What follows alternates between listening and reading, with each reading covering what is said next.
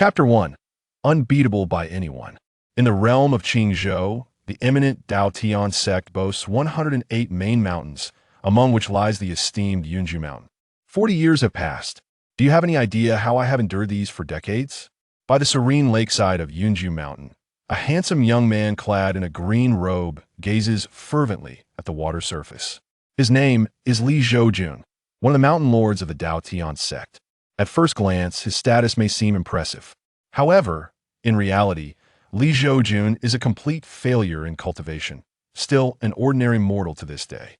His position as the mountain lord of Yunju Mountain is merely a result of his master's passing 4 decades ago, leaving him as the sole disciple. Thus, he often finds himself relegated within the Dao Tian sect, from menial tasks to engaging in idle chatter with the elders. As for how he, despite his lack of talent, managed to join the Dao Tian sect and become a direct disciple of the mountain lord, this necessitates mentioning that Zhoujun is, in fact, a time traveler, masquerading as a prodigy. Back in his infancy, he began to speak at 3 months, recognized characters by 6, walked by 9, and by the age of 1, was already profoundly knowledgeable. People regarded him as a reincarnated celestial being. Consequently, at just 1 year old, he caught the attention of the previous mountain lord of Yunju Mountain, who took him as a disciple. Although the former mountain lord eventually realized that Zhoujun was a complete cultivation failure, he did not voice his disappointment. The privileges of being a direct disciple were still afforded to him. Yet, in his heart, he contemplated training a backup disciple. Regrettably, before he could commence this plan, he was caught in a catastrophic battle to suppress the chaos wrought by demonic cultivators within the Dao Tian sect. Witnessing the sacrifices made for the sect, they naturally extended their care to Zhoujun, the sole disciple, allowing the 6-year-old to inherit the title of Mountain Lord. After all, since Zhoujun could not cultivate, Yunju Mountain would remain without a leader in a century, and there would always be time to strategize for the mountain's future. This ensured that the Dao Tian sect would gain a favorable reputation, portraying itself as loyal and righteous, thus attracting more talented individuals. Moreover, the fact that Zhoujun, at over 40, still appeared youthful was merely due to a beauty-enhancing elixir. However, all of this is destined for an epic transformation starting today. For Zhoujun's golden finger system as a time traveler has finally awakened. System, it has been over 40 years. If you had delayed any longer, I would have been done for. Zhoujun exclaimed, his eyes brimming with tears. Ding. Host, please refrain from being overly emotional while the system may arrive late. It will never be absent. A voice reminiscent of mechanical synthesis echoed in Zhoujun's mind. It's great that you're not absent. But look at me. I'm over 40, aging and unattractive. Can I still begin cultivating? Zhoujun implored eagerly. Ding, cultivation? Ding, you underestimate the system with the system. What need is there for you to cultivate? Ding, rewarding host with a special introductory gift package. Open it. Zhoujun commanded without hesitation. Ding, congratulations host, you have acquired the special ability, equal sharing with all things in the world. To have a 50-50 chance with all things in the world, what does that mean? Zhoujun asked, utterly perplexed. What a peculiar name. Ding. In simple terms, it means that the host can achieve a 50-50 outcome with anything or anyone they encounter, implying that neither can surpass the other. I think I understand. Zhoujun blinked, then drew a dagger from his boot, inquiring of the system. Can I also achieve a 50-50 outcome with this? Ding, yes indeed. Upon hearing the system's response, Zhoujun gritted his teeth, grasped the blade of the dagger, and pulled it back. Sizzle.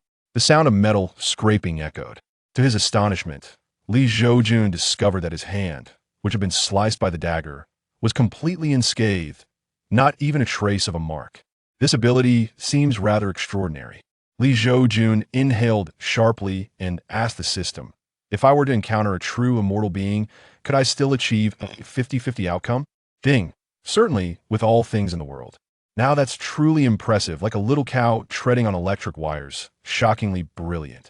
At this moment, Zhoujun's eyes began to gleam with this 50-50 ability. Wasn't he, in effect, invincible in this world? Ding. This is merely a greeting gift should the host complete system tasks. More unexpected rewards will follow. System, please don't just paint pretty pictures for me. Zhoujun nearly drooled in excitement. Ding. Rest assured, Honesty is guaranteed. That's good to hear. Li Zhoujun nodded, and as if struck by inspiration, he asked the system, "Is there an attributes panel?" Ding. That's quite simple. Ding. Please refer to the main screen. As the system's voice faded, a transparent panel appeared before Li Zhoujun. Host, Li Zhoujun. Identity, Master of Yunjishin, Daotian sect. Age, 46, 4 years remaining. Cultivation level, none. Ability, 50-50 chance with all things in the world. Win the world system? What does this for years remaining mean? Li Zhoujun's heart sank as he gazed at the age section. Ding. It means you have 4 years left to live. Li Zhoujun, I truly will perish. It turns out that even with the ability to achieve a 50-50 outcome with everything, he was still a mere mortal and a short-lived one at that, destined to live only to 50. Ding. Please do not worry, host. Completing system tasks can reward you with the cultivation level of this world, naturally extending your lifespan. Didn't you just say that cultivation was irrelevant? Why reward me with cultivation then? Li Zhoujun retorted. Ding. Have you considered the ability to idle? Sounds great. Li Zhoujun's eyes brightened. Can you give it to me now? Ding hee. Ding. The system has detected that your sect will hold a disciple recruitment ceremony in 3 days. The host is required to recruit 1 disciple, and success will yield unexpected rewards. Recruit disciples? Li Zhoujun felt a wave of panic. His reputation preceded him, known far and wide as the useless mountain master, the leeching mountain master.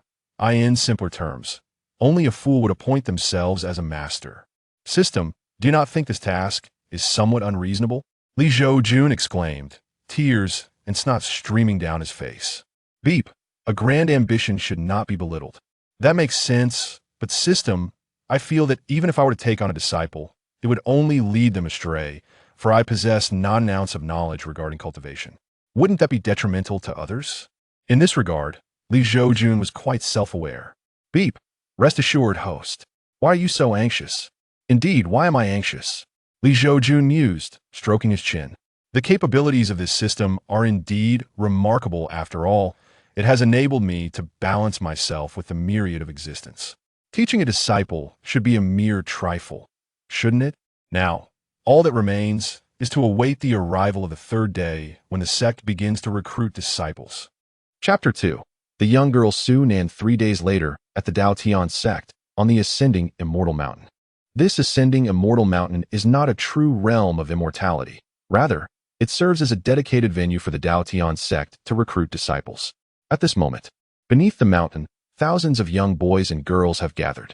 Among them are the offspring of noble families and royal dynasties from the region of Qingzhou. Yet, at this moment, the faces of these young lords and princes are marked by expressions of deep respect. The reason is simple. The Daotian sect stands as the foremost sect in Qingzhou, with countless dynasties and noble families bowing to its authority. Here, one cannot indulge in capricious behavior without facing the consequences. At this juncture, an elder clad in gray robes stepped forward. His voice, though not loud, resonated throughout the assembly like a spring thunderclap. I am the elder responsible for your trials. Listen closely to what I am about to say. The first requirement for disciples at the Daotian sect is the awakening of spiritual roots. The grades of spiritual roots are categorized as waste, ordinary, inferior, average, good, superior, extraordinary, and sacred. Only those who achieve at least an average spiritual root in the awakening test may proceed to the next round of trials at our sect. Do you all understand? We understand. The throng of thousands of young voices responded in unison, their excitement palpable. Then let us commence. With a sweeping gesture of his sleeves, the elder declared the initiation of the disciple recruitment process. As he proclaimed the trials to be officially underway, the multitude of youths lined up in several long queues, eagerly awaiting their turn to undergo the spiritual root awakening test. Half an hour later, of the thousands present, only 5,210 youths successfully awakened spiritual roots of average grade or higher. Merely at this stage, nearly half had been eliminated. Those who passed the test radiated exhilaration, while those who did not left in dejection, their spirits dampened. That was close. I am relieved to have awakened an average with spiritual root. Otherwise, I would have had to return home empty-handed, and my father would surely be devastated.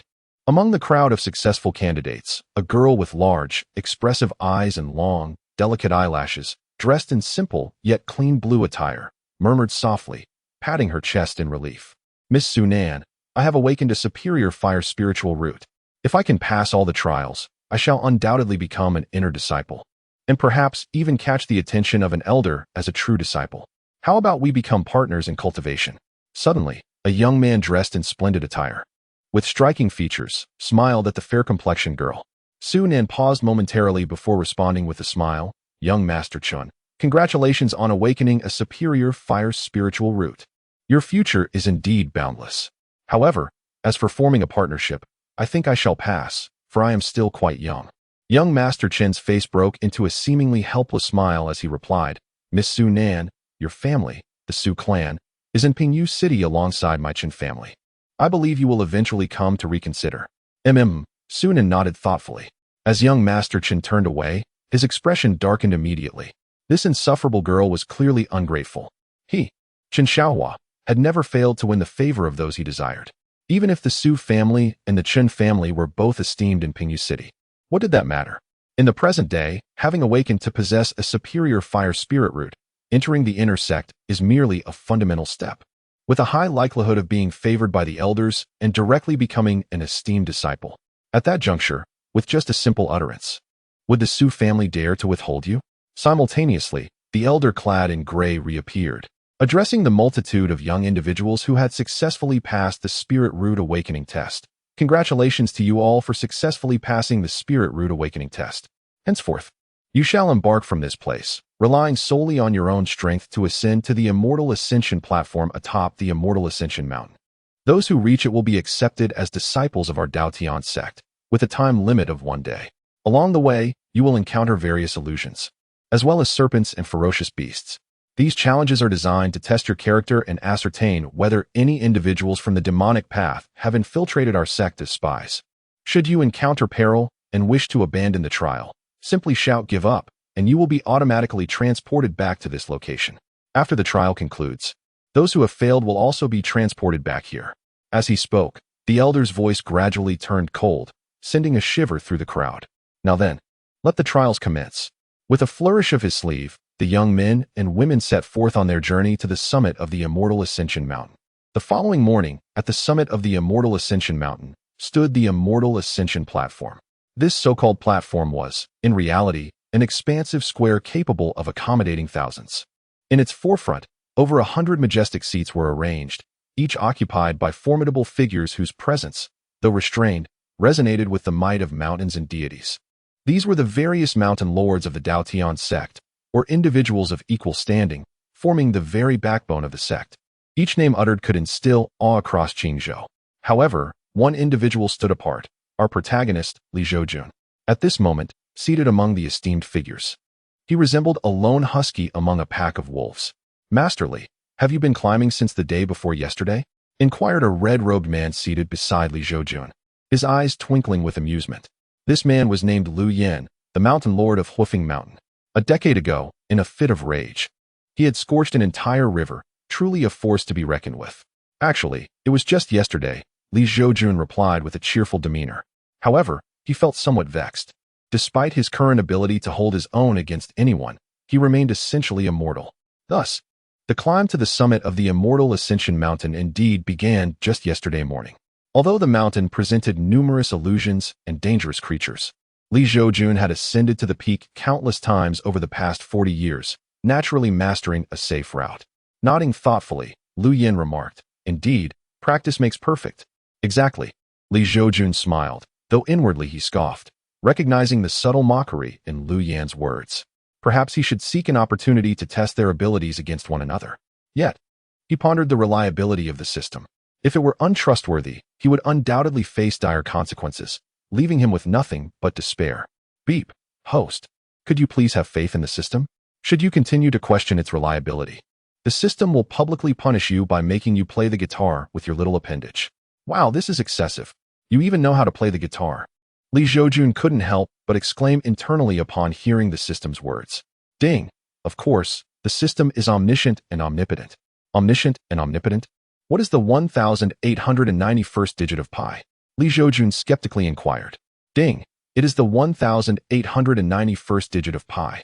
Zhoujun retorted, "What kind of answer is that? It's utterly meaningless. 1 day apart feels like a year to me." Ding! Host, Please refrain from excessive chatter. Is there anything wrong with the system's answer? Indeed, there was nothing wrong. Zhoujun couldn't help but twitch his lips. It seemed he was dealing with a rogue system. At that moment, while Zhoujun was engaged in a verbal spar with the system, at the entrance of the ascending Immortal platform, a girl dressed in white, her eyes resembling autumn rivers yet imbued with a hint of frost, and her skin as smooth as fine jade, gracefully entered. Chapter 3. You rascal, if I am not mistaken, this young lady is the princess of the Shuai dynasty, Shuai Nianyao, with exceptional talent and a top-tier water spiritual root. She is eligible to join my Jinghua mountain, where I intend to personally take her as my disciple. However, the assassination techniques taught at Jinghua mountain are hardly suitable for someone of her caliber. Would it not be a waste for such a prime water spiritual root to be at my mountain? She would fare much better at my Kanglan mountain, or even at Huofeng mountain. Curse you, Lu Yin, with your volcanic domain. Those with water attributes would be lucky to survive, let alone thrive. What a pointless commotion. Indeed, among all present, you, Lu Yin, are the least deserving of having Nianyao as your disciple. At this moment, the various mountain lords began to vie for the attention of the white-clad girl. Even the fire adept Lu Yin joined the fray. In stark contrast to the excited mountain lords, Zhoujun appeared out of place. A top-tier water spiritual root? He reminisced about the time when he awakened his own spiritual root years ago, only to discover the absence of any spiritual energy. The disappointment in his master's eyes was a piercing memory. Ding, a top-tier water spiritual root is nothing special. It is not worthy of being your disciple. Your words suggest that others would willingly seek me as their master, Zhoujun replied, bemused. Ding, host, what do you know? Soon, you'll realize that those who seek to become your disciples are treading on a mountain of dog excrement. Zhoujun's lips twitched. System, if you can speak, do share more. I am all ears. At that moment, Shuai Nianyao's gaze fell upon Zhoujun, who seemed out of place among the mountain lords. He offered her a warm smile. Yet he found it surprising. Did this girl perceive him as an ordinary individual, mistaking him for a reclusive yet immensely powerful master seeking disciples? How embarrassing. However, in the next moment, her gaze shifted past him to the master of Kanglan Mountain, her eyes revealing a sense of certainty. When heading to Daotian's sect for the trials, her father had specifically warned her not to seek out a seemingly ordinary mountain lord as a master, as they held no promise for the future. As for the other mountain lords, they may observe and decide for themselves. The lord of Kanglan Mountain is a strikingly beautiful young woman. Noticing Shuai Nianyao's gaze upon her, she could not help but display a warm smile and asked, Nianyao, would you be willing to take me as your master? My Kanglan sword technique is something that cultivators with water attributes dream of. Disciple Shuai Nianyao pays her respects to master. Shuai Nianyao, succinct and resolute, directly expressed her intent to become a disciple. Excellent, excellent. Nianyao, please come stand by me, the Kanglan Mountain Lord said with a beaming smile. The other mountain lords looked on, some pounding their chests in frustration. Yet, it cannot be denied that a top-tier water spiritual root is indeed well suited for apprenticeship at Kanglan Mountain. Congratulations to the Kanglan Mountain Lord on acquiring such a promising disciple. Kanglan Mountain shall have a worthy successor, remarked a solemn-looking middle-aged man clad in a robe adorned with the sun, moon, and stars, who was none other than Mu Taiyu, the sect master of Daotian's sect. At that moment, the Kanglan Mountain Lord replied respectfully, the sect master is too kind. Mu Taiyu smiled in silence. Just then, several young men and women entered the ascension platform, but they possessed only medium-tier spiritual roots and failed to attract the attention of the mountain lords, standing awkwardly in respectful anticipation. Should they remain unchosen by the mountain lords by the end of the trials, they would become outer disciples of Daotian's sect, and any aspirations of entering the inner circle would require gradual cultivation and participation in the trials of the various mountains. It is said that the ranks of Daotian's sect disciples, from highest to lowest, are classified as sacred sons of the sect, true disciples under the sect master, true disciples under the mountain lords, true disciples under the elders, inner disciples, and outer disciples. Moments later, dozens more arrived. Yet none possessed the exceptional spiritual roots that would attract the mountain lord's interest, who patiently awaited the gathering of all disciples before selecting their favorites. Suddenly, a young man clad in black, surrounded by blazing flames, strode confidently onto the ascension platform. This lad, possessing a top-tier fire spiritual root, was likely the talented youth from the Yi family of Longyan City, Yiyu. There was no need to elaborate. It was evident that he had come for the reputation of the Fire Maple Mountain Lord, Lu Yin. The mountain lords exchanged glances, murmuring in admiration. As anticipated, the young prodigy Yu directly pledged himself to Lu Yin, standing beside him. This scene evoked a sense of envy in Li Zhoujun, who watched from the side. "This is the Lord of Yunju Mountain. Do not delay in paying your respects," Lu Yin chided, pointing towards Li Zhoujun. "Disciple Yu pays his respects to the Lord of Yunju Mountain," Yu said, clasping his fists towards Li Zhoujun, though a hint of disdain flickered in his eyes. "The Lord of Yunju Mountain? Is he not the so-called useless mountain lord of Daotian's sect? Truly occupying a position without merit," he thought. At that moment, Li Zhoujun also noticed the flicker of contempt in Yu's gaze. "No need for excessive formalities," Li Zhoujun replied lightly, not letting Yu's disdain affect him. An hour had passed, and the trials were nearing their conclusion. Yet, in the final moments of the trials, a boy dressed in plain clothing, with an unremarkable appearance, slowly walked onto the ascension platform. As this plain-clothed boy entered the platform, the various mountain masters collectively inhaled sharply. "My goodness! It is a saint grade with spiritual root. Disciple, come and take a look at your master." "Nonsense! Who is your disciple?" "That is my disciple." "Disciple, the true teachings of the mountain are mostly passed down to female inner disciples. Hurry to my bowl, not from the mountain." With the appearance of the humble-clad youth, the assembly of mountain masters erupted into a frenzy. "Are you willing to take me as your master?" A voice, resonant like spring thunder, suddenly reverberated through the venue. The mountain masters quieted down, their gazes directed towards the speaker. This individual was none other than Mu Taiyu, the leader of the Daotian sect. As Mu Taiyu spoke, the mountain masters dared not contest for disciples any longer. It is well known that even the arrogant and dismissive Lu Yin, capable of burning mountains and boiling seas, would show utmost reverence before the sect leader, behaving like a humble grandson. "Disciple Ku Fengchun, I have met my esteemed master," the humble-clad youth stated, bowing respectfully to Mu Taiyu. "Come here," Mu Taiyu replied with a gentle smile. Thus, Ku Fengchun approached Mu Taiyu with calm composure amidst the commotion. A saint-grade spiritual root. How astonishing! Li Zhoujun observed this scene with envy. Ding! What is there to envy?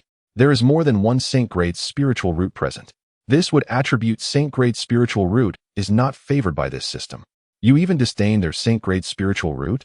Li Zhoujun rolled his eyes. If there were indeed more saint-grade spiritual roots present, how could the sect leader and these mountain masters remain composed? At that moment, he simply sought to deceive a fortunate individual with a medium-grade spiritual root and bring them to his Yunju mountain. Ding! Hidden saint-grade ice spiritual root detected. Ding! Host disciple recruitment mission has identified a target. Ding! Mission has been updated from recruiting disciples to accepting the possessor of the saint-grade ice spiritual root as a disciple. Upon completion, the host shall receive generous rewards. What the hell is this mission change? You rascal, can you play like this? Li Zhoujun's eyes widened. However, with the system's notification, his gaze abruptly turned to a young girl in green. One of the over 1,000 new disciples of Daotian sect standing on the ascension platform after passing the final trial. This girl possessed a delicate beauty, though not immediately striking. Yet, upon closer observation, one could not help but marvel at how a girl could possess such exquisite charm. At that moment, a transparent panel appeared above the young girl's head in Li Zhoujun's vision. Target: Sunan age, 16 cultivation, none talent, medium grade with spiritual root. Saint grade ice spiritual root, hidden. Indeed, it is a saint grade ice spiritual root, but can such a gifted prodigy truly be taken as my disciple? Li Zhoujun felt a twinge of uncertainty. Ding! You can do it, host. After all, you have me, this remarkable system. Chapter 4. Accepting disciples. As the system continued its banter, the various mountain masters began to focus their attention on those disciples who had successfully passed the trials and possessed good to superior spiritual roots. "What is your name?" asked Lu Yin, seated beside Li Zhoujun, as he directed his gaze towards Chen Xiaohua, who stood near Su Nan. "Disciple Chen Xiaohua." Chen Xiaohua replied with a respectful expression. Lu Yin chuckled. "With your exceptional talent, would you be willing to join my Huofeng mountain and become an inner disciple? With your aptitude, it is certain that an elder will seek to take you as a true disciple upon your arrival at Huofeng mountain." "I am willing," Chen Xiaohua exclaimed, his expression brimming with excitement. "Very well, please wait here for a moment, and I shall return to Huofeng mountain with you shortly." Lu Yin nodded in agreement. Subsequently, Liu Yan's gaze began to traverse among the youthful aspirants on the ascension platform, searching for those with good or superior fire spiritual roots. Within the Daotian sect, individuals with good or superior spiritual roots were typically selected by the various mountain lords to become inner disciples. Among them, those with superior roots would invariably find themselves contested by the elders for discipleship after the mountain lords returned to their respective peaks. Much like the previous competition among the mountain lords for disciples with exceptional spiritual roots. Meanwhile, Chen Xiaohua, having successfully joined Hufeng Mountain, looked at Su Nan with a beaming smile. "Miss Su, you heard what Master Lu said. With my qualifications, I will surely be taken as a true disciple by the elders upon reaching Hufeng Mountain. It would be far better for us to become partners than for you to remain merely an outer disciple. Young Master Chun, with your talents, you could surely find a more suitable companion. You are a good person, but I am still quite young." "Truly," Su Nan replied earnestly. At that moment, a sense of unease stirred within Su Nan. After all, Chen Xiaohua was notoriously known in Pingyu City as a debauched scion, leveraging his family's power to bully others without restraint. Now that he had joined the Daotian sect at Hufeng Mountain as an inner disciple, it was uncertain what actions he might take against her family, the Su clan. However, Chen Xiaohua, despite Su Nan's demeanor, maintained his smile, while inwardly scoffing, stubborn and foolish. At that moment, among the over 1,000 newly inducted disciples of the Daotian sect on the ascension platform, those with good and medium spiritual roots had already been claimed by the various mountain lords. Liu Yan turned to Li Zhoujun with a smirk. "It seems, masterly, that you have yet again found no suitable disciples today." In truth, Liu Yan held a condescending view of this ordinary figure who stood on equal footing with him. Thus he was aware that Li Zhoujun lacked the ability to recruit disciples, and he couldn't help but tease and ridicule him. "Beep. Host has been mocked. How can this be tolerated?" "Beep. System has issued a task. Rise and approach Su Nan. Completing this task will reward you with the ability to awaken spiritual roots." Upon hearing the system's task announcement, Li Zhoujun smiled slightly, ignoring Liu Yan's sarcastic remarks, and slowly rose to walk towards Su Nan among the new disciples. What is Li Zhoujun up to? Is he actually going to take on a disciple? What a joke. He is a waste without a single spiritual root. The mountain lords of the Daotian sect exchanged glances, their expressions shifting from surprise to derision. Yet Li Zhoujun remained unfazed by their gazes as he approached Su Nan and smiled. "Would you be willing to take me as your master?" "Ah, really? Is this true?" Su Nan was so overwhelmed with excitement that she could scarcely articulate her thoughts. What was happening? A mountain lord had personally approached her, wishing to take her as a disciple. Could this truly be happening? Oh my. Evidently, at this moment, Su Nan, overwhelmed by surprise, failed to notice the subtle expressions of the various mountain lords present. Of course, at that moment, Li Zhoujun chuckled. Meanwhile, Chen Xiaohua, who stood nearby Su Nan, was utterly bewildered. He couldn't fathom why this mountain lord would accept a disciple with merely medium-grade spiritual roots as his true successor. It was simply perplexing. At that moment, the system chimed in. "Ding, congratulations, host, on completing the task and reaching Su Nan. The host has received a reward, the ability to awaken spiritual roots." Following the system's announcement, Li Zhoujun smiled at Su Nan and said, "If you wish to take me as your master, then address me as master." "Master." Disciple Su Nan pays respects to master. Su Nan exclaimed with uncontainable joy.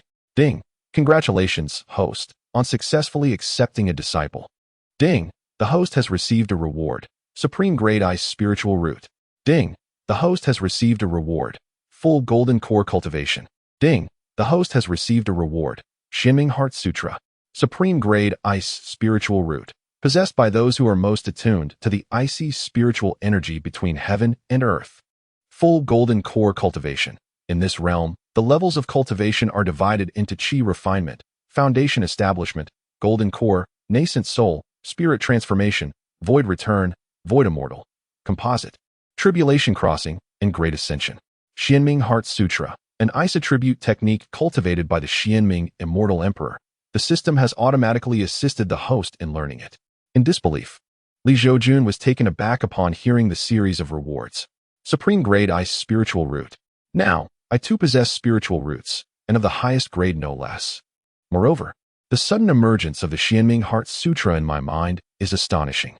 This is the ice attribute technique practiced by the Xianming true immortal who ascended to the celestial realm thousands of years ago. and he has now become the Xianming Immortal Emperor? By this measure, the Xianming Heart Sutra is undoubtedly among the most elite of techniques. Furthermore, the system has swiftly granted me golden core cultivation. This implies an extension of my lifespan, for golden core cultivators typically enjoy a lifespan of 500 years. Oh system, I adore you. At this moment, Li Zhoujun felt an overwhelming urge to embrace the system in sheer gratitude. Ding, the host should remain calm. In order to present the host as a superlative adept in the future, the system has concealed your cultivation level. You may choose to reveal or conceal it at your discretion. Such a pity for that young girl. Nevertheless, she would eventually realize that her master is, in fact, a mere wastrel, and would come to regret her choice. Meanwhile, the mountain lords all shook their heads in dismay. Could it be that this mountain lord is the infamous wastrel from Daotian's sect, the Lord of Yunjishan? Observing the expressions of the mountain lords, the disciples on the ascension platform, after some speculation, could not help but whisper amongst themselves. Initially elated at having become the true disciple of the mountain lord, Sunan froze upon hearing their words. She blinked, looking at Li Zhoujun with wide eyes, and weakly asked, "Master, are you really?" "Indeed. I am the Lord of Yunjishan," Li Zhoujun replied with a smile. Upon hearing this, Sunan instinctively clutched her chest, nearly fainting on the spot. Goodness! This is the end. In the Daotian sect, there exists a master of Yunju Mountain, a figure known for being a rather ineffective leader incapable of cultivation. She had heard of this reputation, yet she could scarcely have imagined that she would become the true disciple of this so-called ineffective master. What a misfortune! Is it still possible for me to regret this? Sunan asked, forcing a smile that was more painful than tears as she addressed Li Zhoujun. Li Zhoujun shook his head in response. No. At that moment, Sunan, suppressing her urge to weep, sought to comfort both herself and Li Zhoujun, saying, "It's all right. Master, I believe in you. My father often says that those who appear to be the most ordinary and ineffective are often the most formidable. You must be one of those, right?" Li Zhoujun smiled faintly, remaining silent. Meanwhile, Chen Xiaohua chuckled. Initially, he had been concerned about this girl becoming a true disciple of the master and the implications it might have for him. However, it now appeared that his worries were unfounded. A master devoid of the ability to cultivate was likely to hold a status even lower than that of an outer disciple. What was there to fear? Ding! The system has detected that those around the host have little faith in the master-disciple relationship. A task has been issued. The host must assist Su Nan in awakening her superior ice spiritual root. Upon completion, the host will receive a reward. Upon seeing this task, Li Zhoujun was taken aback, thinking to himself, "System, your intentions seem rather dubious. If Sunan awakens her superior ice spiritual root now, wouldn't I become the target of scorn? Ding! Without this, how could the host display his prowess and elevate his status? What need would there be for the system then?" Li Zhoujun conceded, "Your reasoning is quite sound. I shall henceforth refer to you as the most potent system." Chapter 5. I am willing, little girl. Do you truly believe that you possess only a medium-grade spiritual root? A profound smile graced Li Zhoujun's face as he spoke to Sunan. Huh. Sunan was momentarily taken aback. At that very moment, while Sunan remained in a daze, Li Zhoujun extended a finger and pressed it gently against her forehead. In the next instant, a wave of frigid energy erupted from Sunan's body, enveloping the surroundings. It was the superior ice spiritual root. This girl possessed a hidden dual spiritual root. Not only a medium-grade wood spiritual root, but also a superior ice spiritual root. How could such a prodigy be allowed to serve under this so-called ineffective master? As Li Zhoujun facilitated Sunan's awakening of her superior ice spiritual root, expressions of astonishment appeared on the faces of the various mountain masters. Even Mu Taiyu, the sect leader of Dao Tian, narrowed his eyes slightly. Though he had considered taking Sunan as his own true disciple, it would be somewhat inappropriate for him, as the sect leader, to directly compete for a disciple who had already pledged herself to another. Yet, this Li master had concealed his depths remarkably well. One must ponder how an ordinary person without spiritual roots and incapable of cultivation could assist another in awakening their roots. Moreover, how could he discern that the girl named Sunan possessed hidden roots? Furthermore, the fact that Li Zhoujun dared to publicly assist his disciple in awakening her roots was perplexing, as the pride of the mountain masters was notoriously resilient. One could not rule out the possibility of a snatching maneuver. After contemplating for a moment, Mu Taiyu chose silence, opting instead to observe. He wished to ascertain the true depths of this Li Master's capabilities over the years. If I can gain my own approval, accepting this disciple would be acceptable. However, should he prove to be ineffectual, a disciple with a supreme spiritual root cannot be entrusted to him. Even if he does not come under my tutelage, he could still be placed under the guidance of another mountain master. Otherwise, the Daotian sect would suffer the unnecessary loss of a potential pillar for the future. Master of Yunju Mountain, with your capabilities, it seems rather inappropriate for you to take on a disciple with a supreme ice spiritual root, does it not? As expected, Master Mu Taiyu's predictions came to fruition, as a mountain master has now stepped forward to speak. At this moment, Li Zhoujun cast a calm gaze towards the speaker and smiled lightly, saying, "There is no need for Master Hongguang to concern himself. I shall take it upon myself to guide my disciple well." At this moment, Li Zhoujun exuded confidence, bolstered by the system's reward of the Xianming Heart Sutra. With such divine skill at his disposal and his position as a mountain master, despite his previous shortcomings in cultivation, the abundant resources of spiritual herbs on Yunju Mountain would surely enable even a Sao to ascend to immortality. The other mountain masters gazed at Li Zhoujun, clad in a flowing azure robe, standing poised on the ascension platform, their expressions momentarily frozen in astonishment. How could a once ineffectual individual possess such confidence? Master of Yunju Mountain, I advise you to refrain from overreaching. Every mountain master present possesses the strength of the void return realm. To allow a cultivation ineffectual person to instruct a disciple with a supreme ice spiritual root would surely lead to the Daotian sect becoming a laughingstock across the entire Qingshou region, remarked Master Luyan of Huofeng Mountain with a grin. Li Zhoujun narrowed his eyes slightly. Although Luyan appeared jovial, his words were unambiguous, striking at the heart of the matter. Indeed, Li Zhoujun, your qualifications do not merit the acceptance of her as a disciple. At this moment, a striking woman clad in white, with a hint of crimson between her brows, spoke up. This white-clad lady was extraordinarily beautiful, her appearance reminiscent of flowers blooming from water, perfectly encapsulating the essence of her being. As she spoke, the other mountain masters exchanged wary glances and, almost in unison, fell silent. Even Luyan, after her words, merely moved his lips before closing them in frustration. Li Zhoujun turned his gaze towards this white-clad woman, who had silenced the assembly, yet his smile remained unchanged. This woman was Murong Shui, the mountain master of Lingshu Mountain. A decade prior, she had decisively bested Luyan, who had been known for his fiery temperament. This incident had previously stirred considerable gossip within the Daotian sect, a tale that Li Zhoujun had certainly heard. "No, please, no?" Chen Xiaohua silently screamed within, as he was perhaps the most unwilling to see Su Nin become a disciple of another mountain master. For if that were to occur, how could he dare to execute his plans and pressure the Su family?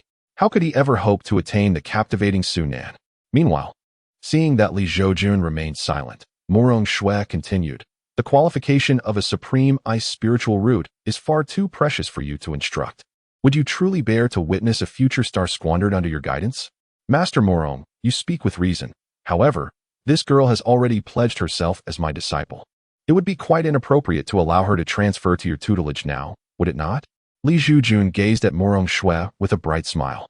Murong Shui remarked, "If I were so concerned about others' opinions, why would I pursue immortality? My dear, what do you think? This esteemed Murong Mountain Master is quite eager to take you as a disciple." Li Zhoujun turned to the flustered Su Nan, whose mind seemed to be in a daze. I. Su Nan finally came to her senses, her face flushed with panic. She had not anticipated being the center of attention so abruptly, leaving her somewhat bewildered. However, had it not been for her seemingly inept master awakening her rare ice spirit root, she would not have been the subject of such fierce competition among the elders. How was she to choose? At that moment, Su Nan's thoughts spiraled like ants on a hot pan, filled with anxiety. Suddenly, the kind visage of her father appeared in her mind, often smiling and imparting wisdom. In life, the most important quality is a sense of responsibility. Once you choose a path or a person, do not give up easily, no matter how difficult it becomes. For if you abandon it, you may never know if the next endeavor would have yielded success. Perhaps a little perseverance could lead to unexpected outcomes. Recalling her father's words, Su Nan's gaze grew resolute. She turned to Li Zhoujun and pondered, I should say something cultured and meaningful, perhaps about loyalty? After a moment of contemplation, she declared, once a teacher, always a father. Li Zhoujun was momentarily taken aback. "Child, Your response is completely unrelated to my question. Just tell me, are you willing to return to Yunju Mountain with me? I am willing. Su Nan's face turned crimson, yet she nodded affirmatively. Excellent. Li Zhoujun burst into laughter, then turned his gaze towards Murong Shui, narrowing his eyes slightly. No one can take my disciple away, not even the king of heaven himself. Upon hearing this declaration, the sect leader, Mu Taiyu, raised an eyebrow, intrigued. Qin Xiaohua chuckled, "Oh Su Nan, you silly girl, how do you expect to compete with me after such a choice?" Meanwhile, the other mountain masters stared in disbelief, their eyes wide open in shock. What madness had Li Zhoujun succumbed to, daring to challenge the Murong mountain master? Had he lost his senses? This Murong mountain master had once reduced the arrogant Lu Yin to tears. How could he possibly act so brazenly? Chapter 6. The astonishing Li Zhoujun. Murong Shui narrowed her eyes, ignoring Li Zhoujun's audacity. Instead, she turned to Su Nan and spoke in a gentle tone. Have you thought this through? If you follow the Yunju mountain master, your life will be ruined. My father often says, the path you choose must be walked to the end. Even if on your knees, Su Nan replied. Silly girl, while your father's words hold some truth, circumstances can change, and you must learn to adapt, Murong Shui sighed, feeling a mix of irritation and increasing affection for the young girl. After all, most would have already abandoned their master in Su Nan's position.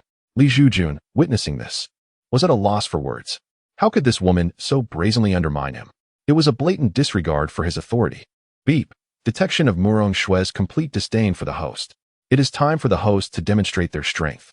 Beep. System task released. Engage in battle with Murong Shui to intimidate the lesser beings. Upon completing the task, a grand prize awaits. As Li Zhoujun gazed in astonishment at the task issued by the system, he pondered, System, can you truly be trusted? Murong Shui is indeed a formidable opponent. Ding. If you question the system's reliability, why not test it yourself, host? Li Zhoujun lamented with a heavy heart. I fear that testing it might lead to my demise. Nevertheless, his gaze remained fixed on Murong Shui, and he remarked with a smile, Murong Shui, if you truly wish to undermine me, you must first defeat me. Should I fall, it would merely signify my inferiority, allowing Su Nan to naturally seek her training under your tutelage. However, if you are vanquished, do cease your attempts to usurp me. What? Surely this cannot be. Did I hear correctly? This uselessly dares to challenge the mountain master Murong? How audacious. Lu Yen, possessing the consummate cultivation of the void return realm, was already reduced to tears by Murong Shui's prowess. If my deductions are correct, the mountain master has transcended the void return realm and reached the integration stage. Indeed, this Li, a mere mortal devoid of any cultivation, dares to challenge a being of such caliber. This is nothing short of folly. As Li Zhoujun's words echoed, the other mountain masters were taken aback, yet began to engage in animated discussions. Only Lu Yin wore an expression of utter dismay. It is acceptable to acknowledge Murong Shui's strength, but must you always use my standing as a comparison? This truly undermines my dignity. At that moment, Murong Shui narrowed her beautiful eyes and inquired of Li Zhoujun. Is this truly the case? Indeed, Li Zhoujun nodded affirmatively. Surely not, master. Just moments ago, you asserted that no one could take your disciple away, and now you are wagering me in this contest. Is this truly appropriate? Su Nan covered her mouth, her eyes brimming with tears as she gazed at Li Zhoujun. Li Zhoujun smirked. I have remained modest for far too long. Today, it is time for others to recognize that Yunjishan is not to be trifled with. Su Nan was rendered speechless, stammering. Master, could it be that you are indeed concealing immense power? You are not deceiving me, are you? Li Zhoujun merely smiled in silence. Upon hearing his words, the other mountain masters exchanged glances, their expressions revealing amusement as they prepared to witness how Murong Shui would deal with this obstinate individual. Meanwhile, Li Zhoujun turned his attention to Murong Shui, grinning. Please, make your move. Very well. Murong Shui could not fathom the audacity of this untrained individual, who today dared to provoke her. Yet, since he sought punishment, she would oblige. Thus, without further ado, she seated herself upon the mountain master's chair, raised a delicate hand, and with a gentle flick of her fingertip in the void, crystalline ice spikes began to coalesce before her. Go. Murong Shui's ruby lips parted slightly. With her command, the ice spikes, like a torrential downpour of pear blossoms, surged toward Li Zhoujun in overwhelming numbers. As Li Zhoujun beheld the onslaught of ice spikes hurtling towards him, a tremor of trepidation coursed through him. Yet, gritting his teeth, he clenched his fists and unleashed a powerful strike. Boom. The sound reverberated with tremendous intensity. Before their eyes, Li Zhoujun's seemingly unremarkable punch shattered the void, producing a deafening sound, while the ice spikes conjured by Murong Shui dissipated into nothingness. How could this be possible? The mountain lords, witnessing this extraordinary scene, stood up in astonishment, gazing incredulously at Li Zhoujun, who remained poised in his striking position. Mu Taiyu observed the unfolding spectacle with a mix of surprise and acknowledgement of Li Zhoujun's prowess. Wasn't this Yunju mountain lord considered a cultivation failure?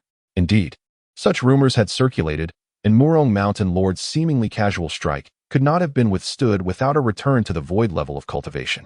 This Yunju mountain lord had concealed his true abilities remarkably well.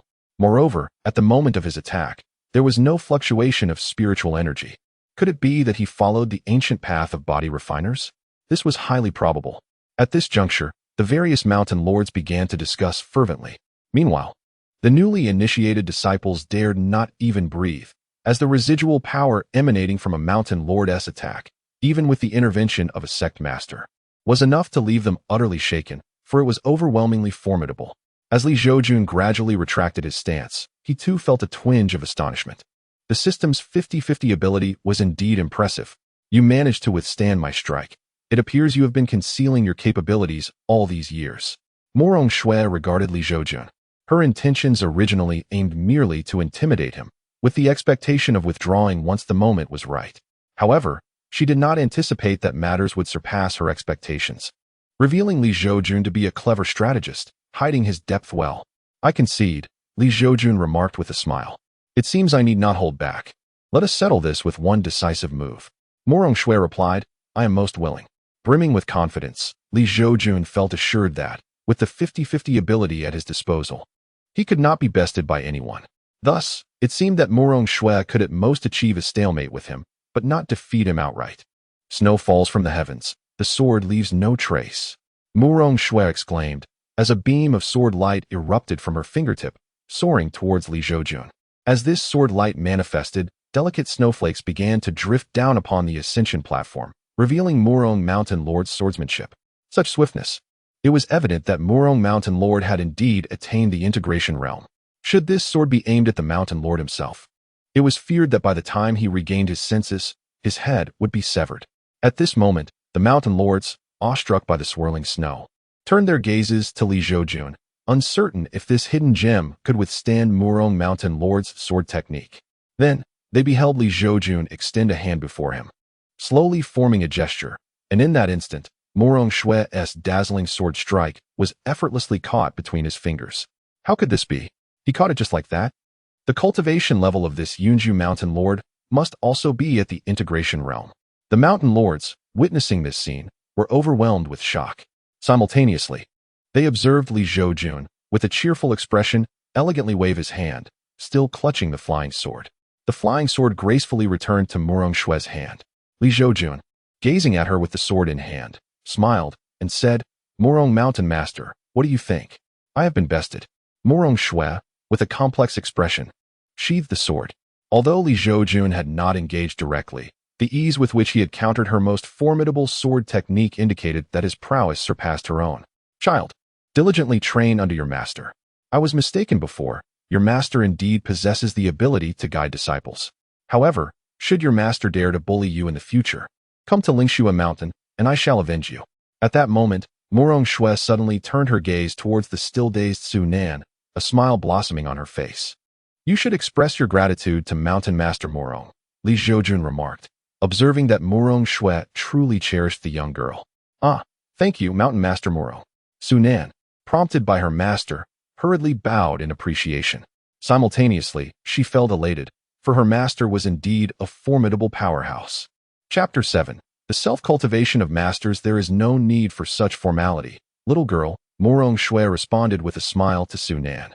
Subsequently, Li Zhoujun resumed his seat atop the Mountain Master's throne, while Su Nan stood respectfully to the side. At this moment, the other Mountain Masters regarded Li Zhoujun with newfound respect. After all, this individual had defeated someone as formidable as Murong Shui, a great cultivator of the integration realm. You should not provoke the master and disciple of Yunju Mountain in the future, lest you regret it when I do not come to your aid, Li Zhoujun cautioned. as Lu Yan discreetly transmitted a message to the newly initiated disciples of Huifeng Mountain. How could this be? Chen Xiaohua, upon hearing Lu Yan's transmission, felt an overwhelming bitterness. He had initially thought the master of Yunju Mountain was a mere weakling and that he could easily manipulate Su Nan. Little did he know that this master was, in fact, a powerful figure from Daotian sect, whose strength even made the master of Huifeng Mountain wary. He stole a fearful glance at Li Zhoujun. Meanwhile, Li Zhoujun was eagerly anticipating the system's rewards. Beep. Congratulations to the host for completing the task, successfully engaging with Murong Shui, and reshaping the mountain master's perception of you. Beep. The system grants rewards, a 7th grade flying sword, Aoshue. Beep. The system grants rewards, initial stage of Yuan Ing cultivation. Beep. The system grants rewards, 1 top grade Qi condensation pill. Flying sword Aoshue, a personal flying sword crafted by the system for the host. Possessing intelligence and the ability to transform, capable of striking foes from miles away, now residing within the host's Dantian. Note, in this world, magical treasures and pills are graded from 1 to 9, corresponding to the levels from Qi refinement to Mahayana. Initial stage of Yuan Ing cultivation, lifespan can reach a millennium. With the ability to traverse light speed and tear through the void for instantaneous travel. Top grade Qi condensation pill. Assists those about to enter the Qi refinement stage in condensing the purest essence of heaven and earth. The host can extract it at any time. System, why not issue a task for me to spar with the sect master as well? Li Zhoujun's eyes gleamed with desire at the rewards dispensed by the system. Almost drooling with anticipation. Beep. Does the host wish to become a ping to brother? It seems you are either fighting or on the way to a fight. The system has generously bestowed upon the host the self-cultivation of a master, suggesting that it would be prudent to adopt a demeanor befitting a skilled practitioner. As Li Zhoujun gazed at the myriad of 1,800 methods of ostentation suddenly manifesting in his mind, he couldn't help but smirk. These myriad methods of ostentation, intricate and enigmatic, ultimately revolved around the concept of showing off. Just as Li Zhoujun was engrossed in the self-cultivation of a master, savoring the experience, the various mountain lords had nearly completed their selection of disciples. This indicated that the recruitment conference of the Daotian sect was drawing to a close. Upon the ascension platform, those disciples overlooked by the mountain lords bore an unmistakable bitterness in their hearts. Some, despite possessing merely mid-tier spiritual roots, were chosen as inner disciples due to their striking appearances. Thus, it stands to reason that, regardless of the setting, attractiveness holds significant importance. After all, those of average looks are unlikely to catch the eye of the esteemed, let alone be deemed appealing. At this moment, Mu Taiyu, the sect leader, slowly rose and addressed the young disciples on the ascension platform. Though you have not been selected by the mountain lords, do not be disheartened. Your presence on this platform is testament enough to your commendable talents among the youth of Qingzhou. Should you diligently cultivate in the Qianlong Valley, there remains a chance for you to become inner disciples. Do you understand? We understand. The youths on the ascension platform responded in unison, their spirits invigorated. The Qianlong Valley serves as the training ground for the outer disciples of the Daotian sect. Valley Master, please escort them back, Mu Taiyu said, casting a smile towards an elder. I understand, the Valley Master replied with a grin. With a grand gesture, he summoned a powerful gust of wind, which swept up the hundreds of disciples from the ascension platform before he vanished into the horizon with them. What a terrifying display of power. Truly formidable. The newly selected inner disciples exclaimed, their eyes shimmering with hope, pondering the possibility of one day becoming such formidable beings themselves. At this juncture, one of the mountain lords approached Mu Taiyu to bid farewell. Mu Taiyu nodded in acknowledgement with a smile. Subsequently, the mountain lords waved their sleeves, leading their selected disciples back to their respective domains. Li Zhoujun also approached Mu Taiyu to take his leave. With a gentle smile, Mu Taiyu quipped, Yunju Mountain Master, do you still need to descend the mountain? Ha ha ha, of course not, Li Zhoujun chuckled. Having acquired disciples, it would be illogical for me to take them down the mountain with me, wouldn't it? As his words faded, Li Zhoujun focused his thoughts, causing the proud snow-flying sword within his dantian to appear and hover before him. A 7th grade life sword. Hiss. This Yunju Mountain Master is indeed a sword immortal at the integration realm. The mountain lords remarked, awestruck. Murong Shui, witnessing the scene, wore a pained expression. As a fellow sword cultivator, she felt the disparity keenly. Li Zhoujun had yet to wield his life sword, but could already withstand her most potent strike. Moreover, and most importantly, I am now 200 years old, while Li Zhoujun is merely in his 40s, is he not? In comparison, the disparity becomes even more pronounced. At this moment, Mu Taiyu gazed at Li Zhoujun's proud snow sword and could not help but exclaim, at merely 40 years of age, possessing the cultivation of the fusion realm, the master of Yunju Mountain is indeed extraordinarily gifted. Even I feel a twinge of embarrassment. You flatter me, sect master, Li Zhoujun replied with a smile. Sunan, observing her master engaging in a lively exchange with the esteemed sect master Mu Taiyu, could not resist puffing out her small chest with pride. Indeed, what my father said was correct. Those who appear ordinary often conceal remarkable strength. If given the chance, I shall share a few drinks with the master of Yunju Mountain. He must not refuse. Mu Taiyu chuckled. The sect master graces Yunju Mountain with his presence. How could I dare to refuse? Li Zhoujun laughed. Very well. It is settled then, Mu Taiyu declared with conviction. Meanwhile, the yet-to-depart Lu Yan, upon witnessing Li Zhoujun reveal his 7th-grade life sword, changed his expression, thinking, this old six. Will he seek retribution for me later? After all, I have not been shy about teasing him. With this thought, Lu Yan hastily left the scene with his newly accepted disciples from Huofeng Mountain, without even a word of farewell. Ding!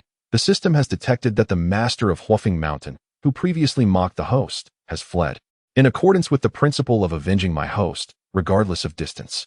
A task is now issued. Within 3 days, the host must confront the master of Huofeng Mountain. Completion of this task will yield a splendid reward. Hearing the system issue the task, Li Zhoujun cast a profound glance in the direction Lu Yan had departed. Observing this, Mu Taiyu smiled. The temperament of Lu Yan, master of Huofeng Mountain, is quite formidable, and having someone to temper his disposition would be most beneficial. Otherwise, it could lead to grave mistakes in the future. Chapter 8.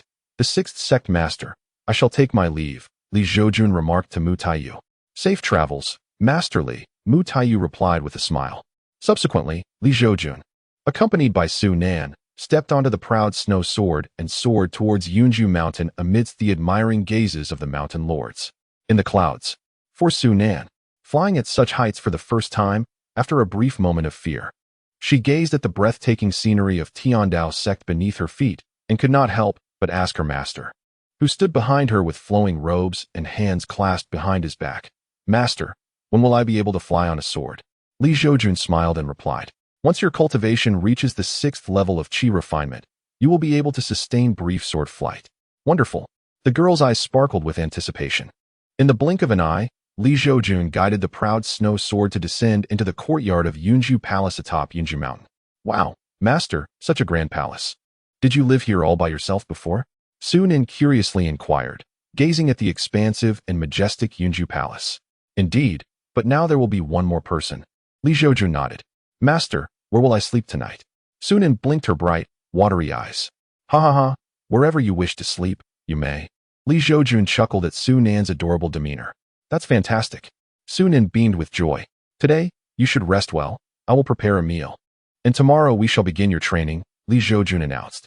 Su Nan's eyes widened as she exclaimed, Master, a formidable being like you can still cook? Perhaps I should take on the task of preparing the meal, so you can savor my culinary skills. Li Zhoujun chuckled. It is rare to see such enthusiasm from you. Very well, go ahead. Su Nan's expression froze momentarily. Is this truly happening? My master is acting rather unpredictably. An hour later, in the side hall of the Yunju Palace. At the dining table, Li Zhoujun gazed at the pitch-black dishes before him, lost in contemplation. Su Nan stood beside him, her face flushed. Are you certain this is edible? Li Zhoujun's lips twitched as he remarked, You little rascal, on your first day in the mountains, you already seek to poison your master. What nonsense. Though it is my first attempt at cooking, I put my heart into it. Su Nan retorted, her cheeks slightly reddening. She seized a pair of chopsticks and took a tentative bite of her creation. The next moment, her complexion changed dramatically, turning pale. Is it delicious? Li Zhoujun inquired with curiosity. Su Nan nodded with great difficulty, but within an instant, she turned away to retch. Master, why not give it a try? Honestly, it's not that bad, ugh. Su Nan exclaimed, only to turn her head again to vomit. Li Zhoujun, holding a skeptical expression, rose and exited the side hall. He then swiftly made his way into the forest of Yunju Mountain. After weaving through the trees for a while, he encountered an old hen clucking beneath a tree. Cluck! Cluck! You worthless mountain master, here to lust after my flesh again?" The old hen mocked upon spotting Li Zhoujun. Hearing this, Li Zhoujun's face darkened. 40 years. And this old hen has become exceedingly arrogant. This hen had originally been captured by his master before the latter's untimely demise in battle, intended to nourish Li Zhoujun. However, the hen had escaped into the woods of Yunju Mountain, where spiritual herbs flourished. Years later, when Li Zhoujun attempted to capture the hen again for a nourishing soup, he was astonished to discover it had attained the cultivation of the third level of qi refinement. Naturally, as a mere mortal, Li Zhoujun was driven to flee in defeat. What was even more infuriating was that from that point on, whenever the hen faced trouble from other mountain beasts, it would come to Li Zhoujun to vent its frustrations, treating him as a punching bag. To his astonishment, the hen had now surpassed the foundation establishment stage and could even articulate human speech. Li Zhoujun understood that if it weren't for the hen's consideration of his status as the mountain master, he might have already met his end at the claws of this fowl. While the Dao sect would certainly find it disgraceful for a mountain master to be slain by a chicken demon, they would not allow the hen to escape punishment. Clearly, the hen was aware of this, so it merely bullied and robbed Li Zhoujun instead. Ding! The system has detected a bully hen. A mission is issued: subdue the hen and bring it to justice. Reward: a pack of alien roasted chicken seasoning. Upon hearing the system's announcement, Li Zhoujun's eyes sparkled at the prospect of alien roasted chicken. The flavor was a distant memory. Meanwhile, the old hen was incensed by Li Zhouwu's gaze. "You useless wretch. Do you know what kind of look I am giving you? Are you courting death?" As her words progressed, the feathers of the old hen bristled with indignation. "Look, a colorful rooster." Li Zhouwu abruptly pointed behind the hen. Instantly, her eyes sparkled, and she turned to follow his finger. Bang! A dull thud echoed as the hen felt a sharp blow at the back of her neck. Turning around, she discovered Li Zhouwu triumphantly brandishing a wooden stick, a smug smile gracing his face. "You filthy trickster," the old hen managed to utter, before the world faded to black and she collapsed on the ground with a thud. "Ding, what a disgrace, host. You possess the Yuan Ing cultivation now, yet you still revel in being a trickster? Whatever happened to the self-cultivation of a master that I imparted to you? The joy of being a trickster is beyond your comprehension. Heh. Li Zhouwu chuckled devilishly as he discarded the wooden stick and seized the old hen's foot, declaring, "System, where are my seasonings?" Ding! System rewards issued. A portion of alien roasted chicken seasoning. Alien roasted chicken seasoning, an exceptionally delicious item, available for the host to retrieve at any time. Ding! Although the host was once an ordinary person and unable to utilize storage treasures, you now possess cultivation. It is advisable for the host to acquire a storage artifact, allowing system rewards to be deposited directly into your storage space. Isn't that straightforward? Li Zhouwu promptly retrieved 5 storage rings from his robe, refining them all. An adorned one, set with a blue gemstone, on his right hand. His gaze then fell upon the unconscious old hen, revealing a tinge of reluctance. "Though you have bullied this mountain lord for 40 years, we have developed a bond. Perhaps I shall add a little more fire later." If the old hen were to awaken and hear his words, she might leap up and sing, "Let me thank you." Half an hour later, Li Zhouwu, carrying the alien roasted chicken skewered on a branch, entered the side hall. Upon his entrance, he was enveloped in an embrace. "What are you doing, my dear?" Li Zhouwu gazed in surprise at the little girl in his arms. "Wowu, I thought, master, you were upset with me for the dish I made and were ignoring me." The little girl sobbed, her eyes glistening with tears. Li Zhouwu's lips twitched. "Though your culinary creation was indeed terrifying, I am not that kind of person. I would merely mock you with my own dishes. How could I ever abandon you?" Sunan, Chapter 9. Let go of those rice grains. Allow me to take over. After a brief moment of speechlessness, Sunan's gaze shifted to the alien roasted chicken in Li Zhouwu's hand, her eyes sparkling with excitement. "Wow, master, it smells amazing." Li Zhouwu smiled. "Of course, when your master takes action, you can be sure of the quality. This is a chicken of the foundation establishment realm. A single drumstick will suffice for you, as overindulgence is not good for your health." With that, Li Zhouwu tore off a chicken leg for Su Nan and nonchalantly sat down at the table to enjoy his meal. The moment the alien roasted chicken touched his palate, a long-forgotten flavor flooded his senses. The last time I savored the delight of Orlan-style roasted chicken was during my previous sojourn on Earth, before I traversed to this realm. Meanwhile, Su Nan gazed at the chicken leg in her hand, then glanced at the substantial portion of chicken held by Li Zhoujun, silently lamenting, "Indeed, he is my esteemed master." Without hesitation, Su Nan took a bite of the chicken leg, her small face momentarily frozen in astonishment. How delectable! Moreover, she distinctly felt a gentle energy coursing through her limbs, akin to the soothing embrace of a hot spring. Was this chicken of the foundational realm, perhaps a chicken demon? Zhoujun had previously gleaned knowledge about the cultivation levels of practitioners and demons from a book. It was said that demons at the foundational stage could articulate human speech and were revered as mountain deities in certain regions. Yet here was her master, roasting a foundational chicken demon as if it were a mere fowl, clearly demonstrating his exceptional prowess. Unbeknownst to Zhoujun, the chicken in her grasp had been hunted by Zhoujun, who was known for his cunning. As she continued to indulge in the chicken leg, she unexpectedly found blood trickling from her nose, and soon after, she fainted. Zhoujun, who was relishing his meal, was taken aback by this turn of events. Goodness! Perhaps a mere chicken leg was too nourishing for her. Next time, I shall have her nibble on a chicken's backside instead. Nevertheless, he promptly carried Zhoujun into a room for her to rest. The following morning, Zhoujun slowly opened her eyes, awakening in a chamber within the cloud abode. Oh, what a delightful aroma! Still somewhat disoriented, Zhoujun was instantly alert upon catching a whiff of a tantalizing fragrance. She quickly leapt out of bed and made her way to the kitchen. There, she found Zhoujun seated beside a pile of firewood, diligently tending to the flames. Watching the orange glow dancing across his face, Zhoujun felt a warmth bloom in her heart. Her master, a formidable figure of his time, had undoubtedly reached a level of cultivation that allowed him to abstain from food, yet here he was, humbly preparing a meal for his novice disciple. How could one not be moved by such kindness? Simultaneously, Zhoujun felt a swell of gratitude for her resolute choice in selecting Zhoujun as her master. Otherwise, how would she ever find such a remarkable mentor again? Oh, little one, you're awake, Zhoujun exclaimed upon noticing Zhoujun's sudden appearance. That chicken leg was exceedingly nourishing. You fainted after just a couple of bites. After much contemplation last night, I've decided that next time, I can only sorrowfully reserve a chicken's backside for you. Thank you, master, Zhoujun replied, though speechless, her sincerity evident. She could sense that her master truly cared for her well-being. Zhoujun raised an eyebrow. Little one, do you have such a fondness for chicken backsides? Master, I've come to understand why you possess such striking looks while I lack a mistress, Zhoujun quipped with a grin. Why is that? Zhoujun inquired, puzzled. Because, master, you have a mouth, Zhoujun stated earnestly. Zhoujun arched an eyebrow. Do you not also have a mouth? Do you perhaps possess two? Zhoujun swore that she had never felt so speechless in her entire life. She then shifted her gaze to the clay pot on the stove and changed the subject, asking, Master, what are you cooking? It smells delightful. Zhoujun replied with a smile.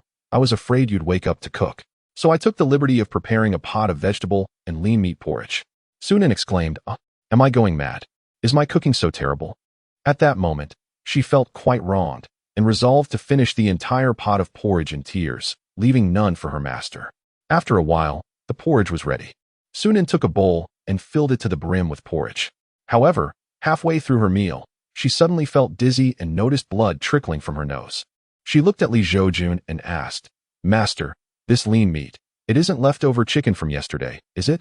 Zhoujun nodded. Indeed, we mustn't waste food. Zhoujun's lips twitched, and before she could respond, she fainted and collapsed onto the table. Zhoujun shook his head with a sigh. Goodness, this girl is destined to eat chicken behinds. After silently finishing the porridge himself, he carried Zhoujun back to her room. It wasn't until afternoon that Zhoujun finally regained consciousness. Upon opening her eyes, her first thought was to set a small goal for herself, to learn how to cook. She couldn't bear the thought of her master's generous affection leading her to faint every time she ate. After all, would she not become the first person in Daotian sect's history to faint to death? How embarrassing that would be. Creak. The door to the room swung open. Zhoujun entered and smiled at the now-awake Zhoujun. You've slept all day. Are you hungry? If so, I can prepare a meal for you. No, master. I'm not hungry at all. Zhoujun's expression changed at his words. Although her master's cooking was delicious, fainting every time was simply intolerable. What a pity. I caught a rabbit today and was planning to make braised rabbit meat, Zhoujun said helplessly. Does that rabbit have any cultivation? Zhoujun, recalling her master's culinary skills, couldn't help but swallow hard. Don't worry, it's only at the 9th level of qi refinement. Zhoujun reassured her with a smile. I'll control the portions. And this time you definitely won't faint. Master, add more chili. Zhoujun, unable to contain herself, wiped the drool from the corner of her mouth. Certainly, Li Zhoujun replied with a grin. An hour later, after savoring several bites of rabbit meat, Su Nan fell into a deep sleep until the following morning. Upon waking the next day, Su Nan rushed to the kitchen, where she found Li Zhoujun preparing to cook porridge. Her expression changed dramatically. "Master, put down that rice." "Let me do it." All right." Li Zhoujun paused briefly but eventually agreed to her request. For reasons unknown, the porridge that Su Nan made for the first time turned out remarkably well. After tasting a spoonful, she found it to be quite flavorful, and tears welled up in her eyes, overwhelmed by her own desperate desire for survival. Half a stick of incense later, after finishing the porridge, Li Zhoujun set down his bowl and smiled at Su Nan. "The porridge tastes good. You've made progress." "Sniff, it's all due to your excellent teaching, master." At this moment, Su Nan truly felt like crying. Preparing this pot of congee had not been an easy task. She had completed it step by step, with utmost care. Hearing this, Li Zhoujun smiled gently and said, "Enough of the flattery, my dear girl. I had intended to impart the cultivation techniques to you yesterday, but unfortunately, you slept the entire day. Come to the cloud abode later. Today, I shall teach you the methods of cultivation." "Thank you, master." Upon hearing that her teacher was about to begin her instruction, Su Nan's face lit up with excitement. Chapter 10. A visit to Hulfing Mountain in the cloud abode. Li Zhoujun presented Su Nan with a storage ring, saying, "This is a storage ring. Inside, you will find your true disciple's robe and a jade pendant." As Su Nan gazed at the ring in her hand, her expression turned bitter. "But master, I lack cultivation and spiritual awareness. I cannot retrieve anything from inside." "Do not fret, my disciple. As your master, I assure you that during your initial cultivation, you will undoubtedly break through to the first level of qi refinement and awaken your spiritual awareness," Li Zhoujun declared proudly. With that, he touched Su Nan's forehead with his index finger, transferring the Xianming Heart Sutra into her mind. At that moment, Su Nan felt her head spin, and a text titled Xianming Heart Sutra appeared in her consciousness. This technique is undoubtedly a top-tier method in the world today, perfectly complementing your Saint Great Eye spirit root, Li Zhoujun remarked with a smile. "Thank you, master," Su Nan exclaimed, her excitement palpable. Li Zhoujun waved his hand dismissively, saying, "Why so polite, my dear girl? As the saying goes, once a teacher, always a father. I am essentially like a father to you, so there is no need for such formality." Simultaneously, Li Zhoujun retrieved a premium qi condensing pill from his robes and handed it to Su Nan, instructing her, "When you cultivate later, take this pill alongside the nourishing items you consumed yesterday. It will be sufficient for you to break through to the first level of qi refinement." "Thank you, master," Su Nan replied as she accepted the pill, her curiosity piqued. "Master, what if I do not break through to the first level today?" "If you do not break through, then you simply haven't consumed enough nourishment," Li Zhoujun replied, stroking his chin. "I shall prepare some additional nourishing items for you." Upon hearing this, Su Nan's expression changed dramatically. "Rest assured, master, I will definitely break through to the first level today." "Very good. You are indeed the disciple of this mountain's master." Filled with ambition, Li Zhoujun nodded in satisfaction. Su Nan felt like crying without tears. What ambition did she possess? It was all due to her master's pressure. Enduring one dizzy spell after another, who could withstand such trials? "All right, let us begin your first cultivation here. I shall protect you." Li Zhoujun indicated the nearby cushion with a smile. "Okay," Su Nan nodded, then seated herself on the cushion. After consuming the premium qi condensing pill, she closed her eyes and began to cultivate according to the Xianming Heart Sutra. In less than the time it takes for a stick of incense to burn, the spiritual energy around Su Nan, once invisible to the naked eye, began to gather, enveloping her in a misty cloud, making her appear like a celestial being descended from the heavens. Upon witnessing the scene, Li Zhoujun nodded and remarked, "This little girl lives up to her exceptional ice spirit root. The commotion she has stirred suggests that her aura has already transcended the first level of qi refinement." Finally, after the passage of 2 hours, Su Nan gradually opened her eyes, and the swirling spiritual energy enveloping her began to dissipate. What a marvelous sensation! With her eyes now open, Su Nan distinctly felt a warm energy gathering within her dantian, which she surmised to be the spiritual power that cultivators coalesce within their bodies. Moreover, she noticed that compared to her state 2 hours prior, her body felt considerably lighter, and her strength had significantly increased. Indeed, with her initial foray into cultivation, she had already ascended to the third level of qi refinement. At this moment, Li Zhoujun spoke softly. It's all thanks to my excellent teaching. Sun Yin beamed sweetly in response. Observing the child's demeanor, Li Zhoujun affectionately patted her head and, with a smile of indulgence, added, Now, you should solidify your cultivation here while I attend to some matters. The tasks Li Zhoujun referred to were those assigned by the system. To seek out the master of Huofeng Mountain, Lu Yan, for a discussion on life and a friendly contest. All right, master, you may go with ease, Sun Yin replied obediently, nodding. Li Zhoujun acknowledged her with a sound before vanishing abruptly from his location. Upon reappearing, he found himself at the foot of Huofeng Mountain. The moment he arrived, Li Zhoujun noted that even at the base of the mountain, the temperature was alarmingly high. He surveyed the surroundings, taking in the fiery red maple leaves that adorned the landscape. Meanwhile, at the foot of Huofeng Mountain, the inner disciples on duty, essentially the gatekeepers, also took notice of Li Zhoujun. Who is that senior? One inquired. I don't know. But anyone who can appear here out of thin air must possess at least the cultivation of the nascent soul stage. Are you blind? Did you not see the mountain master's token at their waist? What? The master of Yunju Mountain? That useless one? You foolish child. Spending all day cooped up playing cards has made you ignorant. Let me tell you, just the day before yesterday, the master of Yunju Mountain defeated Murong Mountain's master, who even our own master could not overcome. What? Impossible. Absolutely impossible. You must be lying. I assure you, I am not deceiving you. The master of Yunju Mountain is indeed a formidable figure. We were all misled by their disguise. Well then, what are we still discussing? We should bow to the master of Yunju Mountain. Once the gatekeepers realized the truth, they hurriedly bowed to Li Zhoujun, exclaiming, We greet the master of Yunju Mountain. No need for formalities, Li Zhoujun replied with a smile.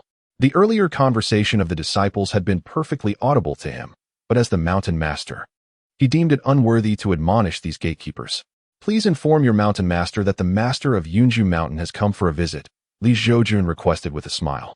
I shall report this immediately, one of the gatekeepers replied respectfully. Thank you, Li Zhoujun responded, maintaining his cheerful demeanor as he stood beside the gate of Huofeng Mountain, causing the other gatekeepers to break into a cold sweat. Huofeng Mountain, Huofeng Hall. At this moment, Lu Yan was imparting the knowledge of cultivation to his newly accepted disciple. Yu. Suddenly, the voice of a visiting disciple echoed from outside the grand hall. Mountain Master, the master of Cloud Residence has come to visit. Upon hearing this, Lu Yan's expression abruptly shifted. So, that Li Lao Lu has indeed come to settle accounts with him. A wave of panic washed over him. He recalled how he had been utterly defenseless against Murong Shui, who herself had been defeated by Li Zhoujun. This essentially implied that he was no match for Li Zhoujun. With this thought in mind, Lu Yan hastily instructed the disciple waiting outside. Go tell the master of Cloud Residence that I am currently, suddenly. Li Zhoujun's voice interrupted him from outside the hall. Ah, Lu Mountain Master, the sun is quite blazing down below, so I came up on my own. You won't hold it against me, will you? With that, Li Zhoujun, clad in a flowing blue robe and wearing an amiable smile, stepped into the Huofeng Hall. Upon seeing the beaming face of Li Zhoujun, Lu Yan felt his mind go blank, thinking to himself, Goodness, this old six has arrived. I'm done for. Chapter 11. A sword falls. The Dharma body shatters. Ha. Masterly, your esteemed presence is most welcome.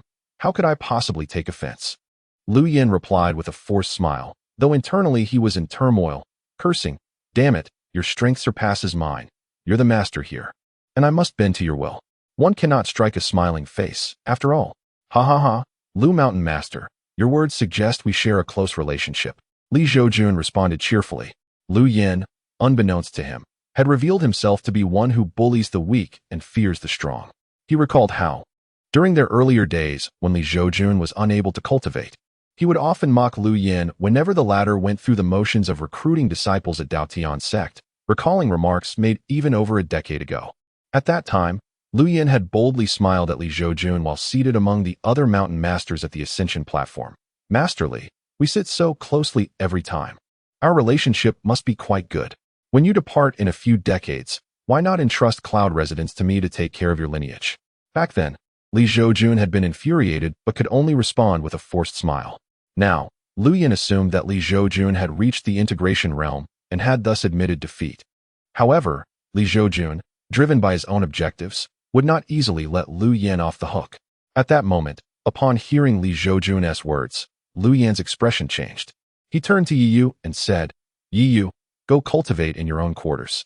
Yes, master, Yi Yu replied, feeling somewhat uneasy but relieved that, despite having once looked down upon the master of cloud residence, he had not offended him. Upon hearing Lu Yan's instruction to leave, Yi Yu exhaled in relief and quickly took his leave. Li Zhoujun did not stop him as he departed. Once Yi Yu's silhouette vanished, Lu Yan turned to Li Zhoujun, his expression grave. Masterly, what exactly do you intend? I must confess, I once held you in disdain and often ridiculed you. However, upon reflection, the fault lay within you. Had you not concealed your true abilities, how could I have belittled you as merely a mortal? Furthermore, in this world, the strong reign supreme while the weak must acquiesce. Initially, I believed myself to be superior to you, thus mocking and deriding you seemed permissible. Yet now, you have surpassed me in strength. Should you wish to confront me, I am prepared to accept the challenge. He chuckled. I, Li Zhoujun, am not one to stoop to your level. A true warrior embraces the limitations of the weaker as their own freedom. No genuine strong person has ever grown powerful by trampling the weak. True strength lies in overcoming those who are their equals or even stronger. Li Zhoujun smiled. Upon hearing this, Lu Yan furrowed his brow and remarked, by your words, Li Zhoujun, you are not here to settle scores with me today, are you? After all, I am certainly your inferior. One matter at a time. I have indeed come to settle scores. Let us spar, Li Zhoujun replied with a grin. Lu Yan responded. So you truly intend to confront me? Were you merely speaking idly before? Worry not, for I shall suppress my cultivation to match yours. Are you certain? Lu Yan was taken aback by Li Zhoujun's assertion, then inwardly scoffed. Throughout his journey, he had never encountered anyone of equal standing capable of defeating him. It was astonishing to see Li Zhoujun's arrogance. Instead of relying on his superior cultivation, he wished to suppress it and engage him in battle, a display of utter hubris. Indeed, Li Zhoujun affirmed with a smile. Very well, Lu Yan readily agreed. The two then transformed into streaks of light, soaring towards the skies above Huifeng Mountain. Meanwhile, the formidable experts of Daotian sect exchanged malicious banter from afar. Looks like Yushan Master is going after Lu Yan. Indeed, it appears Lu Yan is in for a rough time today, especially since even Murong Shui was bested by Li Zhoujun. I relish the sight of Lu Yan facing adversity. After all, he often acts as though he is above others. The scene shifted. Li Zhoujun and Lu Yan now stood face to face at an altitude of several thousand zhang. Masterly, please, Lu Yan said, unveiling his true sun dharma body. At that moment, his eyes transformed into two blazing suns, and behind him loomed a towering figure of flames, crowned by a floating sun, exuding an air of grandeur. With the manifestation of Lu Yan's true sun dharma body, it seemed as though a second sun had emerged in the heavens, causing the temperature in the surrounding area to soar dramatically. Then I shall not hold back, Li Zhoujun said, appearing diminutive in comparison to Lu Yan's imposing form. As his words fell, Li Zhoujun focused his thoughts, and the seventh-grade life-bound sword, Aoshui, soared forth from his being. Lu Yan's eyes widened in astonishment as he thundered. Masterly, what is the meaning of this? Did you not say you would suppress your cultivation to match mine? Why then do you resort to the seventh-grade sword? The seventh-grade life-bound sword of a harmonization realm cultivator is not something an ordinary immortal can contend with. This scenario is akin to an ordinary individual confronted with a Gatling gun that fires automatically. How on earth could one combat such a weapon? Shall one fight with their life on the line?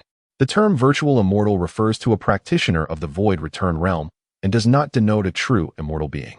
Indeed, I have mentioned compressing my cultivation to match yours, yet I never claimed that I could not employ magical artifacts. If you feel dissatisfied, you are free to utilize your own treasures as well, Li Zhoujun remarked with a chuckle. Lu Yan's expression darkened instantaneously. Gritting his teeth, he retorted, You scoundrel! How can you disregard the code of martial ethics? With your kind of behavior, how can you speak of the strong respecting the freedom of the weak? Do you not feel any shame uttering such words? Li Zhoujun was taken aback. When did I ever acknowledge myself as a strong individual? Lu Yan snapped. Enough with the nonsense. Draw your sword. Li Zhoujun grinned widely, and, with a mere thought, commanded the Aoshui flying sword to strike at Lu Yan's massive corporeal form. Upon witnessing this, Lu Yan's expression shifted to one of alarm, hastily raising his two colossal arms to shield against the Aoshui flying sword. A thunderous crash ensued. Lu Yan's corporeal form shattered under the might of Li Zhoujun's strike, disintegrating into a cascade of ethereal light. One strike, and the corporeal form was destroyed. The sword of the mountain master was indeed terrifying. Surely, this is what one would call a sword immortal? Meanwhile, the other mountain masters gazed at Li Zhoujun, who had severed Lu Yan's true yang corporeal form with a single strike, and expressed their sentiments. This strike serves as your lesson. In the air, Li Zhoujun regarded the shattered corporeal form and the disheveled Lu Yan with indifference. Ahem. Lu Yan clutched his chest, his countenance far from pleasant. Outmatched, I concede defeat. Though he spoke those words, Lu Yan's thoughts were laced with curses. You damnable Li Zhoujun, your words are as empty as flatulence. If I ever believe you again, I shall consider myself a fool. With Lu Yan's acknowledgement of defeat, the system began to dispense rewards.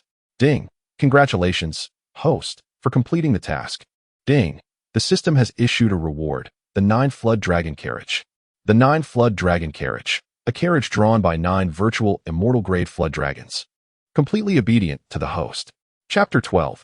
An invitation from the aristocratic family, a carriage drawn by 9 virtual immortal-grade flood dragons. Li Zhoujun was taken aback upon reading the system's description. In this world, it was akin to possessing a Lamborghini or Ferrari on Earth. However, setting the 9-flood dragon carriage aside for the moment, Li Zhoujun turned to the conceding Lu Yan and said with a smile, I shall not intrude upon Mountain Master Lu any further. I take my leave. On the journey back from Hulfing Mountain, Li Zhoujun eagerly inquired of the system, how may I summon this 9-flood dragon carriage? Ding. The host can summon it at will. 9 flood dragons will fly from various locations to draw the carriage for the host. Ah, I see. Li Zhoujun nodded in understanding. His heart swelled with excitement. A being of virtual immortal caliber, even within the Daotian sect, would be regarded as a mountain master.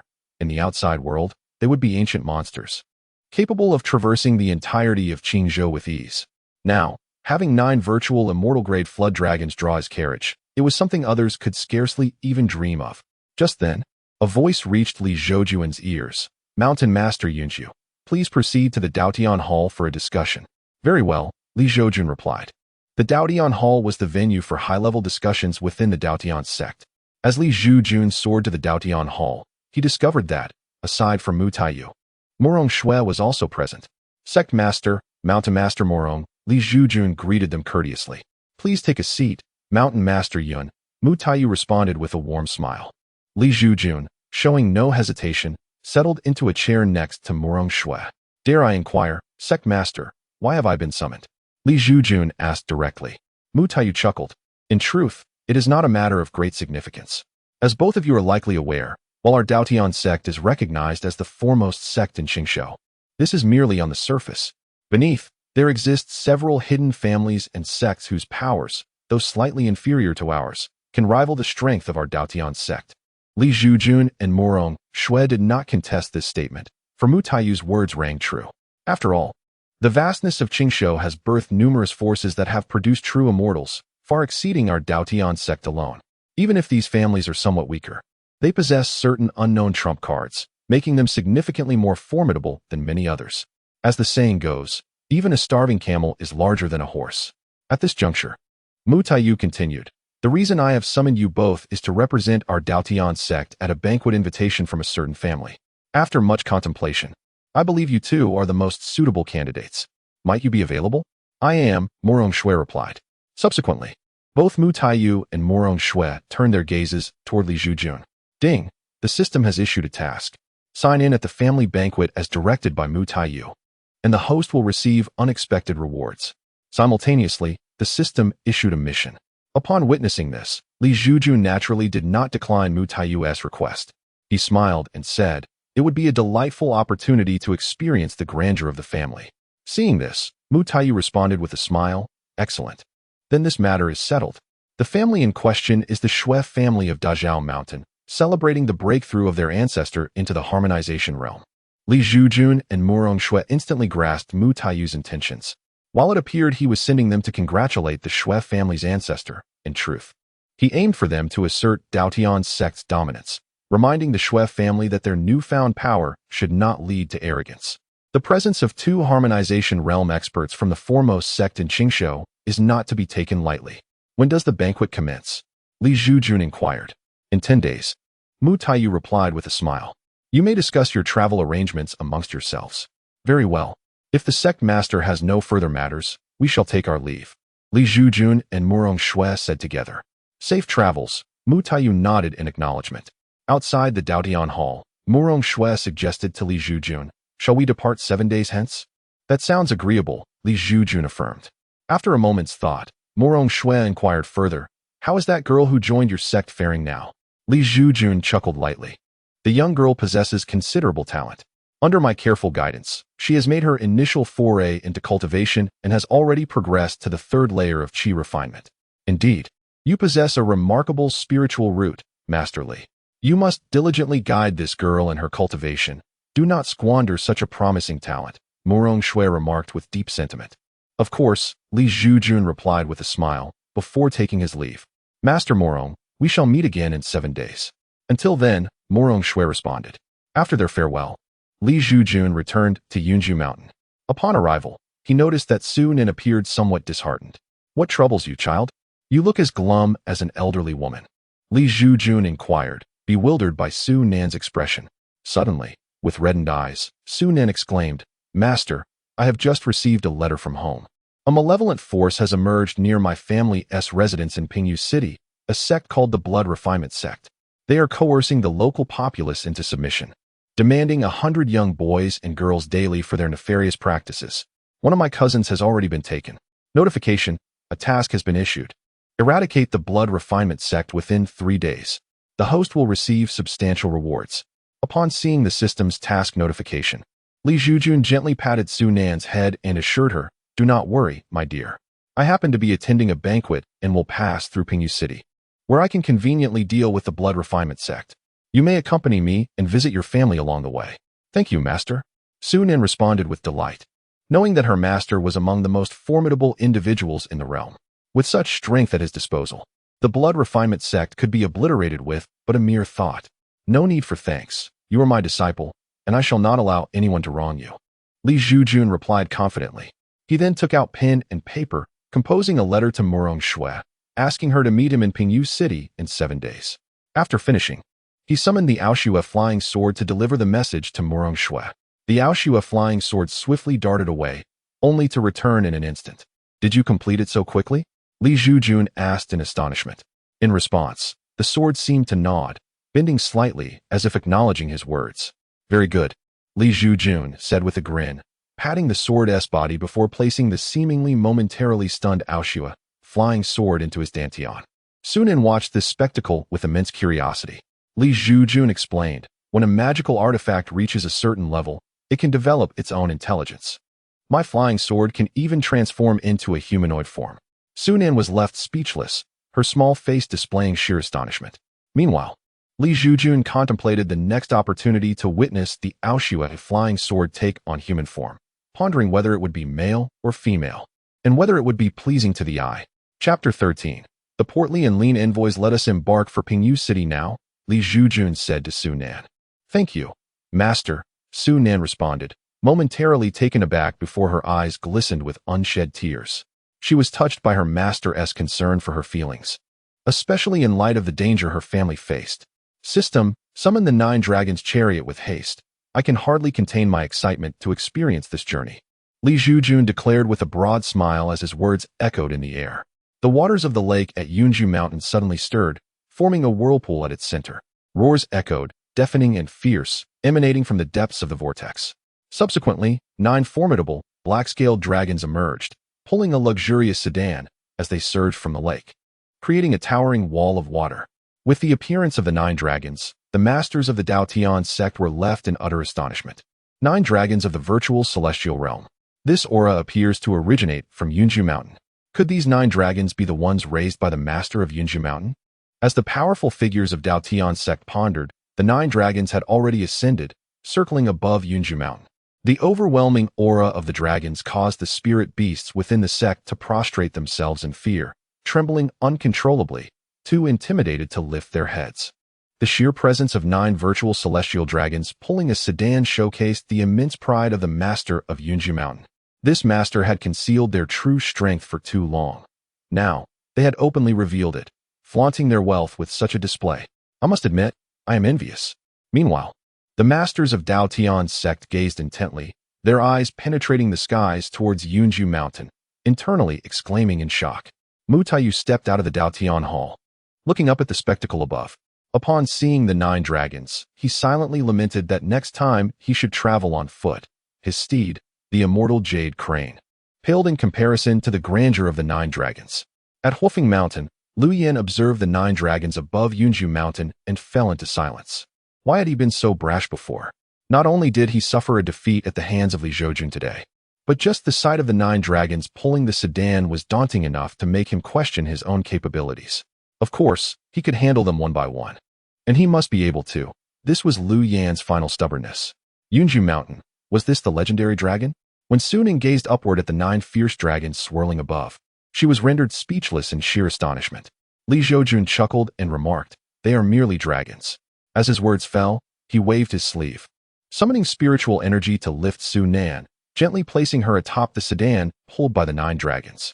He then commanded the dragons, departing from Dao Tian's sect amidst the envious gazes of the mountain masters, heading towards Pingyu City. At that moment, in Pingyu City, the bustling streets were filled with people coming and going. Yet, the faces of the passers-by were marked with sorrow and numbness, casting a shadow of gloom over the entire city. Suddenly, 2 figures clad in black robes, one slender and one stout, swaggered through the city gates. Upon seeing their attire, the crowd gasped in alarm and scattered like frightened birds, for these 2 were the envoys of the blood-refining sect. Simultaneously, the stout envoy, witnessing the panic he had incited, revealed a cruel smile. With a flick of his hand, he unleashed a burst of blood-red spiritual energy, obliterating a fleeing pedestrian who had turned his back to him into a gruesome mass. A life extinguished in an instant. Run if you wish. Your fate will be no different, the stout envoy sneered coldly. Under the coercion of the corpulent envoy, the crowd reluctantly halted their steps. Esteemed envoy, we from Pingyu City have already presented 50 young boys and girls to your esteemed sect yesterday. A woman in the crowd uttered, her voice laced with a trembling fear. Bang! In the next instant, a dull thud echoed. The woman who had spoken was instantly reduced to a mist of blood and scattered flesh by the hefty envoy. To him, human lives appeared as mere weeds. Humph! Do you not recall what this envoy stated upon my first arrival here? You and the neighboring cities must provide 100 young boys and girls daily for the blood refinement of my sect. The corpulent envoy slowly withdrew his hand and coldly mocked the people on the street. Enough! Do not frighten the others. At this moment, the lean envoy spoke up, then smiled at the pedestrians. The cities nearby have already supplied 50 young boys and girls. The remaining 50 must be gathered by you, Pingyu City. If you fail to present them by tonight, my sect will have no choice but to slaughter your city. The crowd on the street seethed with rage, yet dared not voice their fury. They understood that in the eyes of the blood refinement sect's envoys, their lives were as insignificant as ants, easily extinguished. To dare speak would result in a fate akin to that of the woman. Old Qin, we visited the Chun family in Pingyu City yesterday. Today, let us proceed to the Su family. Last time, our sect leader praised the young boy we brought from the Su family to no end. The children of these wealthy families, accustomed to luxury, yield the finest blood elixirs, the corpulent envoy remarked, smiling at the lean envoy. Agreed, the lean envoy replied with a grin. With that, the pair ambled towards the residence of the Su family. Meanwhile, at the Su family estate, all the high-ranking members of the family had gathered in the conference hall. Head of the family, the fiends from the blood refinement sect, are approaching our Su family. The elder of the Su family, his hair graying, exclaimed with indignation, gazing at the assembly. And what of it? To these cultivators, we mere mortals are no different from sheep awaiting slaughter, a middle-aged man replied, his expression bitter. This man was Su Hong, the head of the Su family and the father of Su Nan. At that moment, he was unaware that his daughter had already joined the Dao Tian sect. He simply hoped that she had succeeded in her endeavor and would not return to Pingyu City. Upon hearing Su Heng's words, the elders of the Su family sank into despondency, much like a deflated balloon. Indeed, faced with cultivators, they were utterly devoid of any means of resistance. A fortnight ago, just as Su Nan departed, a group from the blood refinement sect arrived in Pingyu City. Among them was an elder clad in black robes who, with a mere wave of his hand, obliterated the city lord's mansion, which spanned several acres. This terrifying scene extinguished any flicker of rebellion in the hearts of Pingyu City's populace, leaving them in a suffocating despair. Ah, you are all here. Perfect timing. Have you decided which young boy or girl you will surrender to us? At that moment, bursts of raucous laughter echoed from outside the hall. Subsequently, 2 figures, one stout and the other slender, cloaked in black robes, entered the Su family's assembly hall under the terrified gaze of the Su family members. Chapter 14. Arrival at the Su family. Esteemed emissaries, did you not recently take a young boy from our Su family? The elder of the Su family exclaimed, his expression somewhat agitated upon seeing the two robed figures. Seeking death, the portly emissary scoffed, delivering a palm strike that transformed the elder into a mist of blood amidst the horrified expressions of the onlookers. You. Zhoujun's countenance darkened with rage. Yet the words hung on his lips, unspoken. He understood that any further utterance could spell doom for the entire Su family at the hands of these two. Observing Zhoujun's impotent fury, the stout emissary sneered, "You mortals are so flawed. Without a demonstration of power, you will not heed our words. Before nightfall, you must surrender one boy and one girl from your ranks, or face annihilation." The high-ranking members of the Su family turned red with indignation, yet none dared to voice their objections. Suddenly, an unexpected turn of events unfolded. Dark clouds gathered in the skies above Pingyu City, and the sound of dragon roars reverberated throughout the city. The citizens, upon hearing the roars, looked up in astonishment, their expressions reflecting a tumultuous sea of emotions. The wind from the tiger, the clouds from the dragon, 9 dragons. What? The legendary dragons? Could it be that the dragon lords are displeased with the wickedness of the blood refinement sect and intend to eradicate it? No, look. Behind the 9 dragon lords, there is a palanquin being drawn, and upon it stand 2 figures. What? A palanquin drawn by dragons? Could they be divine beings? Splendid. Our Pingyu City is saved. Thus, the citizens of Pingyu City knelt in reverence, offering heartfelt prayers to the palanquin in the sky. Meanwhile, within the Su family assembly hall, the stout and slender emissaries of the blood refinement sect sensed an inexplicable dread creeping into their hearts. Exchanging glances, they exited the Su family estate, only to behold the 9 formidable dragon serpents hastening towards the Su family courtyard, drawing a palanquin. If I am not mistaken, these are 9 dragons of the virtual immortal realm. The stout emissary swallowed hard. You are correct. Indeed, they are 9 dragons of the virtual immortal realm. I wonder if the one capable of commanding such mighty beings is merely passing through, the slender emissary remarked, his expression darkening. Such a formidable presence, should they choose to intervene against the injustices of the blood refinement sect, could render them, not just the 2 of them at the golden core stage, but the entire sect utterly defenseless. The stout emissary chuckled, "Fear not, such a powerful being would hardly concern themselves with the insignificant ants of a mere Pingyu City. Even if thousands were to perish before this elder, they would likely remain unmoved. Patriarch, look, the young lady has returned." Suddenly, an elder of the Su family pointed to the sky, his expression filled with excitement at the sight of a figure on the palanquin. "Mwano, why has this girl returned?" Zhoujun exclaimed, hastily directing his gaze toward the figure on the palanquin. Indeed, it was his daughter. However, upon seeing the young man beside Su Nan, Zhoujun's expression momentarily froze. Could it be that his daughter had already joined the Daotian sect and returned with assistance? Meanwhile, Zhoujun maneuvered the 9 dragon carriage, hovering above the Su family's estate. As they drew closer to the 9 serpentine dragons, the members of the Su family felt an ever-deepening sense of primal terror, their legs trembling with fear. The sight was utterly daunting. The stout and slender envoys appeared laughably insignificant before these mighty creatures. "Junior of the blood refinement sect, I have met the esteemed elder," announced the lean envoy, Qin Kai. "Junior of the blood refinement sect, I have also met the esteemed elder," declared the portly envoy, Chuhi. At that moment, the stout and slender envoys, their faces etched with terror, knelt on the ground and bowed towards Zhoujun, who stood majestically atop the 9 dragon carriage. Their hearts raced with panic, for they had overheard a member of the Su family mention that the young lady standing beside the elder was the Su family's precious daughter. "Tell me, where is the blood refinement sect?" Zhoujun inquired of the stout envoy, his expression softening into a benign smile. "Esteemed elder, we cannot disclose that information," the stout envoy replied, his smile more grotesque than tears, trembling before Zhoujun. They were bound by a curse, and to utter the location of the blood refinement sect would mean certain death. The members of the Su family reveled in the sight of the once arrogant envoys now resembling terrified mice before a cat upon recognizing the young man beside Su Nan. Since he refused to speak, do not blame me for being impolite. At this juncture, Zhoujun ceased his inquiries.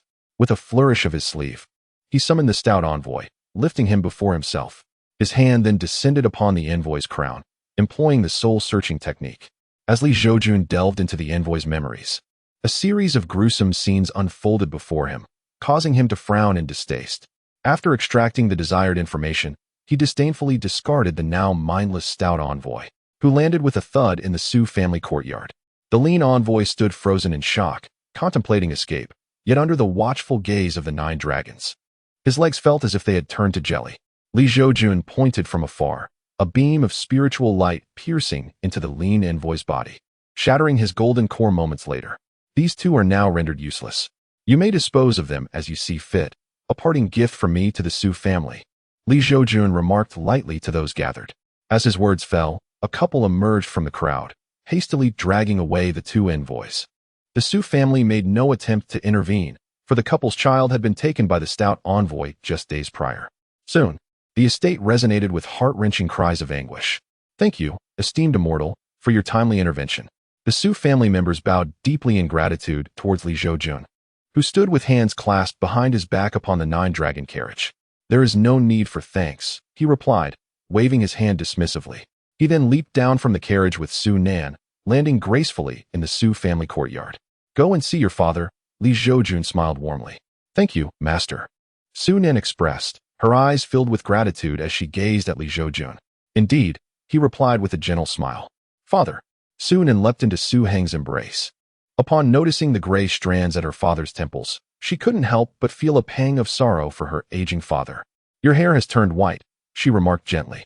It's nothing. By the way, have you joined the Daotian sect? Su Heng inquired softly while patting Su Nan's back. Yes, father. The one who just came to our rescue is my master. Su Nan replied, managing to compose herself and smile. Your master is remarkably young, isn't she? Su Heng expressed his astonishment, followed by a flicker of concern. Your master has defeated the envoy of the blood refinement sect, and your 7th uncle and aunt have also tormented those 2 envoys. The blood refinement sect will certainly not let this slide. In a hushed tone, Su Nan reassured her father, Don't worry, father. I'll let you in on a secret. My master is the mountain lord of the Daotian sect. What? Su Heng could hardly contain his surprise, exclaiming in disbelief. Although he did not practice cultivation himself, he had certainly heard of the 108 mountain lords of the Daotian sect. It was said that each mountain lord possessed the power to scorch mountains and boil seas, truly celestial beings. In the presence of such individuals, the blood refinement sect would not even be worthy of carrying their shoes. Chapter 15. The Nangong Sisters Mountain Lord. I am Su Heng, the head of the Su family. My daughter has a mischievous disposition. If she has erred in any way, please feel free to discipline her. She is tough-skinned and can take it. Su Heng said courteously upon learning that Li Zhoujun was the mountain lord of the Daotian sect. Hearing this, Su Nan stuck out her delicate tongue, thinking to herself, This is truly my father. Head of the Su family, you flatter me. You have raised a remarkable daughter, Li Zhoujun replied with a gentle smile. Li Zhoujun's words were sincere. Had Su Nan chosen to align herself with another mountain lord, he would not have objected. After all, the system rewards had already been secured, and he was indifferent to it. You are too kind, mountain lord, Su Heng said, somewhat taken aback. It was evident that his daughter was favored by this esteemed mountain lord. Thus, the astute Su Heng offered a compliment. The fact that the mountain lord can command the 9 dragons must indicate you are indeed a celestial being. I entrust my daughter to your guidance, and as a father, I am at ease. This compliment struck a chord with Li Zhoujun, as it resonated with his true purpose for commanding the 9 dragons. It was not merely for speed. If that were the case, why not simply use the Aoshua flying sword? It was all about making an impression. You flatter me. Head of the Su family, Li Zhoujun humbly replied.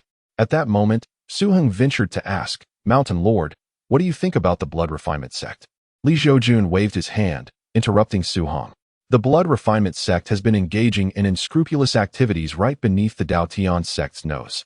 As the mountain lord, I cannot possibly let them off easily. Upon hearing this, Su Heng felt a weight lift from his shoulders. After all, he was concerned that Li Zhoujun might simply walk away, leaving Pingyu City vulnerable to the blood refinement sect's wrath. Li Zhoujun then advised Su Nan. Make sure to spend quality time with your father. As your cultivation deepens, there may be years of seclusion ahead. Yes, master, Su Nan replied. Though a hint of sadness flickered in her heart, Su Heng maintained a composed demeanor as he gently patted Su Nan's head, offering words of comfort. My dear, it is certainly wonderful to have you by your father's side. However, If you were to improve and flourish, it would bring me even greater joy. The head of the Su family took this matter lightly. Li Zhoujun chuckled softly, then with a swift motion, reappeared atop the 9 dragons' chariot. He addressed Su Nan, saying, "I will come to fetch you in 7 days." With that, Li Zhoujun commanded the 9 dragons' chariot and sped towards the location of the blood refinement sect. As Su Nan watched Li Zhoujun gradually transform into a diminutive black dot against the sky, she surveyed her familiar surroundings. Feeling as though her experiences on Cloud Residence Mountain had been naught but a dream, so surreal it seemed. "Dear girl, have you come to your senses? Are you reluctant to part with your master?" Su Hong waved his hand in front of her. "Dad!" Su Nan exclaimed, playfully punching her father's chest in mock indignation, as if to indulge in a moment of affection. Observing this heartwarming scene, Su Hong felt a twinge of nostalgia, realizing that moments like these with his daughter would become increasingly rare. Yet, pride swelled within him. After all, his daughter had been accepted as a disciple by the sect leader of Daotian's sect, and her future accomplishments promised to be boundless. "Master, you have a wonderful daughter," an elder of the Su family remarked enviously to Su Hong. Not long ago, several of their own children had ventured to Daotian's sect in search of celestial fortunes. It remained uncertain whether they had successfully entered the sect. If not, they were likely still on their way back home. Unlike Su Nan, who had returned in style aboard the 9 dragons' chariot. Fortunately, with the sect leader of Daotian's sect having eradicated the blood refinement sect, any returning children would likely be safe. At that moment, within the shadowy rain-soaked mountains where the blood refinement sect resided, the skies were perpetually overcast, with a gentle drizzle falling. The sect's headquarters lay nestled halfway up a towering mountain, which the sect members had named Blood Refinement Mountain. Below this mountain, 3 women gathered, all clad in white garments. If anyone else were present, they would have noticed that these 3 women bore striking similarities, resembling 3 water lilies. Indeed, they were triplets.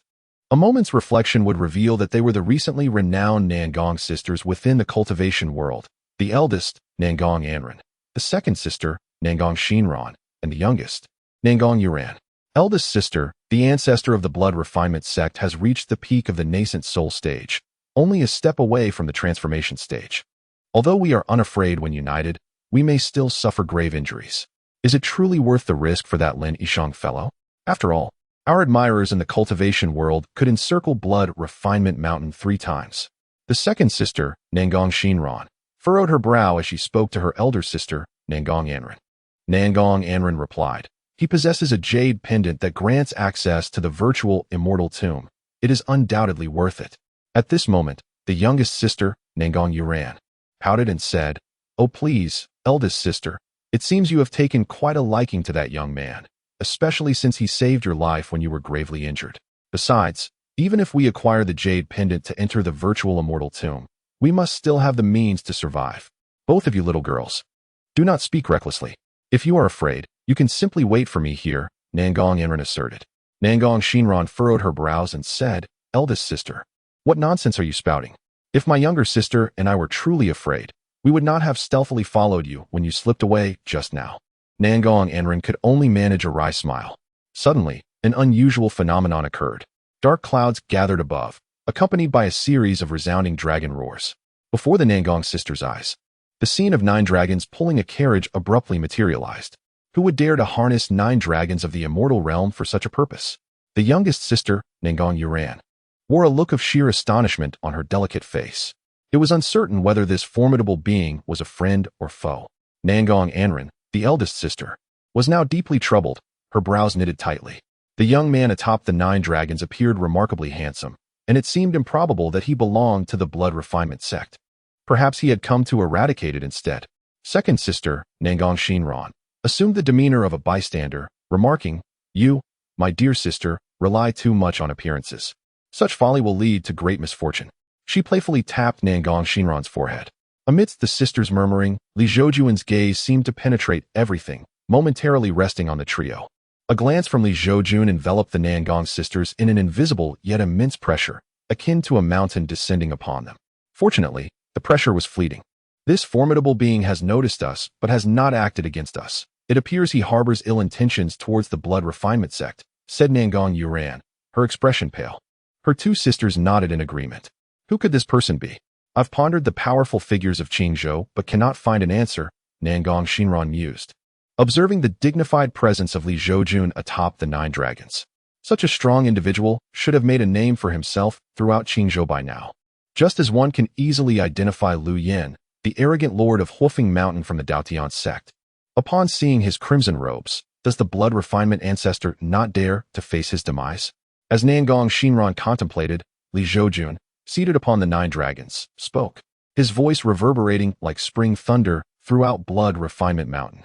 It is indeed the mountain lord of the Daotian sect. The hearts of the Nangong sisters surged with tumultuous waves upon hearing his identity. Chapter 16. Blood Ancestor. To think that the mountain lord of the Daotian sect would appear in this place. Second sister Nangong Shinran could scarcely believe it. After all, the mountain lords of the Daotian sect were all beings of immense prowess and distinguished status. Even the most humble cultivators could only hear tales of their grandeur throughout their lives, and witnessing their true forms was a rare fortune. However, since he is the mountain lord of the Daotian sect, it is no wonder that 9 dragons of the immortal realm are at his command. Nangong Yuran nodded in agreement. Only the eldest sister, Nangong Anren, furrowed her brows and remarked, indeed, the master of Yunju Mountain is quite renowned in Qingzhou. However, I recall that this mountain lord is not celebrated for his formidable strength. On the contrary, he is often regarded as a cultivation failure. Yet, it appears that such rumors may be unfounded. Perhaps this Yunju Mountain master has been biding his time, enduring humiliation until now, when he has finally achieved great success and is no longer concealing his true capabilities. At this moment, Nangong Shinran gazed at Li Zhoujun with profound admiration. Wow, second sister. I can't shake the feeling that you are beginning to resemble this Yunju Mountain master. Nangong Yuran chimed in, only to douse the enthusiasm with a dose of reality. But second sister, do not harbor such thoughts. The current power of the Yunju Mountain master enables him to tame 9 heads of virtual immortal-grade flood dragons. His cultivation must have reached a far deeper realm. Even if he were to seek a partner, it is unlikely he would take a fancy to you. Bah, you little girl, don't curse me. There's a saying that encourages one to dare, to dream, and act. Nangong Shinran retorted. Meanwhile, a voice of an elder resonated from the blood-refining mountain. I, the old man Zilianzi, pay my respects to the master of Yunju Mountain. As the words fell, a crimson mist rose above blood-refining mountain, eventually coalescing into the figure of an elderly man in a crimson robe, who bowed respectfully to Li Zhoujun. Embrace death. Li Zhoujun smiled broadly. Roar, roar, roar. With the utterance of his words, the 9 flood dragons let out deafening roars. Faced with the 9 virtual, immortal-grade flood dragons, the Yuan-Ing realm elder of blood refining was utterly terrified, exclaiming, Yunju Mountain Master, if you dare to kill me, my backers will not spare you.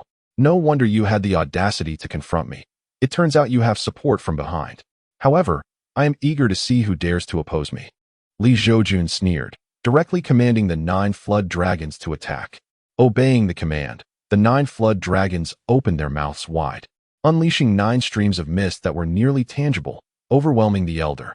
This mist exuded an intensely frigid aura, causing the 3 Nangong sisters, even while channeling their entire cultivation to resist, to shiver uncontrollably. Just as the mist was about to reach the blood-refining elder, an unexpected change occurred. The elder's eyes turned blood red, and a surge of blood energy erupted from every pore of his body, finally coalescing behind him into a crimson phantom several dozen feet tall. This blood-colored apparition, resembling a small mountain, lacked a face, yet effortlessly dispersed the white mist conjured by the 9 flood dragons with a mere gesture. What? The 3 Nangong sisters, witnessing the combined icy breath of the 9 virtual immortal-grade flood dragons being effortlessly shattered by this blood-colored phantom, widened their eyes in disbelief. This was indeed a force of unparalleled caliber. At the very moment the crimson phantom made its move, in an unknown village, an old beggar, who had been sound asleep by the roadside, slowly opened his murky eyes and glanced toward the location where the crimson phantom had appeared. Well now, this old wretch has shown himself again, the beggar yawned, and then his form gradually began to dissipate in place. When he reappeared, he was already hovering above the confrontation between the crimson phantom and Li Zhoujun. How is it that I cannot see through this young child? The old beggar exclaimed in astonishment upon catching sight of Li Zhoujun, his eyes widening in disbelief. At that moment, however, Li Zhoujun remained oblivious to the old beggar that had suddenly appeared above him. The blood-colored phantom also seemed unaware of the old beggar's presence. Li Zhoujun, with a piercing gaze, looked intently at the blood-colored phantom behind Shui Lianzi and scoffed. What kind of detritus is this? How dare you behave so audaciously within the domain of my Daotian sect? Young child, you possess quite the audacity to meddle with my pawn. The blood-colored phantom, emanating the voice of an elder, chuckled and then shifted the topic, saying, a nine-headed dragon of the virtual, immortal realm? It certainly provides me with an opportunity for a hearty meal. Such grandiose words. Who on earth is this individual? The Nangong sisters were taken aback, for the nine-headed dragon seemed to be referenced as casually as one would discuss a common dish. They simultaneously felt a sense of relief that the Lord of Yunju Mountain had arrived. Otherwise, had it been just the three of them, would the blood-colored phantom not have easily devoured them? Do you think the Lord of Yunju Mountain is a match for this sudden intruder? Nangong Shinran inquired with a hint of concern. Sister, are you already preparing to fulfill your duties as a wife, even while unwell? Nangong Yuran teased her elder sister, embodying a carefree spirit even amidst danger. Nangong Shinran rolled her eyes at her sister's remark.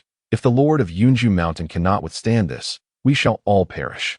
Oh, replied Nangong Yuran, utterly unconvinced by her sister's explanation. At this moment, Nangong Anren interjected, this blood-colored phantom reminds me of a legend. What legend? Asked Nangong Shinran.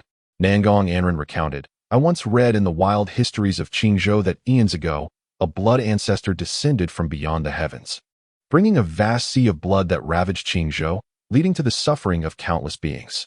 Eventually, a true immortal intervened and sealed the blood ancestor on the Blood God Island, located 100,080 miles from Qingzhou.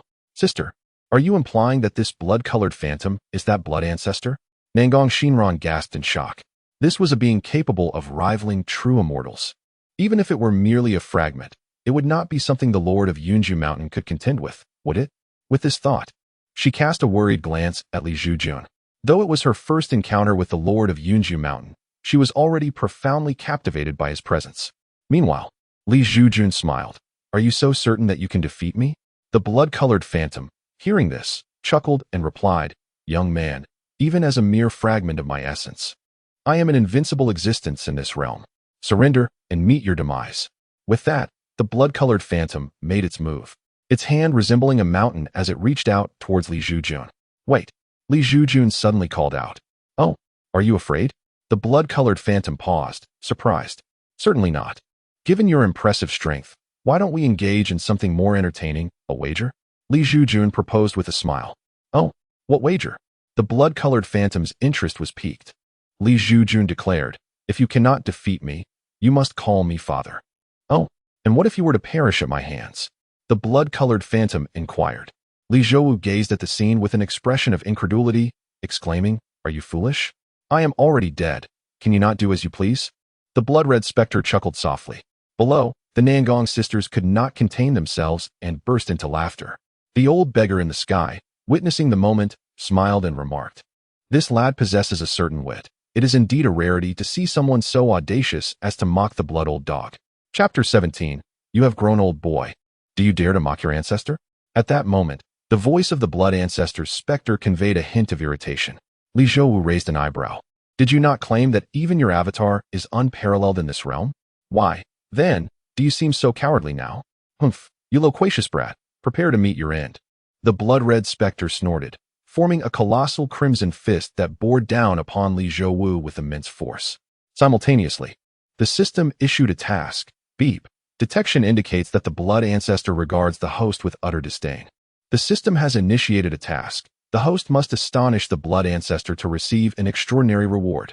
Upon hearing the system's announcement, Li Zhou instantly understood that he was to put on a display of grandeur. Thus, he coldly declared, You insignificant blood ancestor truly believe yourself to be unmatched. Today, the master of this mountain shall open your eyes to the reality that the waves of the Yangtze River push the preceding waves aside, and the former waves are beaten to death upon the shore. As his words echoed, the blood-red specter was taken aback. He had not anticipated that Li Zhou not only recognized him, but also held him in such contempt. Anger surged within him. You audacious brat. Knowing who I am yet remaining so arrogant, I shall see if you truly possess the strength to back your words. With the blood ancestor's furious voice resonating, the descending colossal fist became even more formidable, its terrifying aura overshadowing the heavens, causing the hearts of the Nangong sisters below to race. their breaths caught in their throats. The old beggar, observing Li Zhouwu's confidence, felt a sense of astonishment. This young man seemed quite extraordinary. Just as the Nangong sisters and the old beggar watched the blood ancestor's giant fist descend, Li Zhouwu made his move. Facing the blood ancestor's mighty strike, he did not retreat but instead launched a punch of his own. This strike was unadorned, akin to the blow of an ordinary person. Yet, as it collided with the blood ancestor's fist, a deafening roar erupted. A tempest surged forth from the clash, radiating outward and fracturing the void, creating numerous black fissures. The two combatants found themselves evenly matched in this confrontation, while Li Zhouwu maintained an expression of calm, exuding an air of composure. What? The blood ancestor stared in disbelief at Li Zhouwu, who had effortlessly withstood his blow.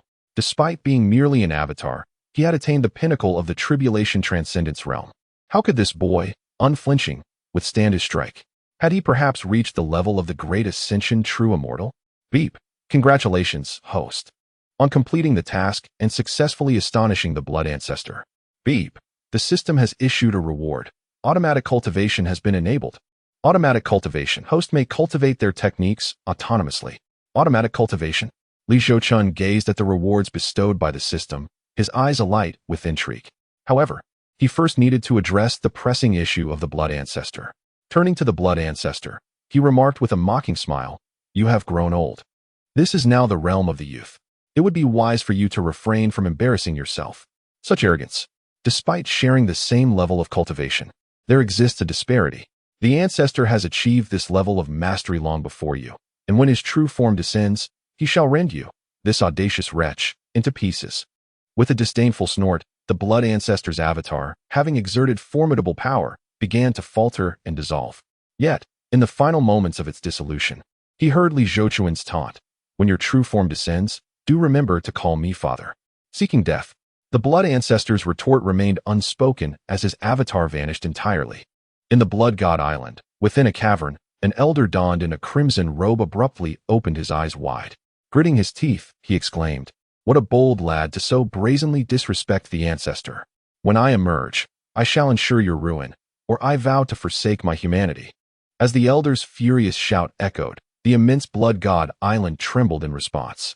Returning to Blood Refinement Mountain, after the blood ancestor's avatar had completely dissipated, the old beggar hovering above Li Zhoujun's side, "When did Qingzhou give rise to such a youthful true immortal of the Great Ascension? It seems I have truly aged. Perhaps it's time for me to wander and enjoy the mountains." With those words, the old beggar offered a slight bow to Li Zhoujun before gradually fading away. The old beggar had paid his respects to Li Zhoujun, believing that, unlike the blood ancestor's avatar, his own strength was insufficient to detect Li Zhoujun's arrival. Given Li Zhoujun's status as a true immortal of the Great Ascension, he was undoubtedly aware of the old beggar's presence. Hence, a farewell gesture was warranted. Unbeknownst to him, Li Zhoujun was entirely oblivious to the sudden appearance above him. The Lord of Cloud-Dwelling Mountain, a true immortal of the Great Ascension? At that moment, the three Nangong sisters gazed at Li Zhoujun atop the nine-serpent chariot with astonishment. After all, the blood ancestor had acknowledged Li Zhoujun's prowess. This was indeed a true immortal of the Great Ascension. Should he establish a sect, it would undoubtedly rival the Daotian sect, if not surpass it. For he was a living embodiment of a true immortal of the Great Ascension. Spare us, Mountain Lord. Meanwhile, the blood refinement ancestor looked upon Li Zhoujun with palpable fear. Although he had been unable to control his body during the blood ancestor's sudden emergence, the scene of Li Zhoujun confronting the blood ancestor had unfolded before his eyes. Die? Li Zhoujun sneered, as beneath him, the nine serpents unleashed 9 frosty blasts, instantly encasing the blood refinement ancestor and his primordial spirit in ice, which then shattered into countless fragments with a series of cracking sounds. Thus, the blood refinement ancestor met his demise. However, the system had yet to issue the reward for the annihilation of the blood refinement sect, indicating that Li Zhoujun's task remained unfinished. Consequently, he pointed a finger into the void. A beam of sword light shot forth from his fingertip, transforming into the proud snow sword. "Go and slay all the members of the blood refinement sect," Li Zhoujun commanded the snow sword. With the order given, the proud snow sword joyfully surged into the blood refinement sect, commencing a spree of chaos and slaughter. "We, the Nangong sisters, have encountered the Lord of Cloud-Dwelling Mountain. We are grateful for your timely intervention." At this moment, The three Nangong sisters soared to a short distance before Li Zhoujun, clasping their fists in greeting. In their close proximity, they could acutely sense the immense pressure emanating from the nine-headed virtual celestial dragon, realizing just how formidable it truly was. At that instant, the proud snow-flying sword burst forth from the blood-refining sect, transforming into a woman clad in a flowing blue and white gown, intricately embroidered with blossoms of cold plum. This lady, with a mere glance, exuded a captivating allure that rendered the three sisters momentarily self-conscious in her presence. Master, the people of the blood-refining sect have been dealt with by proud snow, but I discovered some ordinary individuals and cultivators still alive in the dungeon, spoke the woman who had materialized from the proud snow-flying sword. Beep. Congratulations, host, for completing the mission. The blood-refining sect has been eradicated. Beep. The system grants a reward. The first-grade Bingshuang sword. Beep. The system grants a reward. The Bingshuang sword technique. Beep. The system grants a reward. Mid-stage nascent soul cultivation. As Proud Snow announced the demise of the blood-refining sect, the system bestowed its rewards. Li Zhoujun contemplated these offerings. The Bingshuang sword and the Bingshuang sword technique could indeed be imparted to Su Nan. Subsequently, he addressed the woman transformed from the Proud Snow flying sword, saying, "Very well, return." "Yes, master," replied Proud Snow, before dissolving into a stream of spiritual light that entered Li Zhoujun's body. Meanwhile, the three Nangong sisters reflected.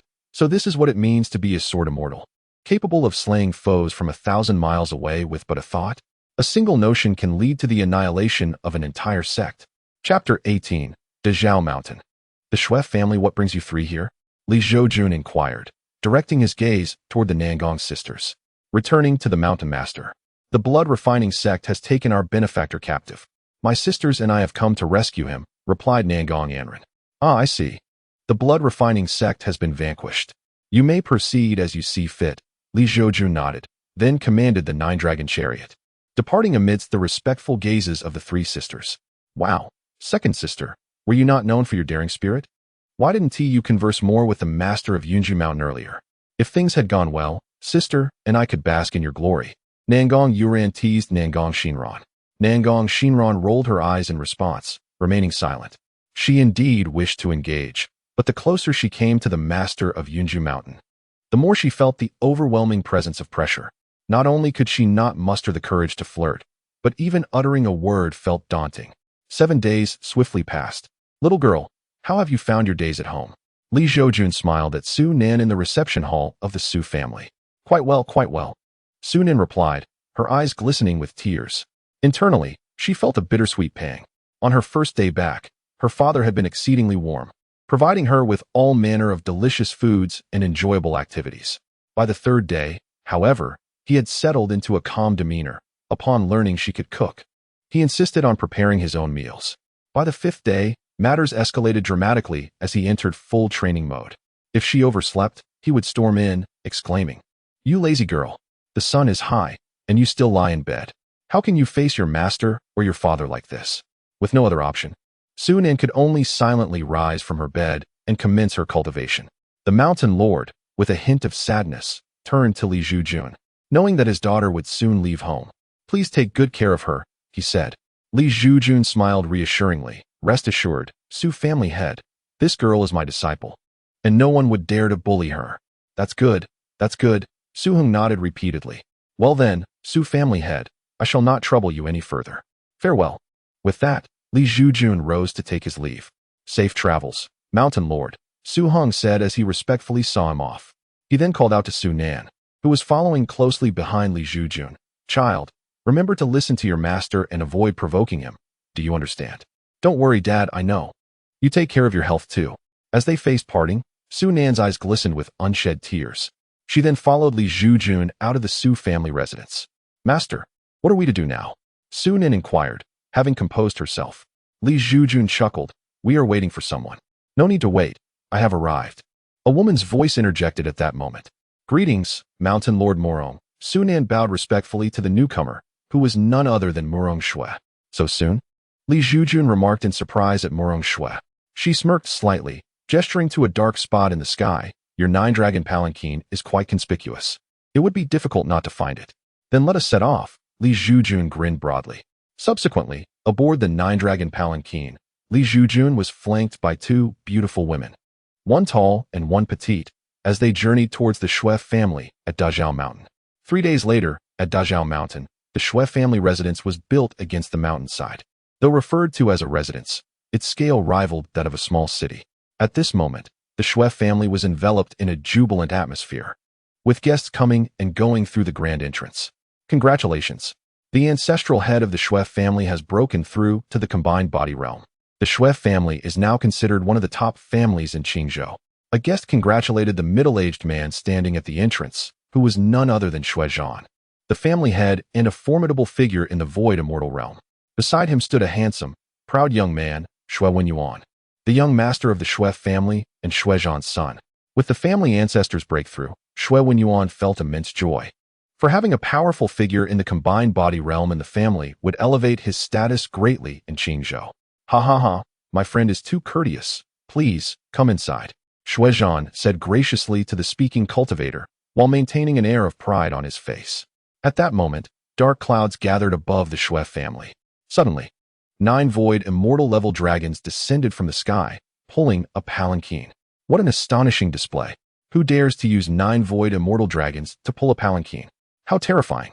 As they approach, I can feel my blood surging. The onlookers outside the Shui family gate were struck with awe. Even Zhoujun's expression shifted from pride to seriousness. Oh, the white-clad woman standing atop the palanquin. I have been fortunate enough to see her once. She is the mountain lord of the Dao heavenly sect. A cultivator recognized Murong Shui and gasped in astonishment.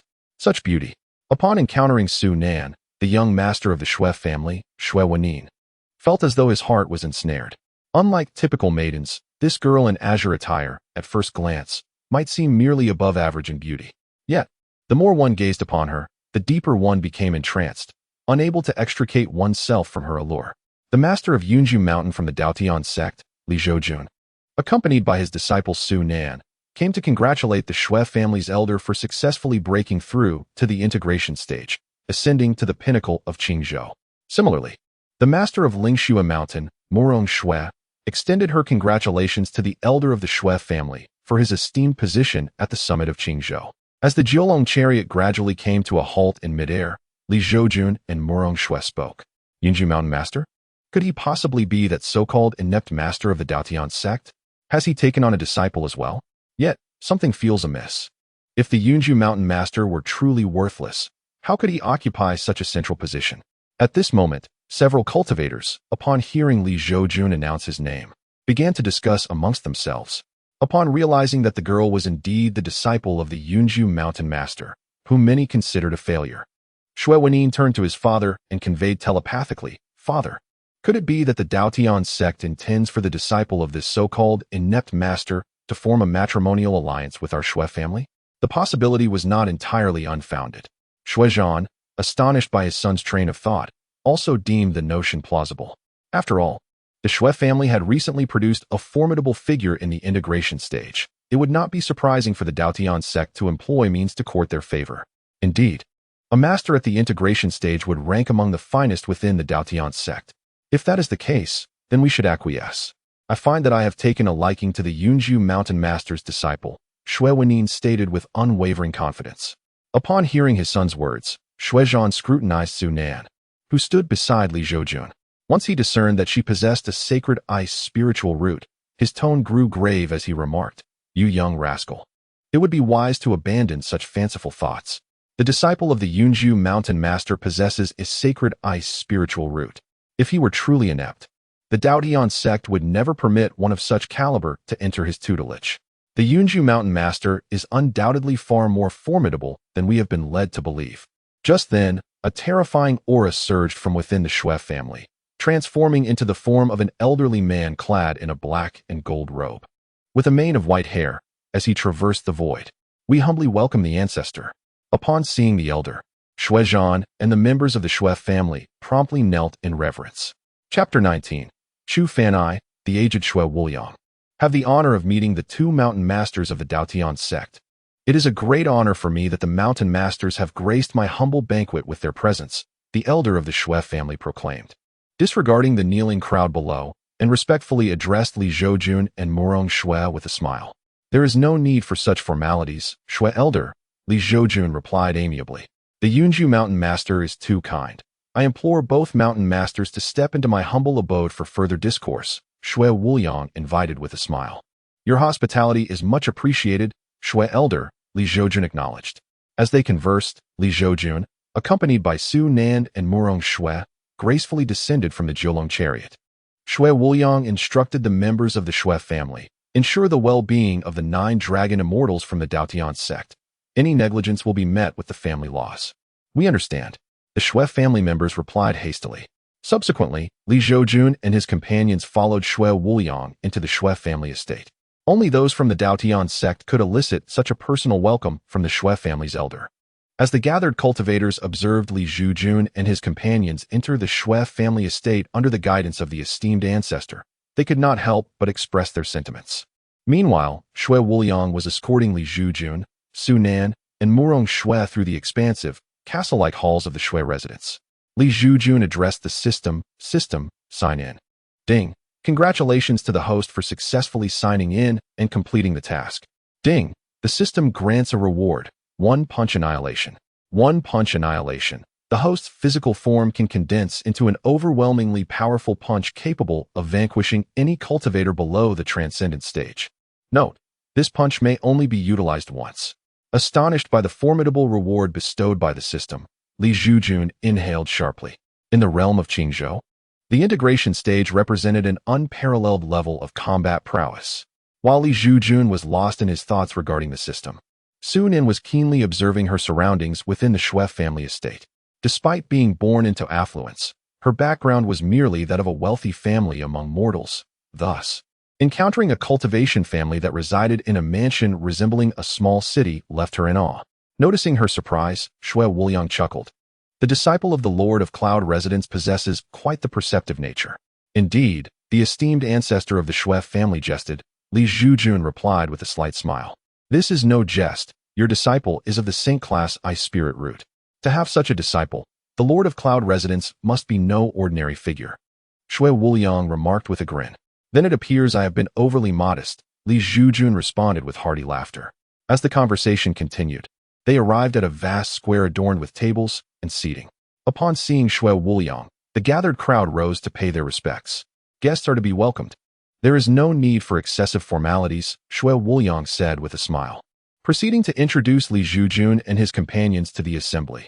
"These two are the Lord of Cloud Residence and the Lord of Lingxua Mountain from the Daotian sect." Upon hearing this, the cultivators respectfully acknowledged Li Zhoujun and Murong Shui.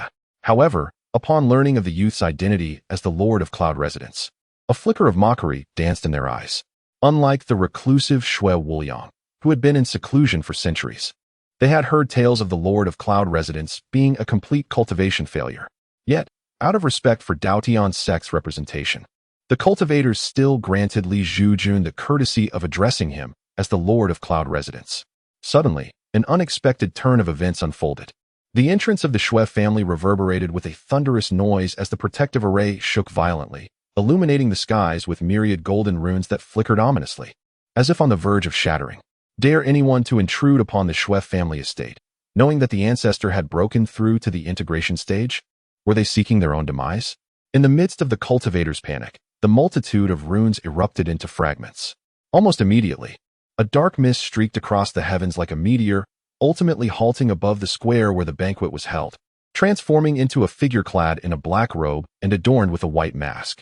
Through the eye openings of the mask, a pair of crimson pupils gleamed fiercely, exuding an aura of malevolence. With a pale face and crimson eyes, could this individual possibly be the infamous crimson-eyed demon lord who stirred the winds and clouds in QNGZHU thousands of years ago? The crimson-eyed demon lord? Was he not already slain by the transcendent powers of the Daotian sect? Yet, upon observing his cultivation, it appears he has attained the integration realm. Upon the arrival of this figure, several cultivators recognized him, expressing their astonishment. Who dares to intrude upon the Shui family's domain? Shui Wuliang coldly remarked upon seeing the newcomer. "What's the matter, old dog? Do you not recognize me?" The crimson-eyed demon lord scoffed, before removing the mask from his face. A young and unremarkable visage was unveiled before all. "It's you," Shui Wuliang exclaimed in shock, swiftly followed by a mocking smile. I never expected you to still be alive. Huh, old dog, if you haven't perished, how could I possibly meet my end? The crimson-eyed demon lord retorted with a chilling laugh. Since you have broken through to the integration realm, I have no gifts for you. So allow me to present you with these two little canine heads instead. As his words fell, two bloodied heads rolled out from beneath his dark robe, tumbling to the ground and coming to rest at Shui Wuliang's feet. They belonged to Zhoujun, the patriarch of the Shui family in the Void Immortal realm, and his son, Shui Wenyun. Thus, a powerful being of the Void Immortal realm met his demise in such a manner. Onlookers recognized the heads as those of Zhoujun and Shui Wenyun, who had previously greeted them at the Shui family gate. The gruesome scene prompted Li Zhoujun to glance anxiously at Su Nan, only to find her pale, but otherwise composed. Li Zhoujun was startled, but soon realized that, in the current world, it was not uncommon for mortals to perish in the streets from the cold or be victims of street violence. Thus, the girl's reaction was understandable. Impudent. At that moment, upon seeing the two heads at his feet, Shui Wuliang's expression darkened, and a terrifying aura erupted from him, enough to instill fear and pallor in the faces of the cultivators gathered in the square. Oh, are you angry? The crimson-eyed demon lord observed Shui Wuliang's fury with manic laughter. When you forced your own daughter to her demise, why did you not exhibit such rage? With your current demonic appearance, it was indeed wise of me not to entrust my daughter to you. Upon hearing the demon lord's words, Shui Wuliang let out a cold snort. Huh, the crimson-eyed demon lord sneered. His name is Chu Fan. Once a mere mortal, he was an impoverished fool who, by chance, fell in love with Shui Wuliang's daughter, Shuiying.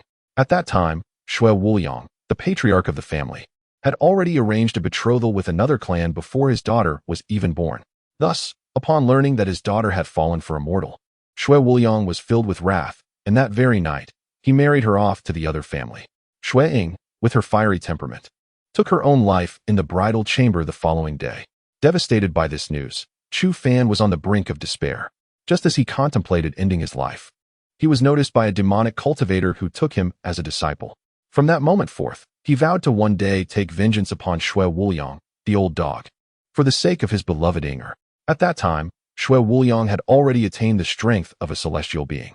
In his quest for vengeance, Chu Fan understood that he must continuously engage in the act of killing and refining elixirs. It was only when he reached the nascent soul stage that he attempted to slaughter an entire city, only to be struck down by a passing celestial being from the Daotian sect with a single palm. Fortunately, he was aware that his actions would eventually provoke the pursuit of righteous cultivators, so he had hidden a trace of his nascent soul within a stone. Should he perish, this fragment would grant him a second chance at life. Upon being resurrected, Chu Fan chose to remain low-key, biding his time for several millennia until he finally broke through to the integration stage 100 years ago. Only when he felt adequately prepared did he decide to seek out Shui Wuliang for retribution. Chapter 20. A single fist could annihilate him. None of you present today shall escape. And do not blame me. Blame only your association with the old dog Shui. Let you all become the stepping stones for my ascendance into the tribulation stage. As he spoke, a bloodthirsty smile appeared on Chu Fan's face, and suddenly, a towering column of blood erupted from his being. Following this, a crimson barrier expanded from the top of the blood column, ultimately enveloping the entire Shui family within its sanguine embrace. Perfected integration stage. Blood sacrifice grand array. The cultivators present were taken aback, their eyes wide with astonishment. The crimson-eyed demon lord, Chu Fan, had indeed achieved the perfected integration stage. Furthermore, the invocation of the blood sacrifice grand array suggested his intent to turn everyone present into blood essence for his elixirs. Blood sacrifice grand array? Could it be that this young man is a pawn of the blood ancestor, much like the blood refinement patriarch? Li Zhoujun's eyes widened in disbelief upon hearing the term blood sacrifice grand array. Meanwhile, upon sensing the perfected integration stage aura emanating from Chu Fan, Shui Wuliang's expression shifted from furious to one of sheer terror. Yunju Mountain Master, do you possess the confidence to face this adversary? Morong Shui inquired gravely of Li Zhoujun.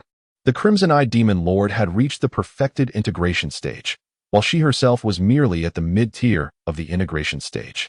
Even with the addition of Shui Wuliang, who had just broken through to the initial integration stage, they would remain no match for him. Only if Li Zhoujun's strength could rival the perfected integration stage would they have a chance of survival. One must not underestimate the disparity between each minor boundary within the integration stage. Even a single minor realm could not be overcome merely by numbers. To illustrate, a newly ascended integration stage cultivator could be likened to an infant, while one at the mid-tier could be seen as an adult. Though both are human, the gap is insurmountably vast. Would 100 infants stand a chance against a single adult?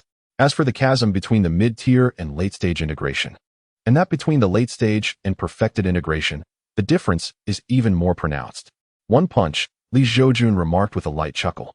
You can only deliver one punch? Morong Shui replied, her tone tinged with bitterness. One punch is sufficient to annihilate him. Li Zhoujun's lips twitched. How could Morong Shui hold such a low opinion of him? Do not boast, Morong Shui retorted, incredulous. To think one could vanquish a perfected integration stage master with a single punch requires at least the strength of the tribulation stage. Does it not? Indeed, I do not exaggerate. Li Zhoujun remarked, gently patting the trembling Su Nan. With me here, no one can harm you.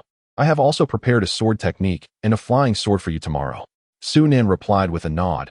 Her body, once quaking with fear, gradually steadied, revealing her deep trust in Li Zhoujun. Chu Fan, do not be so arrogant. Even though I am no match for you now, do you not realize that among us are 2 mountain lords from the Daotian sect? At this moment, Shui Wuliang mustered his courage and scoffed. Are the mountain lords of Daotian sect present? How fortuitous. I can finally repay the grudge of that palm strike from before.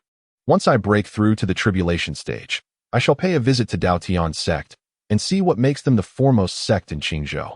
Chu Fan grinned widely. Presumptuous. Morong Shui frowned and rebuked coldly.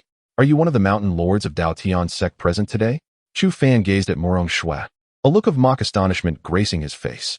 You possess a fine appearance. It makes me almost reluctant to kill you. How about this? Would you willingly become my cultivation furnace? To have a mountain lord from Daotian sect serve as my cultivation furnace would indeed be a splendid affair. You seek death.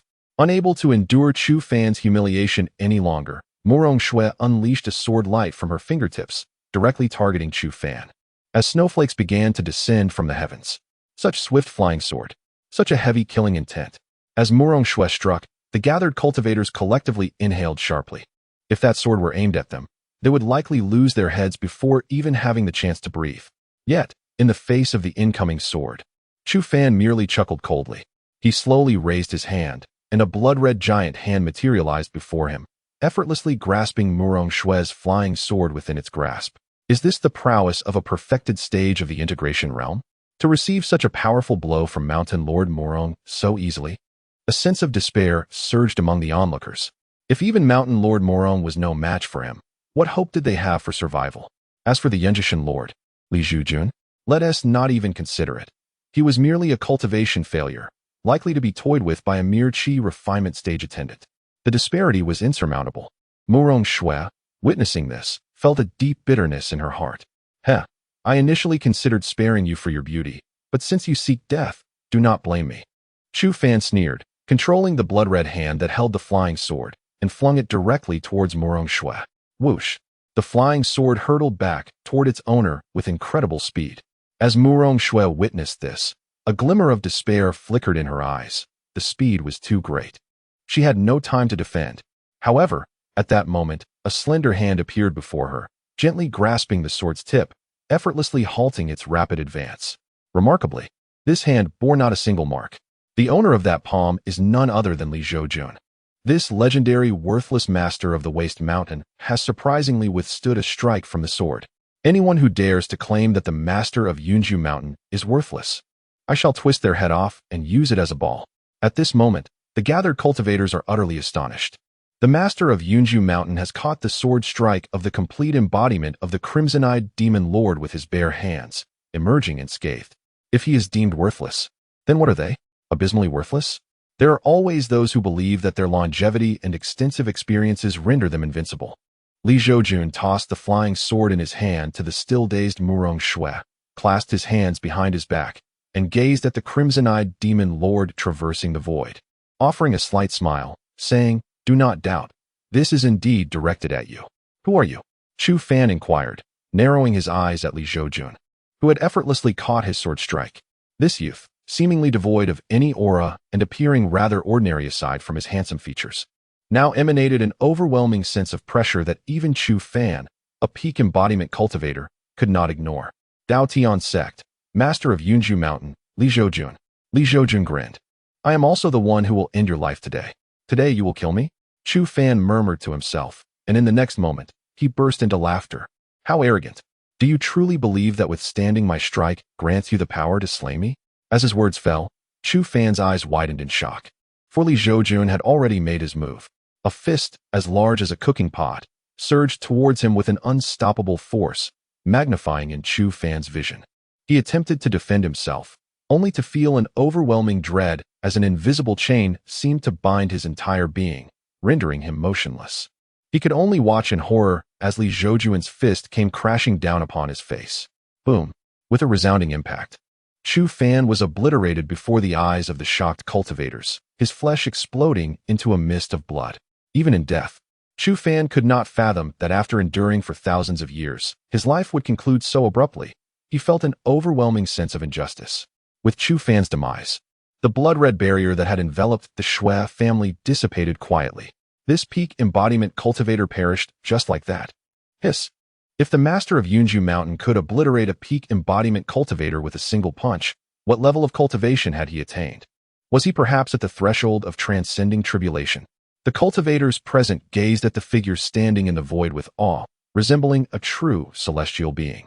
Morong Shui looked at Zhoujun in the sky, her expression a tapestry of complex emotions. A tribulation transcender at the age of 40? Such individuals are incredibly rare throughout history. When she had previously sparred with Zhoujun, it was evident he had held back. Meanwhile, Su Ning gazed at her master's unparalleled figure, her heart swelling with excitement. Had it not been for the multitude present, she would have danced with joy. Shui Wuliang, having recently broken through to the embodiment stage, looked at Zhoujun in the void and could only manage a bitter smile. He initially believed that he had transcended to the realm of unity and had reached the pinnacle of Qingzhou. However, after today, he realized how ludicrous this notion truly was. On this vast expanse of Qingzhou, it seemed that those who had attained the realm of unity were merely at the beginning of their journey. The old man expressed his profound gratitude to the Lord of Yunjishan for saving his life. At that moment, Shui Wuliang bowed respectfully to Zhoujun. We are all indebted to the Lord of Yunjishan for his life-saving grace. The assembled practitioners also came to their senses and bowed in unison to Zhoujun. In response, Zhoujun chuckled lightly, descending gracefully from the sky with his hands clasped behind his back. There is no need for such formality, esteemed guests. As the mountain lord of the foremost righteous sect in Qingzhou, it is merely my duty to eliminate this fiend. Such noble virtue from Lord Li. Shui Wuliang replied with a look of reverence. He then turned to address the gathered practitioners, esteemed guests, if you have been alarmed in my Shui family's presence. It is a failing on our part. If you do not mind, I would like to extend the banquet from 3 days to 10 to help alleviate your distress. During this time, my family shall certainly provide exquisite wines to entertain you. Although the Shui family was indeed the victim in this scenario, having lost their patriarch, it would be inappropriate to hastily conduct a funeral in the presence of so many practitioners. This would cast the Shui family in a light of weakness, suggesting that they could not handle adversity. As for the position of the patriarch, it may be vacant, but as long as the venerable Shui Wuliang was present, the Shui family would remain formidable. Lord Shui is too modest, the practitioners replied with smiles. They were more than willing to indulge in a few extra days of fine delicacies, as the Shui family's resources were substantial, and the nourishment would undoubtedly aid in their cultivation, alleviating some of their arduous training. As the Shui family members tidied the scene, the banquet continued. Meanwhile, at the moment Zhoujun struck down Chu Fan, within a grand hall, a stunning maiden with golden eyes, bare feet, and a flowing white gown reclined upon her throne. She gazed at the shattered bracelet on her right hand, disbelief flickering in her eyes. Brother Chu Fan, the golden-eyed maiden murmured, tears streaming down her cheeks. After an indeterminate time, her gaze hardened, and her voice echoed ominously throughout the empty hall. Elder Wu. An elderly figure emerged from the void upon hearing her call. Investigate who it was that killed Chu Fan, she commanded. Why should the saintess concern herself with the fate of a mortal from the lower realms? Moreover, he shares no blood relation with you, Elder Wu replied, frowning. As he spoke, his thoughts drifted back thousands of years. It was then that he had been dispatched to the lower realms by the master of the Tai Su Palace using the secret techniques of Tai Su, tasked with finding a suitable seed for the palace. Those sent to the lower realms were all top-tier powers beneath the great ascension true immortal level. The reason for not sending true immortals to the lower realms was simple. The secret techniques had yet to achieve such a feat. The threshold for sending individuals from the immortal realm to the lower realms was limited to those who had attained the great ascension level. Yet, even so, practitioners in the tribulation stage were undeniably top-tier powers in the lower realms, capable of fulfilling the tasks assigned by the Tai Su Palace. Reflecting on this, he recalled how, upon his arrival in the lower realms, he fortuitously encountered a maiden possessing a golden spiritual body. The young girl is named Chu Ro, and she has an elder brother named Chu Fan, along with parents who can scarcely provide enough sustenance. Upon further inquiry, it was revealed that Chu Ro was merely an abandoned infant discovered by this mortal family. Without hesitation, he decided to become the protector of the girl named Chu Ro. Yet, Chu Ro was reluctant to depart, for she could not bear to leave her brother, Chu Fan. Thus, with no other option, he employed a secret technique to draw a fragment of Chu Fan's soul into a jade bracelet, informing Chu Ro that should Chu Fan perish entirely, the bracelet would shatter. Only then did Chu Ro agree to leave that mortal household with him. The girl known as Chu Ro was the one with golden eyes and bare feet. Unexpectedly, after several millennia, Chu Fan suddenly met his demise today, and naturally, the jade bracelet on Chu Ro's wrist shattered as well. Old Wu, if you do not go, I shall go myself, Chu Ro spoke coldly, observing Old Wu's indifference towards her brother's fate. As you command, young miss, Old Wu replied with resignation. With that, his figure vanished into the darkness once more. As Old Wu departed, Chu Ro slowly rose, murmuring, Brother Chu Fan, I shall ensure that those who took your life are sent to accompany you in death. Nightfall descended upon Dazhao Mountain, where the Shui family estate shone brightly like a small city. After exchanging pleasantries with numerous cultivators, Li Zhoujun took respite in a small courtyard. Su Nan and Murong Shui settled in adjacent courtyards. Earlier, Shui Wuliang had mentioned Chu Fan a few times, and for some reason, it felt as though Chu Fan's life story resembled that of protagonists in demonic cultivation novels. Would there be others seeking revenge soon? A gentle breeze stirred, and Li Zhoujun, clad in a blue robe, stood in the courtyard with his hands clasped behind his back, gazing at the crescent moon in contemplation. Regardless of whether Chu Fan resembled a protagonist, the fact that he sought to kill everyone present, including himself and Su Nan, warranted his demise. Chapter 22. A mosquito no longer concerning himself with Chu Fan's affairs, Li Zhoujun exited the courtyard and made his way to Su Nan's residence. In the small courtyard, Su Nan sat beside a stone table, resting her chin on her hands, her delicate face gazing vacantly at the moon above. What are you looking at? Li Zhoujun inquired. Entering the courtyard and noticing Su Nan lost in thought, a smile gracing his face. Master, Su Nan exclaimed, rising quickly upon seeing Li Zhoujun's arrival. No need for such formality. Please sit down and share your thoughts with me, Li Zhoujun encouraged, taking a seat across from her at the stone table. Su Nan's face reflected sorrow as she replied, I haven't thought much. But these past few days have made me feel that the world of cultivation is not as splendid as I previously imagined. Li Zhoujun chuckled. Your ability to recognize this signifies your growth. As the saying goes, while people often extol the virtues of immortals, they fail to realize that even immortals grapple with their own troubles. Those who cultivate are not so different from mortals. When one is immortal, they toil for wealth. And as a cultivator, they must also worry about various resources for their practice. Many cultivators devise countless schemes to outwit their rivals for a single elixir. He reassured her. But fear not, as long as I am here, until you are capable of standing on your own, no one shall lay a finger on you. Thank you, Master. Su Nan expressed her heartfelt gratitude. Enough of this sentimental talk, Li Zhoujun chuckled, subsequently producing the Bisha sword and presenting it to Su Nan. This sword is named Bisha, a first-grade flying sword. Although its rank is not high, its quality is exceptional, rivaling that of a third-grade flying sword. As it is a first-grade sword, you will have no trouble refining it into your own life sword. Thank you, Master. I shall not disappoint your expectations, Su Nan replied, her eyes resolute as she accepted the flying sword from Li Zhoujun's hand. That is all I wish to hear, Li Zhoujun smiled, then gently pressed his fingertip to Su Nan's forehead, imparting the Bisha sword technique to her. Once the transfer was complete, Li Zhoujun withdrew his hand, while Su Nan immersed herself in the intricacies of the sword technique. Suddenly, Li Zhoujun furrowed his brow, his gaze piercing through the void as he looked skyward. Has he discovered me? In the clouds above, an elderly man stood, observing Li Zhoujun below with a look of astonishment. This man was none other than Elder Wu, dispatched by Chu Ro to investigate the demise of Chu Fan.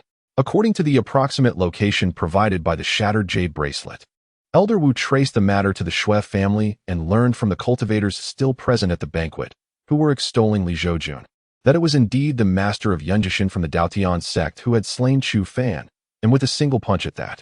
This led Elder Wu to suspect that perhaps Li Zhoujun had already reached the tribulation crossing stage. Thus, he sought the whereabouts of Li Zhoujun through the souls of Shui family servants before arriving to investigate. This resulted in the moment when Li Zhoujun turned his gaze towards him. At this instant, Elder Wu was convinced that Li Zhoujun's ability to sense his presence indicated that he had indeed attained the tribulation crossing stage. While Elder Wu pondered, Li Zhoujun reached out into the void and clenched his hand. Elder Wu, upon witnessing this, wore a grave expression, readying himself for battle. However, he was taken aback as Li Zhoujun opened his palm to reveal a dead mosquito lying within. How dare such a minuscule mosquito disturb my beloved disciple's cultivation? Li Zhoujun remarked with a cold smile as he gazed at the insect in his hand. A mere mosquito? Was such a display truly necessary? Elder Wu exclaimed, feeling somewhat foolish for thinking he had been discovered. Nevertheless, recognizing that he could not see through Li Zhoujun's cultivation level, he refrained from acting rashly and chose to depart from the scene. In the grand hall, Elder Wu, with a humble demeanor, addressed the Saintess Chu Rou seated upon the throne. Saintess, I have discerned who was responsible for Chu Fan's death. Who is it? Chu Rou inquired.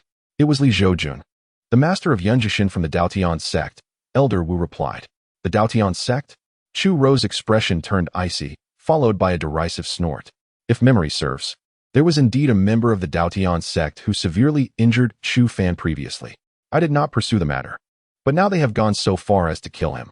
What great audacity the Daotian sect possesses. Elder Wu frowned. Saintess, I believe it is not entirely the fault of the Daotian sect. After all, Chu Fan had already embarked upon the path of darkness, becoming a merciless fiend. It is only reasonable for the Daotian sect, as the foremost righteous sect of Qingzhou, to eliminate him. Regardless, Chu Fan is my brother. Whoever took his life must pay the price.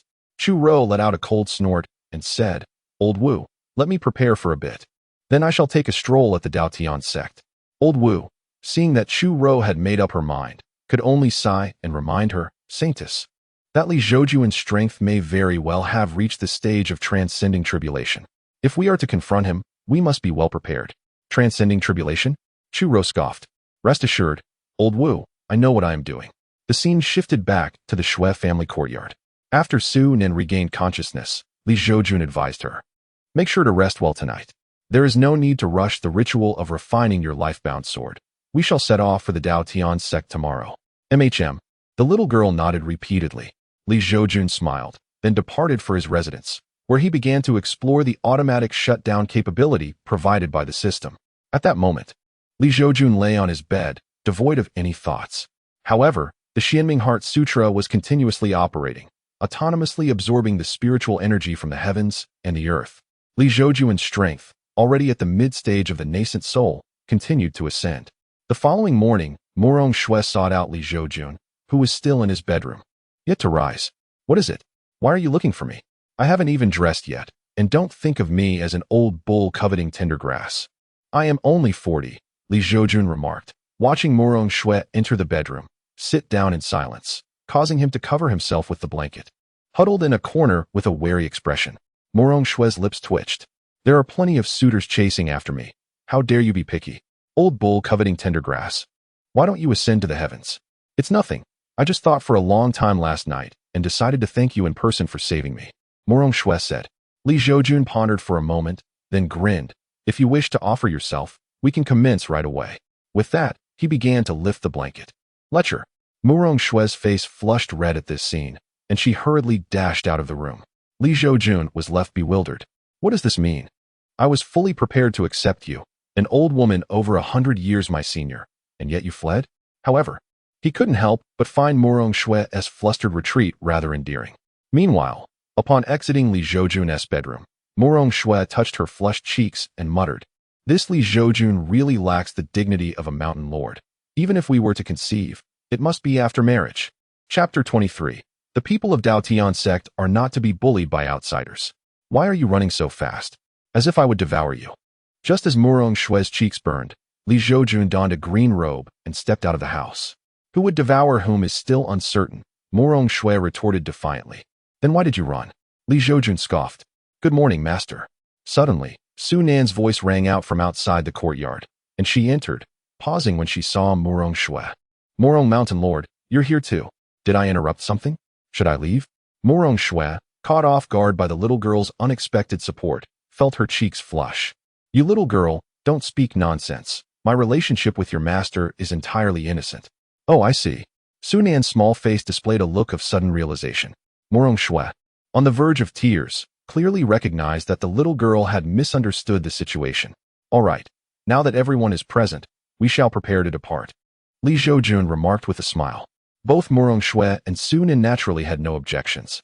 At the Shui family plaza, Shui Wuliang gazed upwards at the trio, Li Zhoujun, Morong Shui, and Su Nan, aboard the nine-dragon chariot, his expression filled with reverence.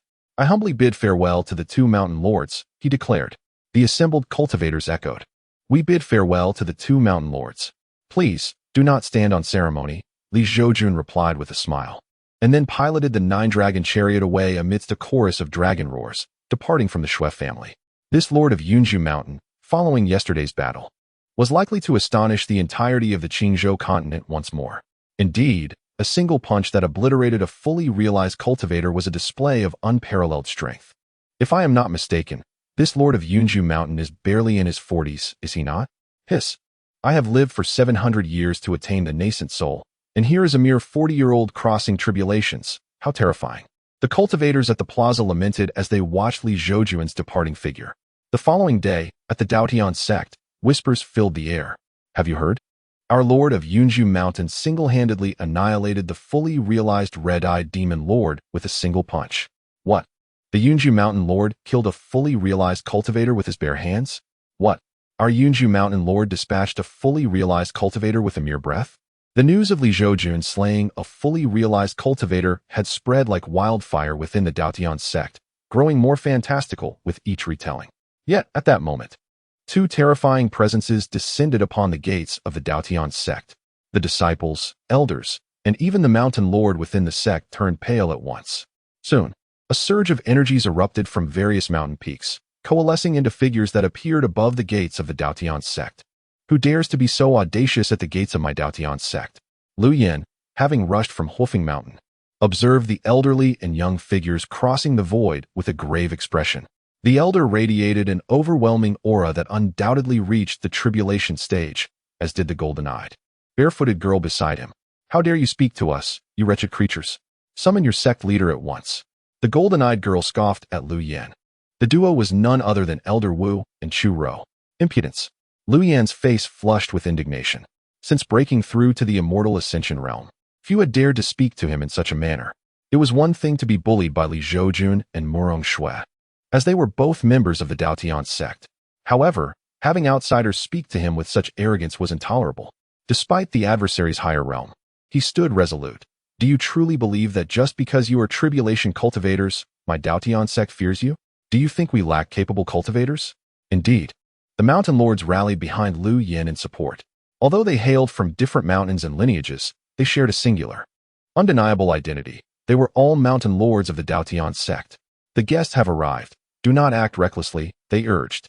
As the various mountain lords vehemently confronted the elder and the youth, the figure of Mu Taiyu slowly emerged from the gates of the Daotian sect. Upon seeing Mu Taiyu, Elder Wu's expression tightened, and he hurriedly conveyed a message to Chu Rou. Saintus, the sect master of Daotian, Mu Taiyu, is quite formidable. Do not act recklessly. Ignoring Elder Wu's warning, Chu Rou fixed her gaze intently on Mu Taiyu and asked, Are you Mu Taiyu, the sect master of Daotian? Indeed. Mu Taiyu replied with a smile. May I inquire as to the purpose of your visit to my Daotian sect? I have come to seek someone from your sect. Chu Rou stated. Who might that be? Mu Taiyu inquired. The master of Yunju Mountain, Li Zhoujun, Chu Rou stated plainly. Oh, Mu Taiyu asked, taken aback. May I ask why, young lady? An eye for an eye, Chu Rou replied with a frigid gaze. And whom did the master of Yunju Mountain kill? Mu Taiyu's eyes narrowed slightly. Chu Fan, Chu Rou answered. Chu Fan, the crimson-eyed demon lord? Is it not justified to eliminate such a heinous figure of the demonic path? Indeed, this woman must be deranged. If the master of Yunju Mountain had slain an innocent, I would not speak in his defense. However, he has eliminated the wicked. and I stand by him. Well done. Indeed, well done. The mountain lords collectively echoed in agreement. Sectmaster, this woman appears to have ties to that crimson-eyed demon lord and may be of the demonic path herself. We should seize her and restore peace to Qingzhou. Lu Yin remarked, his eyes fixed on Chu Rou, though his expression was one of disdain. Indeed, as a mere void immortal, I cannot contend with a great practitioner of your caliber. However, the sect behind me is not one you should provoke. Listening to the mountain lords and Lu Yin, Chu Rou cast a frostbitten glance towards Mu Taiyu and asked, Sect Master Mu, are you certain you wish to protect Li Zhoujun? Mu Taiyu chuckled lightly and responded, the crimson-eyed demon lord is a vile criminal, leaving rivers of blood and devastation in his wake. Should I encounter him, I would not grant him a swift death as the master of Yunju Mountain did. Rather, I would rend him into countless pieces to appease the souls of those he has wronged. Sectmaster, have you truly considered this? Chu Rou's expression darkened upon realizing Mu Taiyu's intent to defend Li Zhoujun. She had not anticipated such unity from the Daotian sect. Unlike the fragmented sects she had previously encountered, you, a woman of commendable appearance, are quite brainless. Do you not grasp the sect master's intent? My Daotian sect is the foremost sect in Qingzhou. Regardless of any mistakes made by the master of Yunju Mountain, it is not your place to dictate terms. My sect shall eradicate evil in its own way, Lu Yin scoffed. Despite his discord with Li Zhoujun, he still stood by his comrades in the face of outsiders. Seeking death, Chu Rou, incensed by Lu Yan's repeated provocations, raised her hand to unleash a powerful strike. The terrifying energy coalescing in her palm sent shivers down the spines of the mountain lords present. Lu Yin, feeling the tension, instinctively recoiled, ready to flee. Mu Taiyu coldly snorted, preparing to intervene, when an unexpected turn of events transpired. Those of the Daotian sect shall not be bullied by outsiders. A calm voice resonated through the air. As the masters of the mountains turned towards the sound, they beheld none other than Li Zhoujun, who commanded the Nine Dragons' chariot. Returning to the Daotian sect. Are you Li Zhoujun? Chu Rou, who was poised to strike against Lu Yin, halted her movements upon seeing him. Her eyes ablaze with animosity. Chapter 24. The astonishing Li Zhoujun indeed. I am Li Zhoujun, he replied, observing the seething anger in Chu Rou's gaze with a light chuckle. Before she could utter a word, Morong Shui beside him interjected with a cold laugh. My dear lady, are you aware that the crimson-eyed demon lord, Chu Fan, intended to sacrifice all those present at the Shui family, including the innocent, to forge pills? Did Yunju Mountain Master not deserve to slay him? Upon hearing this, Chu Rou retorted with a scoff. I know not his motives, but I understand him. He is not one to indiscriminately slaughter the innocent. Huh. Morong Shui laughed derisively. Perhaps the crimson-eyed demon lord was once a virtuous man, but people can change. And so what if he has changed? Regardless of how he has transformed, he will always be my brother. Should I not seek vengeance for him? Chu Rou countered. Morong Shui was about to speak again when Li Zhoujun interrupted. Morong Mountain Master, why engage in a debate with someone so irrational? He then turned to Chu Rou and asked, what is it? Do you wish to kill me? If so, why not take your own life? It would save me the trouble. Chu Rou coldly snorted. In the territory of my Daotian sect, you dare to make a move against me? Just how little do you think of my sect? Master, dispose of this arrogant woman. Lu Yin shouted at that moment. Silence. Mu Taiyu commanded. Chu Rou, with her golden pupils, cast a frosty glance at Lu Yin, warning, if you dare utter another word, I shall tear your mouth apart. Beep. The system has detected someone displaying contempt towards the host. Beep. The system has issued a task to teach the Heavenly Void Palace's Saintess, Chu Rou, a lesson. The host will receive unexpected rewards. The mention of the Heavenly Void Palace's Saintess, Chu Rou, caught Li Zhoujun's attention. His eyes widening in surprise as he regarded her haughty demeanor. No wonder this woman dared to be so brazen. She had the backing of celestial powers. Meanwhile, Lu Yin recoiled slightly, yet maintained his bravado, stating, if you have the capability, come at me and see if the sect leader and the elders of Daotian sect will allow you to run rampant here. Indeed, on the territory of my Daotian sect, whether a dragon or a tiger, all must lie low. Well done, Yunju Mountain Master. The crimson-eyed demon lord is indeed a deserving target. Had I been present, I would have rallied for you. At this moment, the masters of Daotian sect echoed their agreement. Mu Taiyu finally spoke slowly, addressing Chu Rou and Wu Lao. I kindly ask you both to leave.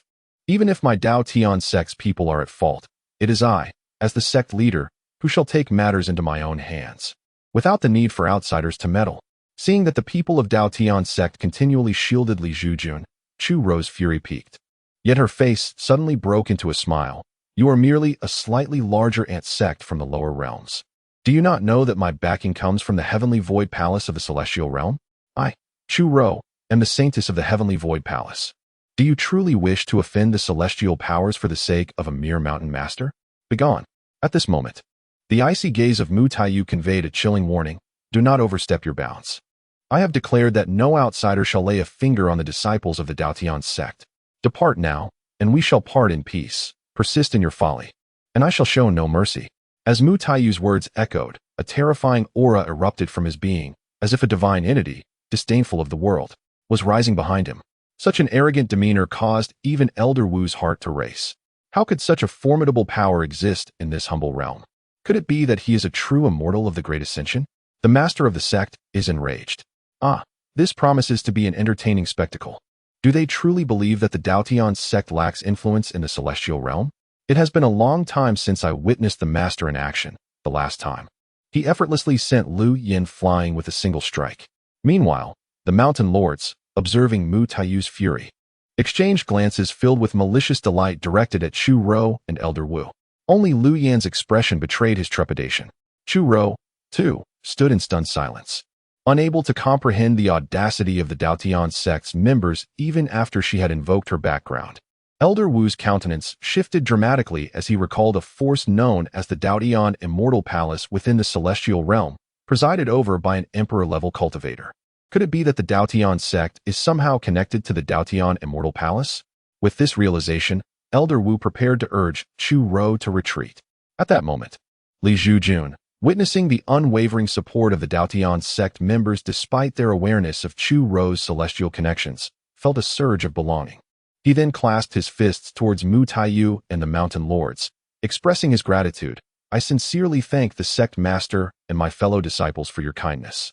However, this matter originated with me, and it is only right that I bring it to a conclusion. Chu Ro's desire for my life shall not be easily fulfilled. Li Shan master, do not overreach.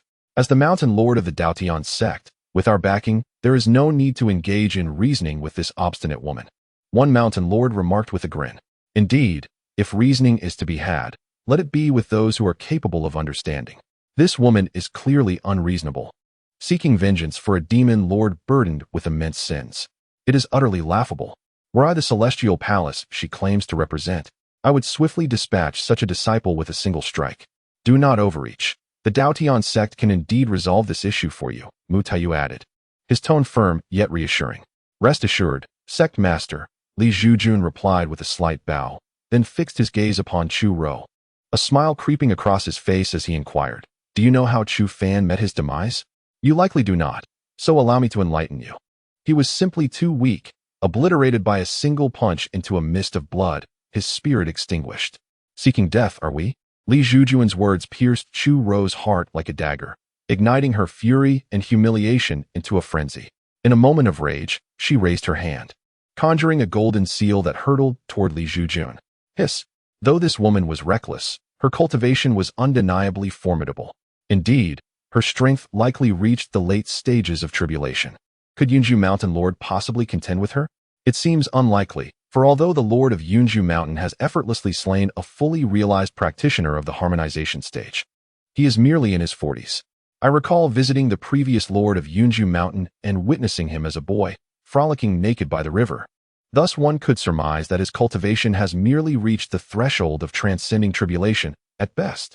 The other mountain lords of the Dao Tian sect, upon observing this scene, began to voice their speculations. Meanwhile, Mu Taiyu noted the calm demeanor of Li Zhoujun, who appeared to be confident of victory, and thus refrained from making an immediate move. With a thunderous roar, Li Zhoujun raised a long hand, and as his sleeve fell away, he caught the golden seal unleashed by Chu Ro amidst the astonished gazes of the mountain lords. The collective thought amongst them was one of disbelief. This is too incredible. Chapter 25. The primordial nurturing pill. How is this possible? Chu Ro was momentarily taken aback by Li Zhoujun's effortless reception of her attack, disbelief etching her features. However, she quickly regained her composure and shouted, as the golden seal in Li Zhoujun's grasp radiated an even more brilliant light. It felt to him as though he was holding a colossal mountain.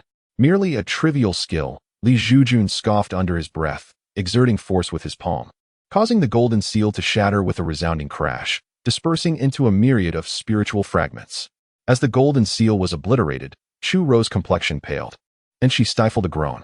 Li Zhoujun slowly clasped his hands behind his back. At that moment, despite having shattered the golden seal, his palms tingled with numbness. While he could contend evenly with Chu Ro, the ease with which he received her seal suggested a standoff at best. It would be more prudent to sustain a self-inflicted wound of 500 to injure the foe by an equal measure. At least with his concealed aura, others would perceive no discrepancy, believing he had effortlessly dispelled the seal while maintaining a steady presence. This was akin to putting on a fade of strength. Indeed, as Li Zhoujun had surmised, the mountain lords observed his calm demeanor and unperturbed aura following the shattering of the seal, and they gasped. Could it be that the Lord of Yunju Mountain has reached the pinnacle of transcending tribulation without so much as a change in expression? Surely not, for he is only in his 40s. Could it be that our Daotian sect is about to give birth to a true immortal who will live for a century? Such talent, if the Lord of Yunju Mountain were to ascend to the celestial realm, would undoubtedly see him become a true disciple of the highest order. As the mountain lords deliberated, Chu Ro's expression turned increasingly distressed. She had not anticipated Li Zhoujun's formidable prowess. Just as she was about to strike at him once more, Elder Wu intervened, raising a hand to halt her. Why is Elder Wu doing this? Chu Ro was momentarily bewildered. Saintess, that is enough. Elder Wu's voice was cold.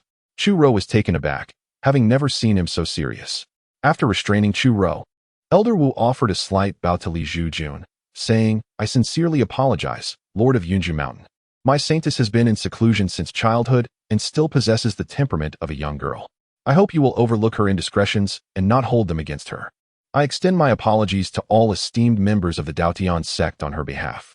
With that, Elder Wu performed a bow to the assembly of the Daotian sect. Chu Ro stood in stunned silence, her thoughts a whirl of emotions as she witnessed this unexpected display. Li Zhoujun waved his hand lightly and chuckled. Since the esteemed elder has said so, to press further would only portray me, Li Zhoujun, as petty. However, given the youthful spirit of this little girl, I must advise you to keep a watchful eye on your saintess. Should she find herself dissatisfied, she may seek out this mountain master once more. But I must caution, next time, I shall not be as accommodating. In truth, Li Zhoujun harbored thoughts of eliminating both Chu Ro and the old man directly. Yet his current strength was insufficient for such a deed. After all, both were transcendents of tribulation, backed by the celestial palace, and it was implausible that they lacked means for self-preservation. Thus, even if the Daotian sect sought to eliminate them, should they make a full effort to flee, it would not be an easy task. It would be wiser to feign submission for the time being. Thank you, Master of Yunju Mountain, for your leniency, Elder Wu remarked, bowing slightly to Li Zhoujun, a hint of relief washing over him. If the Daotian sect's members insisted on acting, he would have no choice but to resort to forbidden techniques, risking a decline in his own realm, to escort Chu Ro away from this place. He promptly took the still-dazed Chu Ro and swiftly departed. You, what is your cultivation level? No matter the opponent, you seem to engage in a fair exchange. Are you perhaps a true immortal of the Great Ascension? At this moment, Murong Shui gazed at Li Zhoujun earnestly, inquiring. To speak candidly, even if an immortal emperor were to confront me, I would still hold my ground, Li Zhoujun replied with a grin. Haha. Murong Shui responded with a smile that did not reach her eyes. Notification, congratulations, host, on completing the task. Notification, the system rewards you with the Primordial Nurturing Pill. Primordial Nurturing Pill. This elixir aids high-level cultivators in refining their foundation, elevating their strength to new heights. This pill is quite suitable for me.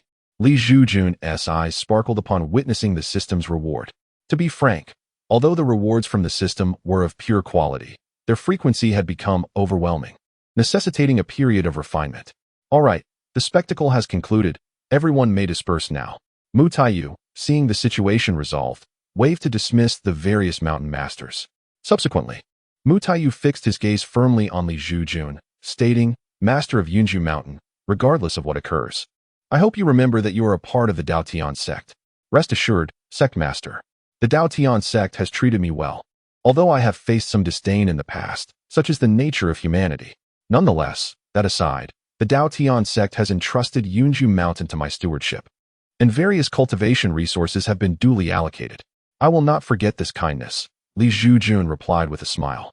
That is good to hear, Mu Taiyu said with a smile, then glanced at the 9-serpent chariot beneath Li Zhoujun, a glimmer of envy in his eyes.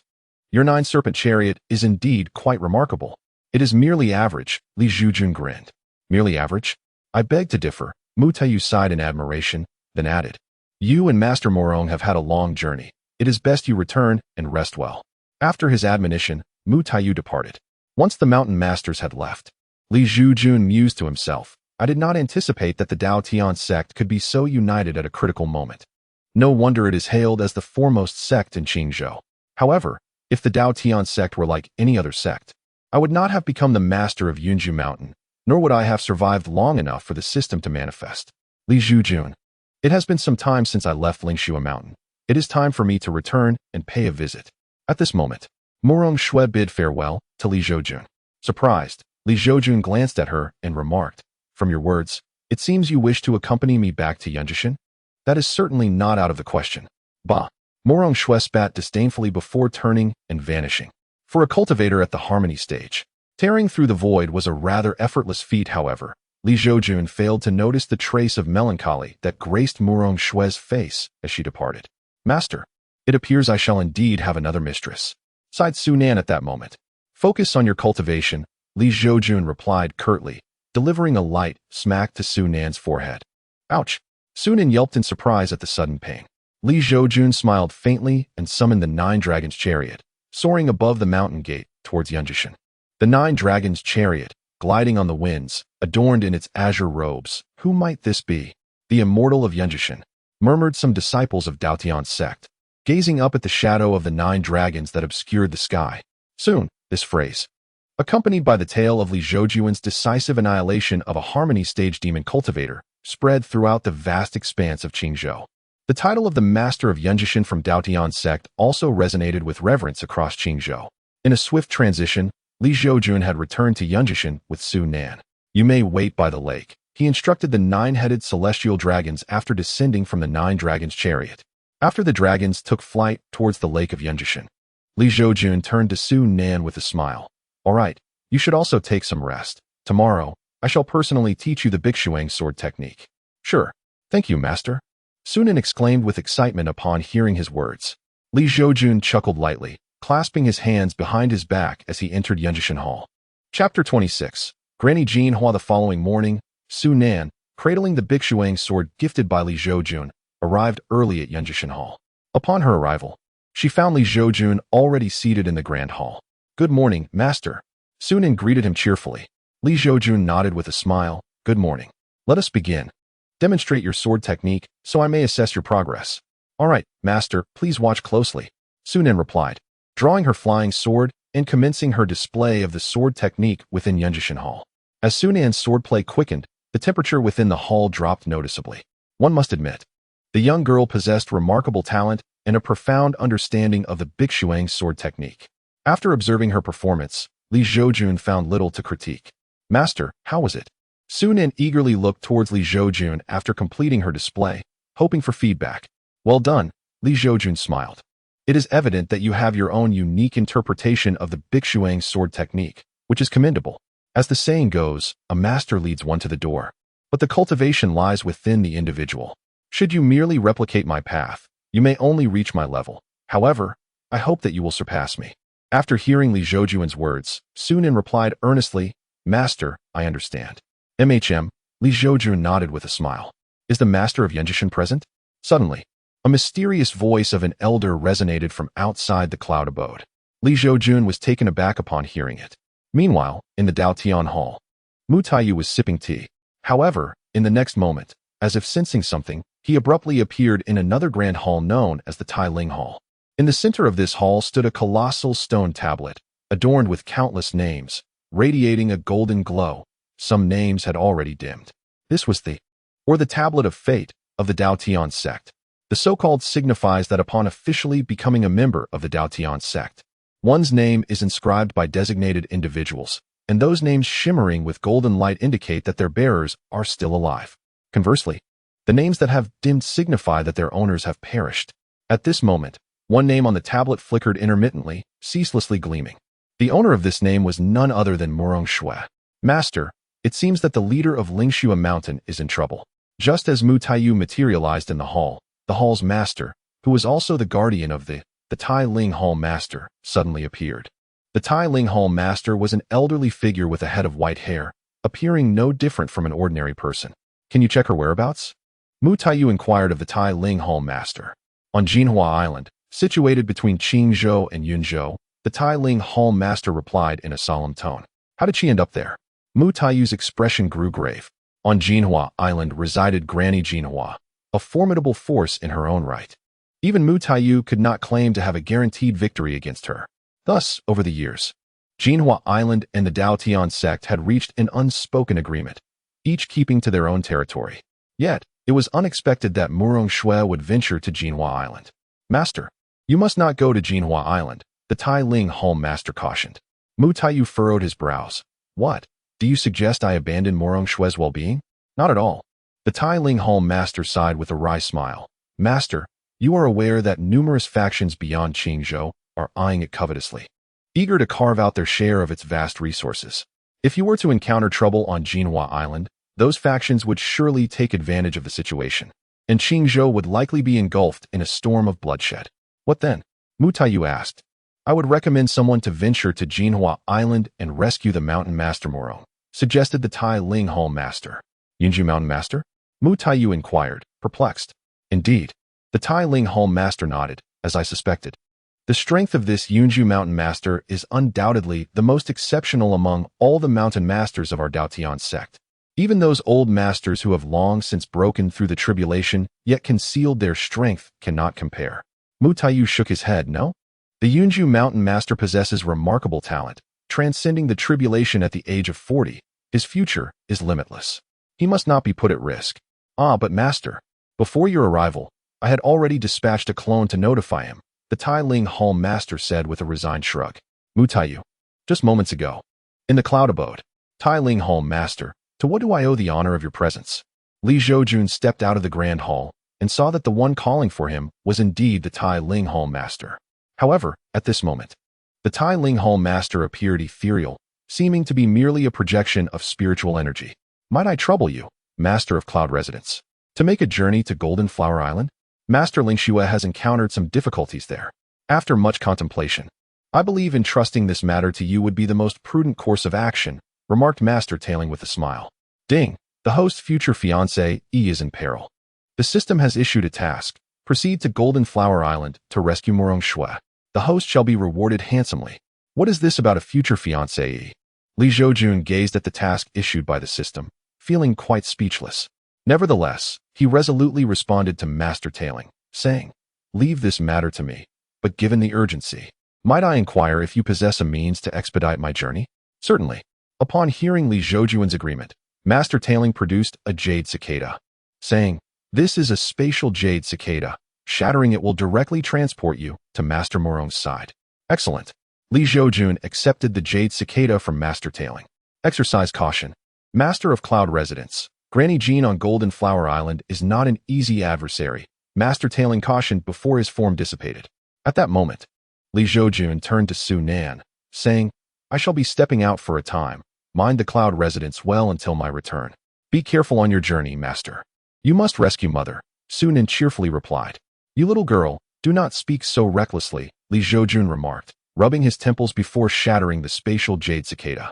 In the next instant, a sensation of swirling chaos enveloped him. As the scene stabilized, a golden serpent-headed staff came hurtling towards him, striking him squarely on the head with a resounding thud. Stars danced before his eyes. Damn it, who dares to ambush me? Li Zhoujun grimaced in pain. Who are you? Simultaneously, a voice of an elderly woman cried out in astonishment. Li Zhoujun. Then, from behind him, the voice of Murong Shui, filled with surprise and concern, echoed. At the sound, Li Zhoujun focused his gaze and realized that the one who had struck him was an elderly woman clad in golden robes, wielding a golden-tongued staff, her hair streaked with gray. At that moment, the elderly woman stared at Li Zhoujun in disbelief, her eyes fixed on the swelling on his head. It was you who struck me, Li Zhoujun exclaimed, one hand clutching his head, glaring angrily at the elderly woman. Chapter 27. stand up, and dance. It was indeed the elderly woman who had acted, yet who could have predicted that a fellow cultivator would suddenly appear here? The elderly woman regarded Li Zhoujun warily. The blow she dealt was lethal. Even someone at the tribulation stage would have perished from it. However, this suddenly appearing youth had merely sustained a bump on his head, seemingly unscathed otherwise. Such strength. Could it be that this person had achieved physical sanctification? The thought filled the elderly woman with dread. After all, the master of Lingxue from Daotian sect had called upon this individual's name. It was evident they were acquainted. "You are Granny Jean?" Li Zhoujun inquired of the elderly woman. "Indeed," she nodded. "With your arrival, do you intend to rescue this master Lingxue from Daotian sect?" "Precisely," Li Zhoujun inquired, turning to Murong Shui. "What brings you here so unexpectedly, and why has it provoked someone to desire your demise?" Murong Shui, her expression grave, replied, "I received word yesterday that a disciple of mine inadvertently trespassed into Golden Flower Island and was captured by the Golden Flower matriarch. I came to negotiate for their release. Initially, our conversation was relatively civil, but the matriarch refused to relinquish them. Upon hearing some commotion from an adjacent room, I seized the opportunity to open the door, only to discover a scene littered with the skeletal remains of cultivators, alongside a vile creature encased in a cocoon. Humph.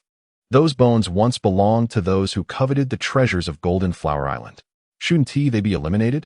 The Golden Flower matriarch snorted in disdain. Murong Shui continued, "If my conjecture is correct, the rumors circulating about treasures that could lead cultivators to immortality on Golden Flower Island were disseminated by you, matriarch, as a ploy to lure cultivators to your domain, only to feed them to that abominable creature. Indeed, clever girl, had this individual not appeared unexpectedly, you would have already become sustenance for my offspring," the matriarch sneered. "So you imply that the disciple from Lingxue Mountain has already met their end at your hands?" Murong Shui's countenance darkened at this revelation. "Why spare them for the new year?" The matriarch scoffed. "Such arrogance from an old hag," Li Zhoujun remarked with a sigh. "Huh, I advise you not to meddle in affairs beyond your ken. Perhaps your strength is commendable, but the forces backing this old woman are not ones you can afford to offend," the matriarch retorted coldly. "Who stands behind you?" "I am quite curious." Li Zhoujun chuckled lightly. "Since you wish to know, I shall enlighten you regarding that individual," the matriarch responded with a huff, muttering an incantation, blood sea roiling. "Surging to the heavens, with my blood, I summon the blood ancestor to descend." "The blood ancestor?" Li Zhoujun's expression froze upon hearing her incantation, his gaze turning mocking. In the next moment, a torrent of blood energy surged from the matriarch, coalescing into a bloody apparition above her. The blood ancestor. Could it be the one who descended upon Qingzhou from the outside world millennia ago? Murong Shui's expression shifted to one of concern. Simultaneously, as the bloody apparition materialized, the matriarch bowed respectfully. Golden Flower pays homage to the blood ancestor. Yet, the blood ancestor remained silent. When she finally lifted her gaze, she found the blood ancestor glaring angrily at Li Zhoujun. The Golden Flower matriarch was taken aback. She hadn't even disclosed who the enemy was. Yet the blood ancestor had fixated on Li Zhoujun. What is happening here? Once again, the blood ancestor addressed Li Zhoujun, speaking slowly. "You again. Call me father." Li Zhoujun grinned widely. "You, young man, should not overstep your bounds," the blood ancestor retorted with a cold snort. "Wait until my true form." Boom. Before the blood ancestor could finish, Li Zhoujun launched a punch towards him, creating a thunderous sound that shattered the air. Furious, the blood ancestor retaliated with a punch of his own. "You impertinent wretch." In the exchange of blows, a terrifying shockwave radiated outward, fracturing the ground beneath them into webs of cracks. How could this be? This person can withstand a strike from the blood ancestor. Jinhua Granny was utterly astonished. The blood ancestor was a formidable being at the grand celestial level. Even if it were merely a projection, it would still possess the might of an immortal. How could a mere tribulation-crossing cultivator possibly withstand such power? There could only be one explanation. This youth was also a grand celestial level powerhouse. However, he seemed relatively weaker, merely capable of matching the blood ancestor's projection in a stalemate. Yet, even so, this youth could effortlessly deal with her. Realizing this, Jinhua Granny was immediately engulfed in panic. After all, the blood ancestor's projection could not last much longer. Once it dissipated, she would become an easy target, a lamb ready for slaughter. At that moment, Murong Shui also cast an incredulous gaze towards Li Zhoujun. Could it be that he was a grand celestial? Youngster, you merely held your own against my projection. If my true form were here, how many rounds could you withstand? Just as Jinhua Granny and Murong Shui were astonished by Li Zhoujun's strength, the blood ancestor coldly remarked to Li Zhoujun, then why not summon your true form? You are all talk and no action. Li Zhoujun retorted mockingly. Just you wait. One day the ancestor will rend you to pieces. The blood ancestor spat out a threatening remark before vanishing. After all, if this projection were to be exhausted by Li Zhoujun, it would be a tremendous loss. With the blood ancestor's retreat, Li Zhoujun did not pursue, as he knew he could not catch up. Is he truly running away? Jinhua Granny was taken aback, recalling how he had once persuaded her to submit to him, promising that if she helped raise the blood demon, she would attain the grand celestial realm. These years, she had treated that blood demon as her own son. Is this how he repays her? Spare me, Immortal. Jinhua Granny, dropping her staff, knelt before Li Zhoujun. Ding. Congratulations to the host for successfully rescuing Murong Shui. Ding. The system grants rewards. The Aoshua flying sword is upgraded to the 9th grade. Ding. The system grants rewards. The Oath Great Formation. 9th grade flying sword. A true celestial's sword. Oath Great Formation. It inscribes in the heart of the swearing cultivator, should the cultivator betray their oath. The formation will summon heavenly lightning. Li Zhoujun was currently examining the rewards bestowed by the system. Seeing that Li Zhoujun remained silent, Jinhua Granny began to panic. Immortal? She tentatively inquired. Li Zhoujun returned to his senses, looking at the anxious and fidgeting Jinhua Granny kneeling before him. Stand up and dance. I shall consider whether to spare you. With that, Li Zhoujun flashed a smile at Jinhua Granny. Murong Shui remarked, Jinhua Granny, Chapter 28. Young man. Do you wish to turn the tide? Surprised by the immortal's peculiar preference, Jinhua Granny felt compelled to embarrass herself. Her face flushed with embarrassment. She stood up and commenced a rather unseemly dance. Li Zhoujun, do you fancy this? Murong Shui asked with a twitch of her lips. Not really. Li Zhoujun replied with a smile. Immortal, how did I perform? Jinhua Granny asked, her face still crimson after finishing her dance. You dance quite well. Li Zhoupeng stroked his chin and nodded, inquiring, how did you come to know the blood ancestor? Granny Jinhua replied, in response to your inquiry. It was the blood ancestor's avatar who initially sought me out, compelling my submission through sheer force and insisting I assist in nurturing a demonic creature. I suspect this creature is the vessel he has prepared for himself. Once it takes form, he shall attach his essence to it, thus allowing him to traverse the mortal realm for an extended period, wreaking havoc. Ah, I see. Here is your chance. Submit to me, Li Zhoupeng grinned. Although Granny Jinhua had committed numerous atrocities deserving of death, Li Zhoupeng lacked the power to eliminate her. Instead, he decided to leverage the residual strength from his earlier encounter with the blood ancestor, compelling Granny Jinhua to serve him, while simultaneously testing the effectiveness of the system's reward. The Oath Formation. Upon realizing that Li Zhoupeng harbored no intentions of killing her, Granny Jinhua's heart soared with relief. To live was paramount, especially for someone of her profound cultivation. After all, everything is hard-earned. Once dead, all is lost. Thus, Granny Jinhua readily declared, the old woman is willing to pledge her loyalty to you, my lord, and serve you diligently. Hold on, Li Zhoupeng interrupted, conjuring a formation with one hand and striking the air, causing it to embed itself into Granny Jinhua's chest. Now, swear an oath. This is the Oath Formation. Should you dare to breach this vow, you shall face the wrath of divine retribution. He smiled broadly, though Granny Jinhua felt a twinge of dissatisfaction. She dared not contradict a true immortal and promptly swore, the old woman vows to serve you faithfully. If I violate this oath, may the heavens strike me down. Excellent. Li Zhoupeng nodded with a smile. Now, tell me, regarding the disciple of the Taoist Tianzong, are you certain you have killed him? Actually, I have not, she admitted. Her face flushed with embarrassment. When that esteemed disciple intruded, the demonic creature had already begun to cocoon, so I merely detained him. That is satisfactory, Li Zhoupeng nodded. Then turned to Murong Shui, saying, next time, do not wander about alone. Not every occasion will present a savior. Murong Shui, taken aback by Li Zhoupeng's admonishing tone, faltered momentarily. However, upon reflection, she realized the wisdom in his words. She nodded, I understand, I won't do it again. Good. Li Zhoupeng smiled. Beep. A presence defying fate has been detected 300,000 miles from the host. The system issues a task. Assist them to receive a reward. Defier of fate. Villain. Upon reading the system's notification, Li Zhoupeng was dumbfounded. Goodness, does the system wish for me to become the villain's grandfather? Is it pushing me into the fire pit? Without hesitation, he firmly rejected. I dare not. I wouldn't even dare if you killed me. The fate of the protagonist's adversaries is often dire. Beep. The system has detected the host's refusal of the task and is now saddened, preparing to abandon the host and run away. Wait, don't do that. I accept. All right. Hearing the system sound like a wronged spouse, Li Zhoupeng could only respond in exasperation, genuinely fearing the system might abandon him, which would indeed be quite awkward. Thud. It is imperative for the host to hasten, lest that individual plunge off the cliff, which would result in the host's task being deemed a failure. However, fear not. Even if the protagonist flourishes, the odds will remain evenly matched. Li Zhoujun mused, the vicissitudes of life are as unpredictable as a sausage wrapped in intestines. It appears this path is destined for darkness. He then turned to Morong Shui and said, You and Granny Jinhua should seek your disciple shortly. I have matters to attend to. And regarding that fiend, I entrust it to you.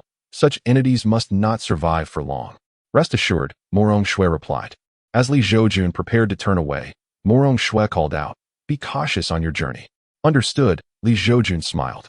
Subsequently, Li Zhoujun summoned the Aoshue flying sword. Upon witnessing the sword's emergence, both Granny Jinhua and Morong Shui were taken aback. A 9th-grade flying sword. Li Zhoujun truly possesses the cultivation of a true immortal. It became evident that he had been concealing his prowess all along. Morong Shui smiled wryly, yet resolved to keep his secret. At that moment, Granny Jinhua, seeing Li Zhoujun about to depart, urgently inquired, Immortal, what should I do from here on? Li Zhoujun cast her a glance and replied, Carry on with your duties. However, should you dare engage in heinous acts, I shall not hesitate to strike you down with a single sword. The old woman understood and promptly affirmed. Not daring to slack off, Li Zhoujun then took to the skies on his flying sword, the swiftness of a 9th-grade sword requiring no elaboration. The journey of 300,000 miles was traversed in but a few breaths. Upon arriving at the designated coordinates, he beheld a youth standing at the precipice. Seated on the ground, imbibing wine and speaking to himself, who would have thought that I, the eldest scion of the Yin family, would meet such a tragic fate of ruin? That Yi Tianming not only annihilated my family, but also rendered me powerless, and even my sister has devoted herself to him. He has joined the Kaishan sect, becoming its true disciple. I am utterly devoid of hope for redemption. How absurd it is. I merely mocked him a few times, and now I question the very purpose of my existence. Young man, do you yearn for a reversal of fortune? Just as the youth from the Yin family contemplated ending his life, Li Zhoujun's voice resonated from above. Who speaks? The youth, startled, rose to his feet, only to bitterly chuckle. Regardless of who it is, I am destined to die. Why should I fear anything? Do you wish to depart this world bearing such humiliation, allowing your sister to live alongside the murderer of your father, serving as a dutiful wife? Li Zhoujun continued. Nay, I cannot abide by that. The youth, Yin Zhihong, clenched his fists, his face awash with resentment. Thud. Yin Zhihong knelt before Li Zhoujun, fervently beseeching. Yin Zhihong implores the esteemed elder to guide me in avenging my family. Such ambition is commendable, Li Zhoujun replied with a gentle smile. Before Yin Zhihong, a sword immortal descended gracefully from the sky, alighting on his flying sword. Please, esteemed immortal, accept me as your disciple. As Yin Zhihong beheld the scene before him, his countenance was infused with excitement. The youth standing before him was undoubtedly a formidable being, surpassing the Golden Core realm, even when confronted by an elder of the Kaishan sect. A master of the Golden Core stage and Yi Tianming's mentor, he had never experienced such an oppressive aura. This was an extraordinary opportunity, one he must seize. I do not currently accept disciples, yet I find you quite to my liking. I shall impart to you a technique, Li Zhoujun remarked with a smile. Please, esteemed immortal, bestow upon me your teachings, so that I may exact my vengeance. Yin Zhihong implored eagerly. Although he had not successfully become a disciple, the methods taught by such a powerful figure were surely not commonplace. Chapter 29. The tragic antagonist. Do not be hasty, Li Zhoujun replied, observing the anxious expression on Yin Zhihong's face. He scrutinized him closely and exclaimed in astonishment, Your meridians are shattered. The one who dealt this blow to you was quite ruthless. Upon hearing Li Zhoujun's words, Yin Zhihong's eyes reddened immediately, and he spoke with deep indignation. Yi Tianming was merely the son of a butcher at the outset, yet my sister inexplicably fell for him. My family, the Yin clan, is a renowned cultivation family in North Yong City. How could I allow my sister to stoop to the son of a butcher? I went to warn Yi Tianming to keep his distance from my sister. After all, many scions of illustrious families also admire her. If he wishes to pursue her, those noble families would not let him off easily. Yet he failed to recognize my good intentions and insulted me, calling me short-sighted. How could I tolerate that? I confronted him, but little did I expect that he would later rise to power and annihilate my family. He even deceived my sister, claiming I colluded with a cult, coveting the position of clan leader, while the cult sought our family treasures, leading to our downfall. That position was destined for me. What was there for me to covet? Truly, a tragic antagonist.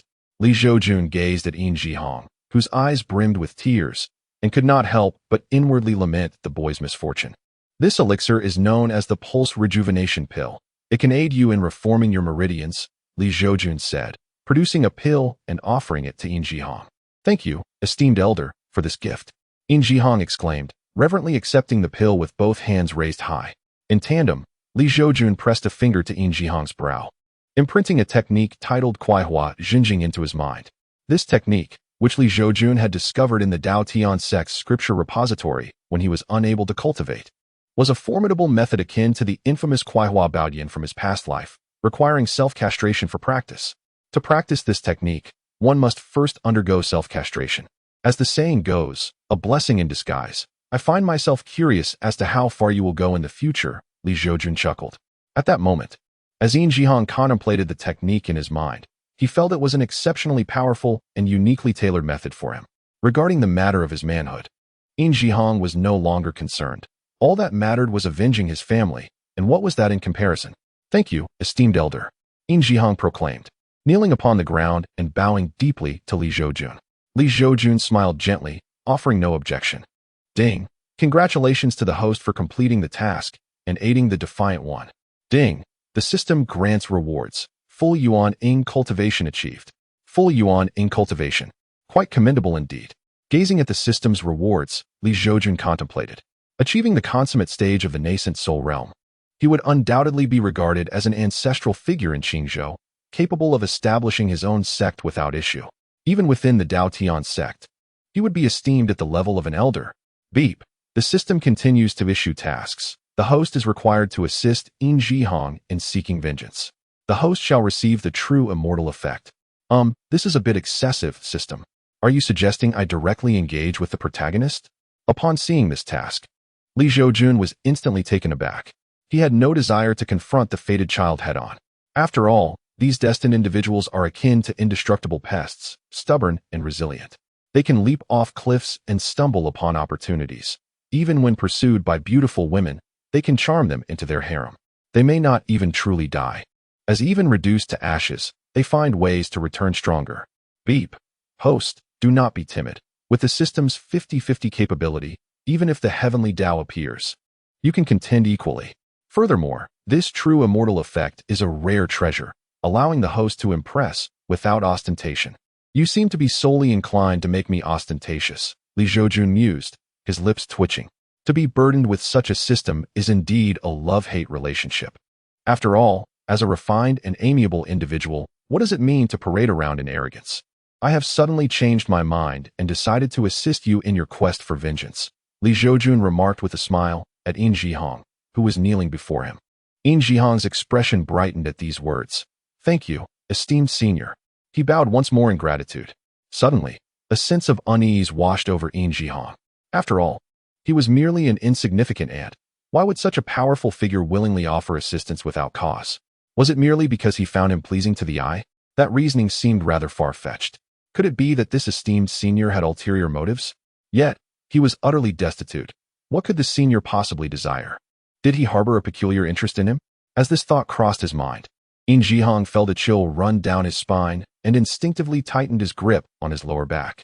Looking again at Li Zhoujun, he perceived the seemingly refined and warm-smiling youth as cloaked in a shadow of malevolence, grinning wickedly at him. However, the thought of avenging his deep-seated grudge steeled his resolve. Gritting his teeth, he thought, what is a little suffering in the pursuit of vengeance? Esteemed senior, if you wish to do anything to me, then please proceed. I will not resist, Yin Zhihong proclaimed, lying down on the ground in a posture of surrender. Li Zhoujun, what are you thinking? I am not the sort of person you imagine. Get up. Suddenly realizing that the young man believed his assistance came with ulterior motives, Li Zhoujun was both amused and vexed. Yin Zhihong, recognizing his misunderstanding, awkwardly rose from the ground, scratching his nose uncomfortably. But I truly do not comprehend what about me could be of value to you, esteemed senior. Li Zhoujun, exasperated, replied, I am merely helping you out of goodwill. If you truly wish to repay me, then focus on your cultivation and serve me well in the future. I understand. Yin Zhihong responded earnestly. Once, I had heard tales of formidable gamers who, upon witnessing injustice, would unsheath their swords to uphold their sense of righteousness. Little did I expect to encounter such a remarkable figure today. Please, enlighten me about Yi Tianming, inquired Li Zhoujun. Very well, Yin Zhihong began to recount. Yi Tianming was an ordinary mortal, inexplicably endowed with the ability to cultivate qi.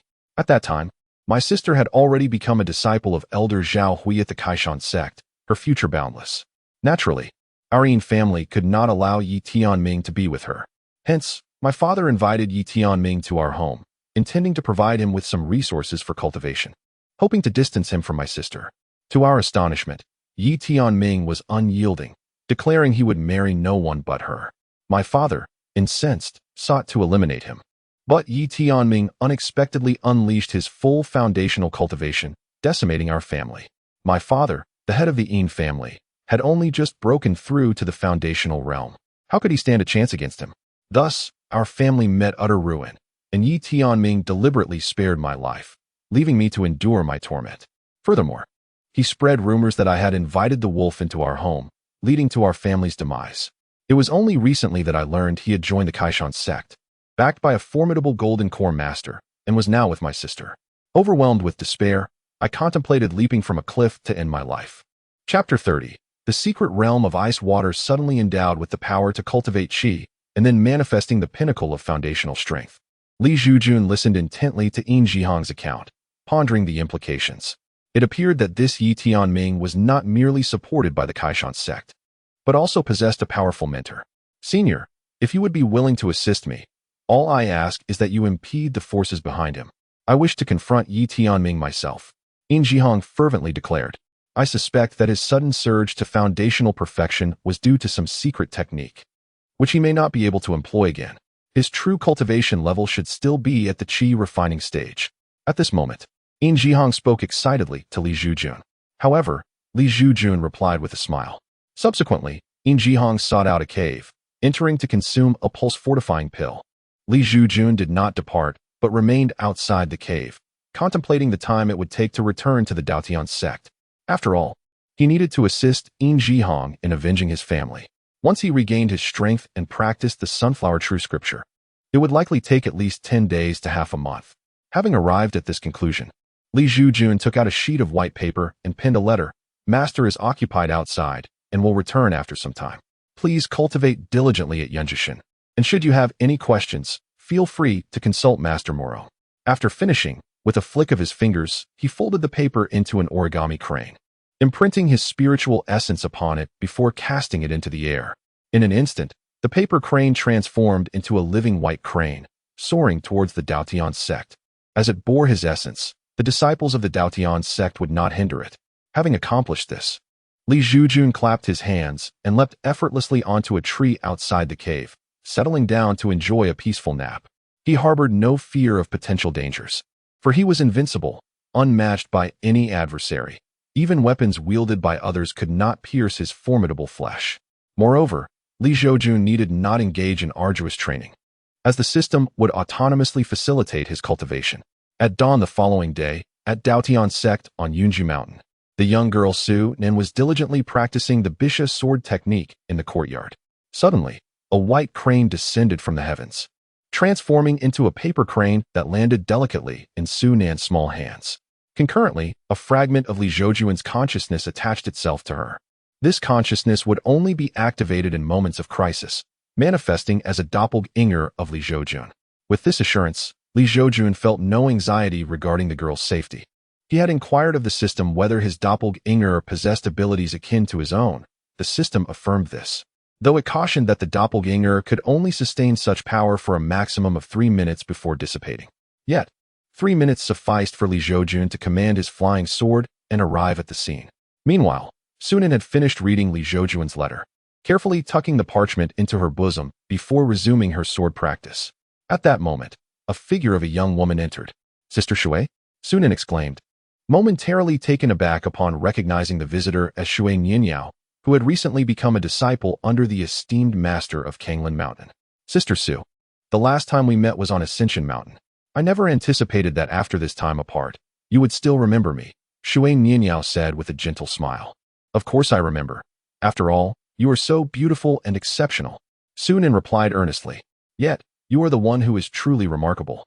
Having joined the Daotian sect under the youngest tribulation transcender, it is likely that you will surpass even the master," Shui Nianyao remarked with a wry smile. Indeed, no one could have foreseen that the once feeble master of Yunju Mountain, who had squandered 40 years in cultivation, would metamorphose into the youngest tribulation transcender in all of Qingzhou. "Ha ha ha, Sister Shui, what brings you to me so suddenly?" Sunan inquired with curiosity. To be honest, she had also believed that joining her master would lead to a mundane existence, unaware that her master was truly a formidable figure. "There is indeed a matter of importance." Shui Nianyao nodded. "Surely you have heard of my status as a princess of the Shuiwa dynasty? Within the Shuiwa dynasty, a secret realm of ice and water has emerged, a remnant of an ancient sect, rich with opportunities. It will open in 10 days. However, only 2 cultivators possessing superior ice and water attributes, or higher-tier spiritual roots, can enter, and they must be female and at the Qi refinement stage. So, you wish for me to accompany you into this secret realm?" Sunan asked, her expression tinged with confusion. "Precisely," Shui Nianyao responded with a smile. "I possess a superior water attribute spiritual root, making me one of the candidates. The other, with a superior ice attribute, can only be you, as you are blessed with a sacred ice spiritual root." Noticing Sunan's hesitation, Shui Nianyao continued, "Sister, are you pondering how such an opportunity could fall into your lap without cause?" Indeed, Sunan nodded in agreement, for she understood that opportunities do not simply descend from the sky. Upon hearing this, Shui Nianyao chuckled lightly and said, "Junior sister, there is no need for such apprehension. Our Shuiwa dynasty lacks any supreme ice spiritual roots. In the Daotian sect, those who possess such exceptional ice spiritual roots have already established their foundation. Only you meet the criteria. If you choose not to go, I, too, cannot enter the ice-water secret realm. Therefore, this matter is still a request from your elder sister. Of course, I would never wish you harm. The sect's regulations are quite clear. Any discord among fellow disciples is met with ruthless consequences. Additionally, I would not dare to offend your master, given her formidable power." "Very well," Sunan replied, acknowledging Shui Nianyao's words. "Sister Shui, when shall we depart?" "I have already informed my master. We can leave at once. The carriage of the Shuiwa dynasty is currently stationed at the serene Yuyuan Mountain, prepared for our journey," Shui Nianyao responded. "All right, please wait for me a moment," Sunan said, as she penned a letter to her master, leaving it on the table of the Yunju Hall, inscribed with the words, "To my esteemed master." She then departed with Shui Nianyao towards Yuyuan Mountain. Meanwhile, the scene shifted back to Li Zhoujun. Within the cave, an aura of the 9th level of Qi refinement suddenly erupted, signaling an imminent breakthrough into the Foundation establishment realm. Li Zhoujun, reclining on a tree, lazily opened his eyes and floated down. "Thank you, esteemed elder, for the elixir. I can now sense that the spiritual energy within me is much closer to establishing a foundation than before. Given some time, I shall surely break through." Just as Li Zhoujun touched the ground, Yin Zhihong emerged from the cave and respectfully bowed to him. Li Zhoujun appraised Yin Zhihong from head to toe, nodding with a smile. "Very good. Have you been practicing the sunflower scripture? Esteemed elder, please take a look." Yin Zhihong responded eagerly, forming a delicate gesture with his fingers and pointing at a nearby stone. In an instant, the stone exploded into countless fragments. "Quite interesting. Spend the next few days diligently cultivating, stabilizing your realm, and familiarizing yourself with the technique. I shall accompany you to the Kaishan sect afterward," Li Zhoujun remarked with a grin. "Certainly," Yin Zhihong replied, his heart already considering Li Zhoujun as his master. After all, Li Zhoujun had granted him a second chance at life and imparted powerful techniques. Though they bore no formal title of master and disciple, The essence of their bond was unmistakable. Chapter 31. A visit to Kaishan's sect 5 days later. The air within the cave was suddenly infused with the aura of Foundation establishment. Outside, Zhoujun observed in astonishment. This young man has cultivated the sunflower scripture and has managed to break through to Foundation establishment so swiftly. Esteemed elder, Jihong exclaimed, his expression filled with excitement as he emerged from the cave. Indeed, Zhoujun nodded with a smile. Let us proceed to the Kaishan sect. Excellent. Jihong's heart raced with anticipation, eager for the opportunity to exact his revenge. Strangely, he felt as though his voice had grown sharper, but he dismissed the notion. As long as he could attain vengeance, he was willing to sacrifice anything. In that moment, Zhoujun waved his sleeve, enveloping Jihong. In the blink of an eye, Jihong felt the surrounding environment shift dramatically, and he found himself soaring above the Kaishan sect. This must be the Kaishan sect, Zhoujun mused, gazing down at the magnificent structures below with a smile. Indeed, Jihong affirmed, nodding in agreement. Meanwhile, within the Mount Kaishan sect, a formidable aura ascended into the sky, manifesting as an elderly figure. Duan Waya, the venerable ancestor of the sect, respectfully clasped his hands in greeting to Zhoujun, who had suddenly appeared. The sight of this elder astonished Jihong. It was said that this ancestor had attained the realm of Yuanying. To witness such a powerful being treating the one who aided him with such deference was truly remarkable. It was evident that this esteemed cultivator also possessed strength at the Yuanying level. Do you have business at our Mount Kaishan sect, my friend? Duan Waya inquired, disregarding Jihong's astonishment, and addressed the seemingly ordinary yet transcendent youth before him. To Duan Waya, the young man appeared no different from an ordinary person, which could imply two possibilities. Either his own cultivation was inferior to that of the youth, or the youth was truly an ordinary individual. However, given the youth's ability to traverse the void, the former was clearly the case. Thus, Duan Waya overlooked Zhoujun's youthful appearance and treated him as an equal. After all, in the world of cultivation, judging a person by their appearance is the most unreliable method, for the countenance of mighty cultivators can change at will. Zhoujun chuckled softly. I have come to seek justice. Oh, Duan Waya's expression shifted slightly. Has one of my sect's disciples offended you? Not at all, Zhoujun replied, shaking his head and gesturing toward the standing Jihong. I am here to seek justice on his behalf. I see, Duan Waya observed Jihong with newfound understanding. Then said, please, both of you, follow me to the inner sanctum. My Mount Kaishan sect is a prestigious establishment. Should any of my disciples commit a dishonorable act, I will not shield them. Very well, Zhoujun responded.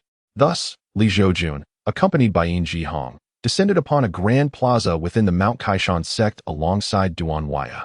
We pay our respects to the ancestor.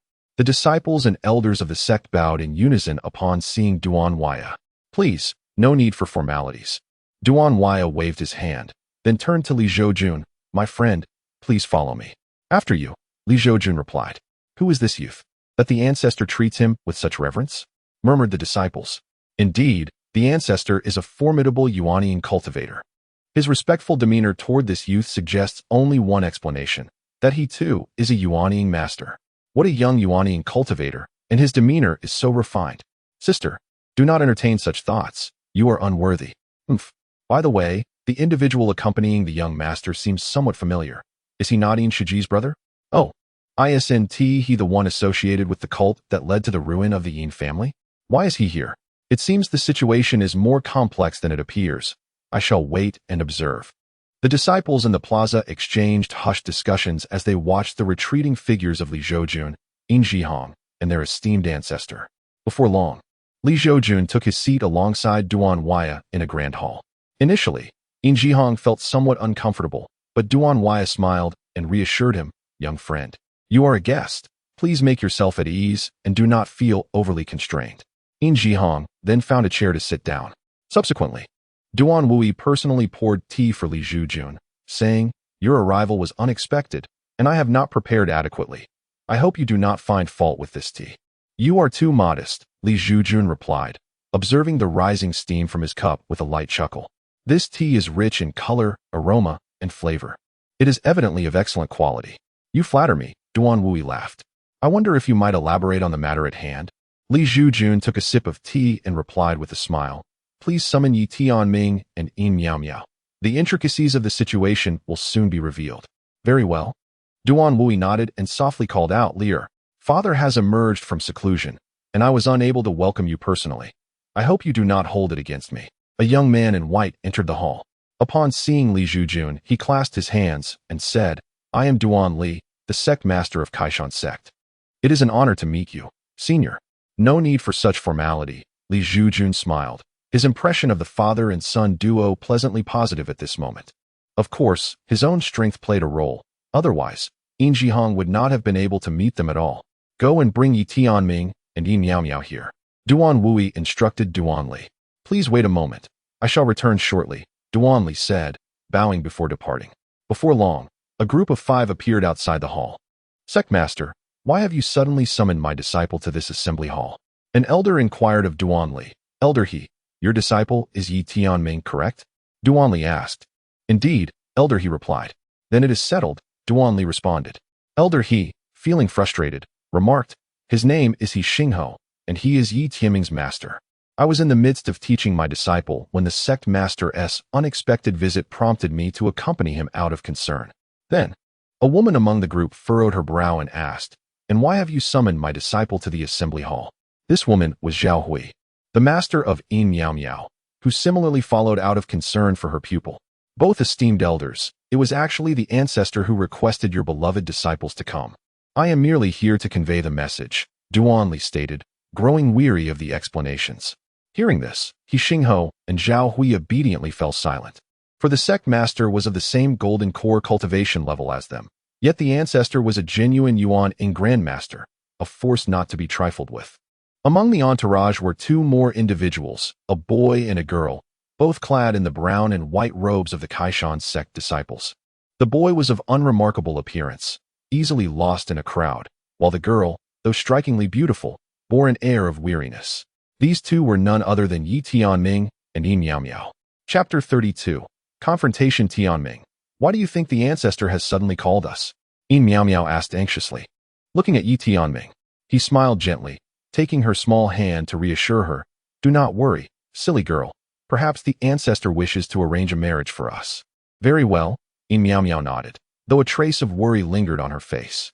Seeing this, Yi Tianming's face filled with compassion as he said, My dear girl, I comprehend the despicable deeds your brother has committed. However, that is all in the past. We must look forward. I am certain that your father would not wish to see you in such a state. Very well, Yin Miao Miao replied. In the midst of their conversation, they followed Duan Li into the grand hall. Upon seeing Yin Jihong seated within, Yi Tianming's pupils constricted in surprise. He could not fathom how Yin Jihong had suddenly appeared there. Similarly, Yin Miao Miao's expression faltered at the sight of her brother, her eyes revealing a tumult of hatred and grievance. We pay our respects to the ancestor. At this moment, both Yi Tianming and Yin Miao Miao suppressed their emotions and bowed respectfully to Duan Waya, their master. Indeed, Duan Waya acknowledged, casting a discerning glance at Yi Tianming and Yin Miao Miao. These 2 are my true disciples of the Kaishan sect, possessing commendable talent. Yet, mere talent is insufficient. One must also learn to conduct oneself properly, lest it all amounts to naught in the end. Disciple Yi Tianming humbly abides by the ancestor's teachings. Disciple Yin Miao Miao humbly abides by the ancestor's teachings. Both Yi Tianming and Yin Miao Miao echoed in unison. At that moment, a solemn voice resonated in Yi Tianming's mind. Young one, the youth seated in the hall is someone I cannot see through. He may well be a virtual immortal. If I were to fall into slumber, it is imperative that he remains oblivious to my presence. Virtual immortal. Upon hearing the elder's voice, Yi Tianming involuntarily gasped in astonishment. A being of such caliber was beyond the reckoning of the Kaishan sect's founder. After all, the elder's physical form had only achieved the level of transformation. This elder was the very voice residing in Yi Tianming's mind and was, in truth, his actual master. Though He Xingho was also considered his master, it was evident that Yi Tianming sought to swiftly acquire resources for cultivation through his status as a true disciple of the Kaishan sect. My young friend, if there are grievances you wish to express, now is the time, Duan Waya directed towards Yin Jihong. Yi Tianming felt a jolt of alarm. Could it be that the Kaishan sect's founder intended to assist Yin Jihong? This thought sent him into a state of panic, especially with his reliance on the elder now concealed. However, Yin Jihong did not immediately approach Yi Tianming. Instead, He turned his gaze towards his sister, Miao Miao, his eyes glistening with unshed tears as he said, Miao Miao, you have grown thin. As he stepped toward her, yearning to embrace her, Miao Miao took a step back. Her demeanor icy as she retorted, I have no brother like you. Witnessing his sister's vehement rejection, Zhoujun was engulfed by sorrow, raising his hand in despair. Filled with unspoken words yet unsure how to articulate them, Zhoujun silently observed the scene, refraining from uttering a word, merely watching in quiet contemplation. You ungrateful wretch. What more is there to say at this juncture? It is too late for your epiphanies. Your actions were worse than those of swine or dogs. Yi Tianming, standing beside Miao Miao, rebuked Zhoujun with an unruffled demeanor. Ah, the villain cries foul, Zhoujun retorted, a bitter smile gracing his lips. On the night my family was annihilated, what were you doing? I was on my way to the Kaishan sect, preparing to pledge myself to its teachings. What of it? Surely you do not expect me, a mere qi refinement cultivator, to annihilate the entire Yin clan? Yi Tianming remarked at that moment. He was convinced that no one in this world would be foolish enough to believe that a qi refinement cultivator could decimate a family of foundation establishment cultivators, especially when many of them were also qi refinement practitioners. This conviction was the foundation of Yi Tianming's confidence. Leave me be, do not seek me out again. From this moment forth, we sever all ties of kinship, Miao Miao echoed in agreement with Yi Tianming. Miao Miao, seeing is believing. Will you merely stand by and listen to this scoundrel's nonsense? Zhoujun retorted angrily. I am the rightful heir of our family. Why would I conspire with heretics to kill our father and usurp his position? Do you not find that utterly ridiculous? Furthermore, I have never been fond of such matters. I would rather our father pass the position to you. All I desire is to receive my monthly allowance from the family and indulge in life's pleasures. Have you forgotten all this? Upon hearing these words, Miao Miao's expression shifted dramatically. Yi Tianming, noticing her reaction, felt a pang of dread and quickly retorted with a cold laugh. Zhoujun, spare us your empty words.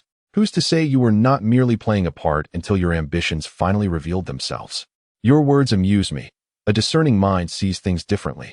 As a mere qi refinement cultivator at the 9th level, even if I harbored ambitions, it would be inconceivable for me to destroy my father, the pillar of our family. After all, without a foundation establishment expert backing us, the Yin family, no matter how formidable it appears, is merely a paper tiger. Zhoujun snorted in disdain. As Yi Tianming observed this, a cold sweat broke out on his brow. He had underestimated Zhoujun's intelligence and eloquence. Had he known, he would have eliminated him entirely at the outset, rather than merely crippling his cultivation. Nevertheless, Yi Tianming maintained his composure. After successfully murdering your father and seizing power, did you not have the support of a heretical sect? As long as you offer them tributes each year, that should suffice, no? Are you out of your mind? Even I, Zhoujun, am not foolish enough to scheme with a tiger for its skin. Did you not claim I colluded with heretics? Where is your evidence? Produce it. Zhoujun sneered repeatedly. Your very existence is the finest evidence, Yi Tianming countered. So, you cannot produce any evidence, then?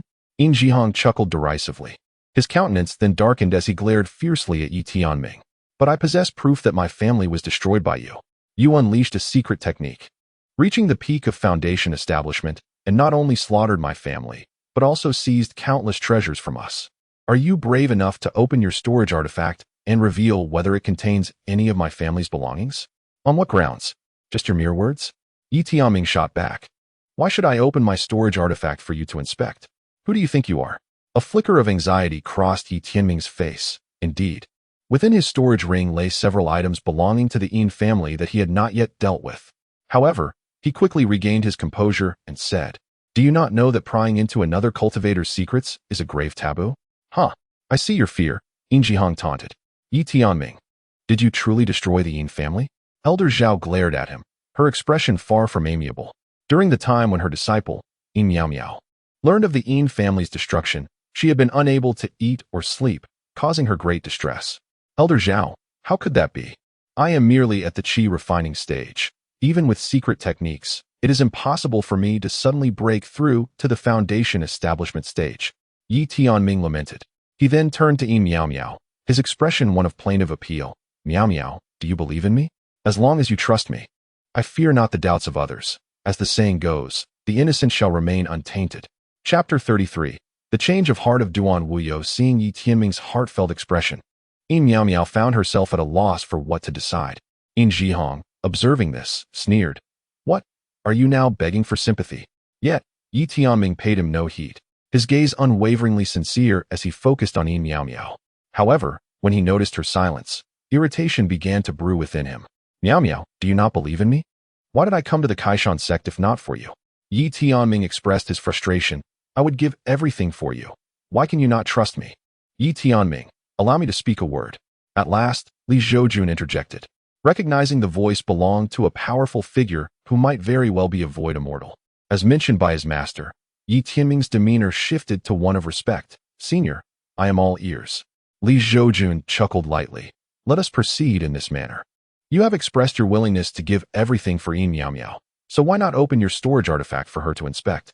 If you are truly willing to sacrifice everything for her, this small request should pose no difficulty, should it?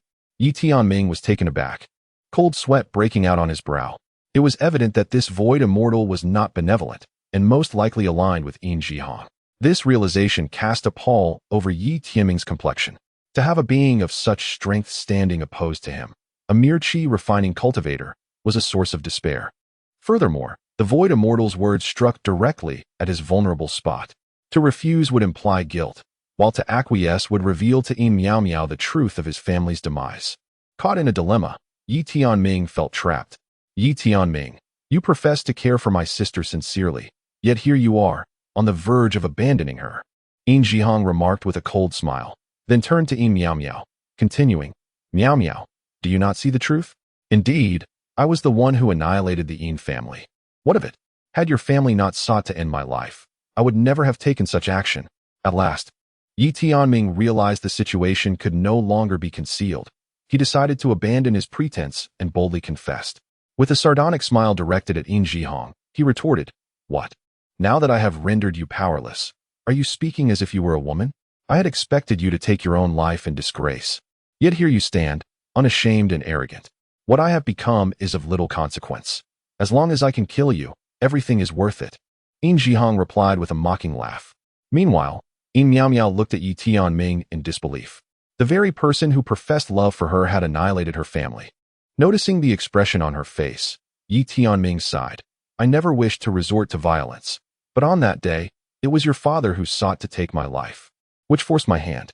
However, Yin Miao Miao did not respond to his words. She merely stood there in a daze, evidently struck hard by the revelations. After all, her family had been annihilated, and to discover that it was at the hands of the one she loved was an unbearable truth. What a farce! Do you not understand why my father sought your demise? Yin Zhihong exclaimed, his voice tinged with agitation. Initially, our Yin family earnestly advised you to distance yourself from my sister, yet you showed no gratitude and instead provoked my father, branding my family as lowly curs unworthy of respect. Who else should he have targeted but you? Alas, in the end, it was your family that faced extinction. Yi Tianming shrugged indifferently. It is true that my family instigated the conflict. We were at fault first, and your family's downfall was deserved. But why did you deceive my sister and shift the blame onto me? Why not admit your wrongdoing openly? Yin Zhihong's teeth clenched in fury. Master, ancestor, this matter is not entirely my old disciple's fault. The Yin family was indeed at fault first. Otherwise, my disciple would not have resorted to such drastic measures. After all, he is still a child, and it is only natural for him to act recklessly. I hope to receive guidance in this regard. At that moment, He Xinghu, noticing the escalating tension, hastily turned to Duan Wuyo, who was evidently concerned for Yi Tianming. Duan Wuyo frowned, stating, Let the younger generation resolve their own issues. We elders should refrain from interfering. Wouldn't you agree, my friend? His meaning was clear. He wished for Yin Zhihong and Yi Tianming to settle their differences independently, without their intervention. Furthermore, it was evident that Duan Wuyo sought to protect Yi Tianming. After all, Yi Tianming's ability to obliterate a foundational-level family at the Qi refinement stage suggested he harbored significant secrets. Should he uncover those secrets, perhaps he could also elevate his own prowess. Li Zhoujun, perceptive to Duan Wuyo's intentions, chose not to expose them, instead smiling and responding, that would be most agreeable. At that moment, Li Zhoujun mused that Yi Tianming truly embodied the essence of a protagonist within a brief span. He had managed to sway Duan Wuyo's stance in his favor. Regrettably, however, Today would mark Yi Tianming's end. For if Yi Tianming were to survive, it would be Yin Jihong who suffered now, but ultimately, it would be Li Zhoujun, the one aiding Yin Jihong, who would bear the consequences. Humph, Yi Tianming, do you dare to face me again after having crippled my meridians? At this juncture, having overheard the conversation between Duan Wuyo and Li Zhoujun, Yin Jihong issued a challenge to Yi Tianming. With that, an aura of early foundational level cultivation erupted from Yin Jihong. Yi Tianming's expression darkened. He was but a mere 7th-layer qi refinement practitioner. To kill someone a full realm above him was an impossibility without the aid of Grey Old. Yet now, Grey Old had fallen into a deep slumber due to the presence of the Shuxian and was hidden away. What could he possibly use to confront Yin Jihong? At this moment, Duan Wuyo's gaze remained fixed on Yi Tianming, eager to see whether he would ascend from the qi refinement realm to the perfected foundational realm. If he could, then no matter what, Yi Tianming must not perish here today. Even if death were inevitable, it must wait until the secrets were unearthed. As dawn broke, the master addressed Tianming, stating that the extent of his assistance could only go so far, and that the rest rested upon Tianming's own shoulders. The elder had also remarked that the grievances between them must be resolved independently, yet he urged Tianming to spare Yin Jihong's life, for doing so would earn him the elder's respect. At that moment, He Xinghu transmitted a message to Yi Tianming, though a sense of anguish enveloped Tianming. He understood that he could not evade the impending confrontation. Engaging with Yin Jihong was certainly preferable to facing an ethereal being, was it not? Power. Yi Tianming was fervently yearning for strength. Had he possessed it, today's events would not have unfolded. Moreover, he pondered the assistance from the ethereal being aiding Yin Jihong, cautioning himself not to leave any room for future resurgence, lest he be trampled underfoot. Let the battle commence, Yi Tianming uttered with a cold snort, directly addressing Yin Jihong and accepting the duel. Chapter 34. The demise of Yi Tianming. Let the battle commence. With Yi Tianming's declaration, Yin Jihong refrained from further banter. With a flick of his fingers, he unleashed several bursts of magical energy, conjured from the very essence of the cultivator's spirit, which soared towards Yi Tianming with a piercing sound. Given that Yi Tianming was merely at the 7th layer of qi refinement, he stood no chance against such an assault. The magical burst struck him squarely in the chest, sending him hurtling backward to the ground, blood spilling from his lips. Onlookers, including Yin Miao Miao, gazed upon this scene, their hearts sinking into despair. Is this all you have? Use your forbidden techniques to kill me. Yin Jihong, witnessing Yi Tianming's utter helplessness, could not suppress his derisive laughter. He then approached Yi Tianming, seizing his foot and swinging him around violently. With a resounding crash, Yi Tianming was flung to the ground, his head bloodied and battered, appearing as though he were on the brink of death. Tianming, He Xinghu exclaimed, his expression one of shock. Coughing up blood, Yi Tianming gritted his teeth against the pain and slowly rose, his gaze fixed on Yin Jihong with a ferocity akin to that of a predator. Huh. Do not glare at me with such intent. You shall accompany my father to the grave. Yin Jihong, undeterred by Yi Tianming's glare, swiftly appeared before him, raising his hand to deliver a lethal blow to Tianming's head. Should this strike land, it would surely result in Tianming's demise, leaving no trace behind. In that critical moment, Yi Tianming's pupils constricted. Suddenly, an unexpected turn of events occurred. The voice of the old sage resonated within his mind. Ah, young one. It appears there is no escaping this fate.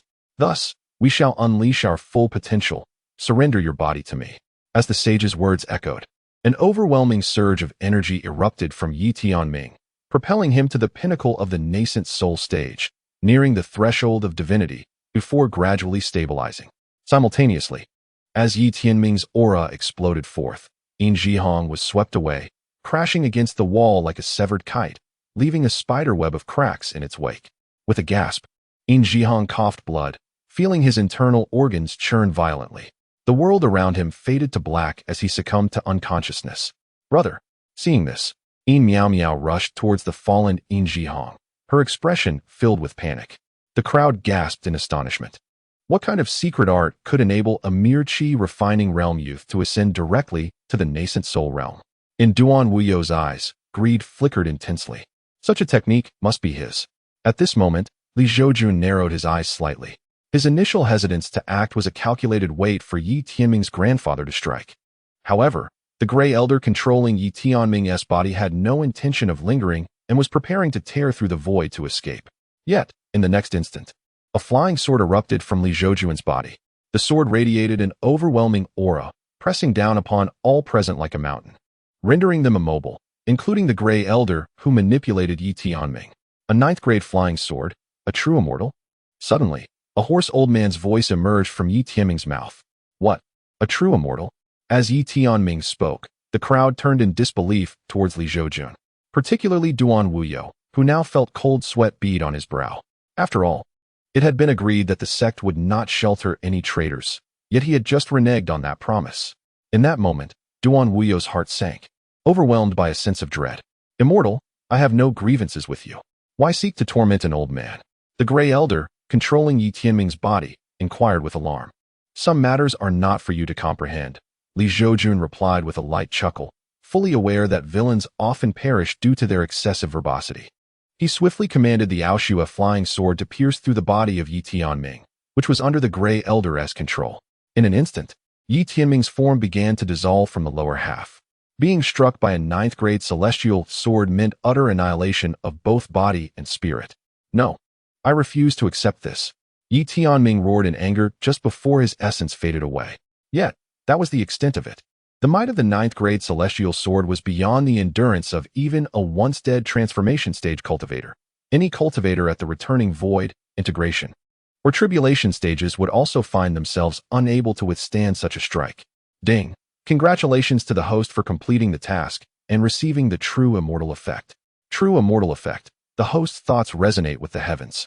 With the system prompt indicating the task's completion, Li Zhoujun finally exhaled in relief.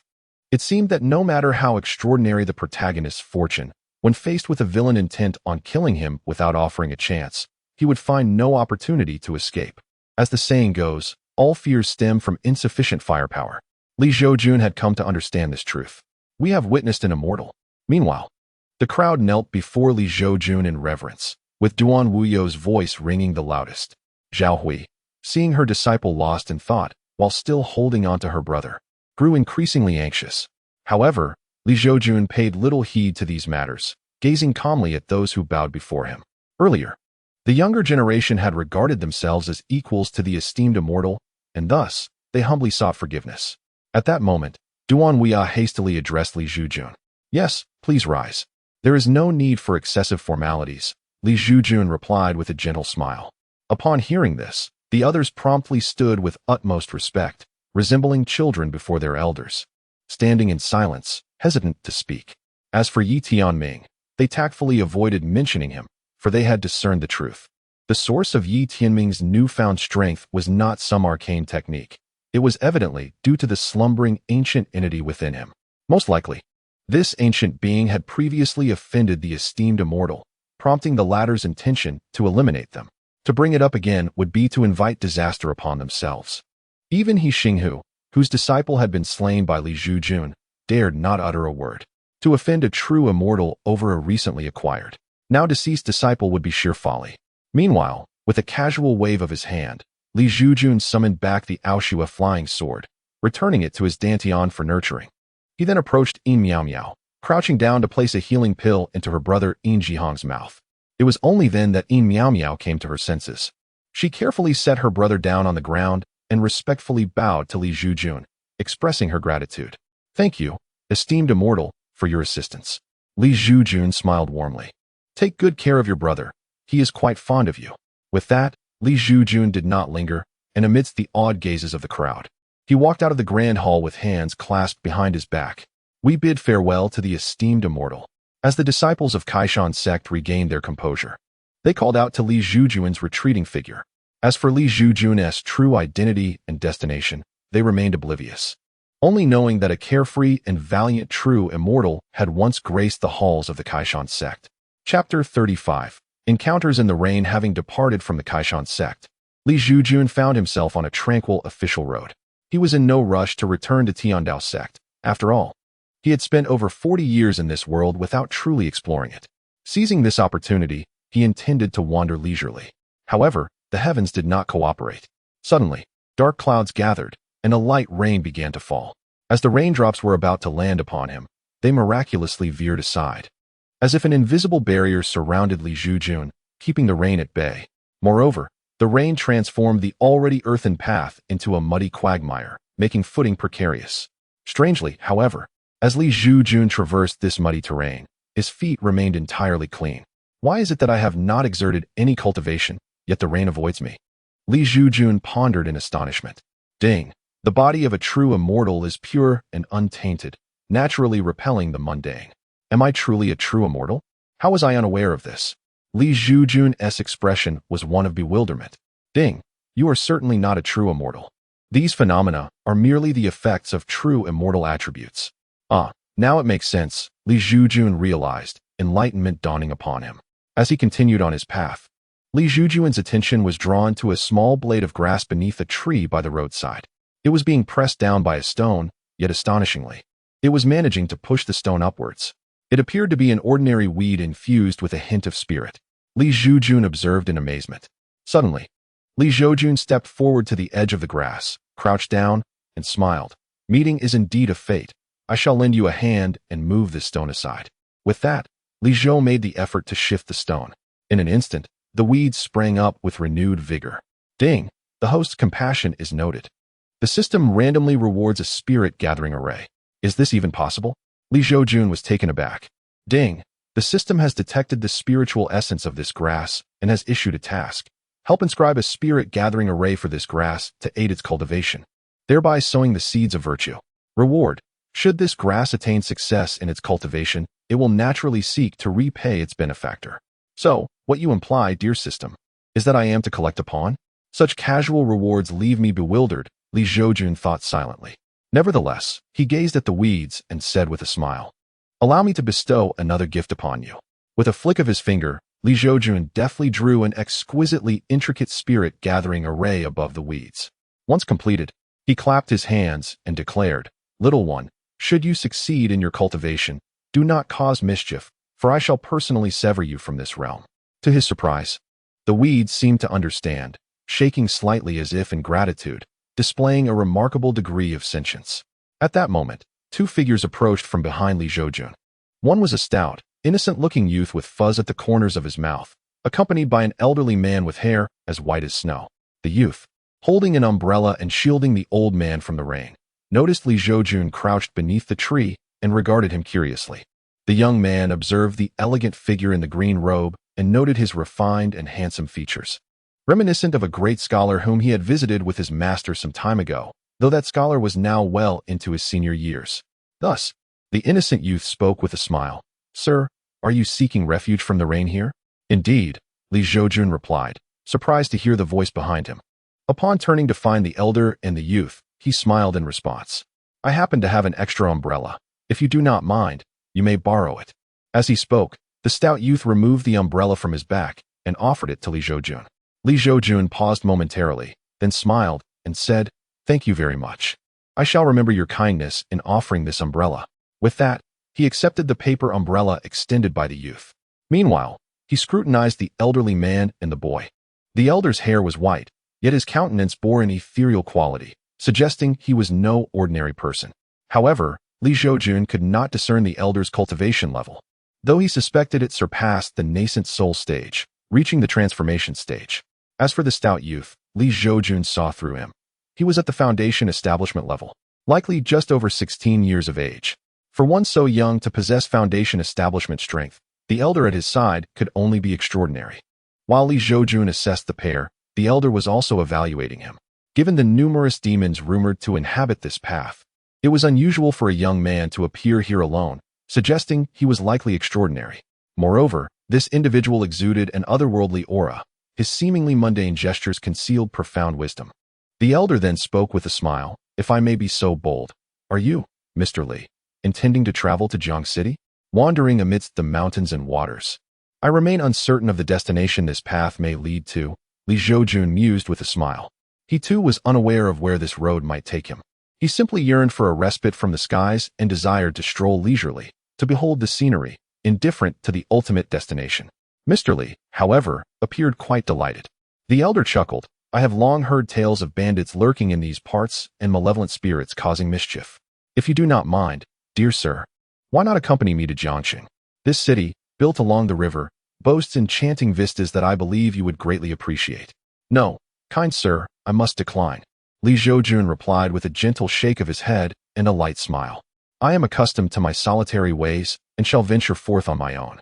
Do take care. With that, Li Zhoujun unfurled his paper umbrella, holding it aloft with one hand while the other rested behind him, and he slowly stepped into the ring. The elder and the youth watched as Li Zhoujun gradually receded from view, until he turned down a narrow path and vanished entirely. Master, look at that patch of grass. Suddenly, the simple-minded youth pointed at a rather spirited clump of weeds. What a marvelous formation! Upon noticing the gathering spirit array upon the weeds, the elder's expression shifted to one of astonishment. This must have been set by that gentleman we encountered earlier, the simple-minded youth remarked. The elder nodded in agreement, stating, to craft such an intricate gathering spirit formation, that gentleman's mastery of formations must be unparalleled in the world. The simple-minded youth's mouth fell agape. He was aware of his master's profound expertise in formations, undoubtedly surpassing a fifth-tier formation master. To receive such commendation from his master indicated that the gentleman was truly extraordinary. Regrettably, the path he took did not lead to Zhoujun, and thus they would not behold the countenance of such a remarkable figure again. You have earned the favor of a great one, which is your fortune. However, our arrival was rather abrupt, and it seems that gentleman neglected to conceal the formation. Allow me to embellish it further. At that moment, the elder cast a slight smile at the clump of weeds and deftly concealed the array set by Li Zhoujun. Very well, sure, we must set forth, the elder instructed the simple-minded youth.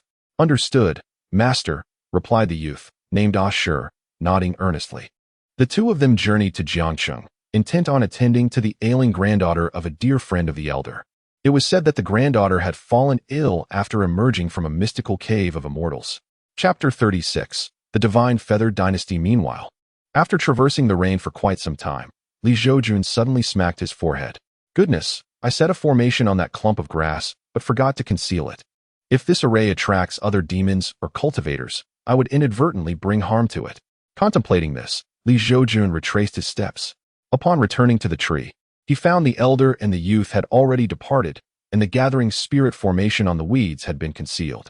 As the clump of grass swayed upon sighting Li Zhoujun's return, it seemed to express joy. It appears the elder intervened, Li Zhoujun remarked with a sigh. Do take good care in your cultivation here, he advised the clump of grass before setting forth towards Zhoujun. After all, he had already traversed another path that offered little in the way of beauty. When Li Zhoujun finally arrived at Zhoujun, the elder and the youth he had previously encountered were already standing outside a grand residence. Lu Wuhan, my disciple Yuzhue has arrived. Why do you not come out to greet him? The elderly man chuckled lightly as he gazed at the grand entrance of the estate. Ha, Zhue, I have long awaited your arrival. Just as Yuzhue's words fell, an elegantly attired elder emerged from the door, laughing heartily. Upon seeing Asher, he paused slightly and remarked, Zhue, have you taken on a disciple? Indeed, this lad is named Xiaoshi, Yuzhue replied with a gentle smile. Asher, do not delay in paying your respects to Uncle Lu. Initially, Yuzhue intended for Xiaoshi to address him as Grandpa Lu. However, doing so would inadvertently elevate Lu Wuhan's status beyond appropriate bounds. Xiaoshi then bowed respectfully to Lu Wuhan. There is no need for formality, young one. At just 16, you've reached the foundational stage. How remarkable. Zhue, you have acquired a fine disciple, one who rivals even the foremost prodigies of the Daotian sect, Lu Wuhan exclaimed with laughter. His expression then shifted to one of nostalgia. I recall when we roamed the martial world as impetuous youths. Now we stand here, both silver-haired and aged. One has established a family, while the other has taken on a disciple. How the times have changed. Indeed, Yuzhue echoed, his tone somber. Suddenly, his gaze sharpened, fixating on Lu Wuhan's chest. Your injury, does it trouble you? Lu Wuhan smiled faintly. I have lived long enough. Today, I can meet an old friend once more before departing this world, and for that, I hold no regrets. However, before I leave, I wish to see my dear granddaughter and hope for her recovery. Please, take me to her. Yuzhue's heart ached at the thought of his old friend's impending departure. The wound on Lu Wuhan's chest was a remnant of their youthful days, sustained in a pursuit of a demonic cultivator. Yuzhue longed to fulfill his friend's final wish. Very well, Lu Wuhan nodded, leading the two of them to a side room. Upon opening the door, they beheld a stunning young woman, her eyes closed in slumber. Lying upon the bed, this young lady was Lu Wuhan's granddaughter, Lu Jining. Xiaoshi, still a youth, felt his cheeks flush at the sight of such beauty but quickly composed himself, for they had come with a purpose, to save her. The last time I saw her, she was still in swaddling clothes. I never imagined she would grow into such a graceful figure, Yu Ziyue remarked. Lu Wuhan sighed with a bittersweet smile. This girl has a wild spirit. After I am gone, Ziyue, you must look after her. Of course, Yu Ziyue responded earnestly, then closed his eyes briefly, perceiving her condition. Ziyue, have you discerned what is ailing my granddaughter? Lu Wuhan inquired anxiously. Yes, the young lady recently ventured into the Zhoujun cave. While she returned, it appears she triggered a formation within, causing the 3 souls of her 7 souls to remain trapped inside. Yu Ziyue explained, his brow furrowing. Truly remarkable, Ziyue. You have quickly identified her plight. But now, what can be done to rescue her 3 souls? Lu Wuhan asked, concern etched on his face. If all else fails, I shall brave the Zhoujun cave myself. After all, I am but a dying man. That is not permissible, Yu Ziyue decisively stated. I have heard of the Void Immortal Cave near Jiang City. It is a sanctuary left by ancient powers for qi refining and foundation establishment practitioners. If those at the Golden Core stage or above were to enter, they would face certain death unless their cultivation also reaches the level of Void Immortal. What should we do? Lu Wuhan inquired. His initial stage of God transformation evidently leaving him apprehensive that a single step into the Void Immortal Cave could lead to his demise. Though I am merely at the God transformation stage, I am also a 5th grade spirit array master. It should not be a problem to retrieve the girl's 3 souls. Yu Ziyue declared with pride. That is reassuring, Lu Wuhan sighed in relief upon hearing this. At that moment, Yu Ziyue took action. He bit his index finger, and in the next instant, began to sketch an array in the void. After a full hour, he finally withdrew his hand, beads of sweat adorning his aged face. Seeing his master in such a state, Xiaoshi felt a surge of compassion. The array is complete. Yu Ziyue gazed at the floating red light and remarked, next, we need to place a strand of the girl's hair within the array to summon her 3 souls back. Ziyue, I am eternally grateful, Lu Wuhan said, clasping his fists in thanks. Yu Ziyue quickly interjected with a wry smile, Wuhan, what are you doing? If you hadn't blocked that strike for me back then, how could I stand here speaking with you now? This is merely my obligation. Do not provoke me into turning against you. Haha, I have been too polite. Lu Wuhan laughed heartily. To have a friend like you in life is already a fulfillment. Yu Ziyue chuckled in response. However, just as he prepared to proceed with the next step, a voice of great authority echoed from above the Lu residence. Lu Wuhan, surrender the treasured items stolen from my dynasty, and I shall spare your entire family. Void Immortal? Yu Ziyue felt a chill as he sensed the aura emanating from above. Wuhan, what have you done? Cough, cough. My granddaughter was unresponsive at the time, and upon hearing of the heavenly feather pill within the divine feather dynasty that could bring the dead back to life, I took the opportunity to steal the pill they were displaying in the main hall, thinking my actions were flawless. Alas, I did not anticipate being discovered, Lu Wuhan confessed, his expression awkward. You truly are remarkable to have committed such an act under the very eyes of a Void Immortal. Yu Ziyue was at a loss, torn between laughter and tears, although Lu Wuhan spoke lightly of it. For a God transformation practitioner to pilfer something from beneath the gaze of the divine feather dynasty's Void Immortal was no small feat. Where is the heavenly feather pill now? Yu Ziyue inquired. Of course, I gave it to the girl. Keeping it would not have resurrected another, Lu Wuhan replied with a bitter smile. You have truly stirred up a considerable mess. The pursuing Void Immortal is likely the mysterious Supreme Emperor of the divine feather dynasty, Yu Ziyue lamented. One must face the consequences of their actions. I cannot let you and Xiaoshi bear the burden, Lu Wuhan insisted. Nonsense. We grew up together. We faced troubles as one. Let us go and confront this Supreme Emperor of the divine feather dynasty together, Yu Ziyue declared resolutely. Very well. Recognizing Yu Ziyue's determination, Lu Wuhan knew he could not dissuade him and reluctantly agreed, but he resolved internally to ensure that neither Yu Ziyue nor Xiaoshi would be implicated. As the ethereal immortal descended upon the divine feather dynasty, the citizens and cultivators of Jiang City were overwhelmed by a terrifying aura, compelling them to kneel in submission. Li Zhoujun, who had recently arrived in Jiang City, stood rooted in place, gazing upward in astonishment at the location of the immortal.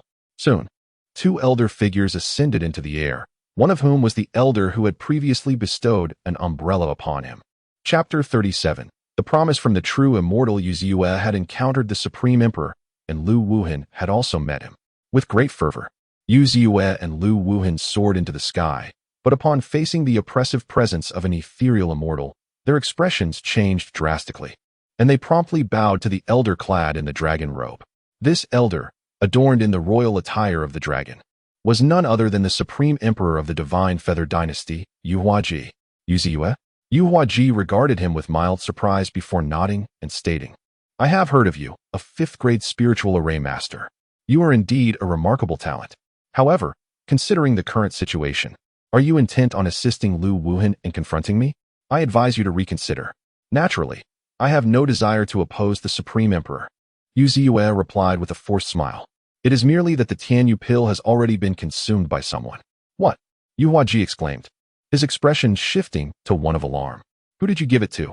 My granddaughter, Lu Wuhan replied in a deep, resonant voice. Curse it. Yu Huaji's face darkened. The Tianyu pill indeed possessed the ability to bring one back to life, but it could only be effective when consumed by those of the Yu clan's bloodline. Furthermore, this miraculous elixir had its conditions. First, the individual's cultivation must not exceed the nascent soul stage. Second, upon resurrection, all cultivation would be stripped away. Third, the time of death must not surpass 3 days. Fourth, one could only consume it once in a lifetime, with a mere 1% success rate. Nevertheless, the significance of the Tianyu pill to the divine feather dynasty was immense, as it was a treasured heirloom passed down from their ancestors, intended to ensure that any exceptionally talented descendants of the Yu family could be revived in the event of an untimely demise. Hand over your granddaughter, and I shall spare your Lu family, Yu Huaji said calmly to Lu Wuhan. Impossible, Lu Wuhan retorted defiantly, raising his chin. As a cultivator of the transformation stage, he was well aware that Yu Huaji sought to refine his granddaughter into a pill. How could he ever consent to such a demand? Shall I take matters into my own hands then? Yu Huaji sneered, the oppressive aura of a celestial immortal bearing down upon Lu Wuhan like a mountain, causing his complexion to pale instantly. Supreme Emperor, is there any other remedy? Yu Ziyue inquired anxiously. There is none. If you possess any sense, you should step aside. This matter does not concern you. Yu Huaji replied curtly. I have already afforded you ample opportunity. You must cherish it. Upon hearing this, Yu Ziyue's face grew pale. Yet he gritted his teeth and said, if it were not for Lu Wuhan taking a blow for me back then, I would have long since met my demise. Stubborn. Yu Huaji scoffed, and both Yu Ziyue and Lu Wuhan felt a surge of bitterness rising in their throats. Meanwhile, Li Zhoujun, who had been observing the events unfold in Jiang City, also discerned that the ethereal immortal from the divine feather dynasty regarded the elder who had gifted him the umbrella with ill intent. The system announced a task. The host must repay the favor of the umbrella to receive generous rewards. Hearing this, Li Zhoujun realized he could no longer remain a mere spectator. Thus, he dusted himself off and ascended into the sky with a graceful stride, hands clasped behind his back. As the atmosphere above grew tense, 3 figures, Yu Huaji, Yu Ziyue, and Lu Wuhan, witnessed a young man in a flowing green robe, his demeanor tranquil, materialized beside them. Mr. Li? Yu Ziyue exclaimed, momentarily taken aback upon seeing Li Zhoujun. With a faint smile, Li Zhoujun remarked, it seems that Mr. Yu has encountered some trouble. Fortunately, I can repay your kindness with the umbrella. He had overheard their earlier conversation in its entirety. Thus he was aware of Yu Ziyue's identity. Who is this? Lu Wuhan inquired, casting a puzzled glance at Yu Ziyue as he regarded the unexpectedly arrived Li Zhoujun, a gentleman of formidable prowess and formations. Yu Ziyue replied with a light chuckle, his expression relaxed. We are saved. Yet, internally, Yu Ziyue couldn't help but chuckle bitterly, realizing that it was his own disciple who had initially gifted the umbrella to Li Zhoujun, and he was merely reaping the benefits. My friend, it would be wise to refrain from intervening, especially since Lu Wuhan was the one who initially stole the Tianyu Dan from my sacred feather dynasty, Yu Huaji said, his tone losing some of its arrogance and taking on a hint of respect. This was due to his inability to see through the young man before him. Li Zhoujun smiled and replied, I recall reading in the Qingzhou records that the Tianyu Dan possesses the ability to bring the dead back to life. Indeed, but only for those who bear the bloodline of my feather clan, Yu Huaji clarified. It would be best for you not to interfere in this matter. Since Lu Wuhan dared to steal from my sacred feather dynasty, rest assured, I shall not let him go unpunished. And with Yu Ziyue standing alongside him, he too will not escape my wrath. His voice turned chilling as he spoke the last words. I have no desire to meddle. Yet I cannot disregard the favor that Mr. Yu has extended to me with the umbrella. How about this? I offer you a promise to lend my aid once your sacred feather dynasty stands on the brink of collapse. What say you? Li Zhoujun proposed with a smile. It was Lu Wuhan who had erred initially, and when the supreme emperor of the sacred feather dynasty came seeking justice, it would be unreasonable for Li Zhoujun to step in and further escalate the conflict. Such actions would be no different from those of unreasonable, malevolent cultivators. When my sacred feather dynasty is on the verge of destruction, you will intervene. Yu Huaji chuckled at first, but then his amusement turned to a cold sneer. Do not speak so boastfully. I fear that before my sacred feather dynasty meets its end, you may fall first. Do not be ungrateful, Li Zhoujun replied, his eyes narrowing slightly, a subtle smile gracing his lips. At that moment, the heavens themselves seemed to shift, as if the very winds and clouds were responding to an unseen force. Thunder rumbled ominously, creating a scene reminiscent of apocalyptic despair. A true immortal? Yu Huaji, Yu Ziyue, and Lu Wuhan gasped, their eyes widening in disbelief. The legends spoke of the wrath of true immortals causing the heavens to tremble, and such a phenomenon was unfolding before them. Feeling the oppressive aura emanating from Li Zhoujun, Yu Huaji sensed that he was akin to a small boat adrift on a vast stormy sea, with the potential of being swallowed whole by the waves at any moment. This old man is willing to relinquish the Tianyu Dan. I beseech the immortal to forgive my transgressions. I was blind to your greatness and have offended you. I implore your mercy. After Huaji reacted, he bowed deeply to Li Zhoujun, expressing his trepidation and speaking in a somewhat disjointed manner. Although both the virtual immortal and the true immortal bear the title of immortal, in essence, the former is merely a practitioner on the path of cultivation, fundamentally still immortal. In contrast, a true immortal has genuinely transcended the tribulations of thunder and attained the great Tao. 100 or even 1,000 virtual immortals would not amount to a mere breath from a true immortal. May I inquire if my singular effort could possibly equate to the value of that Tianyu Dan? Li Zhoujun asked with a smile, retracting his true immortal aura. Absolutely. Of course, Huaji quickly replied. Realizing the extraordinary fortune of exchanging a single Tianyu Dan for the assistance of a true immortal for the divine feather dynasty was nothing short of miraculous. Not to mention, even 10 Tianyu Dan would pale in comparison to a single intervention from a true immortal. After all, while the Tianyu Dan can indeed resurrect members of the Feather Clan, it comes with various stipulations and a mere 1% success rate for revival. Chapter 38. Master of Spirit Arrays. Then it is settled. Should your divine feather dynasty encounter peril, simply ignite this incense, and I will sense it, Li Zhoujun stated, producing a stick of incense and handing it to Huaji. Thank you, esteemed immortal. Huaji accepted the incense with evident delight. With this promise from a true immortal, the recently restless Daling dynasty would likely refrain from stirring up trouble. The Daling dynasty, neighboring the divine feather dynasty, boasts countless experts, with rumors suggesting that their ancestral figure has already transcended into the combined body realm, intending to sweep through surrounding dynasties to expand their territory. This concern was precisely why Huaji valued the Tianyu Dan so greatly. He feared for his promising junior, who might one day fall victim to the treachery of the Daling dynasty. Meanwhile, Yu Ziyue and Lu Wuhan, witnessing this scene, were instantly filled with envy. Goodness! The divine feather dynasty has truly struck an incredible fortune with a promise from a true immortal. If you have nothing further, you may take your leave, Li Zhoujun said to Huaji with a smile. Certainly. Should you ever visit the divine feather dynasty, please do inform this old man, so I may prepare to welcome you. Huaji promptly responded. Understood, Li Zhoujun nodded. With that, Huaji took his leave, carefully safeguarding the incense, and returned to the divine feather dynasty with a spring in his step, feeling immensely fortunate to have secured a promise from a true immortal. At that moment, the system's voice resonated in Li Zhoujun's mind. Ding!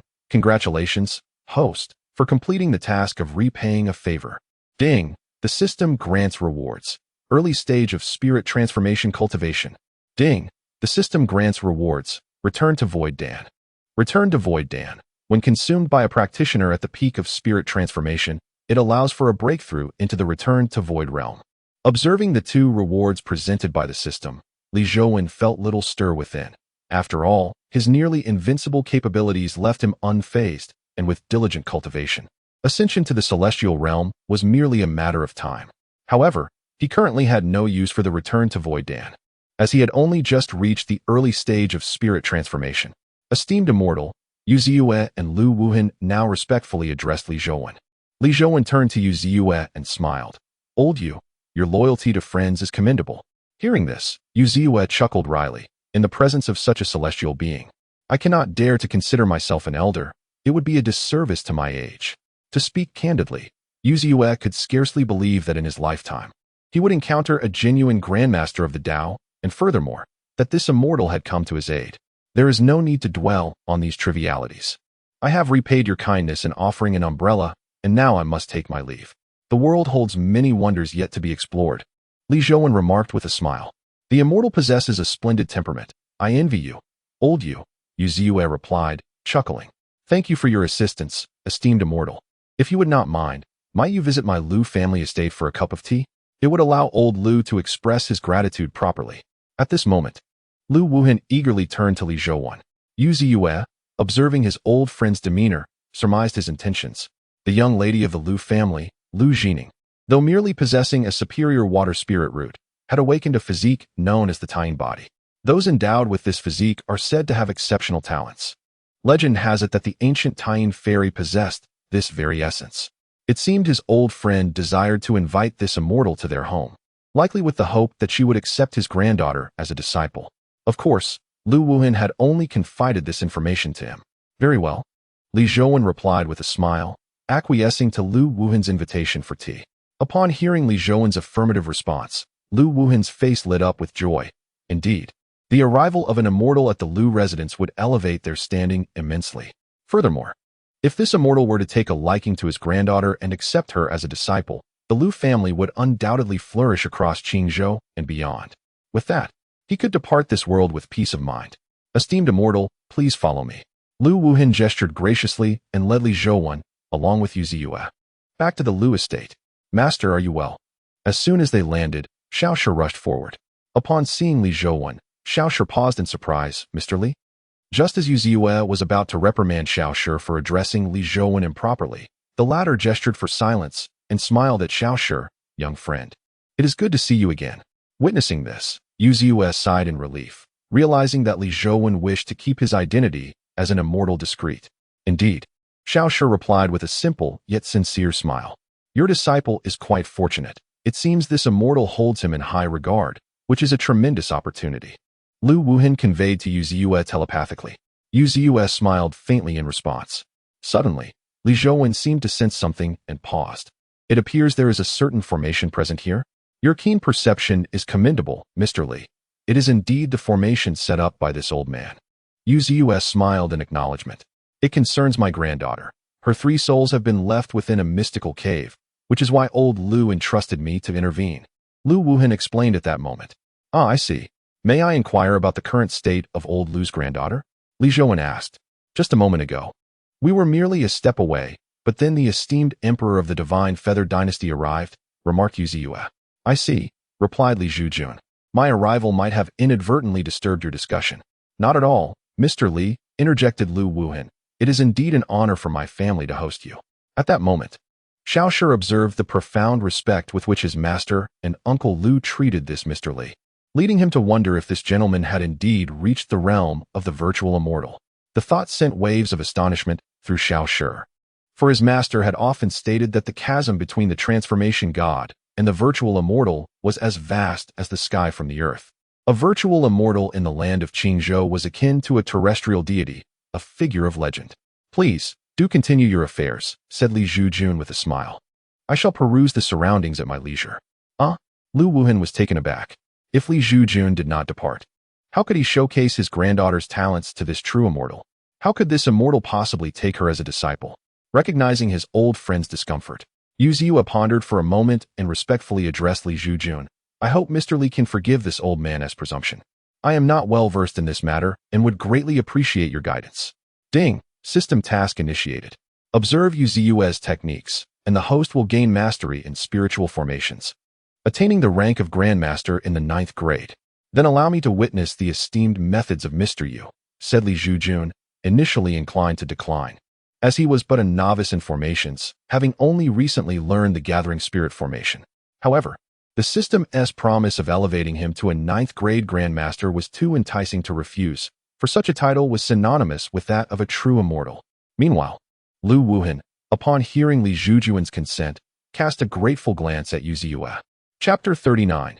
Temporary residence at the Lu family. As Li Zhoujun followed the two into the chamber of Lu Jining, he immediately noticed that the girl lying on the bed possessed an extraordinary constitution. "Old Mr. Lu, your granddaughter is of Italian physique?" Li Zhoujun inquired, astonished. "Indeed, what you say is true, Mr. Li," Lu Wuhan responded, his expression slightly anxious. He understood that at this point, his small secret could no longer be concealed from this true immortal. As expected, Li Zhoujun then remarked with a smile, "It seems old Mr. Lu's intentions extend beyond mere hospitality. You wish for me to accept this young lady as my disciple, do you not?" Caught off guard by Li Zhoujun's directness, Lu Wuhan awkwardly scratched his nose and replied, "Mr. Li, my time is limited. I merely wish for my granddaughter to have a sturdy support after I am gone." "I see," Li Zhoujun nodded. Just then, the system chimed in with a notification. "Ding, Italian physique detected.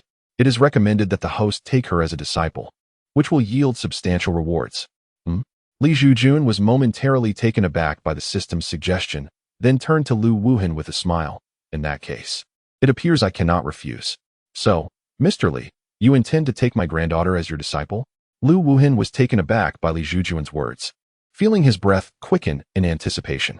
If my granddaughter truly has the fortune to enter the esteemed realm of immortals, then at least her safety will no longer be a concern.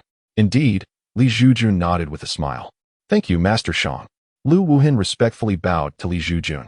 At that moment, Yu Ziyue also expressed a sense of amazement, reflecting on the extraordinary luck of the Lu family girl who had the opportunity to join the immortal sect. Her future, while not guaranteed to be without obstacles, certainly appeared to be filled with promise. "Master Yu, please summon this girl as 3 souls back," Li Zhoujun instructed Yu Ziyue. The system did not indicate a successful apprenticeship, suggesting that the agreement of the individual was required. "Please wait a moment, Master," Yu Ziyue replied with a smile. He then used his fingertip as a blade, gently slicing near the ear of Lu Jining, who lay on the bed, and deftly removed a strand of hair. Next, he placed the hair into the void. In an instant, the entire room was illuminated by a crimson glow. As the light surged and then receded, Li Zhoujun turned his gaze towards Lu Jining on the bed and noticed that her complexion had regained its rosy hue. Concurrently, a voice echoed in Li Zhoujun's mind. "Ding, the host's observation is successful. Mission accomplished. Ding, system rewards issued. The host attains the realm of spirit arrays, becoming a grandmaster of the 9th rank spirit arrays." With the system's announcement, Li Zhoujun felt an influx of knowledge suddenly fill his mind. When he glanced at the residual array in the void, he effortlessly discerned its structure and memorized it. If he wished, he could easily set up the formation with a mere thought. Phew! Thankfully, the old man's soul-summoning array was successful. Yu Ziyue exhaled a sigh of relief. "Ziyue, does that mean my granddaughter is well again?" Lu Wuhan inquired eagerly, his expression filled with joy as he looked at Yu Ziyue. "Precisely," Yu Ziyue replied with a gentle smile. "Even if my abilities are lacking, we have Mr. Li here, so what is there to worry about?" "Indeed," Lu Wuhan chuckled, slapping his forehead. "With Mr. Li present, there's no cause for concern. Ha ha ha, I nearly drove myself to despair." At this moment, Li Zhoujun smiled faintly and turned to Yu Ziyue, saying, "It seems, Master Yu, that you struggled a bit while casting the array. You possess keen insight, but alas, my capabilities are limited," Yu Ziyue replied with a wry smile. "Then allow me to share some insights with you, Master Yu. There are a few aspects of the array that could be improved. Let this serve as my gratitude for your assistance with that herb," Li Zhoujun said. Now a grandmaster of the 9th rank spirit arrays, finding it quite easy to point out the flaws in the soul-summoning array and suggest corrections. "Thank you, Mr. Li," Yu Ziyue exclaimed, his face lighting up with joy. Receiving guidance from a true immortal was worth more than a century of his own arduous cultivation. Li Zhoujun began to articulate the areas for improvement in the soul-summoning array, his voice light and cheerful. After a brief interval, Yu Ziyue, filled with excitement, bowed deeply to Li Zhoujun. The insights Li Zhoujun shared were invaluable, enough to save him a millennium of detours. How could Yu Ziyue not be exhilarated? No wonder it is said that opportunities abound everywhere. The humble act performed by myself and my disciple has bestowed upon us an unimaginable fortune. Moreover, Yu Ziyue, am certain that this immortal surnamed Li has not only attained the realm of true immortality, but is also a master grandmaster of the 9th rank in spiritual formations. There is no need for you to be overly modest, Mr. Li. I sincerely hope to witness the emergence of a new master of 9th rank spiritual formations in the near future, Li Zhoujun remarked with a smile. You flatter me, Mr. You, replied Yu Ziyue with a wry smile. Becoming a 9th rank spiritual formation grandmaster is no simple feat. Some individuals spend their entire lives without even touching the threshold of spiritual formations. One must dare to dream and act, Li Zhoujun laughed, then glanced at the sleeping Lu Jining before turning to Lu Wuhan and inquiring, what is this young lady's name? In response, Lu Wuhan respectfully stated, this girl is named Lu Jining. Very well, let us step outside and not disturb her. Allow her to have a good rest, Li Zhoujun suggested. Indeed, as you say. Mr. Li, Lu Wuhan promptly agreed. Once everyone exited the room, they made their way to a grand hall to enjoy some tea. However, was not Li Zhoujun's purpose in Jiangqing merely for leisure? Thus, he set down his teacup and inquired of Lu Wuhan, are there any scenic sights in Jiangqing? Lu Wuhan was taken aback for a moment, then pondered before replying, 3 days hence, there will be a lantern festival in Jiangqing, where many will gather by the riverside to release lanterns, creating a sea of lights that is truly a sight to behold. Oh, Li Zhoujun's interest was piqued. Lu Wuhan continued, if you wish to witness the lantern festival, I shall have the girl personally take you there once she awakens. Excellent, Li Zhoujun beamed. That evening, Yu Ziyue bid farewell to Lu Wuhan and Li Zhoujun, preparing to traverse the world with his disciple, Xiao Shi, to assist those in need. Meanwhile, Li Zhoujun took residence at the Lu household.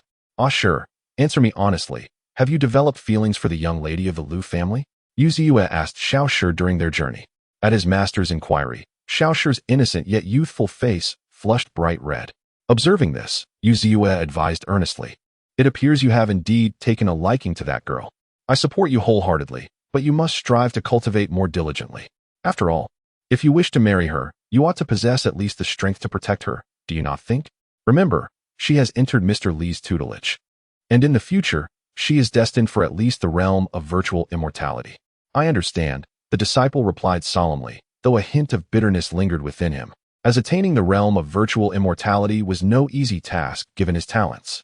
Chapter 40. The spirit of the formation emerges master. Who exactly is Mr. Li? And why do you and Uncle Lu hold him in such high esteem? Xiao Shi inquired of his master. Yu Ziyue smiled and replied, that Mr. Li is an existence of great freedom in this world. Great freedom in this world? Does that imply he can go anywhere, even to those forbidden places? Xiao Shi probed. Yu Ziyue smiled without speaking. Observing this, Xiao Shi grasped his master's implication and could not help but murmur in astonishment. If he can even enter forbidden places, could it be that this Mr. Li is a supreme cultivator at the pinnacle of Tribulation Crossing? The following morning, Lu Jining, having returned from her 3 souls, gently awakened. Before her stood her grandfather and a young man in a green robe, who wore a warm smile. My dear child, you have finally awakened. I was quite worried about you, Lu Wuhan remarked with a bittersweet smile. Grandfather, who is this? Lu Jining inquired, gently touching her slightly swollen forehead and glancing at Li Zhoujun. This gentleman shall be your future master, Lu Wuhan replied. Lu Jining was taken aback, bewildered by the sudden announcement of a new master upon her awakening. Get up and pay your respects to your master, you silly girl, Lu Wuhan admonished, exasperated. Li Zhoujun raised a hand, smiling as he interjected, there is no rush. Let Jining rest properly now that she has just awakened. Indeed, sir, Lu Wuhan quickly acquiesced. Please do not hold it against me. I am merely anxious. Seeing her grandfather treating the young man with such deference left Lu Jining astonished. She knew her grandfather was a formidable figure in the realm of transformation, proud and unyielding. The respect he showed this youth indicated that he was undoubtedly a cultivator beyond the transformation stage. With this realization, Lu Jining felt a newfound respect for the young man. Very well, I shall not intrude upon your reunion any longer. I will take a stroll outside, Li Zhoujun said with a light laugh as he exited the room. Take care, sir, Lu Wuhan called after him. Grandfather, where are my parents? Lu Jining then asked. Ever since you emerged from the void Immortal cave, you have been in a deep slumber. Your father and mother have set out to seek wise mentors across Qingzhou. However, your grandfather has summoned your great-grandfather, a 5th grade spirit array master, to assist. I have already informed your parents of your awakening. They should return in a couple of days. At the mention of the void immortal cave, Lu Jining's countenance turned pale. Speak to me about what transpired within the void immortal cave, Lu Wuhan urged. It was the erased spirit. It recognized me as a body of the lunar essence and sought to keep me trapped within the cave, attempting to seize my essence. However, a lady in white intervened and rescued me. Yet, the moment I exited the cave, I lost consciousness, only to awaken to the scene we have now, Lu Jining explained. Curse that erased spirit. Lu Wuhan ground his teeth in frustration. Had it not been for the mysterious lady in white, his granddaughter would have been lost to possession. Grandfather, that erased spirit possesses at least the full cultivation of the transformation stage. We should not provoke it. We cannot afford to do so, Lu Jining cautioned urgently. Fear not. My dear, I shall exercise discretion, Lu Wuhan replied with a wry smile. How could I seek trouble when I cannot even enter the void immortal cave? By the way, grandfather, who was that gentleman? Why do you hold him in such high regard? Lu Jining asked. Ah, you refer to Mr. Li. I do not know his full name. But it is an immense fortune for you to take him as your master, Lu Wuhan replied with a smile. Remember my words. Once you have entered Mr. Li's tutelage, you must devote yourself to your training. Grandfather, you did not even know this Mr. Li before, and yet you wish for me to become his disciple? Lu Jining replied with a sense of helplessness. The gentleman is quite admirable, as grandfather is well aware. Lu Wuhan smiled faintly. Is it possible to forego the apprenticeship? I wish to remain at home, and having grandfather to guide me in my cultivation is sufficient. After some contemplation, Lu Jining clenched her teeth and spoke. She understood that grandfather wanted her to study under Mr. Li for her own benefit. Yet, the thought of apprenticing herself to a complete stranger felt somewhat uncomfortable, and she preferred to stay at home, accompanying her parents and grandfather. My dear girl, do not be so ungrateful. Do you not realize that if Mr. Li were to accept disciples, the line would stretch across the entirety of Qingzhou? Lu Wuhan felt a twinge of anger upon hearing his granddaughter's words. But I only wish to stay at home and honor grandfather, Lu Jining replied, a hint of grievance in her voice. Seeing her pitiable expression, Lu Wuhan could not maintain his ire and could only smile wryly. My dear girl, life is full of farewells. Your parents and I cannot protect you forever. Only by growing stronger will we find peace of mind. Besides, once your cultivation reaches great heights, will you not be able to honor grandfather in any way you desire? Ah, grandfather, are you driving me away? Lu Jining's eyes glistened with unshed tears. How could grandfather bear to send you away? Lu Wuhan replied helplessly. I merely hope that you can grow and one day protect me. Hearing this, Lu Jining pondered for a moment before nodding resolutely. Very well. I shall cultivate diligently and protect grandfather, as well as our Lu family. Indeed, my little girl has ambition. Lu Wuhan grinned widely at Lu Jining, giving her a thumbs up. Yet, a sense of melancholy lingered in his heart. The old man feared he might not witness the day when this little girl would safeguard the Lu family. Lost in thought, Lu Wuhan retrieved a small straw dog and handed it to Lu Jining. Do you remember this? Of course. Grandfather gave it to me when I was little. But I lost it at the time, and I was so heartbroken. I did not know it was with you. Lu Jining's eyes sparkled with delight.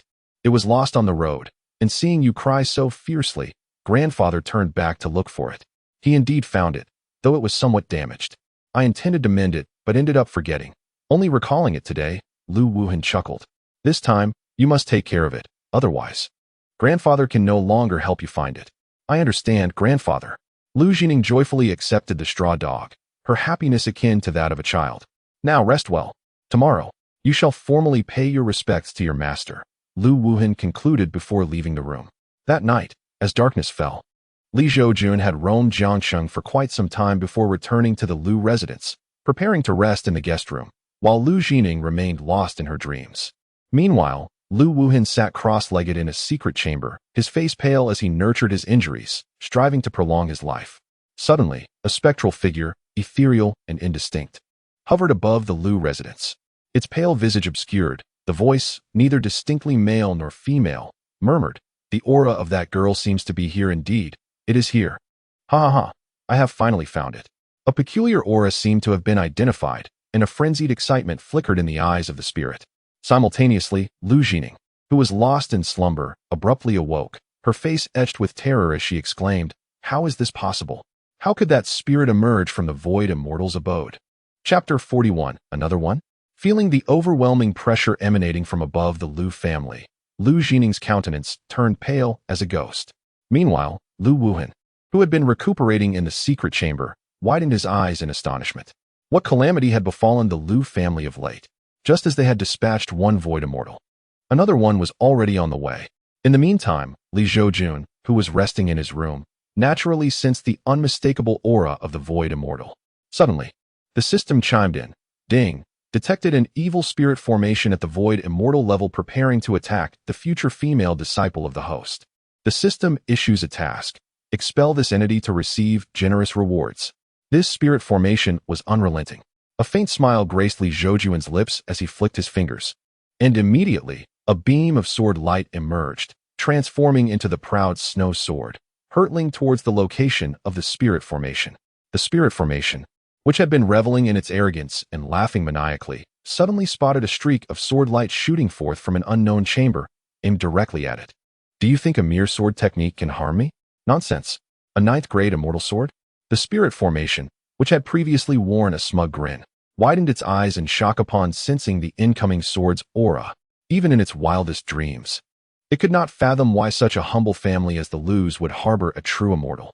In a flash, a simple yet unadorned beam of sword light sliced through the air, and the spirit formation, at the level of a void immortal, was unable to react in time.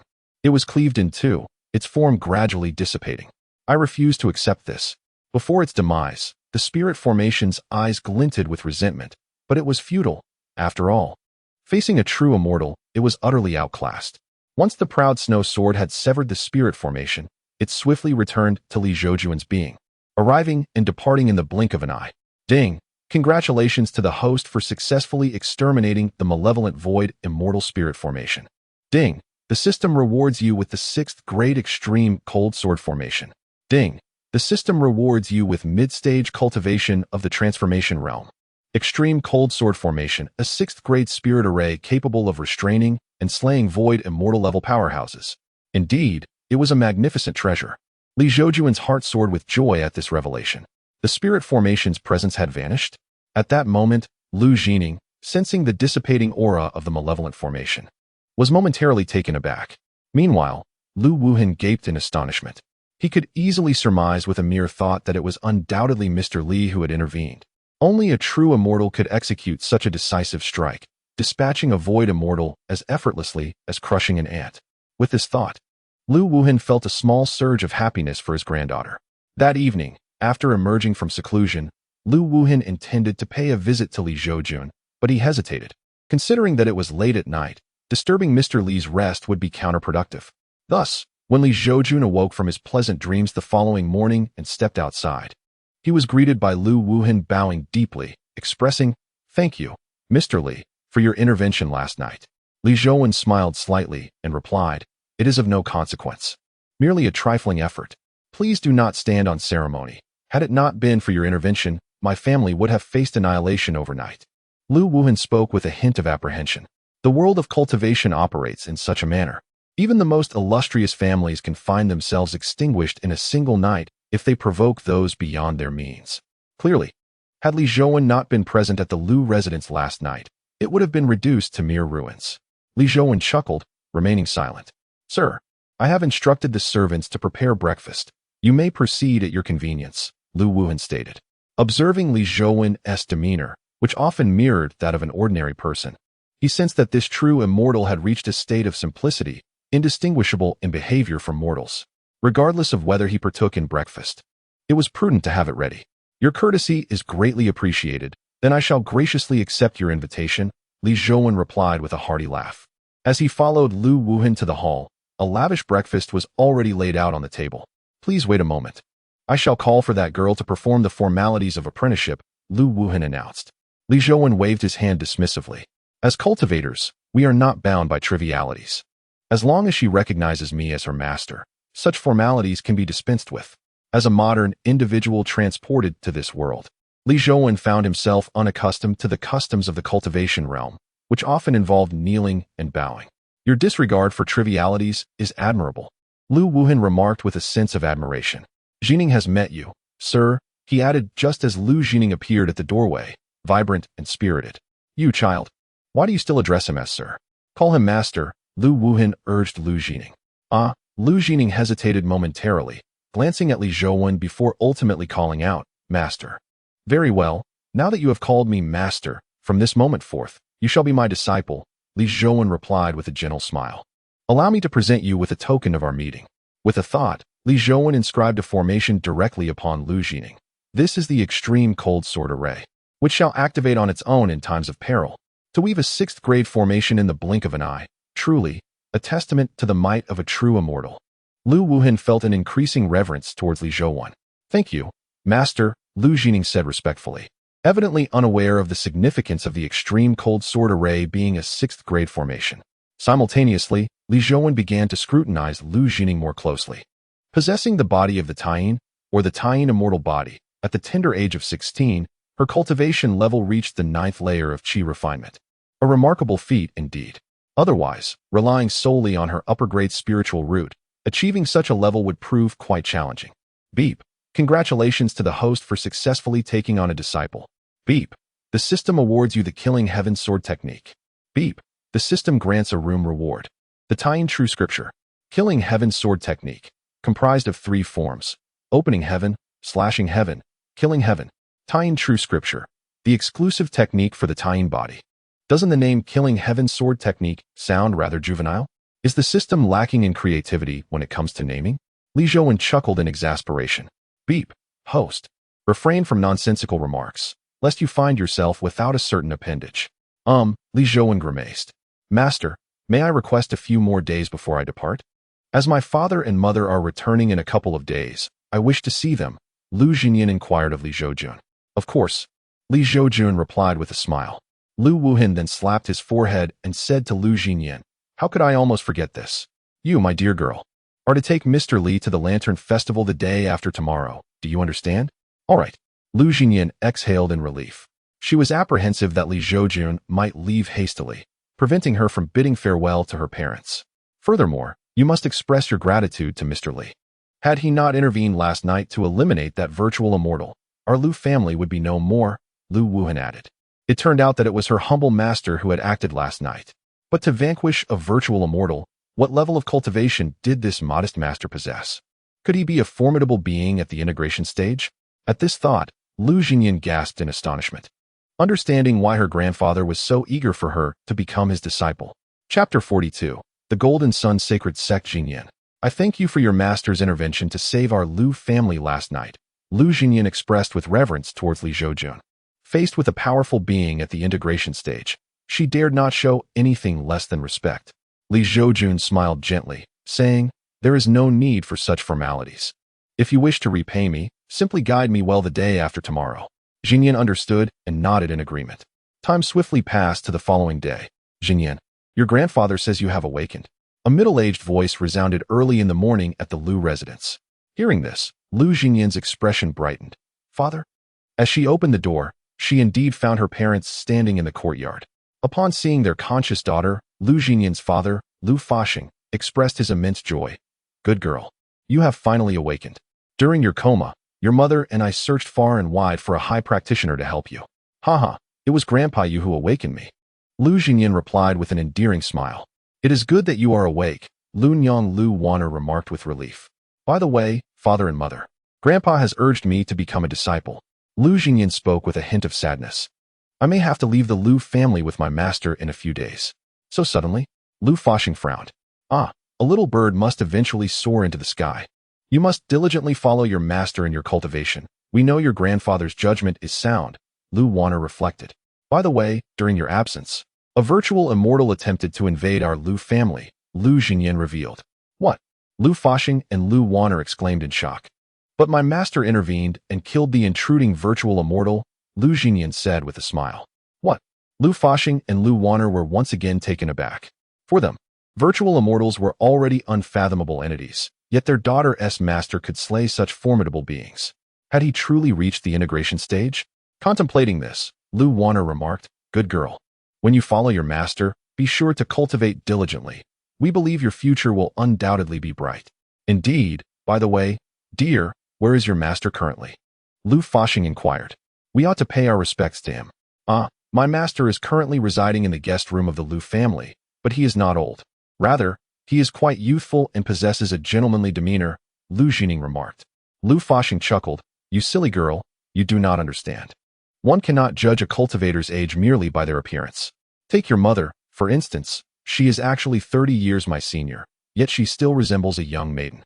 Lu Fashing, are you trying to provoke me? Lu Wanner retorted, delivering a playful kick to Lu Fashing's rear. He did not evade the blow and chuckled, accepting the jest. Such moments of affection between parents brought joy to Lu Jining. After a brief exchange of light-hearted banter, Lu Fashing said, My dear, shall we go meet your master? Certainly. Lu Jining replied.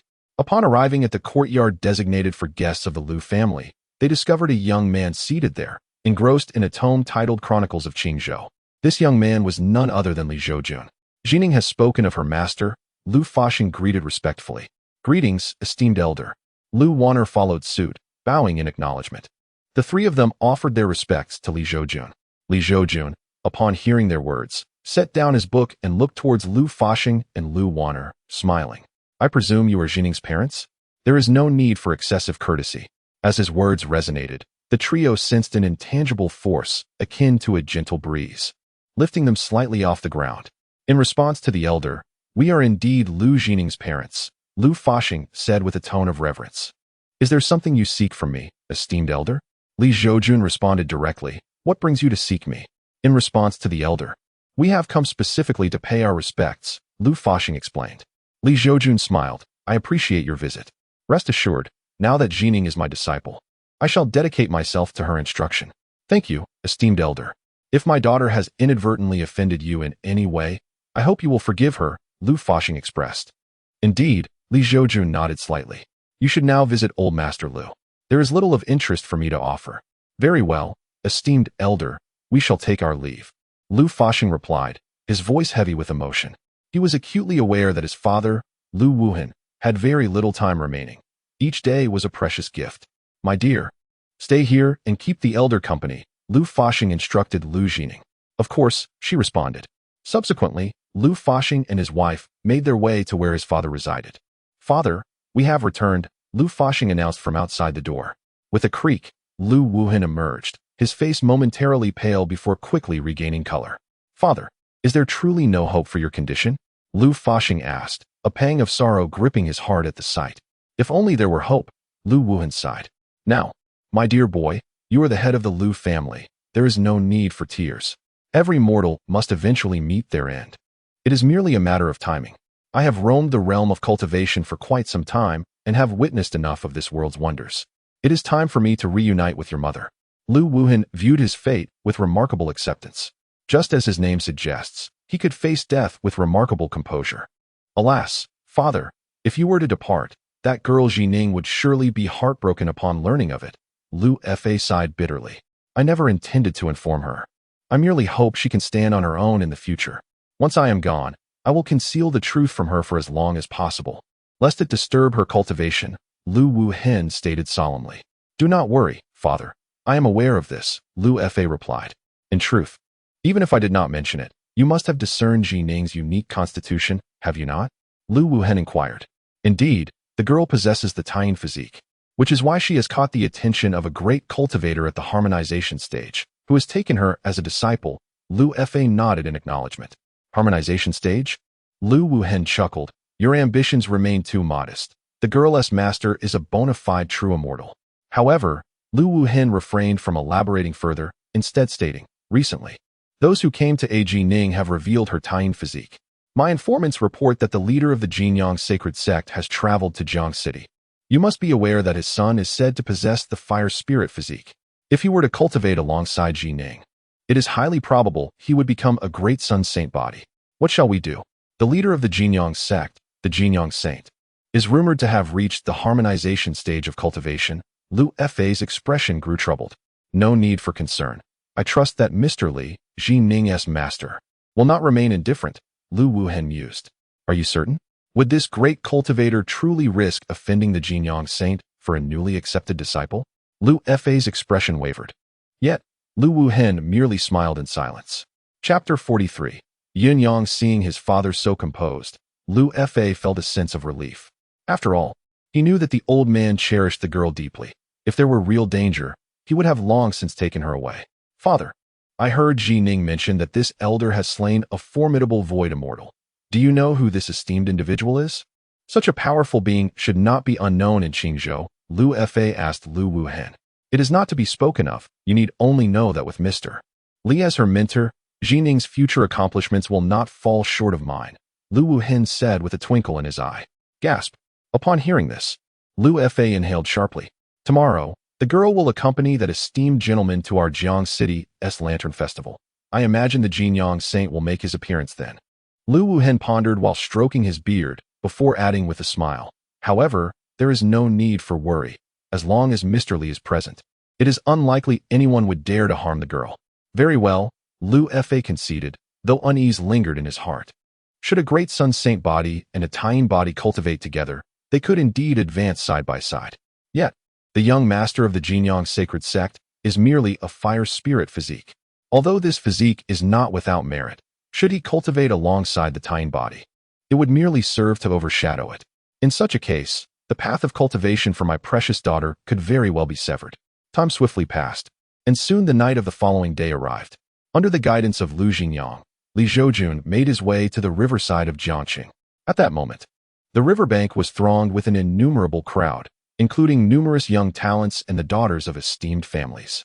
Countless children, holding lanterns, wore beaming smiles as they released their lanterns into the river, illuminating the waters with a myriad of flickering lights. Master, behold, this is the Lantern Festival of our Jiangqing, Lu Jingyang explained to Li Zhoujun. Indeed, it is quite lively, Li Zhoujun nodded in agreement. Miss Lu, it has been a long time.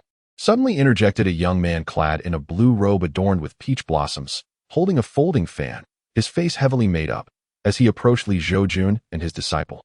He Feong, I have no time for you today.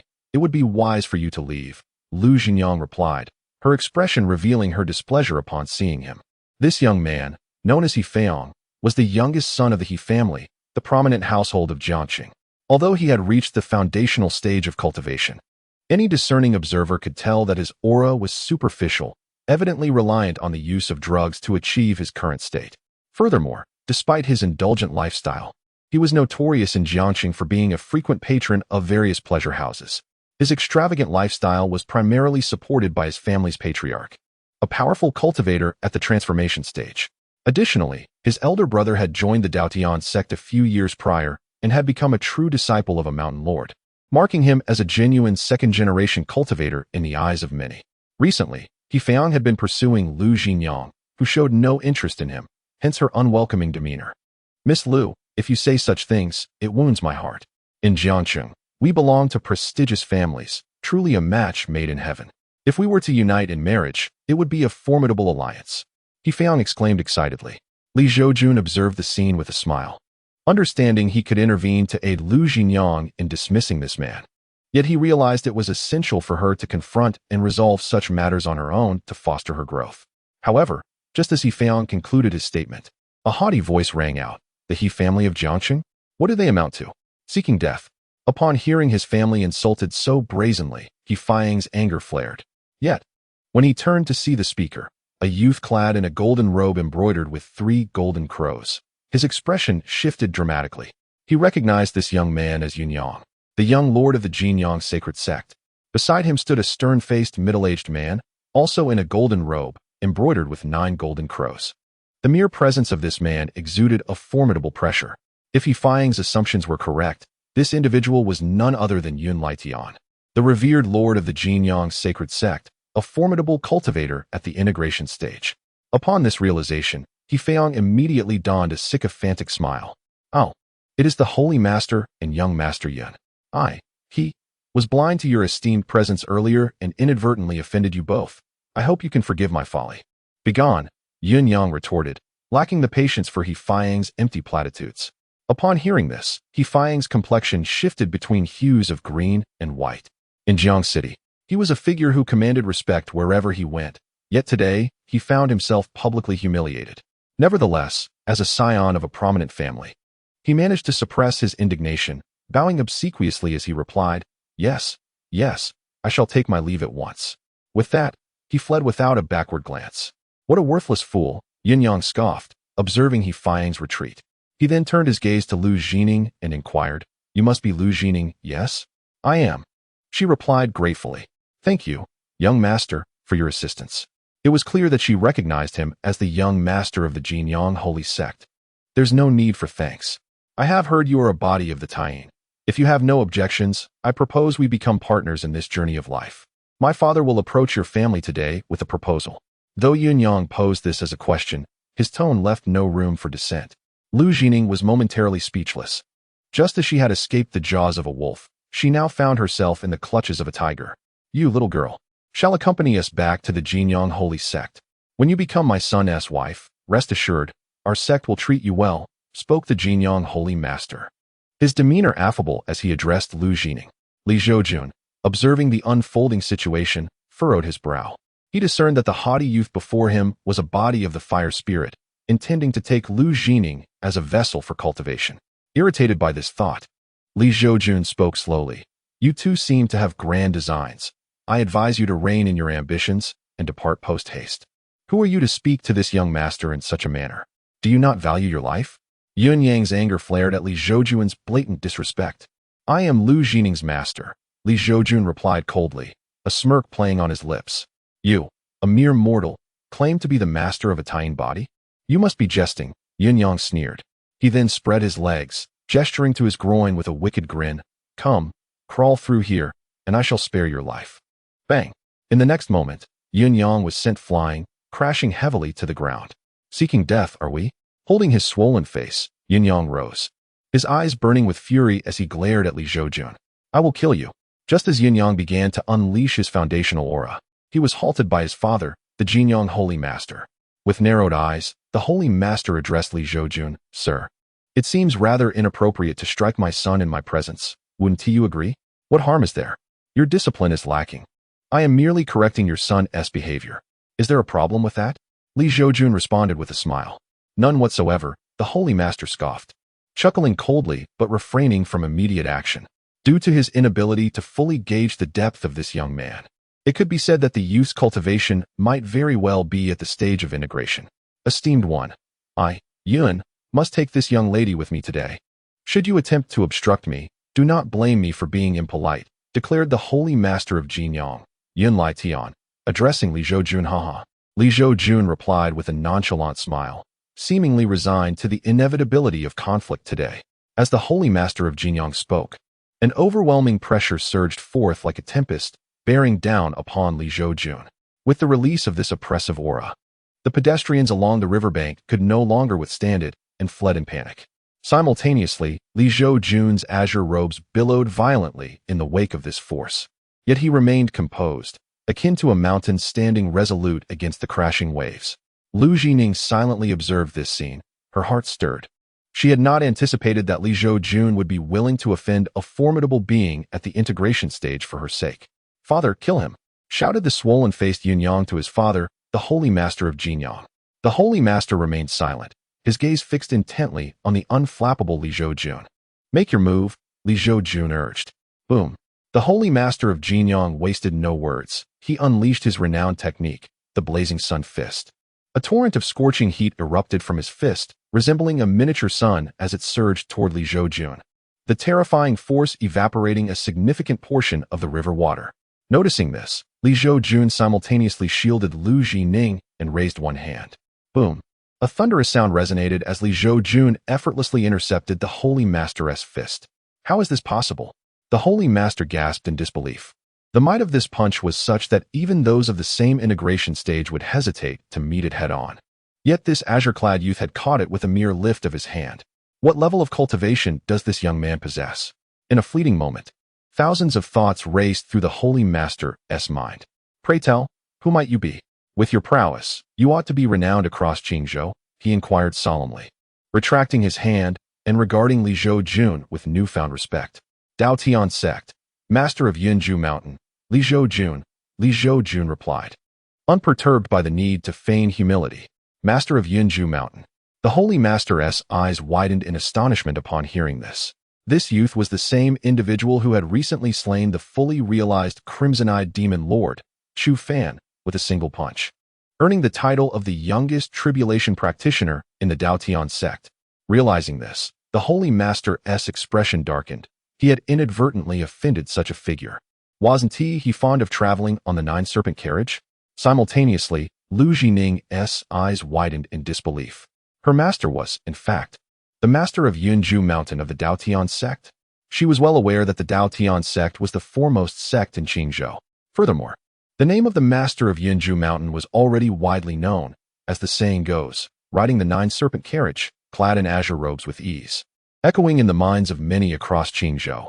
Unexpectedly, I have become the disciple of the master of cloud residence. At this thought, Lu Jiqing found her breath quickening. The master of cloud residence. At this moment, Yunyang, whose face was swollen like a bun, also turned pale.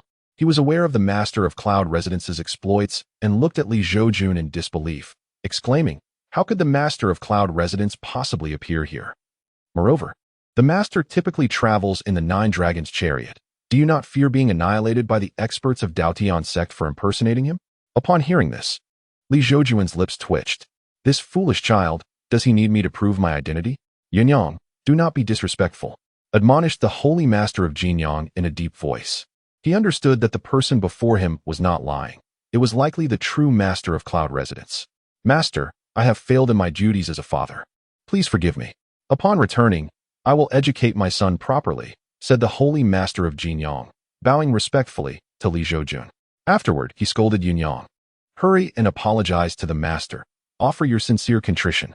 Yunyang felt a twinge of resentment, but, upon seeing his father's stern expression, realized that this young man was indeed the master of cloud residence. The thought of offending the youngest tribulation-transcending cultivator in Qingzhou made Yunyang's face pale. After all, it was rumored that the master had achieved tribulation at the mere age of 40. Given 30 more years, he might not even reach the realm of the virtual immortal. Thus, Yunyang nervously addressed Li Zhoujun and Lu Jiqing, Master and esteemed Lu Zhenchuan, I am truly sorry. I was in the wrong. Enough. Today, the master shall consider this a farce concluded, but you must agree to one thing in the future, Li Zhoujun stated. Agreed, the holy master of Jinyang replied without hesitation. He understood that declining could lead to dire consequences. You may leave now. Li Zhoujun waved his hand. Master of cloud residence, farewell, the holy master of Jinyang said, relieved. And then he left with his son in a dejected manner. Thank you for your intervention, master. Lu Jiqing expressed her gratitude towards Li Zhoujun with a sense of reverence. Li Zhoujun chuckled. There is no need for such formality. By the way, you have a junior sister. Upon your return, you should cultivate a good relationship with her. I understand, master. Lu Jiqing nodded. It seemed that further enjoyment of their outing was not meant to be, as the Jinyang sect father and son truly dampened the mood. Li Zhoujun glanced at the empty riverside and said helplessly, you should bid farewell to your family properly today. We will return to Daotian sect tomorrow. All right. Lu Jiqing replied softly, feeling a sense of reluctance. However, she thought that her grandfather and parents would likely be overjoyed to learn that their daughter's master was the master of cloud residence from Daotian sect. Chapter 45. Return. After accompanying Lu Jiqing back to the Lu family, Li Zhoujun went to rest. Meanwhile, Lu Jiqing informed her grandfather and parents of Li Zhoujun's true identity as the master of cloud residence. Upon learning this, the three were utterly astonished. Lu Wuhan felt a deeper shock, for he knew that this master of cloud residence was no ordinary tribulation-transcending figure. Rather, she is a transcendent being of over 40 years. One must ask, throughout history, how many individuals attain the nascent soul at the age of 40? Not to mention, surpassing the nascent soul realm to reach the vast and distant realm of transcendence.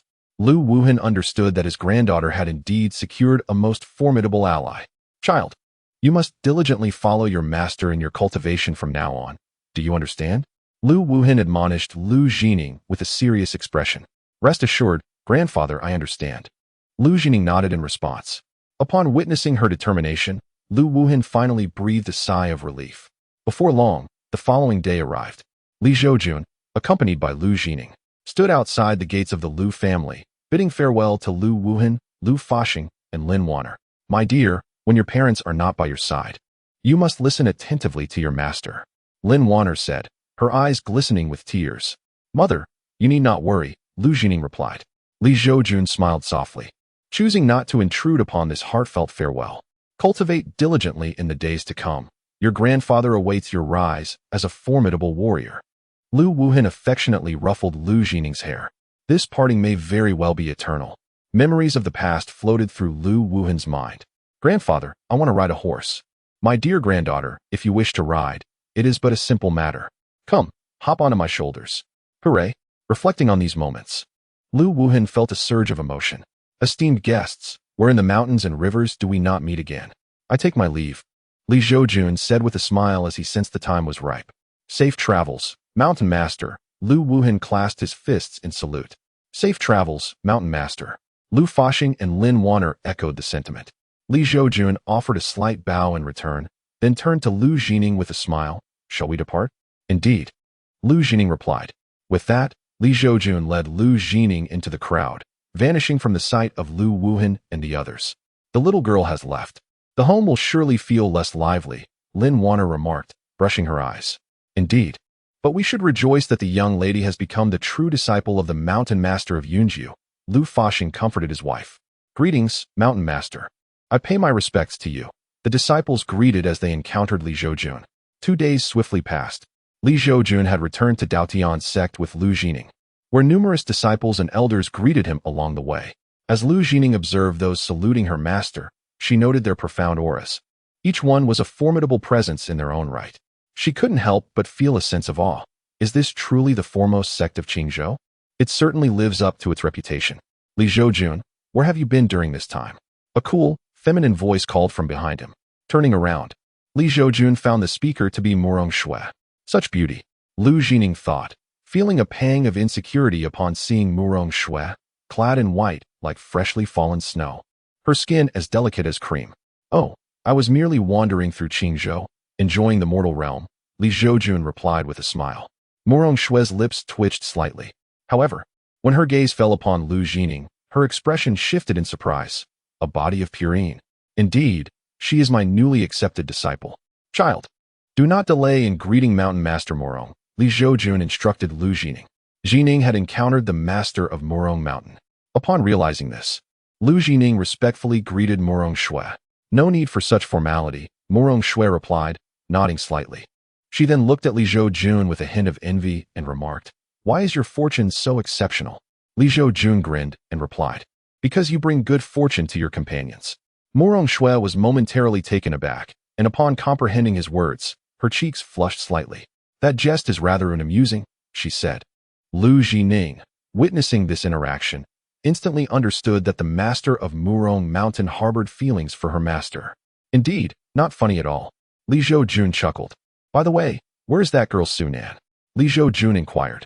She and Shui Nianyao have gone to the Shuiwei Empire to prepare for entering a secret realm, Murong Shui explained. I see, Li Zhoujun nodded, feeling unperturbed. For Sunan possessed a fragment of his divine consciousness. The absence of any triggering event indicated that she had not encountered danger. After bidding farewell to Murong Shui, Li Zhoujun led Lu Jining back to Yunju Mountain. Meanwhile, Sunan and Shui Nianyao had successfully entered the ice water secret realm. The landscape was adorned with towering ice mountains, presenting a breathtaking winter scene. Senior sister, look there, Sunan exclaimed, pointing at a dilapidated ruin. That must be the site of the ancient sect, Ice Water Sect. Observing the scene, Shui Nianyao suggested, let us go take a closer look. All right. Sunan nodded in agreement. The two ventured into the grand ruins, making their way unimpeded to a magnificent hall. It seems there are no treasures here, Sunan said, scratching her head in confusion. Indeed, Shui Nianyao replied, her brow furrowed. Let us continue searching. Okay, Sunan responded. Just as they prepared to resume their search, the eyes of an elderly figure in a portrait hung above the hall suddenly blinked. I think I just saw the old man in the portrait move his eyes, Sunan said, swallowing nervously as she gazed upward. That's impossible. This ancient sect has long since perished. And the figure depicted is supposedly the founder of the Ice Water Sect, the Ice Water Taoist. I have records of this in the archives of my palace, Shui Nianyao remarked. Ha ha ha. It seems there are still those who remember me, the old ancestor. Suddenly, a voice resonated throughout the vast hall. Sunan and Shui Nianyao's eyes widened in shock. Who goes there? They exclaimed in unison. As their words echoed, a phantom emerged from the portrait above, materializing into the form of a frail old man. The Ice Water Taoist. Shui Nianyao gasped in astonishment upon seeing the diminutive figure. Indeed, it is I. The Ice Water Taoist said, a slight smile gracing his lips. We have encountered a senior. Both Shui Nianyao and Su Nan, regaining their composure, bowed respectfully to the elderly figure. It is said that the ice water Taoist was a formidable being who had transcended the tribulation stage, and the two young women dared not show any disrespect. You two young ladies need not stand on ceremony, the ice water Taoist said, his eyes sparkling with an enigmatic light as he regarded the bowing figures. Chapter 46. The true immortal at 40. The supreme ice spirit root and the exceptional water spirit root, indeed remarkable. At this moment, the ice water Taoist regarded the two young ladies with an approving nod. Senior, you flatter us, Shui Nianyao replied respectfully, pondering the ancient sect's legacy left by the ice water sect.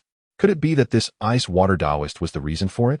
However, the ice water Taoist soon revealed a sinister smile, declaring, "You two little girls are the final step in my achievement of the ice water Dharma body. I have waited a millennium for your arrival." Senior, what do you mean by that?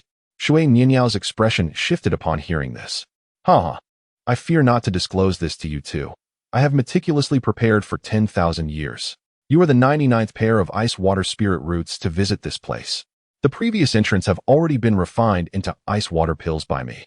Only by gathering 99 ice water pills can I reconstruct my physical form and descend into this world with unmatched prowess.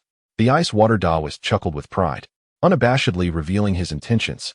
After all, with one at the foundation establishment stage and the other at the chi refinement stage, a mere breath from him would surely overwhelm them. What? Sunan's face turned pale upon hearing this. Shui Nianyao steadied herself, asserting, "We are the true disciples of the Qingzhou Daotian sect. If you kill us, the Daotian sect will undoubtedly avenge us. How laughable. If I slay you, I shall reconstruct my body and ascend to the great ascension stage. Not even the mightiest from Qingzhou or any other continent could hope to find me," the ice water Taoist sneered. He continued, "You two young girls should cease your futile resistance." As his words fell, an overwhelming pressure suddenly erupted from the ice water Taoist, akin to a mountain, crushing down upon Shui Nianyao and Su Nan. This intensified the pallor on their faces, rendering them utterly devoid of the strength to resist such a formidable foe. Are we to perish? Su Nan thought despairingly. Yet, she longed once more for her master's cooking. Though it made her dizzy, it was truly delectable. At that moment, the ice water Taoist's gaze fixated on Shui Nianyao, and he grinned. "Let us begin with you, little girl." With that, he swiftly appeared before Shui Nianyao. Yet, at that very instant, an unexpected event transpired.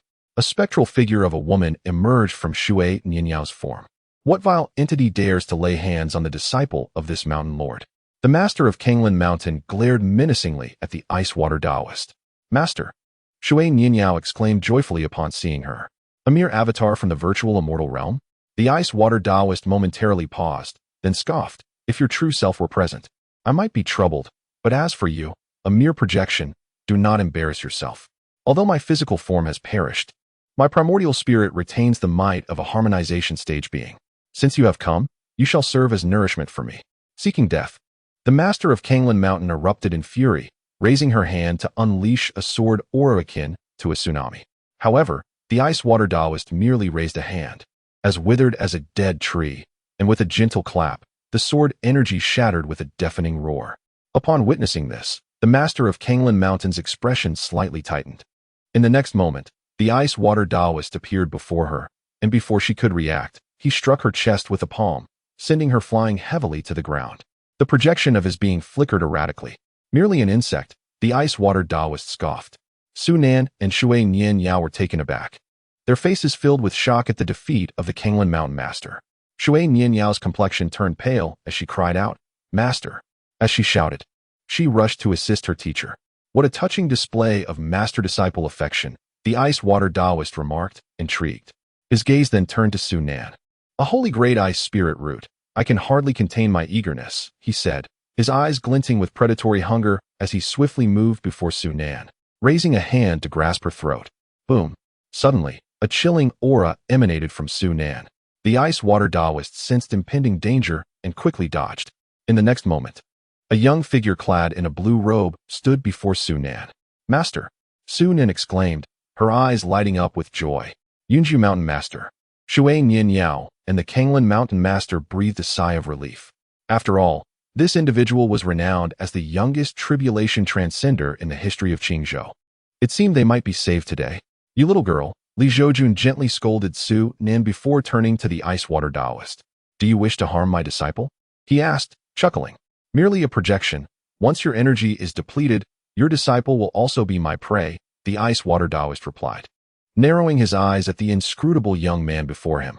He was unwilling to relinquish the holy grade ice spirit root so easily. What you propose is indeed a strategy, Li Zhoujun acknowledged with a nod, but then he shifted his tone, smiling lightly. However, you have overestimated yourself. The ice water Taoist was taken aback.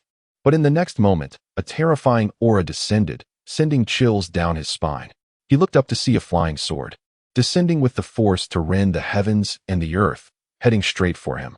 A 9-rank immortal sword? The ice water Taoist exclaimed in disbelief. How is this possible?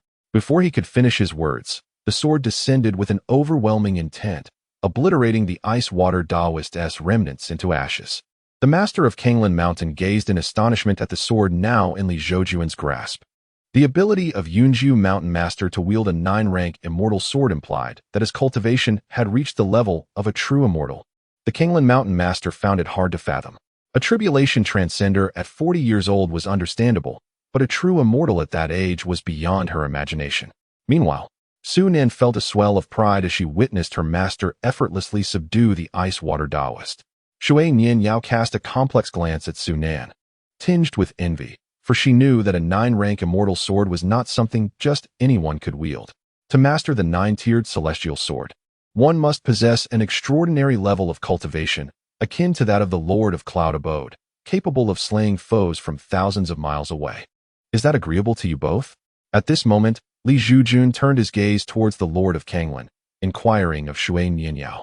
No issue, the Lord of Kanglan replied, bowing respectfully to Li Zhoujun. I am grateful for the timely intervention of the Lord of Cloud Abode, Shui Nianyao expressed with reverence towards Li Zhoujun. We are all of the same sect. There is no need for excessive formalities. Li Zhoujun waved his hand lightly, a soft smile gracing his lips. Chapter 47. The Great Ling Dynasty Little One. Return with my flying sword, Li Zhoujun said to Su Nin. All right, Su Nin nodded obediently. Subsequently, Li Zhoujun's avatar dissipated. Standing upon the Aoshua flying sword, Su Nin bid farewell to Shui Nianyao, saying, Sister Shui, I shall return to the Heaven sect now. Shui Nianyao responded with a wry smile. Sister Su, I apologize. Were it not for your master's sudden appearance, we might have met our end here. Su Nin chuckled lightly. It's all right. After all, you were unaware of the dangers present. Thank you, Sister Su, Shui Nianyao replied. After exchanging pleasantries for a brief moment, Su Nin rode the Aoshua flying sword back to the Heaven sect. At this juncture, the Lord of Kanglan earnestly remarked to Shui Nianyao, I did not anticipate the Lord of Cloud Abode's cultivation to reach such heights. Our Kanglan Mountain must not provoke Cloud Abode. Shui Nianyao nodded in agreement. I shall remember your words, Master. Very well. It appears you share a good rapport with Su Nin. You may wish to grow closer to her. The Lord of Kanglan suggested. Indeed, Shui Nianyao replied, though inwardly she could not help but smile ruefully, as she had always been the one receiving flattery. And now she was to seek favor from another. Enough, my avatar cannot remain for long. Exercise caution on your journey home, the Lord of Kanglan advised. Rest assured, Master, Shui Nianyao affirmed. Once she completed her statement, the Lord of Kanglan's avatar dissipated. In the blink of an eye, Su Nin was already transported back to Cloud Abode upon the Aoshua flying sword. When she entered the Cloud Abode hall and saw a youthful maiden standing beside her master, she was momentarily taken aback. This is your junior sister, Lu Jinong, Li Zhoujun said with a smile. Greetings, sister, Lu Jinong exclaimed as she noticed Su Nin. Oh, it's junior sister Lu. Upon hearing of her new junior sister, Su Nin's spirits lifted instantly. After all, spending time alone at Cloud Abode could be rather dull, and having a junior sister for company was indeed a pleasant change. Su Nin, take some time to rest and later introduce your junior sister to the wonders of Cloud Abode, Li Zhoujun instructed. You can count on me, Master, Su Nin declared confidently. Patting her chest, Li Zhoujun nodded approvingly, with a smile. Then, Li Zhoujun added, I shall be entering seclusion for a while. You two must get along well. Absolutely, Su Nin responded. You impetuous girl, do not be so hasty. Li Zhoujun affectionately ruffled Su Nin's hair. I am not. Su Nin playfully stuck out her tongue in defiance. Li Zhoujun departed with a cheerful demeanor, intending to retreat to the secret chamber to consume the Hunyuan Runji Dan, eager to refine his foundational skills. Meanwhile, in the Divine Feather Dynasty, Yu Huaji, having obtained the true immortal token a few days prior, found himself unable to sleep from sheer elation. The so-called Great Ling Dynasty was of no concern to him. Should they fail to recognize their place, he would summon the true immortal to impart some lessons in humility. Father, the people of the Great Ling Dynasty are becoming increasingly restless. It seems they are preparing to strike against us, he remarked. Just as Yu Huaji, the venerable ancestor and supreme emperor of the Divine Feather Dynasty, was laughing at the true immortal token within his palace. A man of imposing countenance yet appearing somewhat haggard entered the grand hall. This individual was the sovereign of the Divine Feather Dynasty, the Feather Emperor, and one of Yu Huaji's sons, a master of consummate transformation. What is troubling you? Yu Huaji inquired calmly. The Feather Emperor, taken aback, responded, Father, how can I not be anxious? The Great Ling Dynasty intends to attack us. We are on the brink of collapse. Remain composed. As the ruler of a dynasty, you must maintain a tranquil mind in the face of any situation, Yu Huaji advised. But, Father, what is wrong with you? They are about to invade our territory. We are in grave danger. If this continues, our clan could face annihilation. The Feather Emperor was nearly at his wit's end. I shall show you something remarkable, Yu Huaji said with a mysterious smile, producing a fragrant stick from his hand. Upon seeing this incense, despair instantly filled the Feather Emperor's eyes. Father, have you truly given up? You have even prepared incense. With a swift kick to the Feather Emperor's backside, Yu Huaji scolded, You wretched fool. Do you wish for my demise? Is a reprimanding not due? Instantly, the Feather Emperor became meek and submissive. Had anyone been present, they would have been left astounded. After all, the Feather Emperor, as the ruler, was usually exalted and imposing.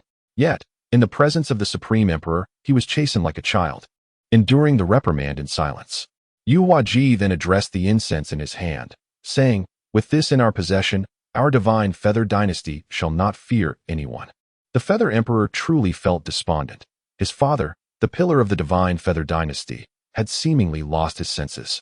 Heaven does not favor our Divine Feather, he lamented, tears welling in his eyes. Meanwhile, in the Great Ling Dynasty, a middle-aged man clad in a black robe adorned with golden dragons entered a secret chamber. This man was the ruler of the Great Ling Dynasty, the Ling Emperor. Upon entering, he approached an elder. Greetings, Father. The Ling Emperor respectfully bowed before the elder, who was the steadfast anchor of the Great Ling Dynasty, the Supreme Emperor, Ling Mu. What brings you here? Are you unable to remain idle? Preparing to take action against the Divine Feather Dynasty? Ling Mu inquired, his gaze piercing. The Ling Emperor, unwavering, did not deny it. Indeed, Father, I am prepared to visit the Divine Feather Dynasty and meet that old acquaintance. With a slight smile, he vanished from his place, only to reappear in the skies above the Divine Feather Dynasty. As Yu Huaji conversed with the Emperor Yu, he seemed to sense something and narrowed his eyes slightly. The uninvited guest has arrived. As the words left his lips, Yu Huaji appeared before Ling Mu. It has been many years. You are still stuck in the mid-stage of the void immortal realm, Ling Mu remarked with a faint smile as he regarded the visitor. What is this, Ling Mu? Are you unable to remain seated? Yu Huaji replied with a smile, seemingly dismissive of Ling Mu's presence. This attitude momentarily startled Ling Mu. Are you not afraid of me? Ling Mu inquired, astonished. Of course not. Yu Huaji grinned. If your Great Ling Dynasty wishes for my Divine Feather Dynasty to yield, cease the trivialities and come at me. Let us see who fears whom. At this moment, buoyed by the support of a true immortal, Yu Huaji felt no trepidation towards the Great Ling Dynasty. Interesting, Ling Mu mused, observing Yu Huaji's audacity, pondering if there was a hidden agenda at play or if he was merely engaging in a ploy of empty bravado. Chapter 48. The Market Elderly Woman. I grant your Divine Feather Dynasty 1 year. Should I not receive your submission within that time, I shall take matters into my own hands and force your dynasty to bow in submission. Ling Mu, not wishing to prolong the conversation with Yu Huaji, delivered this ultimatum before turning to depart.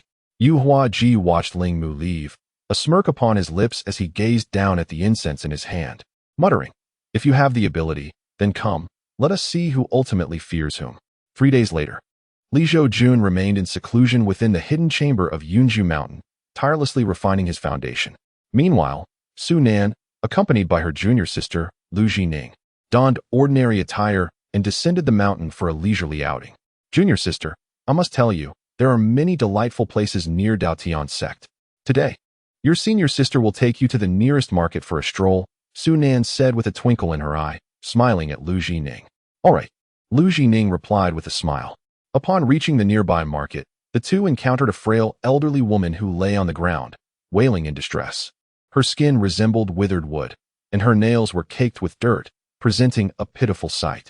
Seeing this, Su Nan rushed over to assist her. The elderly woman tearfully expressed her gratitude. Thank you, young lady. No need for thanks, Su Nan replied, feeling a tad bashful. My dear, you are truly kind-hearted. I live nearby, the elderly woman said. Would you be so generous as to see me home? Su Nan hesitated for a moment, but, being of kind disposition, agreed. Very well. Thank you, dear girl. You are truly wonderful. The elderly woman reiterated her gratitude, causing Su Nan to feel even more modest. Seeing this, Lu Jining joined Su Nan in supporting the elderly woman, following her directions as they made their way to her home. Meanwhile, a graceful woman clad in white and wearing a conical hat observed the scene with a frown. I never expected to encounter this wicked practitioner in the market. These two young girls may be in grave danger. However, one is a saint-level ice spirit root and the other a body of the Tying. Perhaps I should lend them a hand and cultivate a good relationship. The woman pondered silently. Her name is Mu Hongyan, a former cultivator on the verge of transcending to a higher realm. Just as she was destined to succeed in her tribulation and attain the great ascension, she was treacherously ambushed by her most trusted disciple, leading to her untimely demise. Upon awakening, she found herself inhabiting the body of a young beggar girl. 3,000 years into the future, while her disciple had long since ascended to immortality. Over the course of several years, she cultivated within this seemingly mediocre body and reached the golden core stage. She vowed to ascend to the celestial realm and reunite with her disciple for a heartfelt conversation. Today, she ventured to the market in search of cultivation resources, only to witness a scene that piqued her interest. Two exceptionally gifted and kind-hearted young girls assisting a fallen female demon cultivator. Intrigued, Mu Hongyan decided to follow them. Meanwhile, Su Nan and Lu Jining helped the elderly woman to a dimly lit corner house. Grandma, is this your home? We will take our leave now that we have arrived, Su Nan remarked, sensing something amiss in the eerie atmosphere of the corner. However, the elderly woman's eyes glimmered with an unusual light as she said, You two young ladies are truly kind-hearted, selflessly helping me home. Please, grant me the honor of inviting you in for a cup of hot tea. Su Nan hesitated. At that moment, the door swung open, revealing a middle-aged man with a foolish demeanor, his nose running as he blankly addressed the elderly woman. Mother, you're back. Upon noticing Su Nan and Lu Jining, his face turned crimson at the sight of the two ethereal maidens. The elderly woman scolded gently, Dagua, if it weren't for these two young ladies rescuing me, I would have perished on the road. Why don't you open the door and invite them in? All right, mother. The man, known as Dagua, quickly complied. The elderly woman, a bit embarrassed, turned to Su Nan and Lu Jining. My apologies, my son has been slow-witted since birth. It's quite all right, Su Nan assured her. Please, let us come inside. Seeing their willingness, the elderly woman warmly invited them in. Su Nan and Lu Jining exchanged resigned glances before following her into the dim interior. Once inside, the elderly woman swiftly shut the door and began pouring hot tea for them, saying, Ladies, my home is rather bare. Please do not mock me. Rest assured, we would never do such a thing, Su Nan replied. You are truly kind-hearted, the elderly woman said, tears of gratitude welling in her eyes, making Su Nan feel somewhat bashful. Young lady, seeing you with such a good heart is akin to meeting a living bodhisattva. Would you fulfill one last wish of mine? That way, I can die in peace, the elderly woman implored, her face awash with sorrow. What is it? Su Nan inquired. Will you promise to help me first? The elderly woman asked. Grandma, you must tell us what it is so we can ascertain if we can assist you, Lu Jining interjected. As long as this young lady is willing, I am certain we can find a way to help. At that moment, the elderly woman fixed her gaze upon Su Nan and spoke. My master has instructed me not to easily agree to others. However, dear lady, why not share your thoughts? If feasible, I shall do my utmost. Su Nan replied. Unexpectedly, the old woman suddenly knelt before her, bowing her head, and implored, Little girl, I wish to embrace a grandchild before I depart from this world, yet none of the young maidens here find me suitable. Pray, assist me in this endeavor. What is this? Su Nan exclaimed, her face paling at the request. The old woman's demeanor swiftly changed. My dear, You promised to do your best to help. If I leave this world without a grandchild in my arms, I shall depart with unfulfilled desires. Zhoujun cast a fleeting glance at the dazed man, still sniffling, then turned her attention back to the old woman, exclaiming helplessly, "Grandmother, while I am willing to help with various matters, I cannot sacrifice myself for this. I must decline your request. Please rise." At this moment, Zhoujun frowned, sensing the old woman's audacity. "My dear, should you refuse, I may be compelled to resort to unscrupulous means," the old woman declared ominously. Both Zhoujun and Zhoujun were momentarily taken aback by her words. The elderly lady rose from the ground, exuding an eerie and chilling aura. A golden core cultivator. Zhoujun and Zhoujun gasped in shock. A golden core cultivator. They echoed, staring in disbelief at the aura emanating from the old woman. With a sinister gaze, she directed her attention towards Zhoujun. "Dear girl, be a good person to the end. Accompany my son in producing a healthy child." "That is impossible," Zhoujun vehemently rejected. Although she did not demand an extraordinarily talented partner, having witnessed the unparalleled grace of her master, she felt that her partner should possess at least a modicum of her master's charm and aptitude. However, the man referred to as Big Melon appeared to be in his 30s or 40s, utterly incomparable to her master, lacking both looks and cultivation. How could she possibly compromise her standards? "You have no say in this matter," the old woman said, her eyes gleaming with malice. In her hand, she revealed a writhing black insect. "This is a love worm. Once implanted, you shall develop feelings for my son." Upon hearing this, Zhoujun's complexion turned ashen. She could scarcely fathom the horror of finding herself enamored with this sniffling man. Why do the benevolent souls in this world receive no recompense? She pondered deeply, feeling her good intentions were met with cruel irony. Zhoujun, frowning, interjected, "Old hag, I advise you not to overstep your bounds. If any misfortune befalls us here, our master will surely not let you escape unscathed. Having already cooked the rice, what do I have to fear?" The old woman grinned, revealing her decayed teeth. "Since you are so arrogant, why not become my son's concubine? Your son is such a pathetic individual. Does he truly think he can take multiple wives? Perhaps he should take a look in the mirror." Zhoujun was instantly filled with fury. As a member of a family renowned for its transformation into divine beings, with an esteemed ancestor of the same caliber, she had never endured such indignity. The elderly woman, with a sneer, split the goo worms in her hands into two and commanded, "Go." As her words fell, the two goo worms raced towards Zhoujun and Zhoujun's foreheads. The sight sent shockwaves of fear through both of them. However, at that moment, with a resounding crash, the door of the old woman's dwelling was kicked open, and a flash of sword light sliced through the air. The goo worms, hurtling towards Zhoujun and Zhoujun, were severed in an instant by this gleaming blade. Everything transpired in the blink of an eye. It took a fleeting moment for Zhoujun and Zhoujun to comprehend that their savior was a woman clad in white, wielding a long sword and wearing a conical hat. "Who are you? Why do you interfere with my affairs?" The elderly woman, incensed by the destruction of her meticulously nurtured love goo, seethed with rage. "An evil goo master, a profession I have not encountered in ages.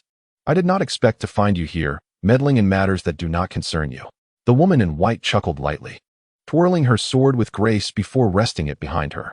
"Heh, a mere golden core cultivator dares to intervene in my affairs? Yet you seem knowledgeable about the profession of an evil goo master. Do you not know that crossing such a practitioner leads to dire consequences?" The old woman's eyes glimmered with a dangerous intensity as she fixed her gaze upon the woman in white. "Huh," the woman in white retorted with a cold laugh.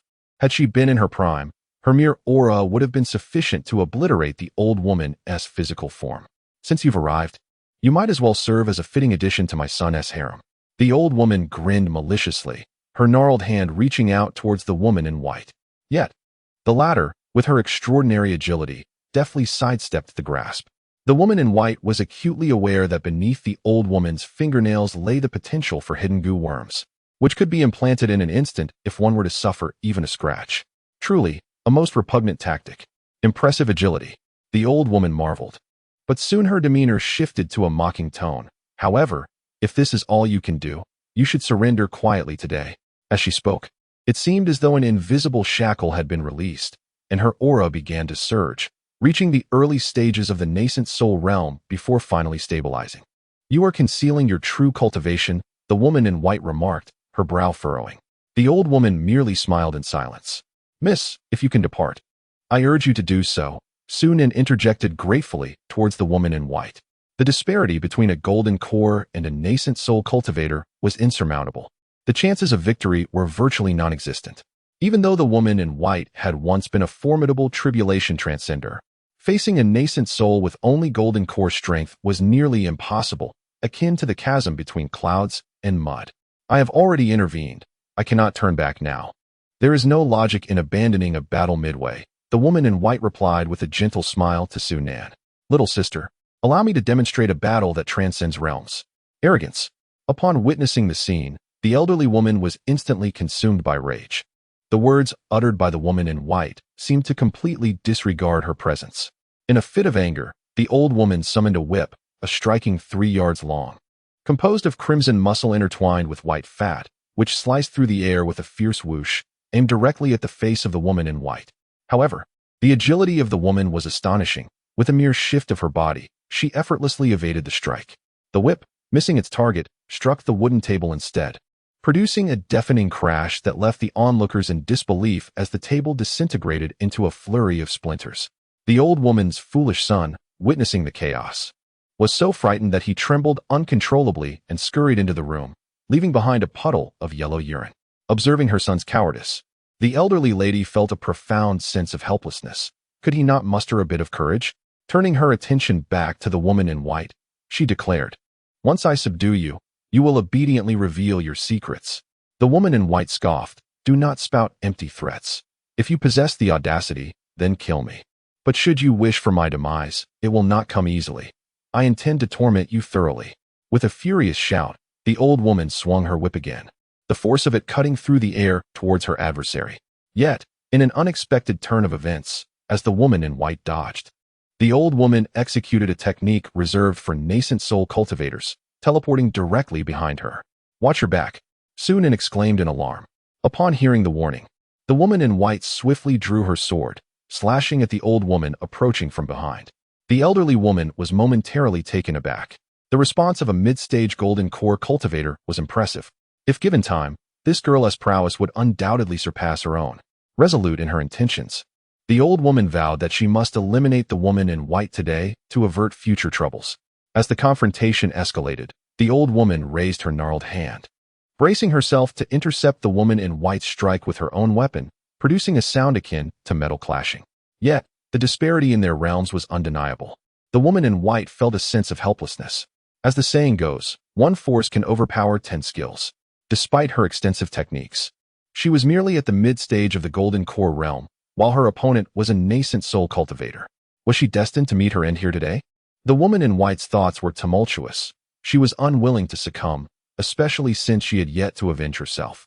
Little girl, do not be deceived by my rough exterior. I nurture my skin daily with potent elixirs. My physical body is equivalent to that of a transformation cultivator." The old woman boasted with a smug smile. With a cold laugh, the woman in white refrained from responding. She could not fathom that she, once a tribulation stage cultivator in her previous life, would find herself at the mercy of a mere nascent soul practitioner. "Do you not relish being the hero, seeking to save these 2 young girls? Very well, I shall allow you to witness them spend a night of passion with my son." The old woman grinned wickedly, reaching out to grasp Zhoujun. But at that moment, an unexpected phenomenon occurred. An intense chill erupted from Zhoujun, and a flurry of icy sword shadows manifested behind her, resembling a blooming ice lotus. Extreme cold sword formation. The woman in white was taken aback upon sensing the aura emanating from Zhoujun. "What is this?" The elderly woman's expression turned to one of sheer astonishment as she recognized the overwhelming energy radiating from Zhoujun. Zhoujun smacked her forehead, nearly forgetting that her master had set a formation upon her. Just as her words fell, the ice lotus unfurled, transforming into a myriad of sword shadows that surged forth with a devastating force towards the elderly woman. No, the elder's eyes widened in horror, realizing that this power was beyond her capacity to withstand. The countless sword shadows paid no heed to the elder's despair, piercing through her once proud body, leaving it riddled with wounds. Even her primordial spirit was shattered under the onslaught of the sword shadows. Ultimately, after penetrating the elder's form, the sword shadows coalesced into a young man clad in a blue robe, exuding an extraordinary presence. "Master." Upon seeing the young man, Both Su Nan and Lu Jining revealed expressions of wicked excitement. Thud! The elder's body, now a grotesque sight, collapsed onto the ground. Li Zhoujun, without a glance at the fallen corpse, turned to the two young girls with a weary smile, saying, "You two little ones truly do not allow your master a moment's peace." Su Nan stuck out her tongue, replying, "My sister and I thought the elder was pitiable, so we offered her assistance, only to discover she was a heartless viper. Kindness is not a fault, but when misplaced, it becomes futile."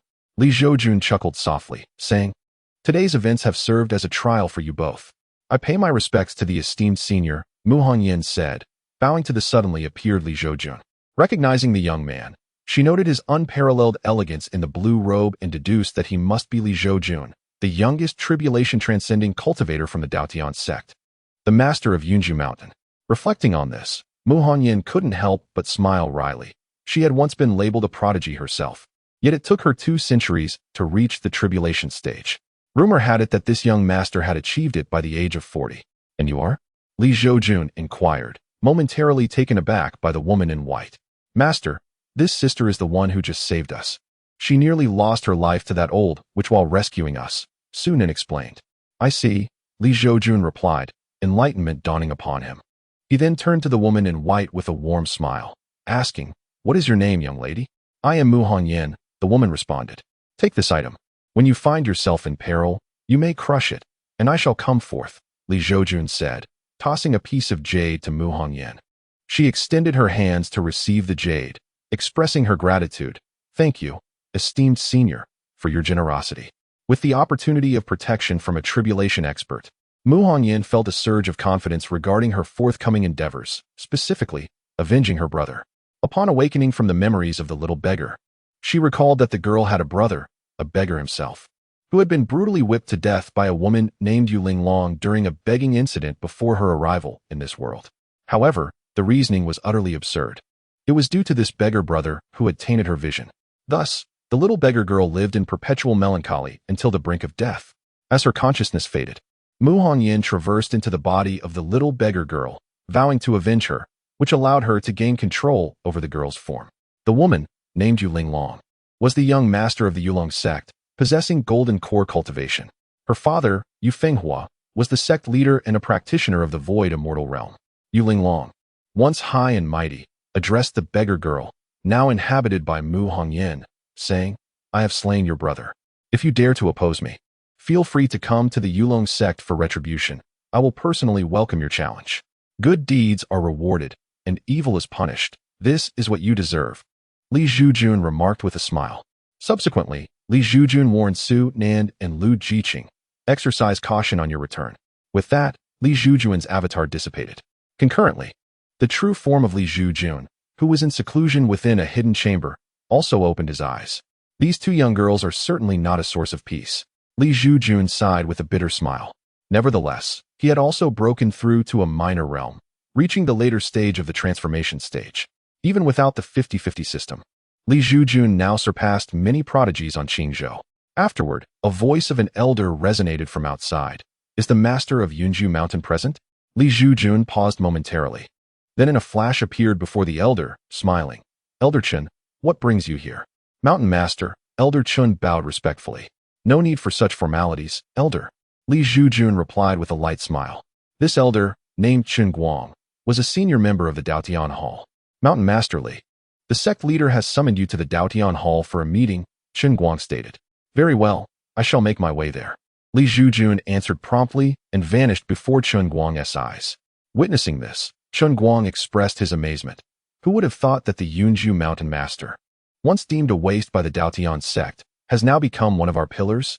This world is truly full of uncertainties. Chapter 51. Yuling Long. When Li Zhoujun arrived at the Daotian Hall, all the major mountain masters of the Daotian sect had already gathered. Li Zhoujun inquired with surprise, "What occasion calls for such a gathering?" Mu Taiyu chuckled lightly.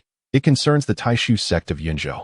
Their elder, Xiao Yuanhui, has endured a century of tribulation. In pursuit of invincibility, he has already bested the peerless experts of 3 top-tier sects, the Shenglei Palace of Laizhou, the Haohan Sword sect of Jiangzhou, and the Jinling Temple of Lingzhou. If all goes as expected, it will soon be our turn at Daotian sect." The mountain masters of Daotian sect expressed their indignation. This person is exceedingly arrogant. Indeed, his hubris is unparalleled. At this juncture, Mu Taiyu turned to Li Zhoujun.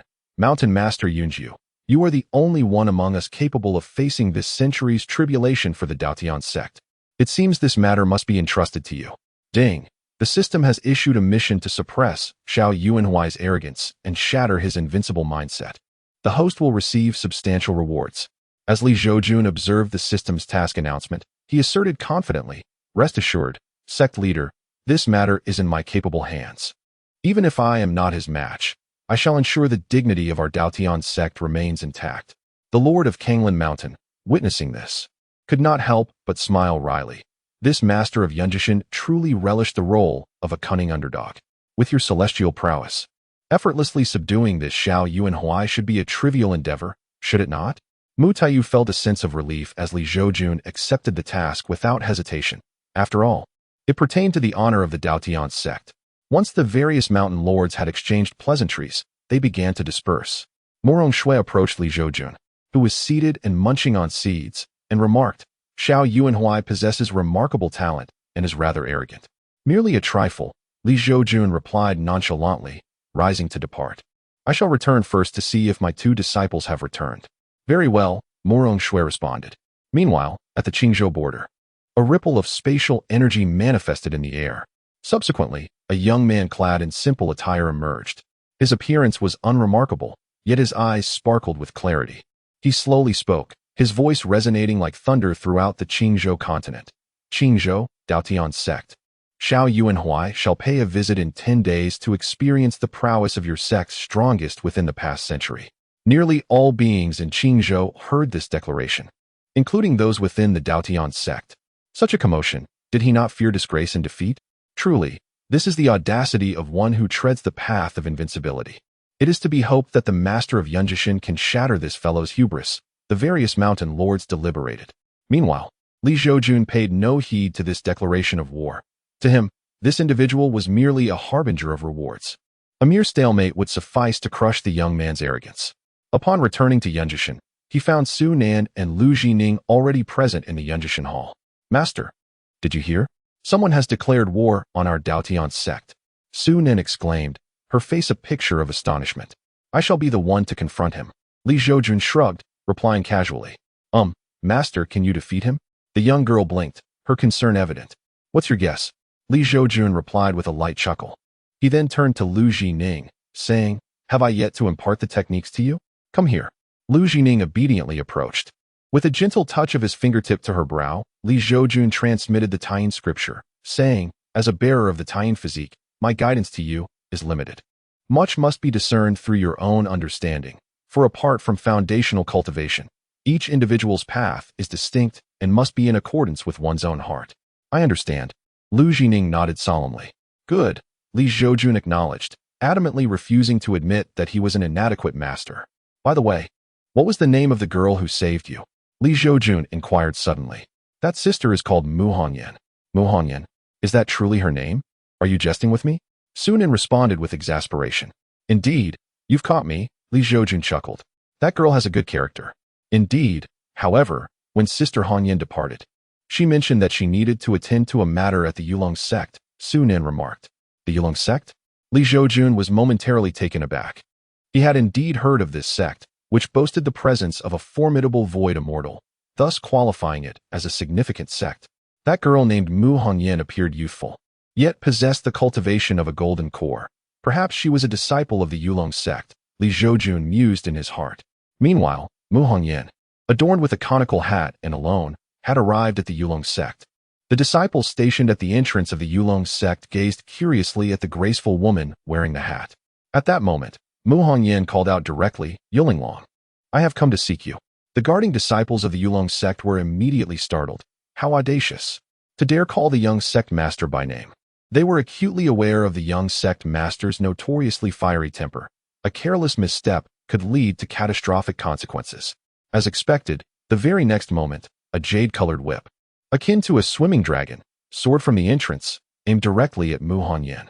Yet, she effortlessly caught it with a raised hand. "After all these years, your temper remains unchanged."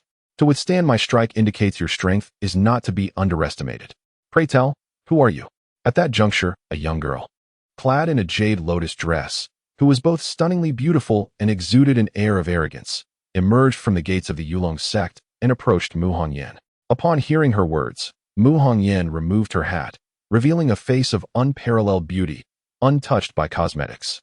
The male disciple stationed at the entrance gasped in awe at her visage. A fleeting glimmer of barely perceptible jealousy crossed Yu Linglong's eyes. Before she spoke, state your name. Why, do you not remember me? Mu Hongyan's eyes narrowed slightly. This young sect master has encountered countless prodigies. Why would I specifically remember you? Yu Linglong scoffed. Those of privilege often forget. You were the one who murdered my brother. Mu Hongyan retorted with a cold huff. Ah, I see. You are that little beggar. Yu Linglong suddenly realized, recalling the small beggar she had once reduced to a mangled state with a single strike. Her eyes filled with resentment. With a playful smile, Yu Linglong remarked, So, have you come seeking vengeance now? I never anticipated that in just a few years, you would cultivate to the golden core stage. It seems I must take action today to eliminate any future threats. Her voice betrayed a tinge of jealousy. Despite her youthful appearance, she was already 30, having only reached the golden core stage at this age. Given time, she knew she would not be a match for this little beggar. The thought that this little beggar had not only grown into a striking beauty, but also possessed terrifying talent deepened Yu Linglong's envy. Chapter 52, Father. You actually yelled at me should you wish to strike. Then do so. Spare me your superfluous words, Mu Hongyan sneered. Today, I shall surely end your life. You brazen girl, Yu Linglong laughed in disbelief upon hearing these words. To declare one's intention to kill within her own territory? This little beggar certainly had the audacity. Let us see what you are truly made of. Yu Linglong, with her haughty visage, let out a cold snort. In the next moment, she forcefully flicked the jade dragon whip in her hand, producing a sharp crack in the air as she aimed it once more at Mu Hongyan's delicate face. Are you envious of my beauty? Do you wish to ruin my appearance? Mu Hongyan chuckled. Yu Linglong replied with a smile, You are quite right. Not only do I intend to mar your beauty, but I shall also defeat you and cast you among a horde of brutish men, allowing you to experience the agony of a fate worse than death. You truly deserve to die. Mu Hongyan was taken aback by Yu Linglong's venomous intent, which surpassed her own. In a flash, Mu Hongyan gracefully sidestepped the long whip with ease. The young woman seeking the young lord was evidently gifted. What a pity that she dared to offend him. You should silence yourself. To speak so in the presence of the young lord is to court death, exclaimed one disciple from the Jade Dragon sect, only to be met with a shocked rebuttal from another. The first disciple, suddenly struck by a chilling realization, promptly fell silent. They knew better than to provoke the young lord. Those who incurred his displeasure could find themselves maimed, or even worse, a fate not to be trifled with. Seeing Mu Hongyan evade her whip effortlessly, Yu Linglong's expression shifted to one of surprise. Yet she quickly regained her composure and unleashed her whip with the ferocity of a tempest. However, Mu Hongyan continued to evade her attacks with remarkable ease. A mocking smile crept onto Mu Hongyan's face as she taunted, After all these years, it seems you have made no progress whatsoever. You seek death. Yu Linglong, struck where it hurt, erupted in fury. Over the years, her father had urged her to consume the Yuan Ing pill to transcend from the Golden Core realm, yet Yu Linglong, proud and defiant, had chosen to endure arduous training instead. However, she had made no advancements, remaining stagnant at the peak of the Golden Core stage. Now, finding herself unable to subdue even a homely girl in the mid-Golden Core stage, a sense of defeat and envy surged within her. Why was her father so gifted, yet she so lacking? Mu Hongyan seemed to perceive her inner turmoil, directly stating, Yu Linglong, your father is a powerful celestial. How could he have produced such a daughter of meager talent? Surely, you cannot be his biological child? I will kill you. Yu Linglong's eyes blazed with fury, and the jade whip in her grasp whirled with renewed vigor. This girl should truly temper her words. She was perilously close to incurring the young lord's wrath. Disciples of the Jade Dragon sect felt anxious for Mu Hongyan. There is a saying, beauty is justice. This could not be more applicable to Mu Hongyan. You foolish girl. Do you not wish to experience the thrill of this woman? She has offended the young lord. Perhaps he will take her down and grant us a moment of indulgence. Another disciple chuckled sinisterly. The previously speaking disciple scoffed. You truly lack resolve. Do you genuinely wish to become a mere pig in the eyes of the young sect master? Ah, such words are misplaced, responded the disciple with a nonchalant chuckle. Meanwhile, Mu Hongyan finally commenced her counterattack. In an instant, she appeared before Yu Linglong, a long sword manifesting in her hand, its ethereal sword intent enveloping Yu Linglong like a veil of mist, shrouding the area within 100 meters in a thick fog. As the surroundings were engulfed by the haze, Yu Linglong felt a surge of panic, unable to discern the location of the diminutive beggar concealed within. Whoosh! A sound of slicing air resonated behind Yu Linglong. Before she could react, a gash, bloodied and raw, appeared on her back. With a swift motion, she lashed out with her whip, but it met only emptiness, striking the ground with such force that it splintered the floor beneath her. However, the exertion led to a significant recoil. Seizing the opportunity, Mu Hongyan thrust her sword into Yu Linglong's side once more. Stop hiding and cowering. If you have the fortitude, step forth and engage me in a battle to the death. Yu Linglong's spirit crumbled. She felt as if she had become a mouse, toyed with at will by Mu Hongyan, the cat. This sensation was intolerable. She began to wield her whip in a desperate attempt to create an impenetrable barrier around herself. Yet the cost was an immense drain on her stamina. Mu Hongyan, clearly aware of this, refrained from further attacks, patiently awaiting the depletion of Yu Linglong's energy. At last, after what felt like the span of 3 incense sticks, Mu Hongyan seized her moment, aiming her sword at Yu Linglong's throat, intent on delivering a fatal blow. However, matters were far from straightforward. A formidable aura surged within the Yulong sect, and in the next heartbeat, an overwhelming force struck Mu Hongyan, sending her flying like a kite severed from its string, dispersing the mist around her.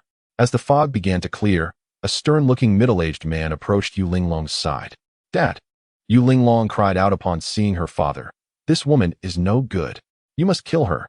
The middle-aged man was none other than Yu Linglong's father, Yu Fenghua, the sect master of the Yulong sect. At that moment, Yu Fenghua paid no heed to his daughter's pleas. Instead, he gazed intently at Mu Hongyan's visage. Beautiful, truly exquisite. How could such a stunning woman exist in this world? He felt compelled to claim her for himself. Meanwhile, Mu Hongyan sneered. "Yu Linglong, are you incapable of handling this? Why call for help? If you have the courage, summon your allies."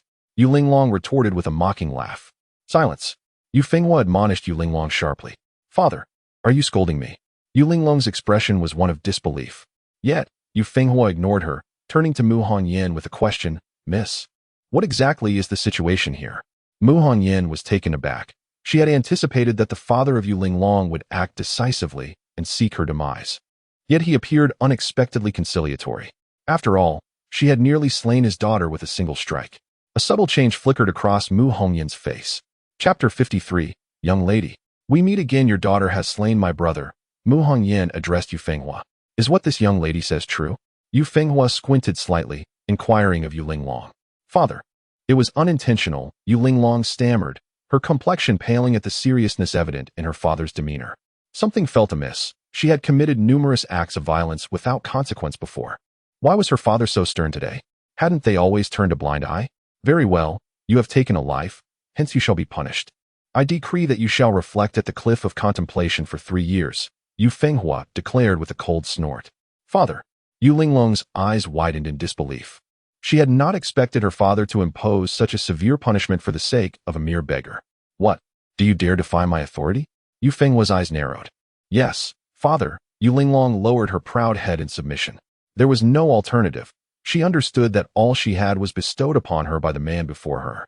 She could be arrogant before others, but should she oppose her father, everything would slip away from her grasp.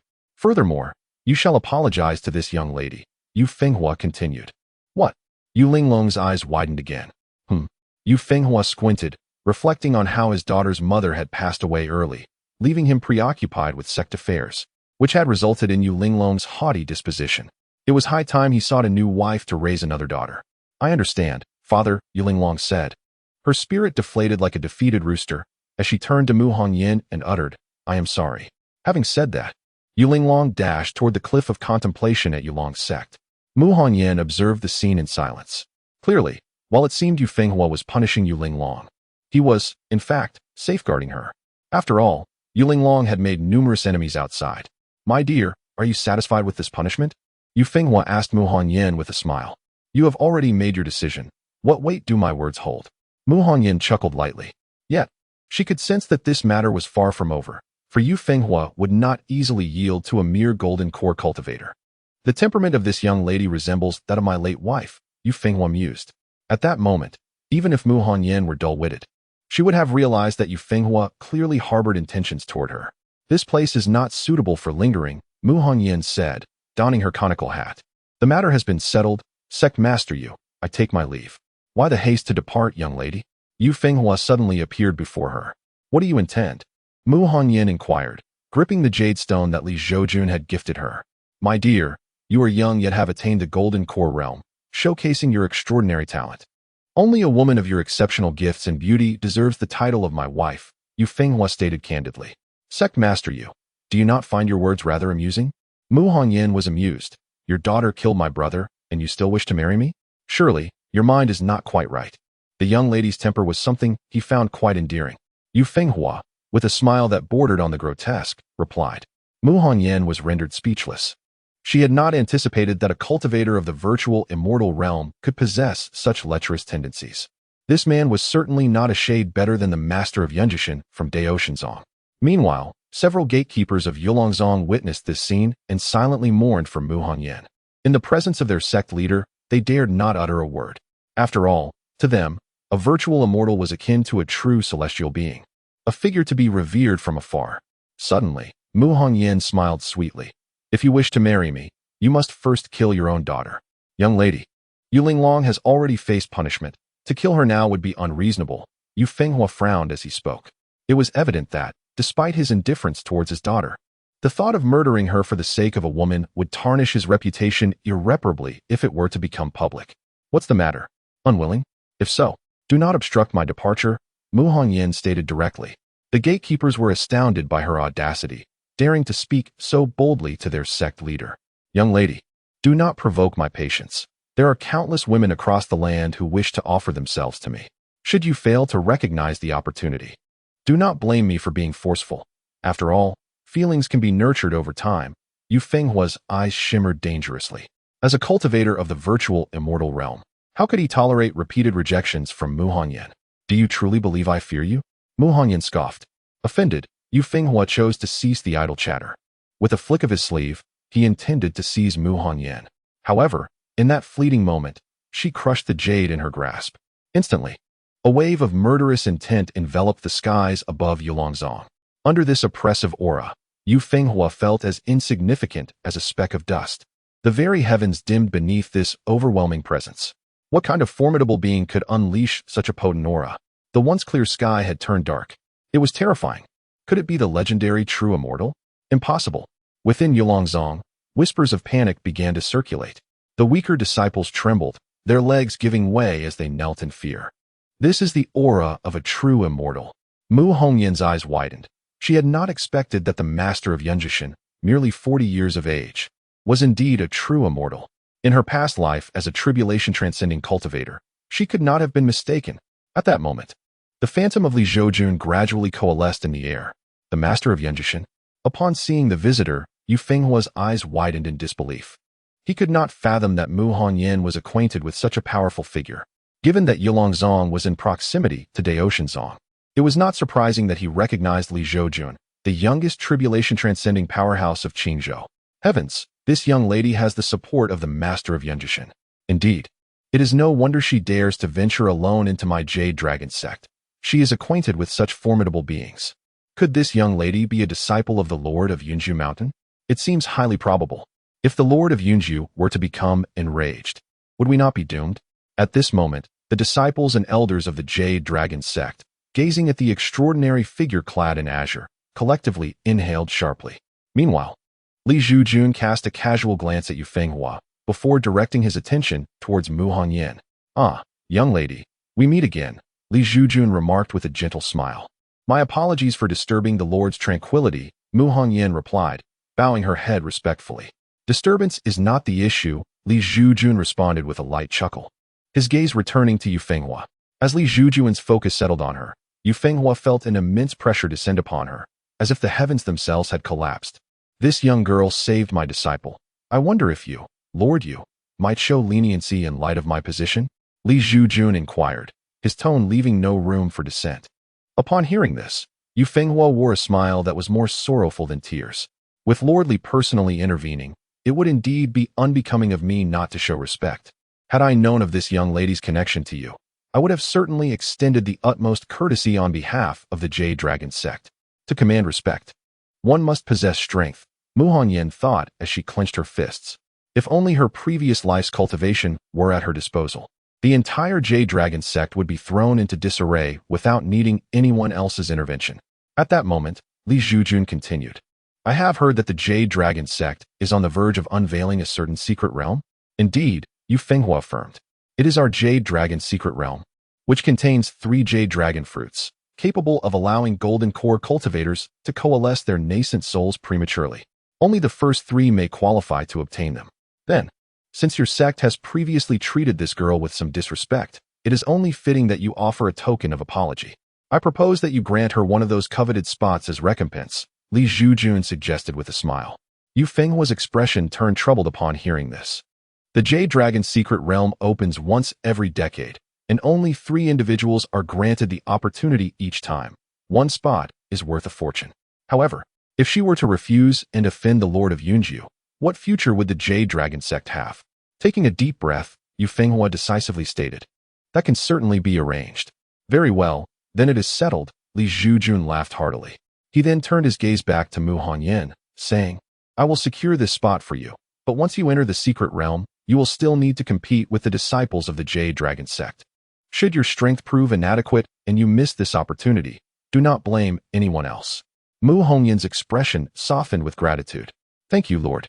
Your words will be etched in my heart. Indeed, Li Zhoujun nodded, and with that, his projection dissipated. As Li Zhoujun departed, the oppressive atmosphere enveloping the Jade Dragon sect finally lifted. Is this truly the youngest tribulation transcender of the Daotian sect? Indeed, it is terrifying. Merely the power of a doppelganger resembles the presence of a true immortal. Is it conceivable that this master of Yunju Mountain has genuinely attained the cultivation of a true immortal? Unlikely, for if he had reached such heights, he should have ascended by now. Why remain in Qingzhou? Are you not aware that a cultivator in the Great Ascension realm must convert their entire spiritual power into celestial spiritual power to ascend to the immortal realm? Some cultivators in this realm, reluctant to ascend, choose to retain a portion of their spiritual power, refraining from its conversion. While celestial spiritual power can indeed be referred to as spiritual power, it is exponentially more potent than ordinary spiritual power. The intricacies of true immortals are best left unguessed. Even if this master of Yunju Mountain is not a true immortal, he is certainly perilously close. At this moment, the elders of Yulong's sect are abuzz with speculation, while the disciples gaze at him with envious eyes. This master of Yunju Mountain merely makes an appearance, yet he compels the sect leader, a formidable figure at the level of a virtual immortal, to capitulate. Such standing and strength are precisely what they aspire to achieve. Meanwhile, Yu Fenghua feels an overwhelming sense of helplessness, despite Li Zhoujun's admonition to Mu Hongyan to rely solely on herself when he departed. He knows that this opportunity must be afforded to Mu Hongyan, lest it tarnish Li Zhoujun's reputation. Time swiftly elapses. 10 days pass, clad in simple garments. Xiao Yuanhui appears at the imposing gates of Daotian's sect. The 3 characters of Daotian's sect exude grandeur. Xiao Yuanhui gazes upward at the elegantly inscribed words, chuckling softly. In the realm of Yunzhou, I, Xiao Yuanhui, have come to visit your esteemed sect, having heard of your master of Yunju Mountain, who achieved tribulation at the age of 40. I wish to experience his prowess firsthand. At this moment, his voice resonates like thunder throughout the entire Daotian sect. The gatekeeper disciples of Daotian's sect feel an invisible pressure emanating from Xiao Yuanhui's spirited presence, leaving them breathless. As a guest, why not enter and sit for a while? Elder Xiao, let us extend the hospitality of Daotian's sect before discussing the contest, suddenly interjects an elderly man with white brows, appearing before Xiao Yuanhui with a warm smile. This elder is the master of Yuyuan Mountain, tasked with receiving visitors to Daotian's sect. Who might you be? Xiao Yuanhui squints, surprised that his imposing entrance is met only by an elderly man. The demeanor of Daotian's sect seems a bit haughty. However, it is understandable, for it is the foremost sect in Qingzhou. In that case, I shall defeat your so-called youngest tribulation expert and temper your pride, he muses to himself. I am the old master of Yuyuan Mountain, responsible for the hospitality of Daotian's sect, The elder replies, stroking his beard with a smile. Ah, I see. I had thought you were the master of Yunju Mountain. Xiao Yuanhui replies with a grin. Elder Xiao, you jest. The master of Yunju Mountain is as graceful as a willow. I, an old man, cannot compare, the elder responds with a chuckle. Meanwhile, in the Daotian Hall, Mu Taiyu and the various mountain masters of Daotian sect have gathered. Naturally, Li Zhoujun is among them. So, Xiao Yuanhui has arrived. Does he truly believe himself formidable? Once I break through to tribulation, I shall seek him out for a proper contest, he resolves. The tempestuous Lu Yin snorted coldly and declared, Master, I shall confront him now. At that moment, Li Zhoujun rose to his feet. Be cautious, Mu Taiyu advised with a nod. Rest assured, Master, I shall not bring shame upon our sect, Li Zhoujun replied with a light laugh before hastening toward the mountain gate. The Lord of Kanglan Mountain shook his head, silently mourning for the elder of the Taishu sect, Xiao Yuanhui, for 3 seconds. Why must he seek out Li Zhoujun of all people? This fellow conceals his true celestial level cultivation so well. Had it not been for the trouble faced by his disciple, he might have remained undiscovered even now. The depths of the Lord of Yunjishan's concealment were indeed profound. As the Lord of Kanglan Mountain pondered, Li Zhoujun had already arrived at the gate of the Daotian sect, encountering the leisurely Lord of Yuran, who was engaged in a verbal spar with Xiao Yuanhui. Elder Xiao, I hear you seek me? Li Zhoujun inquired with a slight smile directed at Xiao Yuanhui. Both the Lord of Yunjishan and the guarding disciples of the Daotian sect respectfully acknowledged him. You are the Lord of Yunjishan? Xiao Yuanhui's gaze gleamed with excitement as he regarded this remarkably handsome young man, who appeared otherwise unremarkable. Indeed, that is I, Li Zhoujun replied with a smile. Heroic talents emerge from youth. Allow me to experience the strength of the Lord of Yunjishan, Xiao Yuanhui exclaimed, his eyes radiating enthusiasm. In the next instant, he appeared before Li Zhoujun, delivering a fierce punch that resounded with a deafening roar. Hiss! What terrifying power! No wonder Xiao Yuanhui has triumphed over the young tribulation experts of the 3 top sects, Mu Taiyu and the other mountain lords, concealed within the void. Gasped in astonishment at the unfolding scene. One could not deny that Xiao Yuanhui's strength was indeed formidable. Yet, the Lord of Kanglan Mountain muttered to himself. If the Lord of Yunjishan were to unleash his full power, Xiao Yuanhui would scarcely endure even a breath. Meanwhile, as Xiao Yuanhui's fist approached Li Zhoujun's face, his excitement only intensified. He is indeed formidable. Li Zhoujun regarded the scene with gravity, without employing the Aoshue Immortal sword. He could only rely on the system to match him equally. Resolving to act, Li Zhoujun raised a hand. Boom! A thunderous sound erupted, unleashing a tremendous wave of energy that radiated outward from the epicenter of Li Zhoujun and Xiao Yuanhui. Witnessing this, the mountain lords swiftly employed their divine abilities to shield their disciples and the sect structures. When the dust settled, Li Zhoujun and Xiao Yuanhui stood before the gaze of the mountain lords. Li Zhoujun had effortlessly withstood Xiao Yuanhui's punch. To withstand my strike, the Lord of Yunjishan. Your reputation is well-deserved, Xiao Yuanhui exclaimed, his excitement growing. It was exceedingly rare for him to find a peer of equal caliber. Today, he yearned for a thrilling battle. With that thought, Xiao Yuanhui unleashed several more punches, raining down upon Li Zhoujun like a tempest, yet each one was effortlessly intercepted by Li Zhoujun. Their clash was indeed evenly matched. However, it wasn't long before Xiao Yuanhui sensed something amiss. Regardless of whether he exerted all his strength or held back, Li Zhoujun effortlessly countered every move, as if he had already anticipated the force behind each of Su Yuanhui's attacks. This made Su Yuanhui feel utterly exposed before Li Zhoujun, who seemed to manipulate the situation with ease. Indeed, the master of Yunju Mountain appeared to be in complete control, effortlessly neutralizing each of Su Yuanhui's fierce onslaughts. The other mountain masters wore smiles of approval, while disciples of the Daotian sect had gathered to observe the spectacle. Lu Jining and Su Nan, witnessing their master engaged in a fierce duel with a humble young man, could not help but cheer. Go, master! Meanwhile, within the crowd of disciples, Chen Xiaohai, who had joined Luyan Hofeng Mountain, spotted Su Nan. At that moment, Chen Xiaohai had lost all the arrogance he previously displayed. After all, Li Zhoujun's prowess was on full display, undeniably a formidable figure at the tribulation stage. Even their mountain master, Lu Yan, was a significant tier below Li Zhoujun. How could Chen Xiaohai dare to offend Su Nan? As Su Yuanhui continued to unleash various divine abilities, he felt his stamina waning. Yet, Li Zhoujun remained unflappable, as if his strength was boundless. However, it became apparent that Li Zhoujun's combat experience did not rival Su Yuanhui, the seasoned warrior. Soon, a flaw emerged. As Su Yuanhui observed Li Zhoujun's response to his technique, he seized the opportunity, channeling his power to deliver a forceful strike to Li Zhoujun's chest. Li Zhoujun let out a muffled grunt and staggered back 3 steps. Nevertheless, with the support of the system's balanced capabilities, he suffered no significant harm. In contrast, Su Yuanhui felt a sharp pain in his palm from the impact. Although the master of Yunju Mountain was exceptionally gifted, overshadowing others in Qingzhou and beyond, he was still young, lacking the battle experience that Su Yuanhui had accrued through relentless combat.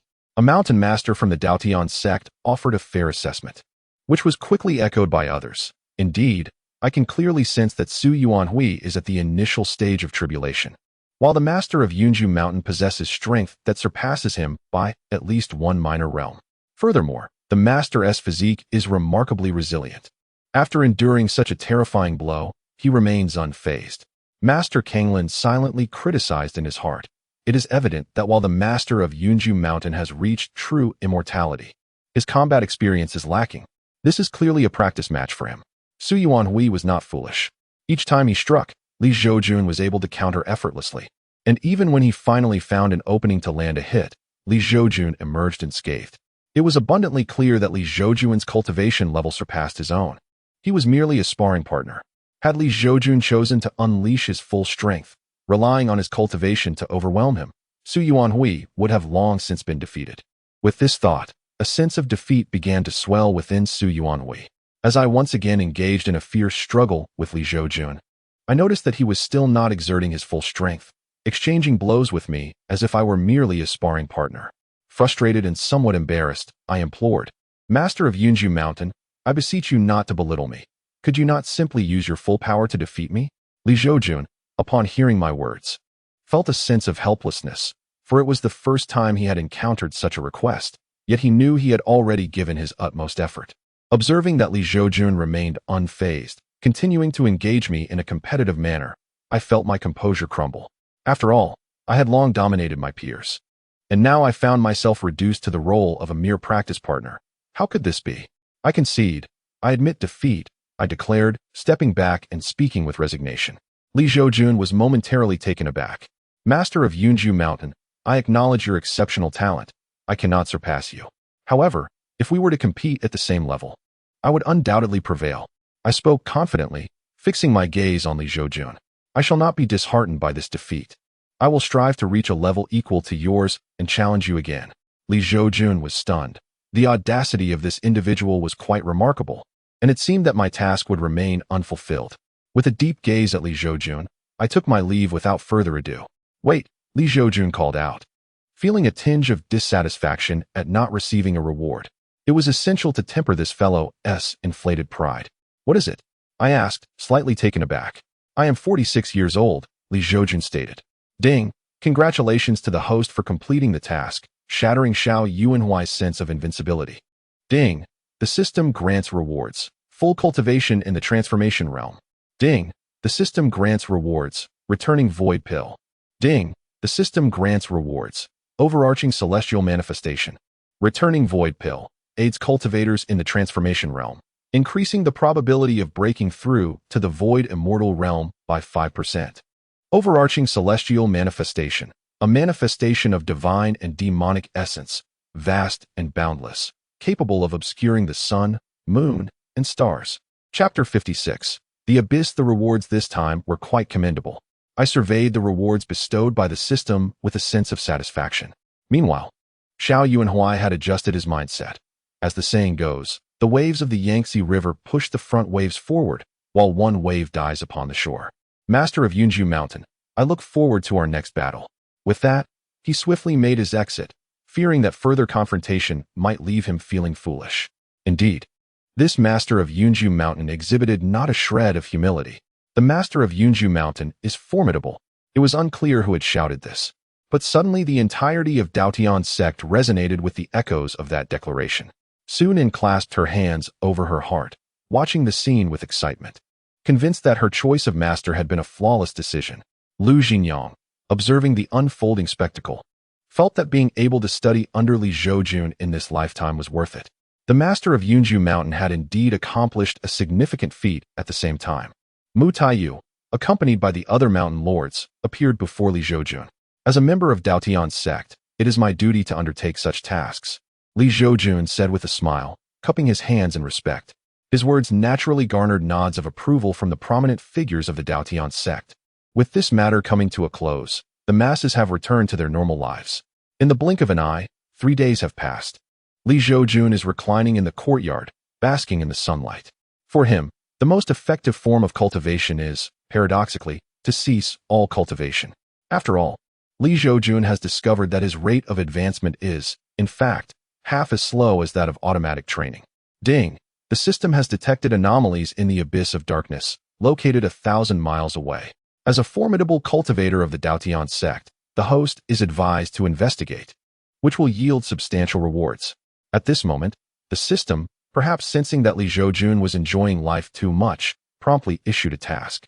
With a sense of idle restlessness, Li Zhoujun readily accepted. After exchanging brief farewells with Su Nan and Lu Jining, he took to the skies on his flying sword and arrived at the abyss of darkness as indicated by the system. Beneath the ominous clouds, 2 colossal mountains loomed, forming a deep chasm between them. Li Zhoujun, skilled and audacious, stepped forward without hesitation. Ah, young man, this place is not meant for ordinary mortals. Many cultivators have lost their lives here, a white-haired elder remarked, appearing before Li Zhoujun alongside a young maiden, his expression one of astonishment. Li Zhoujun chuckled lightly. If you, esteemed elder, dare to venture here, why should I be afraid? The elder paused for a moment, then replied with a smile. It seems this gentleman will not heed my advice. Li Zhoujun chose not to pursue the topic further but instead inquired with a grin, might I ask, esteemed elder, if you are familiar with the mysteries of this abyss? The elder nodded and said, I possess some knowledge. Just 10 days ago, this place was serene and picturesque, but suddenly, dark clouds gathered, transforming it into a forbidden zone. My eldest disciple came to investigate and has since vanished without a trace, prompting my visit. Oh, are you not concerned for your young disciple? Li Zhoujun asked, casting an odd glance at the girl. I wonder if she has displeased her master. For what other reason could there be for bringing her to such a perilous place? The maiden piped up, I insisted on coming myself, her delicate face displaying a hint of irritation. The elder shook his head in resignation, yet a sense of confidence lingered in his demeanor. Clearly, he harbored great self-assurance. Though Li Zhoujun wondered about the elder's identity, as the three conversed, they continued onward. Soon, they encountered a gruesome sight. The corpses of both humans and beasts littered the ground, interspersed with peculiar, dark stones that lay scattered along the path. These are no ordinary stones, the elder remarked, frowning at the strange formations. In the next moment, the stones began to stir. They unfurled, transforming into large, black spiders, each bearing a human visage, a truly grotesque sight. With a series of horrifying shrieks, these human-faced spiders lunged towards Li Zhoujun and his companions. You little wretches dare to cause a ruckus before me? The white-haired elder, upon witnessing the scene, let out a derisive snicker. In the next instant, he waved his hands, and terrifying flames swiftly enveloped the spiders, igniting their black, human-like faces with a crackling sound, accompanied by their anguished cries. The flaming, human-faced spiders flailed about like headless flies in a frenzy. One of them approached Li Zhoujun, who, without a moment's hesitation, struck it down with a resounding slap, obliterating the mere golden core creature into ashes. The elder, observing this spectacle, was momentarily taken aback. His flames were of spiritual origin, although he had not exerted much power. It was astonishing that this seemingly unassuming youth could extinguish his prized technique with a single blow, prompting him to regard Li Zhoujun with newfound respect. I am the elder of the minor fire. May I inquire your esteemed name? The elder now regarded Li Zhoujun with a serious demeanor, offering a slight bow. Oh, so you are the elder of minor fire, Li Zhoujun replied with a smile. He had heard of this figure, reputed to be a formidable presence at the integration stage. It was no wonder that he dared to venture into this abyss with his disciple. After all, a practitioner at the integration stage was undeniably a force to be reckoned with across all of Qingzhou and beyond. Then, without the intention of concealing his identity, Li Zhoujun chuckled. I am Li Zhoujun, the master of Yunjishan in the Daotian sect. You are the master of Yunjishan? The elder's eyes widened in astonishment. After all, just days prior, Li Zhoujun had triumphed over the formidable Xiao Yuanhui, who had bested 3 top sects over a century. This victory solidified Li Zhoujun's title as the youngest tribulation transcendence expert in Qingzhou, which the elder was indeed aware of. Remembering his earlier warnings to Li Zhoujun about the dangers here, the elder's face flushed with embarrassment. If this master of Yunjishan was in peril, then he, an old man, had little hope of surviving. Meanwhile, the young lady beside him gazed at Li Zhoujun in disbelief, her eyes reflecting admiration. After all, she too had heard of Li Zhoujun's exploits, a tribulation expert at merely 40 years old. What an extraordinary prodigy. Simultaneously, the elder chuckled ruefully. I, an old fool, fail to recognize the mountain's majesty. Please pardon my ignorance, esteemed master. There is no need for concern, Li Zhoujun replied with a smile. Hearing this, the elder heaved a sigh of relief, acknowledging in his heart that although this master of Yunjishan held a status far above his own, he was remarkably unpretentious, unlike the many tribulation experts he had encountered before, who often carried an air of superiority. Chapter 57. The corpse of the spirit emperor with the master of Yunjishan present. This abyss is but a farce, the elder remarked. He was not one to indulge in flattery, yet when he did, none could rival his skill. Your humility is commendable. As the saying goes, there are mountains beyond mountains. And indeed, your spiritual flames are a marvel to behold, Li Zhoujun said modestly. After several exchanges of mutual praise, the trio continued onward. Li Zhoujun pondered deeply. If even these seemingly trivial human-faced spiders were of the golden core level, it was likely that even more formidable malevolent beings awaited them further ahead. As expected, along the path traversed by the three, a heavy black coffin of mysterious iron lay ominously before them. The obstruction posed by the coffin was a portent of ill fortune. The master of the flickering flame, his countenance grave, declared, "Please wait a moment, mountain lord, while I dispel this black coffin." With that, a blazing inferno enveloped his form, reminiscent of a deity of fire descending upon the earth. However, just as he prepared to strike, a chilling female voice resonated. If you wish to avoid death, do not provoke this coffin. As the words faded, a woman clad in a black gown embroidered with golden phoenixes materialized before Li Zhoujun and his companions. The ability to appear silently in this place suggested that she was no ordinary individual. Who are you? The master of the flickering flame inquired, his brow furrowed at the sudden interference. Do you know what lies within the coffin? The woman in black scoffed. What could it possibly be? Surely not the remains of an immortal, the master retorted, emboldened by Li Zhoujun's presence. Within lies my husband, the spirit emperor, the woman replied solemnly. What? The master's expression faltered. Could you be the empress of the spirit dynasty? The spirit dynasty, a realm of ancient renown in the Qingzhou region, was said to have fallen into the hands of its empress, Wu Shu, after the demise of her husband, the spirit emperor, a powerful figure of the fusion realm a century ago. Indeed, Wu Shu affirmed with a nod. Ah, so it is the empress who stands before us. The master of the flickering flame acknowledged, though inwardly he mused about the remarkable gathering of powerful beings drawn to such a humble abyss. What then is the situation before us? He queried, casting a glance at the black coffin.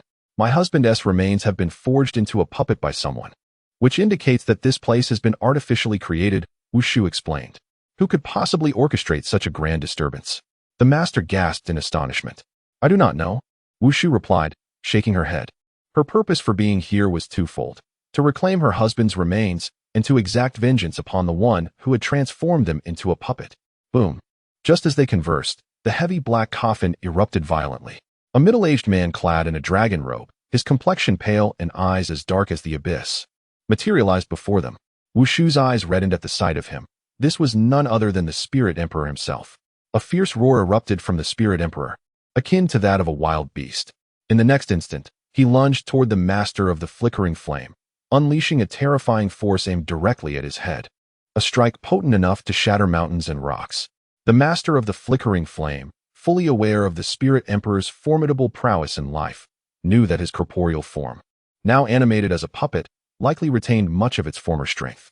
With this thought in mind, the master braced himself, igniting fierce flames in both hands to counter the emperor's onslaught.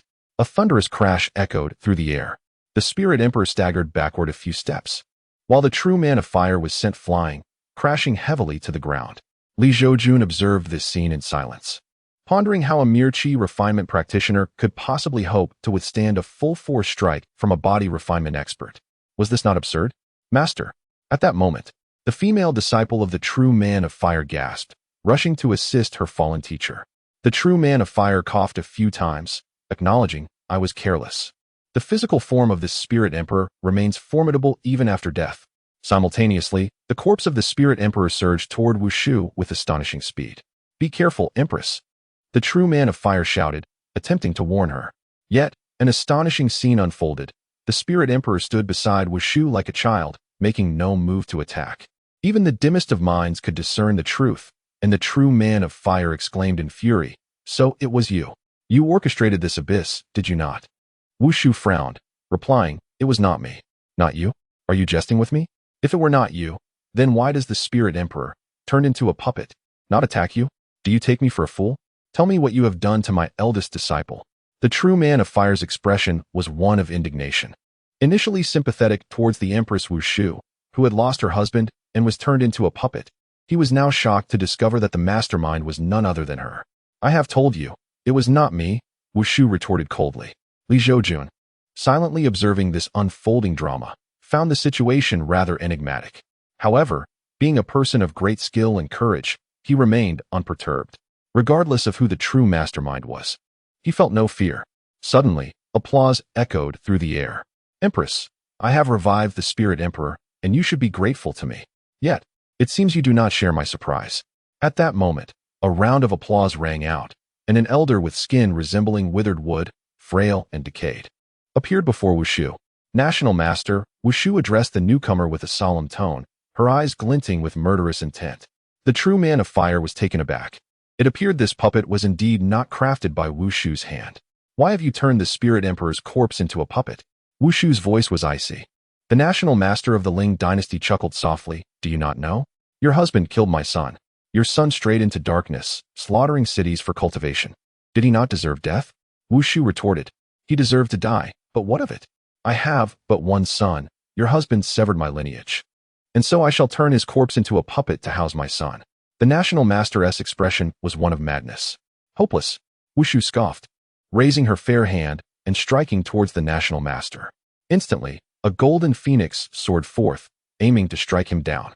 Yet at that moment, the spirit emperor, under the national master's control, blocked the attack. Wushu was taken aback, quickly adjusting her position, but the phoenix collided with a nearby mountain.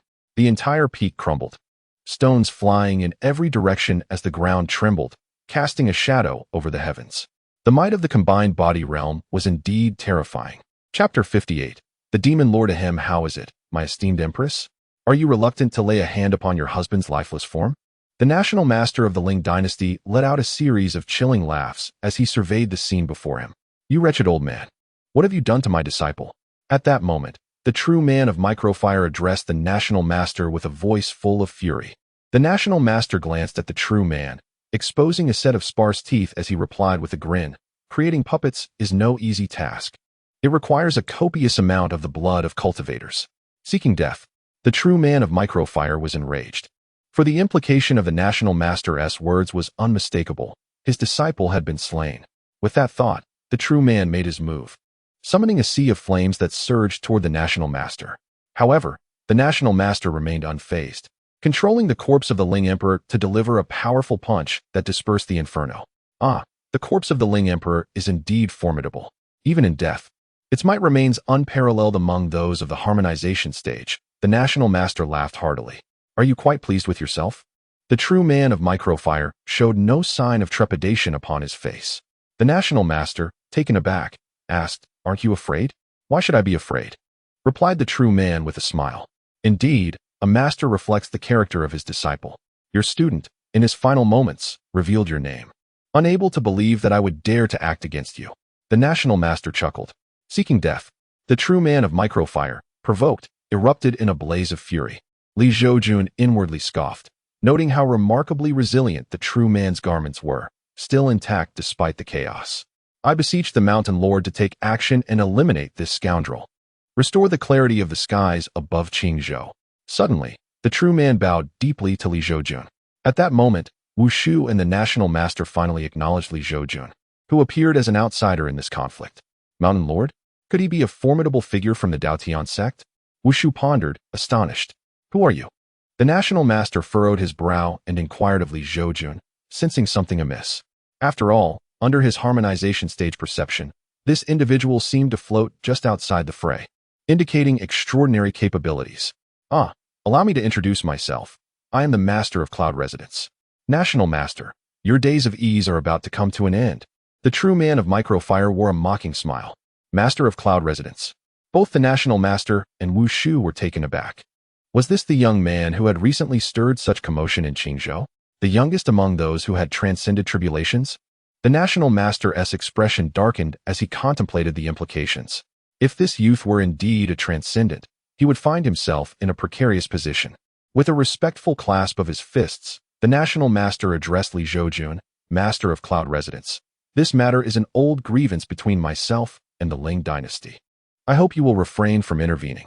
Li Zhoujun responded with a smile. This matter is hardly so simple, is it? I fear the true puppeteer may not be you. The absence of any system prompt indicating task completion made it evident that the truth had yet to be uncovered. The National Master's expression stiffened at Li Zhoujun's words, while Wu Shu's demeanor shifted as well. Disclose the identity of your backer, and I may consider granting you a swift death, Li Zhoujun declared.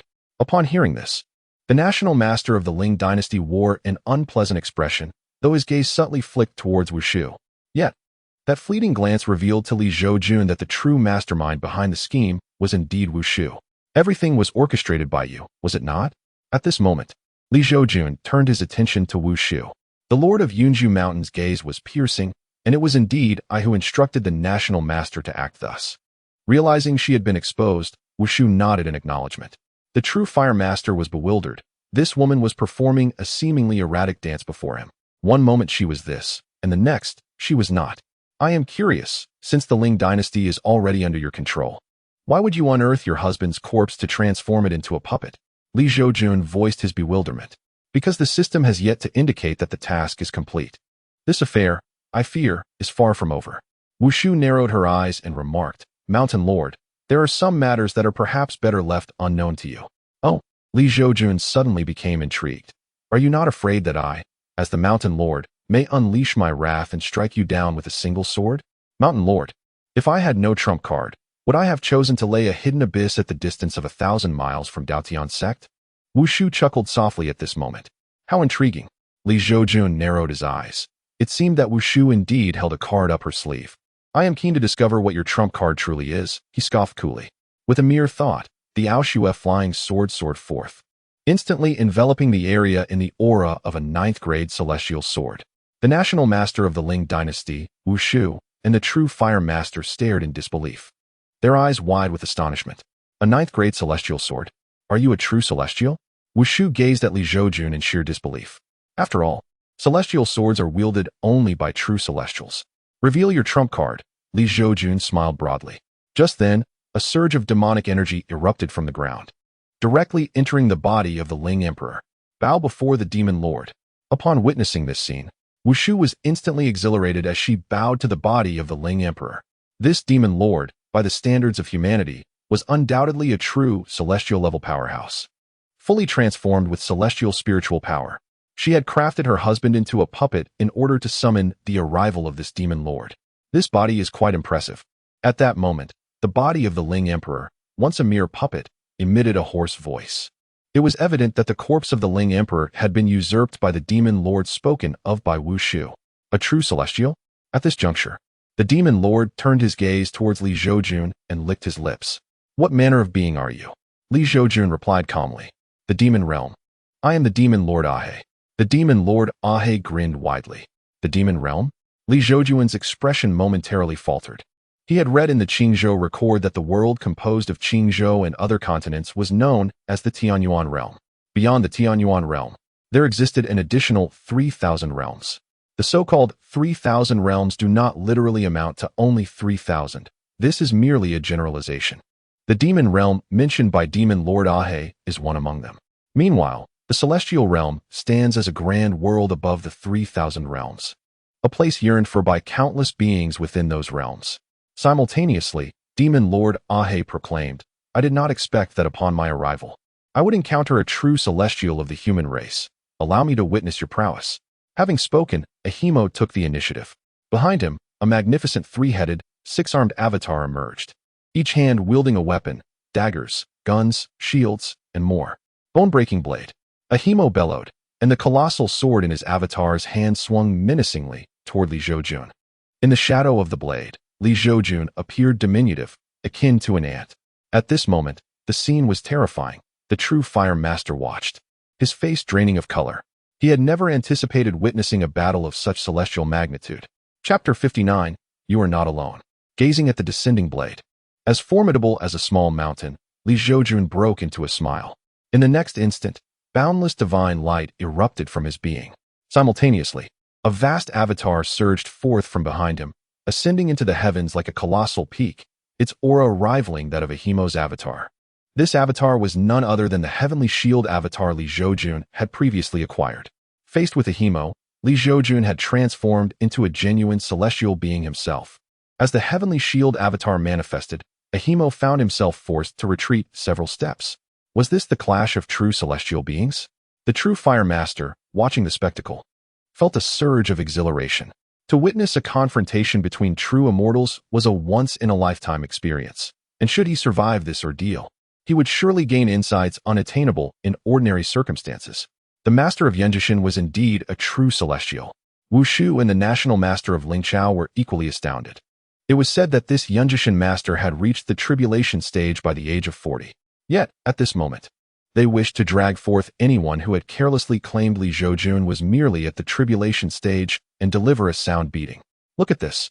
Is this something a tribulation stage individual could accomplish? Meanwhile, Ahimo, having been forced back, narrowed his eyes at Li Zhoujun, excitement gleaming within. In his dominion of the demon realm, Ahimo had already reached the pinnacle, vanquishing all challengers. Even the neighboring demon realms had succumbed to his might, including the fire demon realm and the water demon realm. Thus, his gaze had turned toward the Tianyuan realm. At that moment, a voice resonated within Li Zhoujun's mind. Ding! Congratulations, host, for completing the task. Investigate the abyss. Ding! The system grants the reward of Bruce Lee's Jeet Kune Do, a modified version, at the pinnacle level. As the system's voice faded, a plethora of intricate combat techniques and their applications in harmony with spiritual energy flooded Li Zhoujun's consciousness. The system could operate in such a manner. Li Zhoujun was momentarily stunned. What he lacked most at present was rich practical experience. However, with this reward from the system, he felt a surge of joy. Thus, Li Zhoujun stood atop the shoulder of the heavenly shield avatar, rubbing his thumb across his nose, and began to leap in all directions.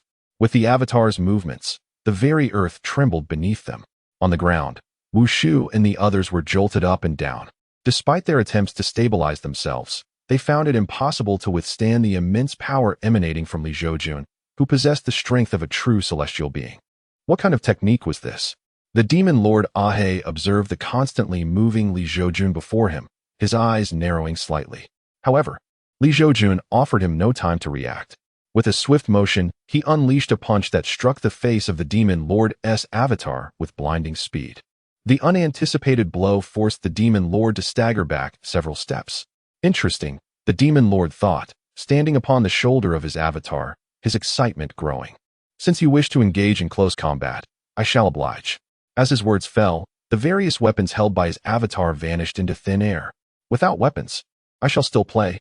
This is what one might call confidence. Li Zhoujun, uninterested in dialogue, launched a kick towards the knee of the demon lord's avatar. Quite intriguing. The demon lord mused, for if that kick were to land on a flesh and blood knee, it would surely cripple the entire leg. Yet, the demon lord was no novice. He deftly maneuvered his avatar aside while unleashing a punch infused with dark demonic energy toward Li Zhoujun's avatar's chest. Li Zhoujun, sensing the attack, quickly retreated a step to evade the blow, then shifted right to deliver a punch aimed at the throat of the demon lord's avatar. The two engaged in a fierce exchange, their avatars clashing with relentless vigor. Onlookers, though shaken and momentarily lifted off the ground, remained engrossed in the display. The confrontation between these true celestial beings was terrifying. The mere collision of their avatars was enough to inspire awe. Each avatar possessed the potential to sweep across the Azure continent and obliterate countless lives in the entire Tianyuan realm. The real man of Weihua sighed in admiration.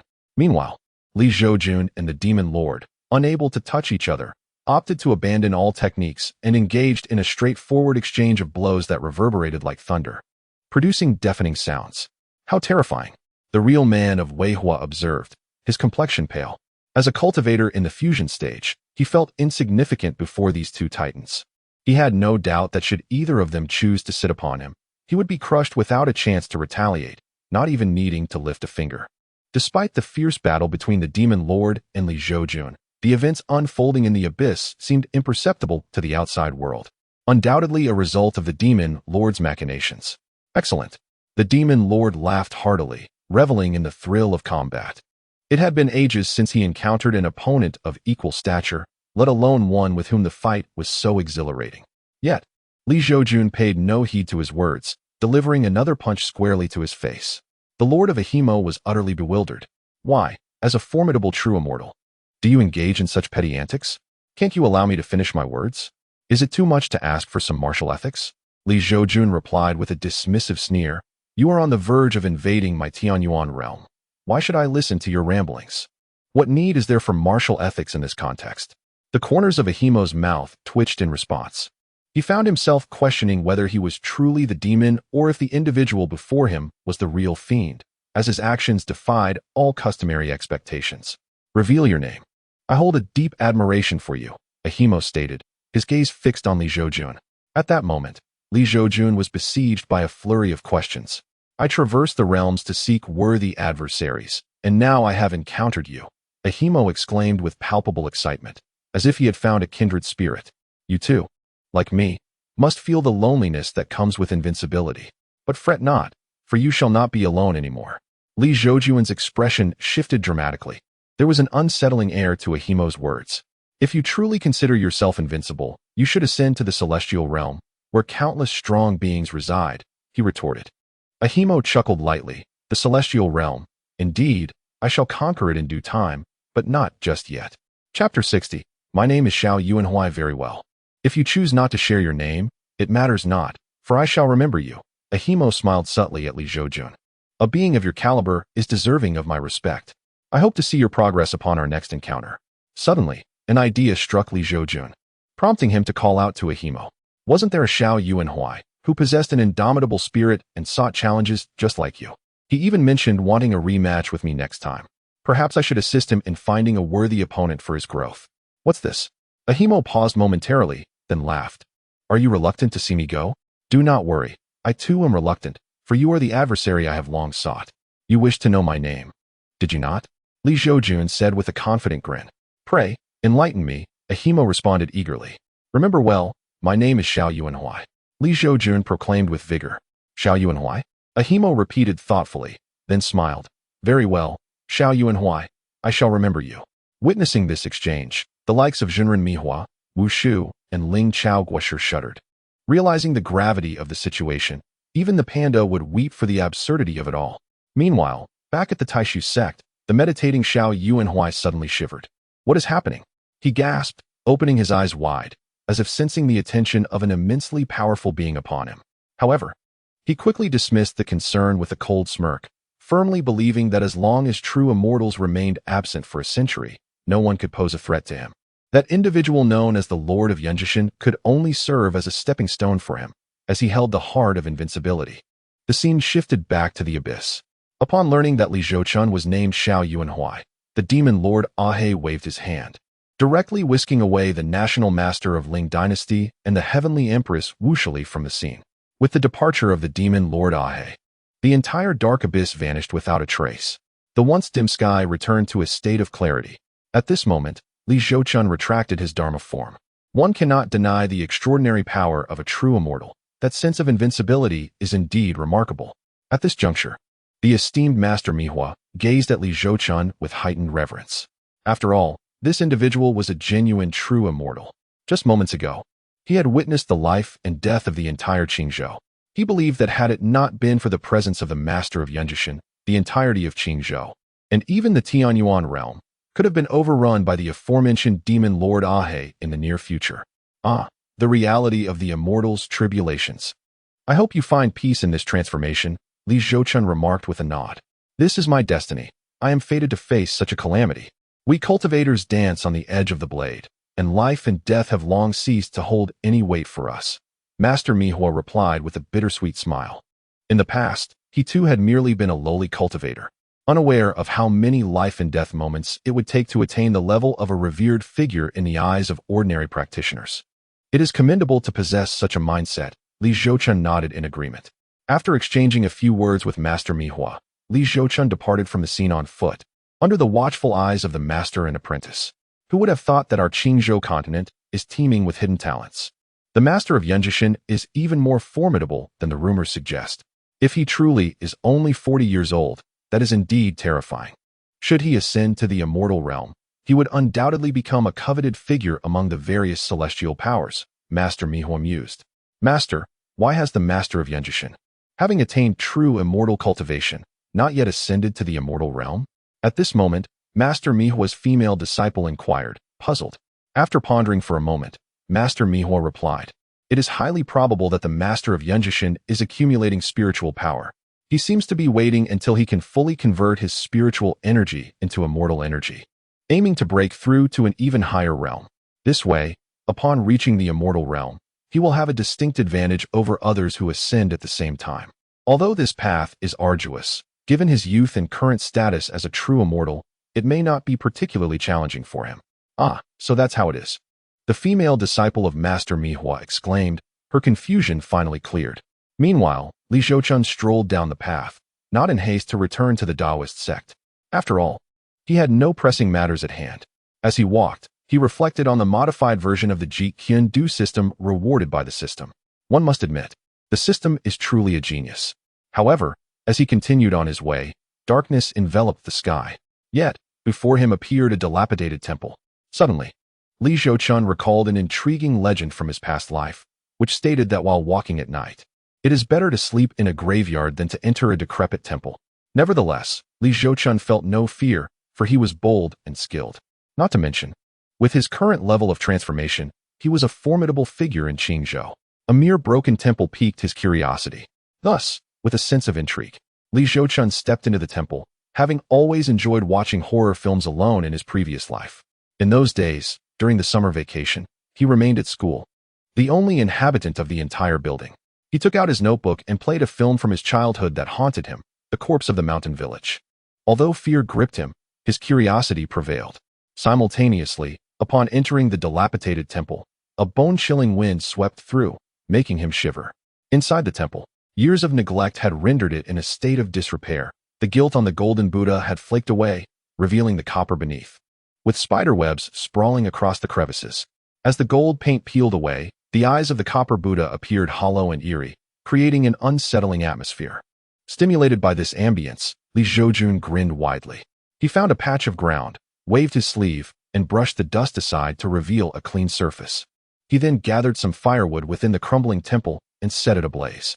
Amidst his busyness, he was unaware that rain had begun to fall outside, a gentle patter accompanying the dimming light. Li Zhoujun tilted his head to observe the darkness outside, where the firelight seemed devoured by the night, rendering visibility non-existent. He mused to himself, surprisingly, there is a peculiar charm to this place. Had he been his former self, he would have trembled in fear. Yet, having experienced much, he found himself less perturbed. Suddenly, the sound of hooves and the rumbling of a cart broke the silence, accompanied by the hurried footsteps of many. "My lord, my lady, it has grown dark and the rain falls heavily. Continuing on this slippery path could lead to misfortune. Perhaps we should seek refuge in this dilapidated temple for the night and resume our journey when the rain subsides," a robust male voice suggested. However, it appeared that the temple was already occupied. At that moment, a clear, melodious voice of a girl resonated. The man continued to reassure, "Fear not, my lady. There exists an unwritten rule in the world. When encountering a temple in the wild, one may seek shelter together, provided that we do not disturb one another." "That is agreeable," the girl's voice chimed, relieved by the words of her family's guardian. Inside the temple, Li Zhoujun, seated on the ground, observed as a young girl and a middle-aged man clad in fine attire entered, surrounded by a tall, imposing man and 5 family guards dressed in gray uniforms. Li Zhoujun easily deduced that the commanding voice he had heard earlier belonged to the tall middle-aged man, while the lady he referred to was the solitary girl among them. And the lord was the elegantly dressed man. "Sir, we happen upon this place amid a torrential downpour and have inadvertently intruded upon you. We hope for your understanding." The tall middle-aged man smiled at Li Zhoujun. "No matter, Li Zhoujun replied with a light chuckle. It was evident that although the tall man had not embarked on the path of cultivation, his hands bore thick calluses, suggesting he possessed some practical skills. Meanwhile, the girl, surrounded by her guards, momentarily appeared entranced upon seeing Li Zhoujun, a reaction akin to that of a man entranced by beauty. At this moment, the young girl had to admit that the young man before her was so extraordinarily handsome that he could be described as someone untouched by the mundane world. Every gesture he made exuded an air of remarkable distinction.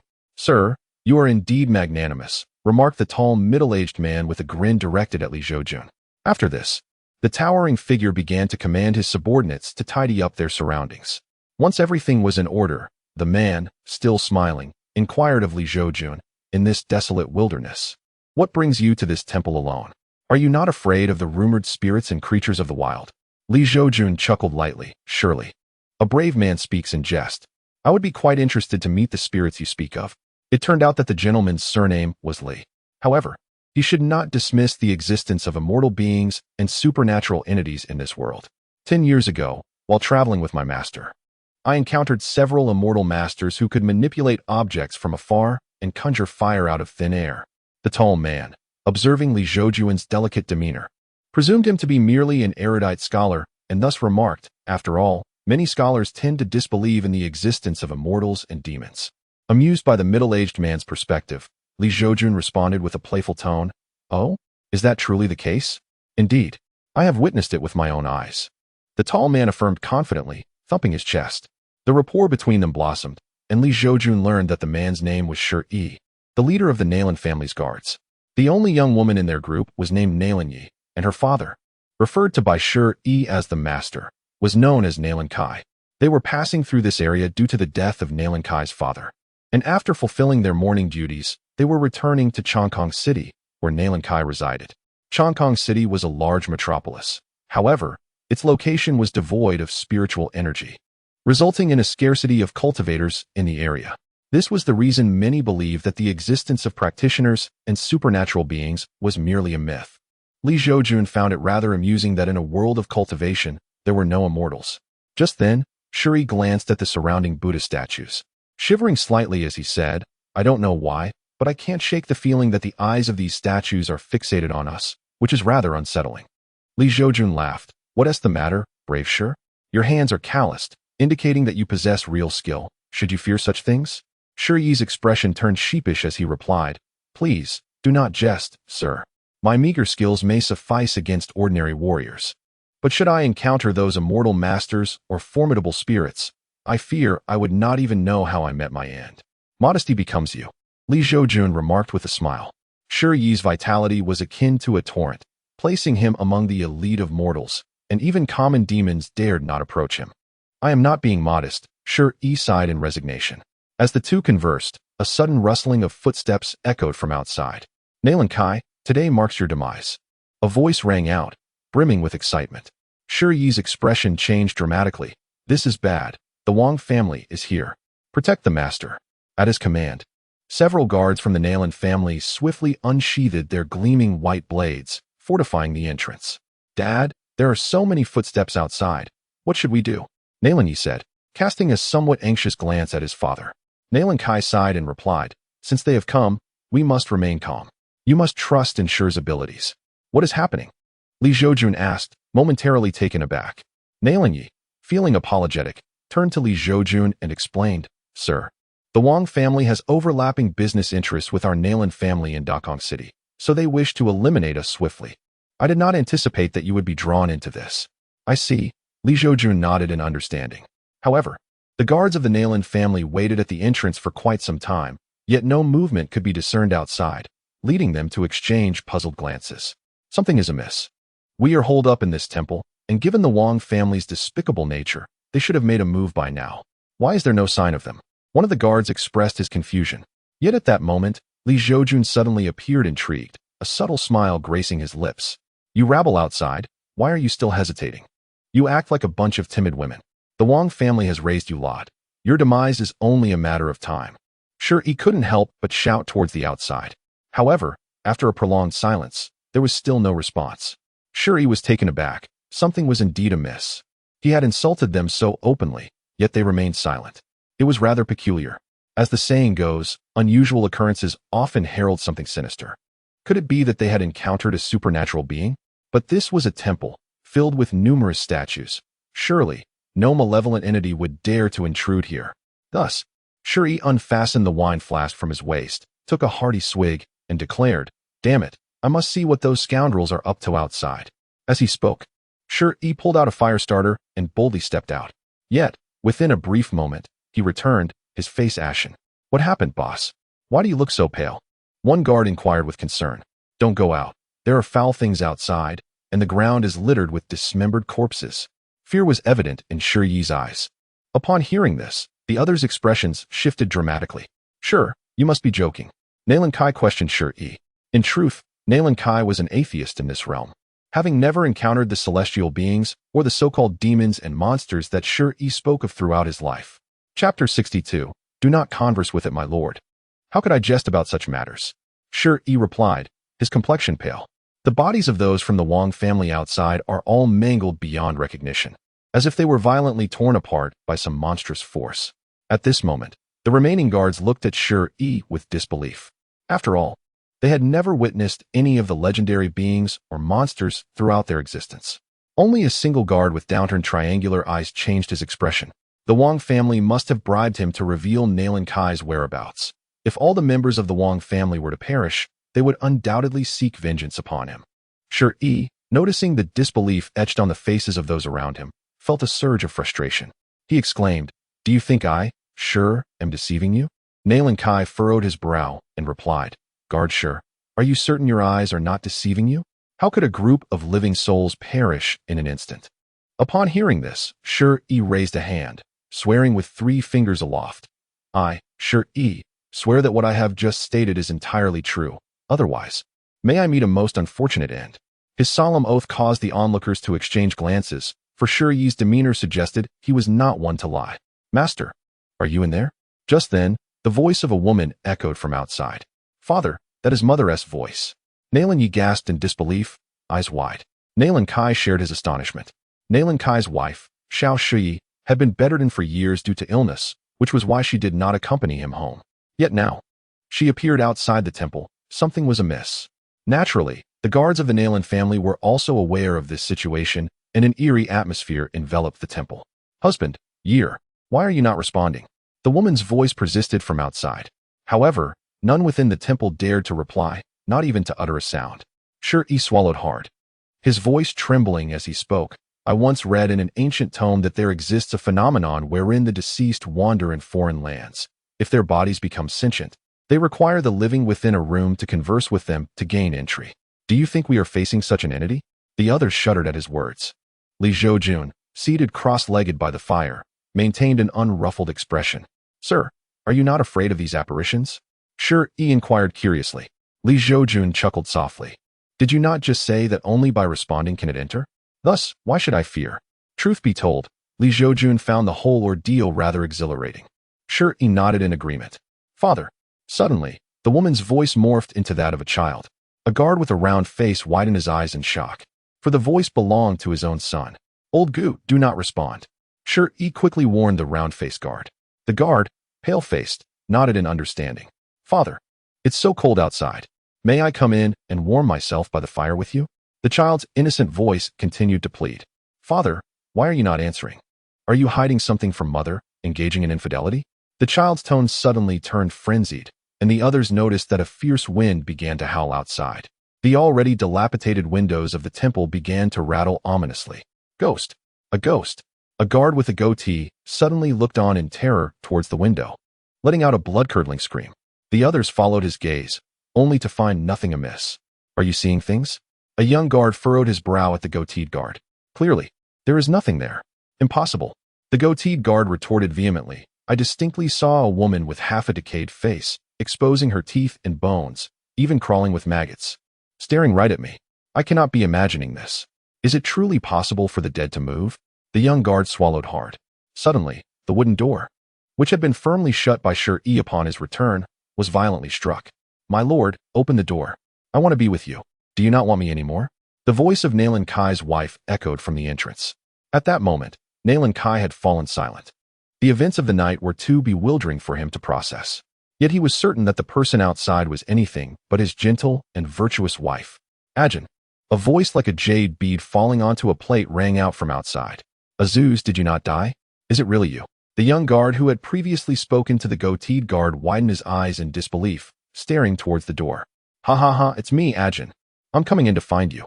A frenzied woman's voice suddenly emerged from outside. The crowd's expressions changed as they looked at the young guard, Ajin. Realization dawned on Ajin.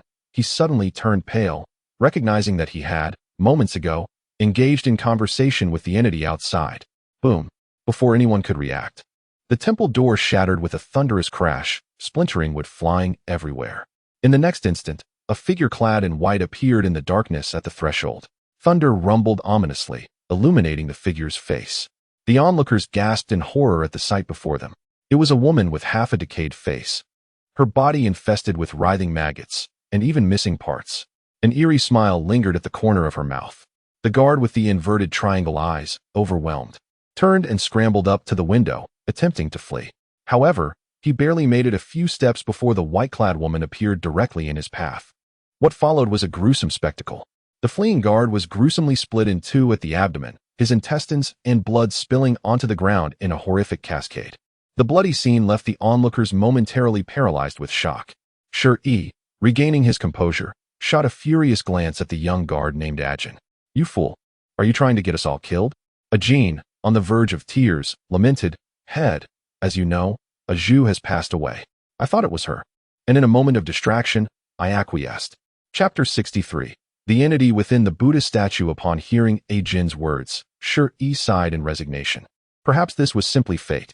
Meanwhile, outside the dwelling, the woman in white, having dealt with the guard possessing the inverted triangle eyes, turned her gaze towards the individuals inside. Her tongue, crawling with maggots, licked her exposed teeth, devoid of skin. This grotesque spectacle made everyone feel nauseated. Even Zhoujun could not help but grimace at the abhorrence. At that moment, the woman in white approached the door with a deliberate pace, as though the gathered crowd had already become her prey. However, just as she was about to step inside, a sudden transformation occurred. The brass Buddha statue, once gilded in gold, emanated a blinding golden light. The true Buddha had manifested. Shur-E, witnessing this event, widened his eyes in astonishment, then scoffed at the woman in white. You vile creature, do you not recognize the sanctity of this place? How dare you act so recklessly before the true Buddha's likeness? Are you seeking death? The woman in white, sensing the shift in atmosphere, displayed a flicker of apprehension on her face. The foot that was about to enter the dwelling retreated. Ultimately, after casting a reluctant glance at the crowd, her figure vanished into the distant woods. She is gone, Shur-E exclaimed, pointing at the retreating silhouette, bursting into laughter. In that moment, he rallied the others to bow in gratitude towards the Buddha statue radiating golden light, proclaiming, Thank you, true Buddha, for your intervention. At this juncture, Nalan Kai also expressed, I, a humble citizen, am grateful for the true Buddha's salvation. Upon my return home, I shall send someone to restore the golden form of the true Buddha. Meanwhile, Zhoujun remained seated on the pristine ground, exhibiting little reaction to the manifestation of the true Buddha, even finding more excitement in the presence of the woman in white. Why do you not kneel in the presence of the divine? Suddenly, a resonant voice, akin to a mighty bell, reverberated throughout the temple, accompanied by an oppressive aura directed towards Zhoujun. Yet, he remained unfazed by this pressure. Sir, upon encountering the true Buddha, why do you not bow? Shur-E gazed at Zhoujun, who appeared as tranquil as a venerable monk in meditation, a look of astonishment on his face. In the meantime, the Buddha statue seemed to perceive Zhoujun's exceptional nature, its eyes rolling to survey the kneeling crowd. When it laid eyes upon Nalan Yi among the throng, an imperceptible smile graced its otherwise stiff visage.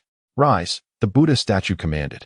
As the crowd stood, relieved, the statue continued, My intent is to liberate all beings. The construction of the seven-tiered pagoda is merely a natural occurrence. There is no need for you to engage in futile endeavors.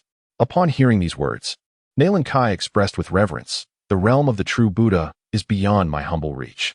The statue of Buddha did not respond to Nalan Kai's words, but instead gazed at Nalan Yi and said, My dear girl, I perceive a profound wisdom within you. Would you consider accompanying me to the temple to cultivate your spirit and attain Buddhahood? Startled by this, Nalan Yi found herself at a loss for words. Miss, why do you not accept this offer? Sure, he exclaimed, slapping his thigh in excitement. If he could be favored by the true Buddha and accepted as a disciple, he would weep tears of joy. Yet, Nalan Yi felt a pang of reluctance as she glanced at her lustrous black hair. She then turned to her father for guidance. Nalan Kai understood that should his daughter become a disciple of the true Buddha, her future would undoubtedly be extraordinary. However, he replied, "You have grown, and whatever decision you make must be your own." Nalan Yi fell silent. In her youth, she had heard tales of beings beyond mere mortals, immortals with the ability to soar through the skies, as well as demons and spirits. Yet, as she matured, she had never encountered any of these legendary figures and began to dismiss them as mere folklore. However, it now appeared that these stories were not mere fabrications. Indeed, there were phenomena in this world that were inaccessible to ordinary beings. In the meantime, the Buddha statue spoke again. "My dear girl, you possess a rare talent for cultivation. Do you truly wish to lead a mundane life filled with marriage and children, only to see your beauty fade and return to dust?" Upon hearing this, Nalan Yi experienced a moment of clarity. Compared to aging, what was the harm in shaving her head? It could always grow back. Thus, she resolutely declared, "True Buddha, I am willing." "Excellent. This is a wise decision." The Buddha statue revealed a hint of a human-like smile. Had it not been for the statue saving them earlier, they might have been too shocked by this uncanny smile to speak. The statue continued, "Tomorrow evening, you shall remain here, and I will descend in my true form to take you back to the temple for your training. Do you understand?" Nalan Yi nodded emphatically. "Enough of this, little cricket. Have you become addicted?" At that moment, Zhoujun finally spoke. "Little cricket?" The crowd gasped in surprise, eyes wide as they turned to Zhoujun. They felt utterly bewildered. Only the Buddha statue's expression shifted ominously.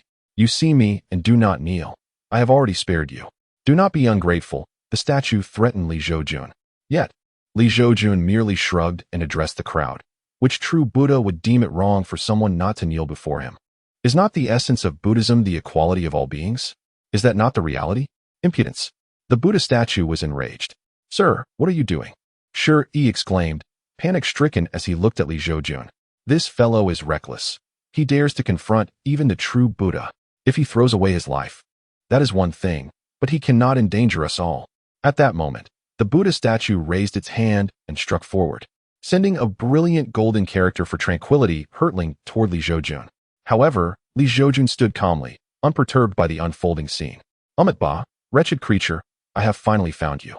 Suddenly, a voice imbued with compassion resonated from outside the temple, causing the seal that was originally directed at Zhoujun to dissipate in that very moment. "The great dream true Buddha?"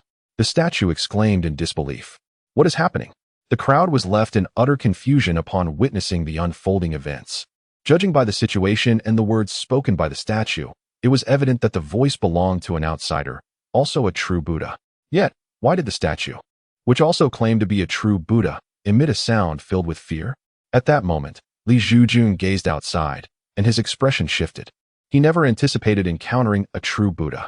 Just as the crowd was still processing the situation, the statue at the center of the temple suddenly shattered into pieces. Simultaneously, the emerging entity from the broken statue sent a wave of terror through the onlookers.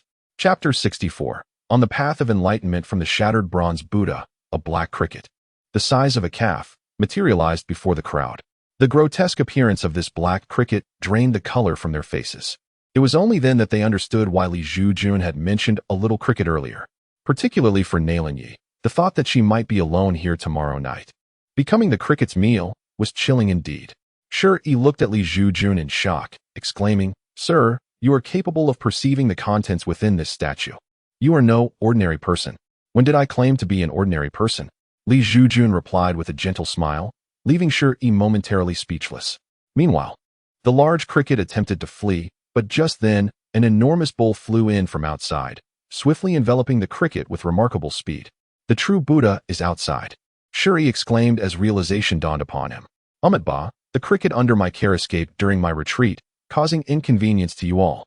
I humbly ask for your understanding as I take this wretched creature back for strict punishment." At that moment, an elderly monk clad in a robe, with skin resembling dry tree bark, yet possessing a kind and gentle demeanor, entered the room. "Is this truly the real Buddha?" the crowd pondered. For this old monk appeared no different from the usual abbots of a temple. However, The cricket had clearly stated that this man was the great dream, true Buddha. They were aware that those legendary practitioners and monks who practiced could not be classified as true Buddhas, as a true Buddha stands shoulder to shoulder with those who have genuinely attained immortality, far beyond the reach of ordinary cultivators. At the same time, the great dream true Buddha noticed Zhoujun and was taken aback, subsequently bringing his palms together in a gesture of respect. Amitabha, I did not expect to encounter a true vehicle in this realm. I am honored. The term true vehicle refers to one who has successfully traversed the tribulations yet has not fully transformed into an immortal being. Although Shi and the others did not comprehend this designation, they were struck by the sight of a legendary true Buddha treating Zhoujun with such courtesy. In an instant, they realized that the young man they had spent so long with was indeed a being so remarkable that even a true Buddha showed him respect. To encounter a revered figure in this place is indeed a surprise, remarked Zhoujun with a smile. I extend my gratitude to the true Buddha for sparing this wretched creature. I shall diligently oversee it henceforth. The great dream, true Buddha gestured, and the enormous bowl that lay inverted on the ground miraculously soared into his palm, shrinking as it did so. This astonishing spectacle left Shi and the others utterly astounded. By the way, true Buddha, the creature you held earlier mentioned that my lady possesses considerable wisdom. Is there any truth to this? Shi suddenly recalled something and respectfully inquired of the great dream true Buddha. To be honest, had the great dream true Buddha revealed his resplendent form, Shi would have been too intimidated to utter a word. Yet, the benevolent and amiable demeanor of the true Buddha at this moment instilled no fear in anyone present. Facing a mere mortal warrior's query, the great dream true Buddha chuckled softly. Amitabha, indeed this young lady possesses a remarkable intellect. However, I regret to inform you that I possess no means to guide her into the celestial realm. Zhoujun's expression turned to one of surprise, for in that brief statement, he gleaned a significant piece of information. The great dream true Buddha hailed from the celestial realm. Meanwhile, upon hearing the great dream true Buddha's words, Nalan Yi appeared somewhat disheartened. Observing this, Zhoujun cheerfully remarked, in truth, living as an ordinary person here can be quite fulfilling. Marriage and parenthood represent one way of life, while cultivation is another. Common folk often see only the favorable aspects of those who cultivate, unaware that embarking on such a path leads one into a world of competition. One must vie for resources and opportunities, where a single misstep can lead to irreparable consequences. The great dream true Buddha, intrigued by Zhoujun's words, responded, What you say holds merit, and I have a question to pose to you, esteemed one. Pray tell, replied Zhoujun with a smile. There is a saying, saving a life is worth more than constructing a towering pagoda. If a child were to fall into the water, and you cannot swim, would you save them or refrain from doing so? Is it preferable to let one perish or two? If I choose not to intervene, does that not equate to saving myself, thus earning me greater merit than the construction of a pagoda? The great dream true Buddha inquired. Zhoujun grinned broadly. Indeed, your reasoning possesses a certain logic. The great dream true Buddha sighed contemplatively. I too have a question I wish to present to the venerable one, Zhoujun then stated. Please, speak, the great dream true Buddha urged. If you, as a monk, were on the brink of starvation and a succulent roast chicken appeared before you, would you eat it or abstain? At that moment, Zhoujun and the great dream true Buddha found themselves engrossed in a philosophical discourse. As their debate unfolded, wondrous phenomena began to manifest around them. Ethereal golden lotuses emerged from the ground, while a mist enveloped the temple, creating an atmosphere reminiscent of a celestial realm. Behind the great dream true Buddha stood a towering golden Buddha seated upon a lotus, while a similarly majestic ethereal figure clad in white loomed behind Zhoujun. How terrifying! At this moment, Shi and the others could only gasp in awe at the two towering apparitions facing each other, especially as Shi beheld the colossal golden Buddha behind the great dream true Buddha. He was left wondering from whence he had summoned the courage to converse with such an extraordinary being. Such an existence, perhaps, could perish merely from the force of its own voice, without even lifting a finger. Time has passed, though its measure remains elusive. The great dream true Buddha and Zhoujun have both retracted their extraordinary manifestations. Wine and meat pass through the intestines, yet linger in the heart of the Buddha. This phrase is ineffably profound. The humble monk has gleaned insights from it. I am truly grateful for the authentic guidance. In this moment, the great dream true Buddha, with utmost courtesy, joined his palms in reverence towards Zhoujun. There is no need for such formalities, Venerable One. I too have experienced a revelation. Li Zhoujun replied with a smile. The great dream true Buddha chuckled. I look forward to the day when your true essence resonates throughout the heavenly realms. As long as I can live freely and unrestrained, Li Zhoujun laughed heartily. The great dream true Buddha smiled gently. Indeed. Is it not the essence of our cultivation to seek liberation and transcendence? Quite so, Li Zhoujun nodded in agreement. At this juncture, Shi and the others, even if they were not particularly astute, could discern that Li Zhoujun, who engaged in such an exchange with the great dream true Buddha, was highly likely to be the legendary true Immortal. As the great dream true Buddha concluded their conversation and took his leave, the gaze of Shi and the others towards Li Zhoujun transformed, now filled with profound respect. Observing this, Li Zhoujun felt somewhat helpless, aware that this group had begun to regard him as a master. Naturally, his cultivation at the divine transformation stage could be considered as a minor expertise in Qingzhou, albeit not to the extent they imagined. Chapter 65, The Illusory Immortal. I was previously blind to the truth, failing to recognize the greatness before me. I hope the Immortal can forgive my ignorance, said Nalan Kai, the head of the Nalan family, with utmost reverence towards Li Zhoujun. There is no need for concern. Nalan family head, Li Zhoujun waved his hand dismissively, indicating that it was of little consequence. The others, witnessing this, finally breathed a sigh of relief. At this moment, Shi began to chuckle, realizing he had conversed with a purported immortal. If word of this spread, he would undoubtedly be regarded as quite impressive. The thought filled him with joy. The night soon passed, and as dawn broke, the gentle rain that had fallen outside had ceased. Nalan Kai and the others had rested well, reassured by the presence of an immortal, who would dare to act recklessly in such company. As for why they placed such unwavering trust in Li Zhoujun, they knew that even if this immortal were to eliminate them, their awareness would be of little use. As they observed Li Zhoujun rise and step outside, they called out, "Immortal, please take your time." Thus, Li Zhoujun gradually disappeared into the mountains. Seen through the eyes of his companions, everything they experienced the previous night felt like a dream. However, the scattered remnants of corpses outside bore witness to the reality of the events that transpired. Simultaneously, Li Zhoujun walked slowly along the mountain path, where the trail was narrow and winding. Typically, such paths were traversed by herbalists returning from the mountains. Suddenly, a figure plummeted from the sky, landing right before Li Zhoujun. He was momentarily taken aback. What is this? Upon lifting his gaze, he noticed a cliff above, along with two rapidly retreating auras. Turning his attention back to the fallen individual, he observed it was a youth, tattered and ragged, yet still alive. However, the intake is abundant while the output is scarce. Clearly, if left unattended, it won't be long before one meets their demise. Ding! A fated child of fortune has been discovered. Options activated. Option 1. Choose to save the child of fortune and become his grandfather, granting the host the level of a virtual immortal. Option 2.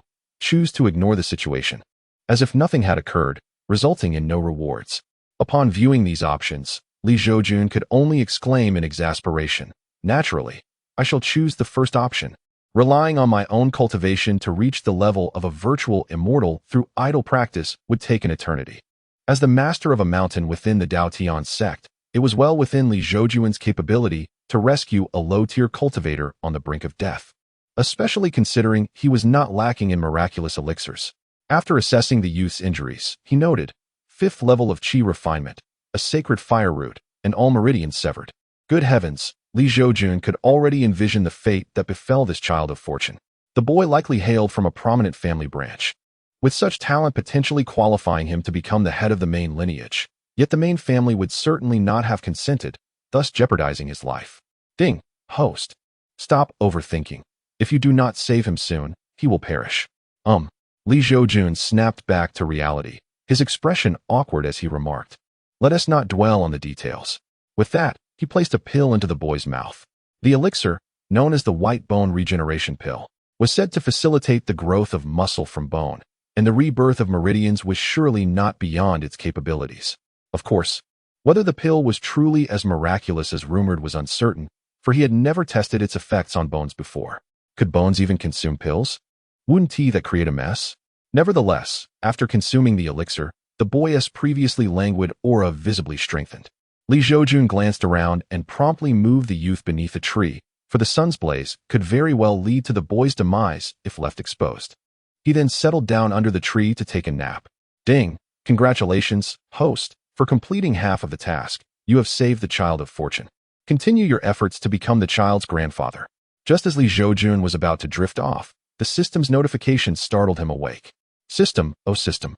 You may not be human, but you are truly a nuisance. As the morning passed, the boy, with his upper body sheltered by shade and his lower half scorched by the sun, gradually regained consciousness. Am I dead? Is this what death feels like? My lower half is burning. Even my sacred fire root feels the heat. The youth began to murmur to himself. Ah, young one, you have awakened. A cheerful voice suddenly rang out. The boy's eyes widened in disbelief. I'm not dead. How could you possibly meet your end in my presence? The young man continued. The boy sprang up, directing his gaze towards the speaker. With a thud, he knelt, exclaiming, Zhang Xiaobai is profoundly grateful for your life-saving grace. Esteemed elder, Li Zhoujun was taken aback. The boy's abrupt rise, brimming with vigor, had initially led him to believe an attack was imminent. Yet, unexpectedly, he had knelt in reverence. With such a demeanor, it was no wonder he could be deemed a child of fortune. Cough, you may rise. Li Zhoujun said with a cough. Yes, senior, Zhang Xiaobai replied respectfully as he stood. He understood that the youth before him was no ordinary individual. His own meridians had been completely severed, yet he was now gradually recovering, all thanks to the young man's prowess. To possess the ability to regenerate one's meridians required a mastery far beyond that of an ordinary practitioner. One would not achieve such feats without at least the cultivation of a nascent soul. Become my disciple, Li Zhoujun stated directly. He wished to hasten his ascension to the realm of void immortality. After all, if he were to perish before reaching that state, what would become of his endeavors? Thus, he aimed to seize the opportunity to break through and extend his lifespan. Zhang Xiaobai was momentarily taken aback. What, do you refuse? Li Zhoujun raised an eyebrow, and an overwhelming aura of divine might suddenly erupted from him. Creatures within 100 miles were instantly terrified into submission. A sentient mouse, lying prostrate on the ground, indignantly exclaimed, Who is this formidable figure, unleashing their oppressive aura without regard for us mere mortals? At that moment, Zhang Xiaobai's eyes widened in realization. Indeed, a formidable practitioner of divine transformation. Master, I humbly bow to you. He promptly knelt again, performing a respectful kowtow. Li Zhoujun's acceptance of his disciple went smoothly, and the system responded favorably. Ding! Congratulations, host, on completing the task. Ding! System rewards granted. Cultivation of void immortality. With the system's announcement, Li Zhoujun felt an immense profundity within his being. Now rise and tell me why you were cast down the mountain, he inquired. Zhang Xiaobai's eyes reddened at the question. Master, to be honest, I am the young master of the Zhang family's main lineage in Great Deer City. However, the treacherous faction from the branch family, seeing my father severely injured, has conspired with the Zhang family to usurp our position and seize control of all resources belonging to the Zhang family in Great Deer City. Li Zhoujun blinked in surprise. He had initially guessed incorrectly. Chapter 66. Should Master intervene to avenge you? Li Zhoujun flashed a smile at Zhang Xiaobai. Master, I wish to exact my revenge on my own, Zhang Xiaobai declared with a serious expression. Li Zhoujun was taken aback. He had not anticipated the young man's determination. Truly, he was a person of destiny. Had it been anyone else, they would have recklessly sought vengeance. And how do you plan to achieve this revenge? Li Zhoujun asked with a smile. Zhang Xiaobai fell silent, realizing that avenging himself solely with his own strength seemed utterly impossible. Go forth and do what you must. I shall support you from behind. Do not fear, Li Zhoujun spoke gently. Thank you, Master, Zhang Xiaobai responded as he rose and bowed once more to Li Zhoujun. Li Zhoujun nodded in acknowledgement. At this moment, within the grand hall of the Zhang family estate in Great Deer City, the atmosphere was tense. Patriarch, with your current illness and the young master missing for several days, if the main lineage lacks a stabilizing force, it is feared that not only will the main lineage descend into chaos, but the branch families will also follow suit. At this moment, a middle-aged man with inverted triangular eyes and a pair of prominent mustaches addressed the pale-faced individual seated above him. This pallid figure was none other than Zhang Xiaobai's father, Zhang Onling. Zhang Onling fixed his gaze intently on the mustachioed man and spoke in a low voice. What, Zhang Xuanjing, are you so eager to usurp my position? Merely jesting, my intentions are solely for the betterment of our Zhang family, Jiang Xuanjing replied with a slight smile, displaying no fear of the formidable golden core cultivator seated before him. A month prior, a frenzied horde of beasts had besieged Dalu City. The three principal heads of the city had united to quell the beast tide. However, Jiang Onlang had sustained grave injuries. Jiang Xuanjing, also a golden core practitioner, seized the opportunity. If he could usurp Jiang Onlang's lineage from the main branch, he would naturally assume the position of the next head, commanding all branches and resources of the Jiang family in Dalu City. Upon hearing this, Jiang Onlang's expression darkened. It was evident that Jiang Xuanjing was becoming restless. Simultaneously, several other heads of the branches present voiced their concerns. Head of the family, the Jiang clan is in turmoil and cannot afford to be without a guiding force. Even for a moment, these branch heads were genuinely disheartened, as they did not wish for Jiang Xuanjing to ascend as the head of the family. After all, his character was far from commendable, and he would stop at nothing to seize this title. The young master, Jiang Xiaobai, was well aware of the unfolding events, though no one dared to speak of them. Offending anyone at this juncture, especially Jiang Xuanjing, the only remaining capable golden core warrior of the Jiang family, was unthinkable. Henceforth, the fate of the Jiang family would rest in Jiang Xuanjing's hands. In the past, during Jiang Onlang's prime, he could easily suppress Jiang Xuanjing. However, now, with Jiang Onlang gravely injured and his strength diminished to a mere fraction, no one could reign in Jiang Xuanjing. Furthermore, Jiang Xuanjing had allied himself with the Zhang family, as his son Jiang Xiaoyu had wed Zhang Huilan, the daughter of the Zhang clan. It was noteworthy that Zhang Huilan had initially been betrothed to Jiang Xiaobai. This indicated that the Zhang family's alliance was not merely with Jiang Xiaobai, but rather with the entirety of the Jiang family behind him. At that moment, Jiang Onlang suddenly chuckled. Jiang Xuanjing, I am quite curious to know what price you paid to secure the Zhang family's support. I am already gravely injured, yet you still seek to exert pressure upon me with their assistance. Jiang Xuanjing's expression twitched at this remark. The price was indeed substantial, 10% of the Jiang family's income for the next decade. After all, Jiang Onlang had previously been hailed as the foremost expert in Dalu City. Relying solely on his own strength, Jiang Xuanjing felt somewhat apprehensive. Jiang Xuanjing. Suddenly, a voice filled with youthful indignation echoed from beyond the hall. Young master. The heads of the branch families exchanged incredulous glances as Jiang Xiaobai entered alone through the door. However, they quickly shook their heads. In the current situation, it seemed that the existence of Jiang Xiaobai was less advantageous than his absence, as it would afford him an opportunity to make a comeback. Upon observing Jiang Xiaobai, one cannot help but note his youthful appearance. His return, in the face of Jiang Xuanjing's formidable prowess, seems utterly futile, and it is not without the risk of jeopardizing his very life. The moment Jiang Onlang laid eyes on Jiang Xiaobai, he was momentarily taken aback. A flicker of surprise crossing his features, soon replaced by resignation and anguish. He understood all too well that the timing of his son's return was far from opportune. When Jiang Xuanjing first beheld Jiang Xiaobai, his expression morphed into one of sheer disbelief. Hadn't he, his son, claimed to have dealt with Jiang Xiaobai decisively? Why then, was this individual still alive? Jiang Xiaobai, with a grin, addressed Jiang Xuanjing. You seem surprised to find I am still among the living. Young master, what are you implying? I fail to comprehend, Jiang Xuanjing replied, his face betraying a sense of confusion. Ah, you are quite the actor. Jiang Xiaobai scoffed lightly. Your son gravely injured me, severed my meridians, and cast me down a cliff. Surely, you cannot be unaware of this? What are you talking about, young master? You stand here perfectly intact. How can you claim to have had your meridians severed? Jiang Xuanjing furrowed his brow, though internally, he too felt a pang of doubt. Logically, he had dispatched a foundation-building expert to assist his son in eliminating Jiang Xiaobai. It was inconceivable that Jiang Xiaobai could still be alive, let alone so vibrant. Had it not been for my extraordinary resilience, I might indeed have perished just as you wished, Jiang Xiaobai retorted coldly. Jiang Xuanjing narrowed his eyes. After all, Jiang Xiaobai's confrontational demeanor would test the patience of anyone, especially one of Jiang Xuanjing's stature as a golden core cultivator, ranking among the top 10 experts in Dalu City. Young master, if you fear I might scheme against your lineage upon ascending to the head of the family, you need not worry. I, Jiang Xuanjing, am not of such a nature. With a dismissive snort, Jiang Xuanjing continued, let us speak plainly. The position of family head is one that Jiang Onlang must cede to me. Whether he wishes to or not, it shall be mine. Jiang Xuanjing decided to drop the pretense. knowing full well that those present were aware of his intentions. Perhaps your calculations for today will come to naught. Zhang Xiaobai suddenly flashed a grin. Taken aback, Jiang Xuanjing felt a jolt of alarm. Did this young man truly possess a hidden advantage?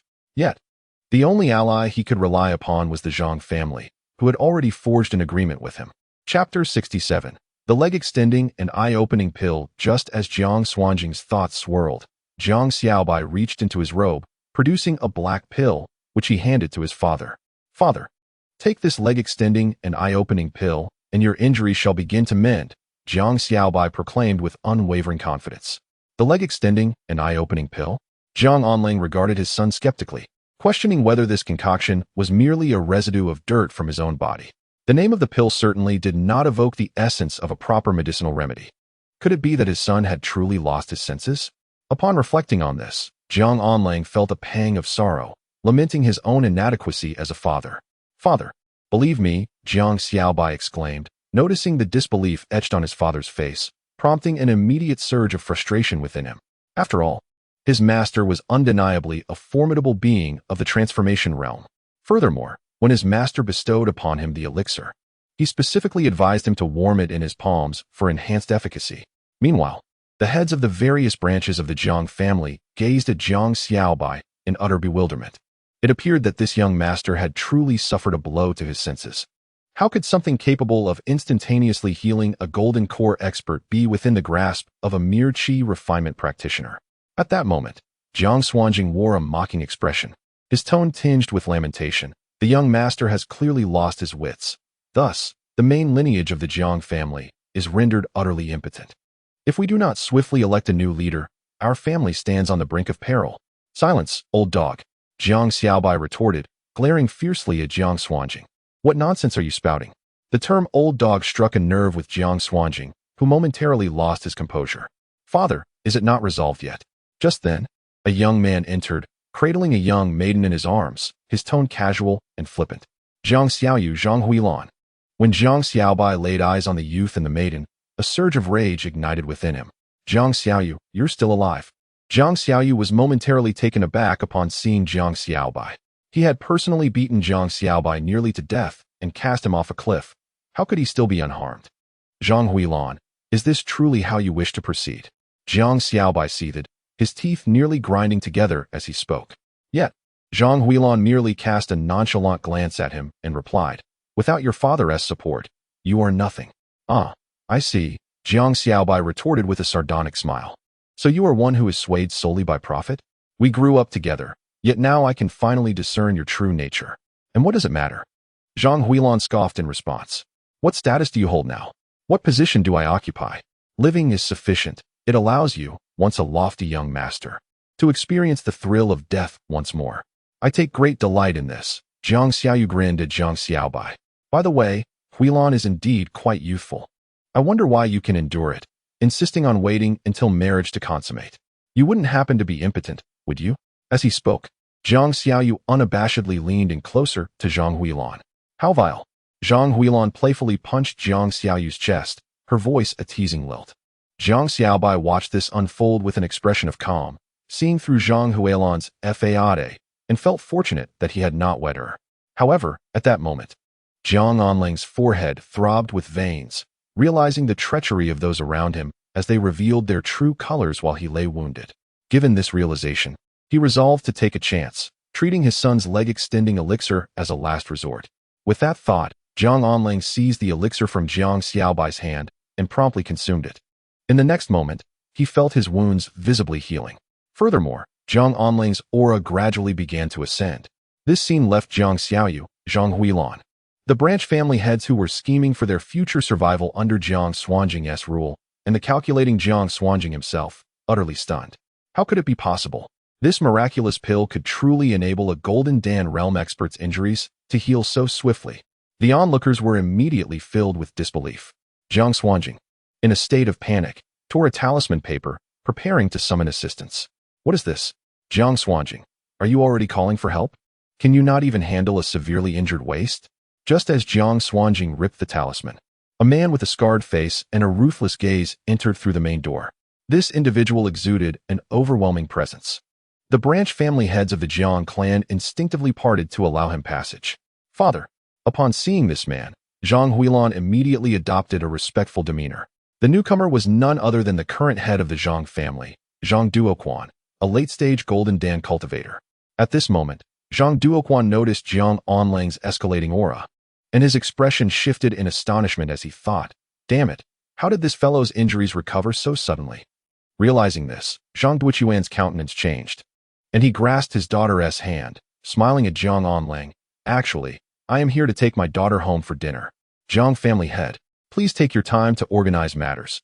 I shall take my leave first. With that, he took Zhang Huilan's hand and strode out without looking back. The crowd was left in a state of bewilderment. Jiang Xuanjing was equally taken aback. What is going on here? How can you be so untrustworthy, speaking without intention, accepting benefits and then fleeing? Is this your notion of propriety? Meanwhile, above the Jiang residence, Li Zhoujun stood amidst the clouds, his gaze seemingly piercing through the roof as he observed the scene below, smacking his lips and commenting, my goodness, this Zhang fellow is quite formidable. Jiang Xuanjing, let us properly calculate how to resolve this matter. Simultaneously, in the hall, Jiang Onling paid no mind to Zhang Duoquan. After all, to confront external challenges, one must first stabilize internal affairs. Moreover, Zhang Duoquan was not a weakling. Thus, he turned his attention to Jiang Xuanjing and his son, letting out a cold snort. As his voice resonated, an overwhelming pressure surged forth towards everyone present. Unable to withstand the terrifying weight, Jiang Xuanjing and his son collapsed to their knees. With a wail, Jiang Xuanjing cried out, family head, I am doing this for the good of our Jiang family. Family head, do not believe this rogue's lies. If your injuries had not yet healed, he would have already usurped your position and exploited us. At this moment, several branch family heads, witnessing the scene, began to angrily chastise Jiang Xuanjing. To be frank, these heads of the branches did hold a measure of respect for Jiang Onlang, as he had always treated them fairly. Had Jiang Xuanjing taken charge, they would have been left destitute. Their earlier allegiance to Jiang Xuanjing had been due to pressure. After all, they were merely foundation-building cultivators, unable to contend with Jiang Xuanjing. For the good of the Jiang family, Jiang Onling scoffed, I believe you are merely looking out for your own interests. At his words, Jiang Xuanjing and his son's expressions turned pale. Chapter 68. One misstep, all is lost, father. It was Jiang Xiaoyu who personally rendered my cultivation powerless and cast me down the cliff. This statement is not a mere fabrication. It was precisely because he hurled me into the abyss that I encountered my master. Speaking of my master, Jiang Xiaobai's expression turned reverent. It was indeed my master who rescued me and bestowed upon me a remarkable fate. Jiang Xuanjing cast a fierce glance at his son, his eyes brimming with disappointment, a desire to discipline his ineffectual offspring bubbling within him. Could you not handle matters more decisively? Simply behead him and toss him into the cauldron. That would ensure his demise. He lamented the current predicament. What should have been a certain victory had been squandered due to a single miscalculation. Jiang Xuanjing, did you hear? Your son has slain mine. Jiang Onling's gaze bore into Jiang Xiaoyu, his eyes flashing with a lethal intensity. Were it not for the fortunate survival of his own son, he would have already succumbed to despair. Jiang Xiaoyu must meet his end. Go and personally conclude his life, avenging yourself. Jiang Onling commanded Jiang Xiaobai. Very well. Jiang Xiaobai wasted no time. He approached Jiang Xiaoyu, a smile stretching across his face. Good deeds beget good rewards, while evil deeds invoke retribution. It is not that retribution does not come, it is merely that the time has yet to arrive. As his words echoed in the air, Jiang Xiaobai raised his hand and pressed it down upon Jiang Xiaoyu's head, whose previous arrogance had now transformed into sheer terror. No. Jiang Xiaoyu's scream reverberated as his skull shattered, bits of his brain splattering like crimson tofu. Jiang Xuanjing stood frozen, his son's demise unfolding before him. Yet he lacked the courage to intervene, for the might of Jiang Onlang was overwhelming, instilling a profound fear that quelled any rebellion within him. Once you have dealt with your son, it will be your turn. Jiang Onlang rose and strode toward Jiang Xuanjing, his aura intensifying with each step.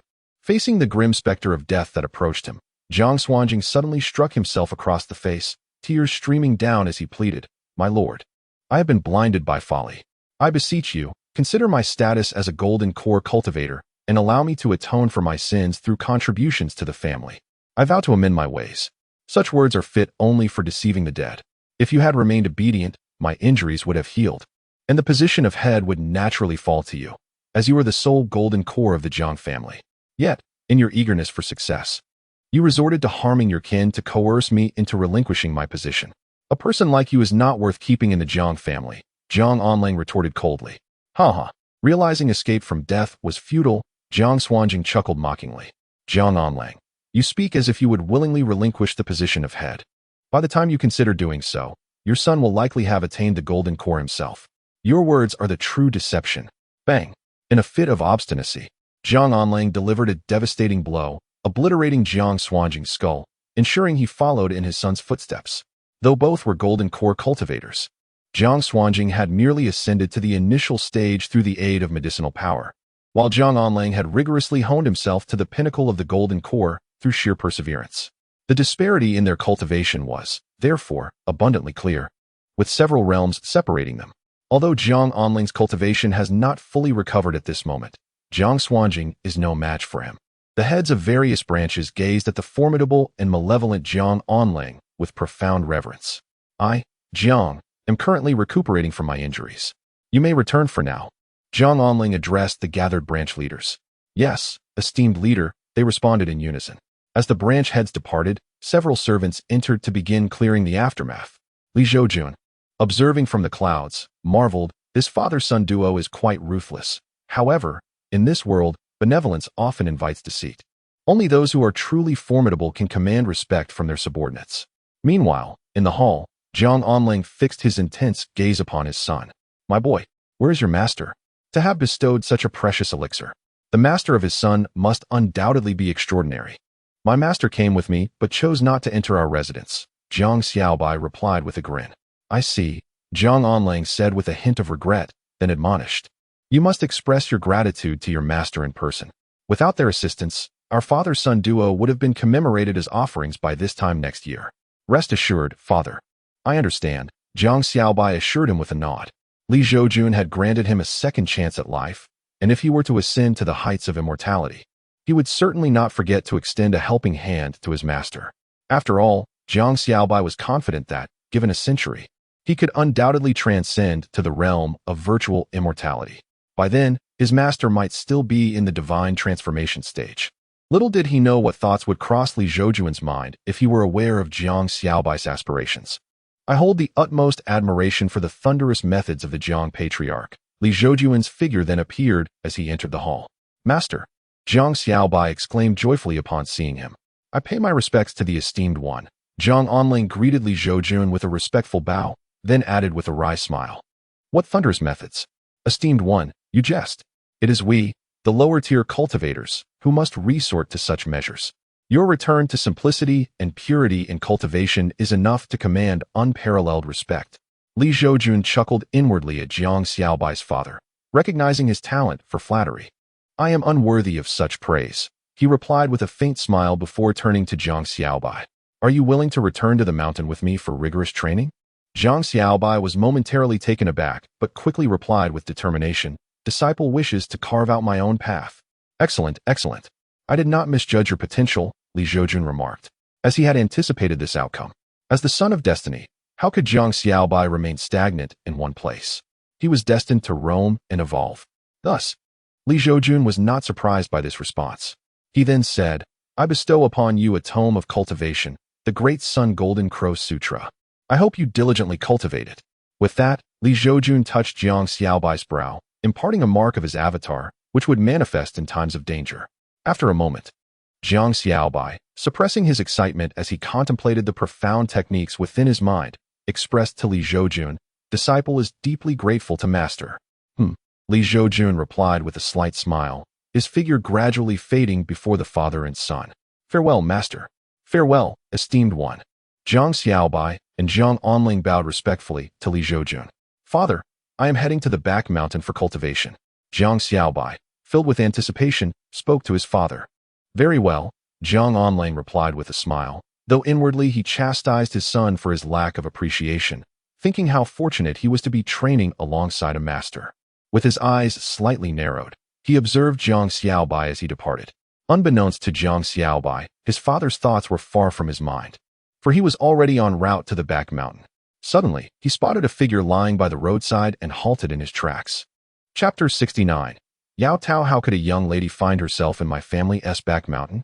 Jiang Xiaobai pondered, taken aback upon recognizing the figure before him. The girl, adorned in a white dress, lay on the ground. Her bright eyes and beautiful features, akin to a blossoming peach, and her skin, as smooth as cream, momentarily stunned him. One must not gaze upon what is inappropriate. Jiang Xiaobai quickly inhaled deeply, resolute not to become a beast that takes advantage of others. At the same time, the girl, appearing to be unconscious, was indeed fully aware, though severely injured and unable to move. Panic coursed through her. She had been exploring a famed location in the celestial realm when unexpectedly attacked. In a desperate attempt, she activated the precious escape talisman given by her father, only to find herself in the mortal realm. Furthermore, she had sustained injuries while traversing the dimensional barriers. Had it not been for the protective properties of the talisman, she would have been reduced to mere dust. In truth, it was not difficult for beings from the celestial realm to descend to the mortal realm. However, the cost was exorbitant, beyond the means of ordinary individuals. Moreover, the resources of the mortal realm paled in comparison to those of the celestial realm. One could return from such a venture utterly impoverished. Reflecting on Jiang Xiaobai's earlier gaze, the girl felt a flicker of fear that the young man might harbor ulterior motives. What a disaster that would be. She was well aware of her own allure, having been pursued relentlessly by suitors from various influential factions. Yet, in her current state of vulnerability, she had no means to defend herself should he wish her harm.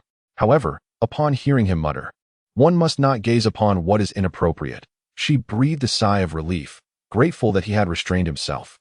But in the next moment, she found herself being lifted by Jiang Xiaobai, and despair washed over her.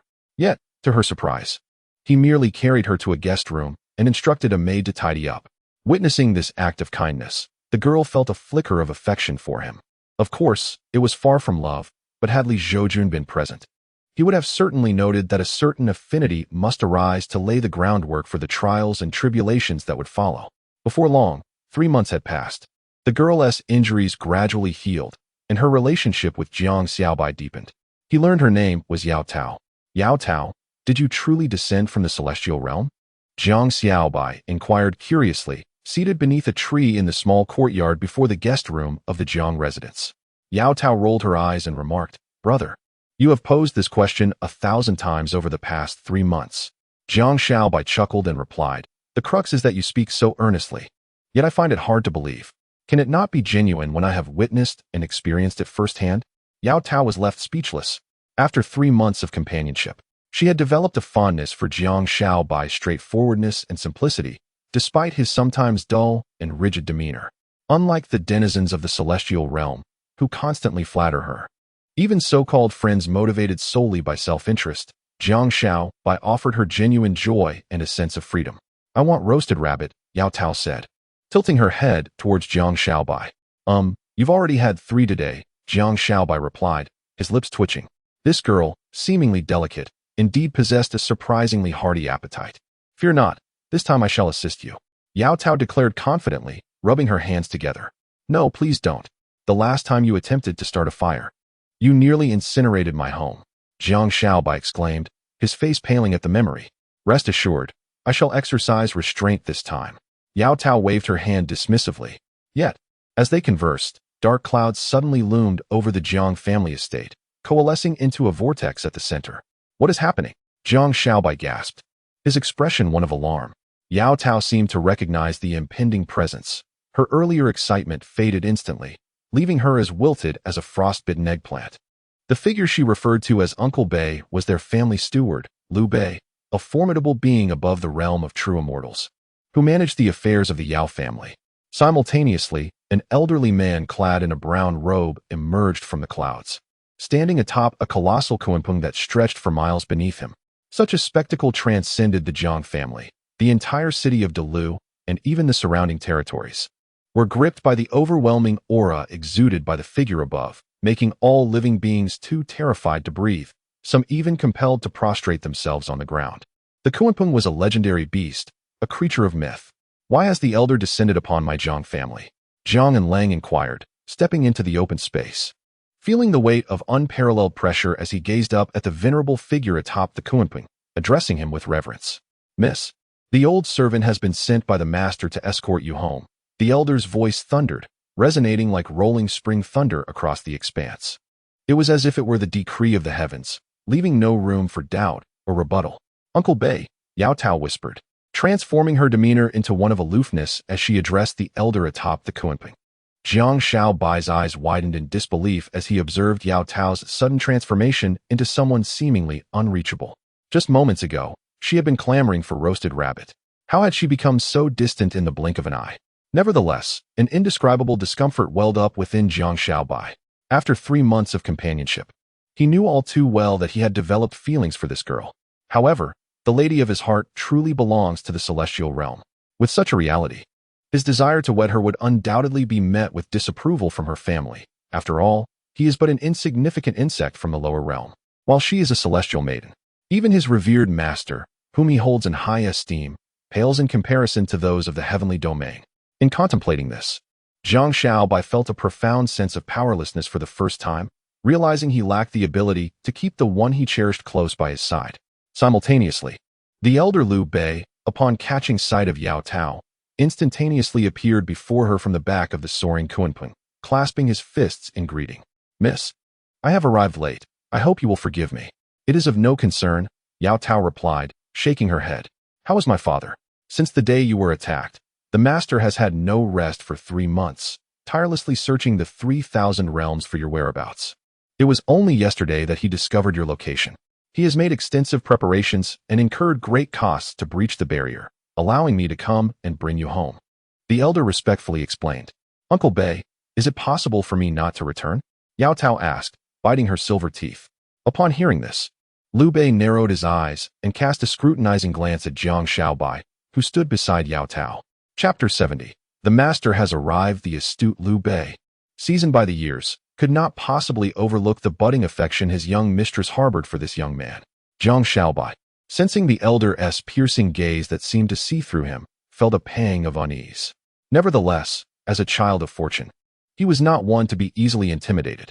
Without a moment's hesitation, he locked eyes with Liu Bei, his gaze fierce. Liu Bei, taken aback for a moment, then chuckled. "This little fellow has some spirit.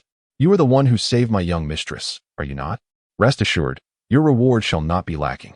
As he spoke, Liu Bei retrieved a jade vial from his sleeve. "The elixir within this vial is sufficient to elevate your cultivation to the pinnacle of this realm. Your kindness is appreciated, esteemed elder, but the path of cultivation must be tread step by step. Only by grounding oneself can one ascend to greater heights. Moreover, I believe that had it been anyone else, they too would have rescued Yao Tao. Jiang Xiaobai, as a child of fortune, would not easily accept gifts that came without effort. After all, advancing one's cultivation through elixirs is hardly true cultivation. It is akin to being a mere ornamental vessel, devoid of real substance." Yao Tao observed the straight-backed Jiang Xiaobai, a smile blossoming in her heart. It was no wonder she was drawn to him. Even in the face of such immense temptation, he remained steadfast in his principles. Had it been another, they might have readily accepted the offer with a grin. "Ambitious indeed," Liu Bei remarked, surprised, then continued with a light laugh. "Given the sparse spiritual energy of this realm, do you truly understand how long it will take to cultivate to the stage of tribulation? Are you really willing to forego this opportunity for a rapid ascent? Do not underestimate the humble insect, esteemed elder. After all, even a lowly creature can harbor grand aspirations." Jiang Xiaobai grinned, revealing a set of bright white teeth. "Excellent." Liu Bei tucked away the jade vial filled with various elixirs and narrowed his eyes slightly, saying, "Little one, I appreciate your spirited disposition. Yet you must comprehend that given your current identity and status, certain thoughts are best left unconsidered, lest they invite calamity." At this moment, Liu Bei adopted a strategy of courtesy followed by confrontation. Yao Tao was taken aback. Could Uncle Bei truly perceive her feelings for Jiang Xiaobai? However, it was not entirely surprising. After all, Uncle Bei was an existence beyond the true immortal realm, and his vast experiences were beyond measure. As the saying goes, the older one gets, the more astute one becomes. Yet, Jiang Xiaobai, as the son of fortune, would not easily yield. "Senior, to be candid, I have indeed developed feelings for Yao Tao." Yao Tao's eyes widened. This fellow had boldly confessed. In that moment, her heart was a tumult of joy and anxiety, for she knew her family would never consent to her association with someone from the lower realms. They might even act behind her back to eliminate Jiang Xiaobai. "Do you understand the nature of the Yao family?" Liu Bei remarked with some exasperation. I, a mere servant, possess cultivation that surpasses the true immortal level. He mused.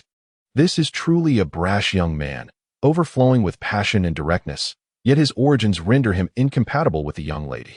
30 years east of the river, 30 years west. Do not underestimate the youth and poverty. Sooner or later, I, Jiang Xiaobai, shall earn the approval of the Yao family and stand beside Yao Tao. Jiang Xiaobai declared, echoing the classic lines of Emperor Shao, undaunted even in the presence of Liu Bei, who was beyond the true immortal realm.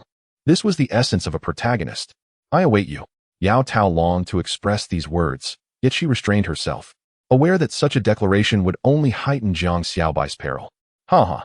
Liu Bei erupted into laughter, amused not only by the youth's audacity, but also by his lack of discernment.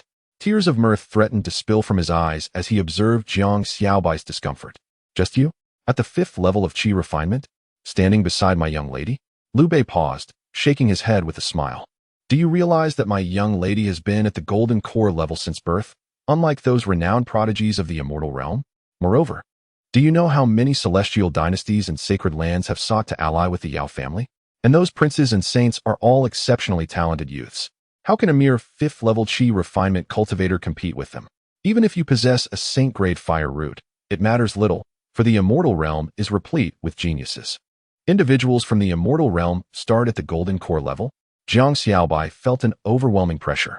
He had not anticipated that the starting point for beings of the immortal realm was the endpoint for many cultivators from the lower realms. He was also astonished that Yao Tao, who had previously seemed harmless, concealed such formidable power while still enjoying carefree moments with him. Give me time. I can do it. Jiang Xiaobai muttered resolutely. Liu Bei observed Jiang Xiaobai's stubbornness with a sense of disbelief. He felt a surge of anger. Little brat, this is not yours. Ultimately, it is not yours. One must recognize reality. My lady is an unattainable existence for you. Should you remain obstinate, do not blame me for being unmerciful. Uncle Bei, you have gone too far. If Jiang Xiaobai had not rescued me, you would be left with nothing but my lifeless body, Yao Tao retorted, unable to contain her indignation at Liu Bei's harsh words. Seeing her distress, Liu Bei sighed. Miss, it is evident that you have a fondness for this young man. However, if you truly wish him well, you ought to sever all ties and return to the life that rightfully belongs to you, even if I do not intervene. Do you believe those young talents from the celestial realm will overlook the fact that the one you cherish is but an ant from the lower realms? Do you understand the peril he will face? There is no wall in this world that does not let the wind through. Upon hearing this, Yao Tao's expression darkened. She understood that Liu Bei spoke the truth. Yet, how could one easily forget someone they truly loved? I am not afraid, Jiang Xiaobai exclaimed, taking a deep breath. Not afraid. Such words are easy to utter. In that case, let me show you what despair truly means, Liu Bei retorted, his anger ignited by Jiang Xiaobai's defiance. Ignoring Yao Tao, he snorted, and a formidable wave of energy surged towards Jiang Xiaobai. Under the weight of this terrifying aura, Jiang Xiaobai was momentarily frozen. Was this the might of an immortal? Merely a breath of this energy made him feel like an ant gazing up at an unseen peak, which was now crumbling before him. This feeling of insignificance could only be understood through personal experience. Just as Jiang Xiaobai believed he was doomed to be crushed by this overwhelming force, a voice, as refreshing as a spring breeze, chuckled in his ear. It seems the little fellow has made formidable enemies in just 3 months. With the sound of this voice, the oppressive aura vanished like mist in the wind, and Jiang Xiaobai felt an immediate lightness enveloping him. Master, he exclaimed, his eyes widening in disbelief. Chapter 71. What now? Master. Jiang Xiaobai stared in astonishment at the slightly translucent figure in a green robe that had suddenly appeared before him. This was none other than the spiritual imprint left on him by Li Zhoujun. It would activate in moments of extreme danger. Liu Bei, who had been seething with anger at being contradicted by a mere qi refining cultivator, now found himself calmed by the presence of this figure. Clearly, this was just a manifestation, although he could not discern its true power. The fact that it could diffuse his own might suggested that it possessed at least equal strength to his own, if not greater. Are you this young man's master? Liu Bei inquired solemnly, addressing Li Zhoujun. Despite the possibility that this ethereal figure was stronger than him, Liu Bei remained unyielding, as he too possessed a fragment of an old master's essence. The esteemed gentleman is indeed a formidable celestial being. Even a mere avatar of his is beyond the capacity of any lesser celestial to withstand. The realms of true immortals are categorized into true immortal, celestial immortal, and profound immortal, with each realm further divided into 9 minor levels, ranging from the 1st to the 9th tier. One must overcome a tribulation to ascend to the 1st tier, and only upon reaching the realm of profound immortal can one be rightfully addressed as a celestial lord. Liu Bei, in this case, is a 3rd-tier celestial immortal. Simultaneously, Liu Bei muses that Li Zhoujun's true form likely resides at the 4th tier of celestial immortal. How could he possibly contend with an existence of celestial lord caliber? I, a humble being, am precisely this young lad's master. At this moment, Li Zhoujun chuckled lightly. Yao Tao, glancing at Jiang Xiaobai, blinked her eyes as if to say, "You have such an impressive master. Why did you not mention it before?" Jiang Xiaobai was equally perplexed. His master possessed only the cultivation of the transformation stage, so how could a mere avatar dispel the might of an immortal? Could it be that his master is also an immortal? At this thought, Jiang Xiaobai gasped in astonishment. To have an immortal as a mentor? This must be an extraordinary stroke of luck. It is remarkable that this young man has such a powerful figure backing him. Liu Bei inclined his head respectfully towards Li Zhoujun and spoke courteously. However, he soon shifted his tone. As a fellow being of celestial stature, you must have heard of the Yao family from the immortal realm, correct? My esteemed elder is indeed a being of celestial lord caliber. I have not heard of it, but I am keen to understand why you would seek to harm my disciple. If he has erred, as his master, I would not condone it. However, if he has done no wrong, I shall inevitably pay a visit to the Yao family. Li Zhoujun shook his head, stating that he was unaware of the Yao family, let alone what the term celestial lord truly entailed. At that moment, Jiang Xiaobai gazed at Li Zhoujun, who stood protectively before him, a wave of emotion swelling within him, and his respect for his somewhat unassuming master grew ever deeper. It is quite simple. Your disciple is merely at the qi refinement stage. How could he be deemed worthy to wed my family's young lady? Should word spread that a daughter of the Yao family was to marry a qi refinement practitioner, how could my family maintain its standing within the immortal realm? Liu Bei snorted disdainfully, regarding Li Zhoujun, a celestial immortal, with skepticism, suggesting that if he were to visit the Yao family, he might go with his life, but return without it. Did he truly believe that those who could be called celestial lords were mere toothless tigers? Ah, I see. Li Zhoujun, upon hearing this, came to a sudden realization and understood the situation. It was a tale of a protagonist encountering a woman of significant background, only for her family to look down upon him as though he were an insect. Ultimately, the protagonist would rise through trials, embarking on a path of proving himself and gaining respect. Returning to the conversation, Li Zhoujun smiled at Liu Bei. Your perspective seems rather antiquated. Matters of the young should not be meddled with by the older generation. It appears you are quite supportive of your disciple's relationship with my young lady. Liu Bei narrowed his eyes, pondering whether the strength of Li Zhoujun could withstand the wrath of the Yao family's celestial lord. Little girl, I must ask you honestly, do you truly have feelings for my somewhat unsophisticated disciple? Li Zhoujun ignored Liu Bei and turned instead to Yao Tao, inquiring. Yao Tao, blushing, nodded in response. Li Zhoujun smiled gracefully and turned to Jiang Xiaobai, saying, You lucky lad, to have captured this young lady's affection. After his words, Li Zhoujun turned his gaze towards Liu Bei. Dear friend, did you hear that? This is a mutual admiration. Can you truly bear to sever this bond? From the moment of their birth, they were destined to be of different worlds, never meant to walk the same path. Should you remain obstinate, do not blame me for my lack of courtesy. It would be a fine opportunity for me to witness the prowess of a celestial being in the lower realm. Liu Bei let out a cold snort, unwilling to waste time on Li Zhoujun. He aimed to swiftly escort the young lady home, raising his hand to strike at Li Zhoujun. This strike darkened the heavens and stirred the winds, instilling terror in all living beings within 1,000 miles, who quaked at the mere aura of the attack. Jiang Xiaobai couldn't help but worry for his master. If his master were to suffer because of him, it would weigh heavily on his conscience. Meanwhile, Li Zhoujun felt a twinge of unease. The strength of this old fellow surpassed even that of the true immortal-level demon lord he had previously encountered. This old man's cultivation was undoubtedly above that of a true immortal. Had Li Zhoujun not possessed his 50-50 ability, merely standing before Liu Bei without any action would have been fatal. However, fortune favored Li Zhoujun, for he indeed had the 50-50 ability. At this moment, Liu Bei's claw was nearly upon him, the tempestuous winds it conjured causing Li Zhoujun's azure robes and flowing black hair to dance wildly. In the face of this cataclysmic strike, Zhoujun seemed steadfast as a mountain, though in truth, he felt slightly dazed. Fortunately, with the system by his side, he regained his composure, raising his slender hand to point into the void ahead. Instantly, crystalline ice spikes materialized, transparent and glistening. Go, Zhoujun commanded. The ice spikes surged forth like a torrential downpour, aiming at Liu Bei. Seeing this, Liu Bei dared not continue his reckless advance towards Zhoujun. He clasped his hands together to form a seal, shattering the ice spikes with a swift motion. His eyes narrowed slightly. In this exchange, it was evident that this azure-clad youth's avatar was indeed on par with him, a 50-50 match.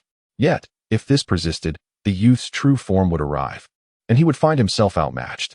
With this thought, Liu Bei grinned at Zhoujun.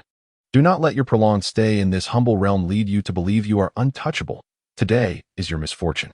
Zhoujun merely smiled lightly at Liu Bei's words, as if to say, what if I am indeed untouchable? Chapter 72.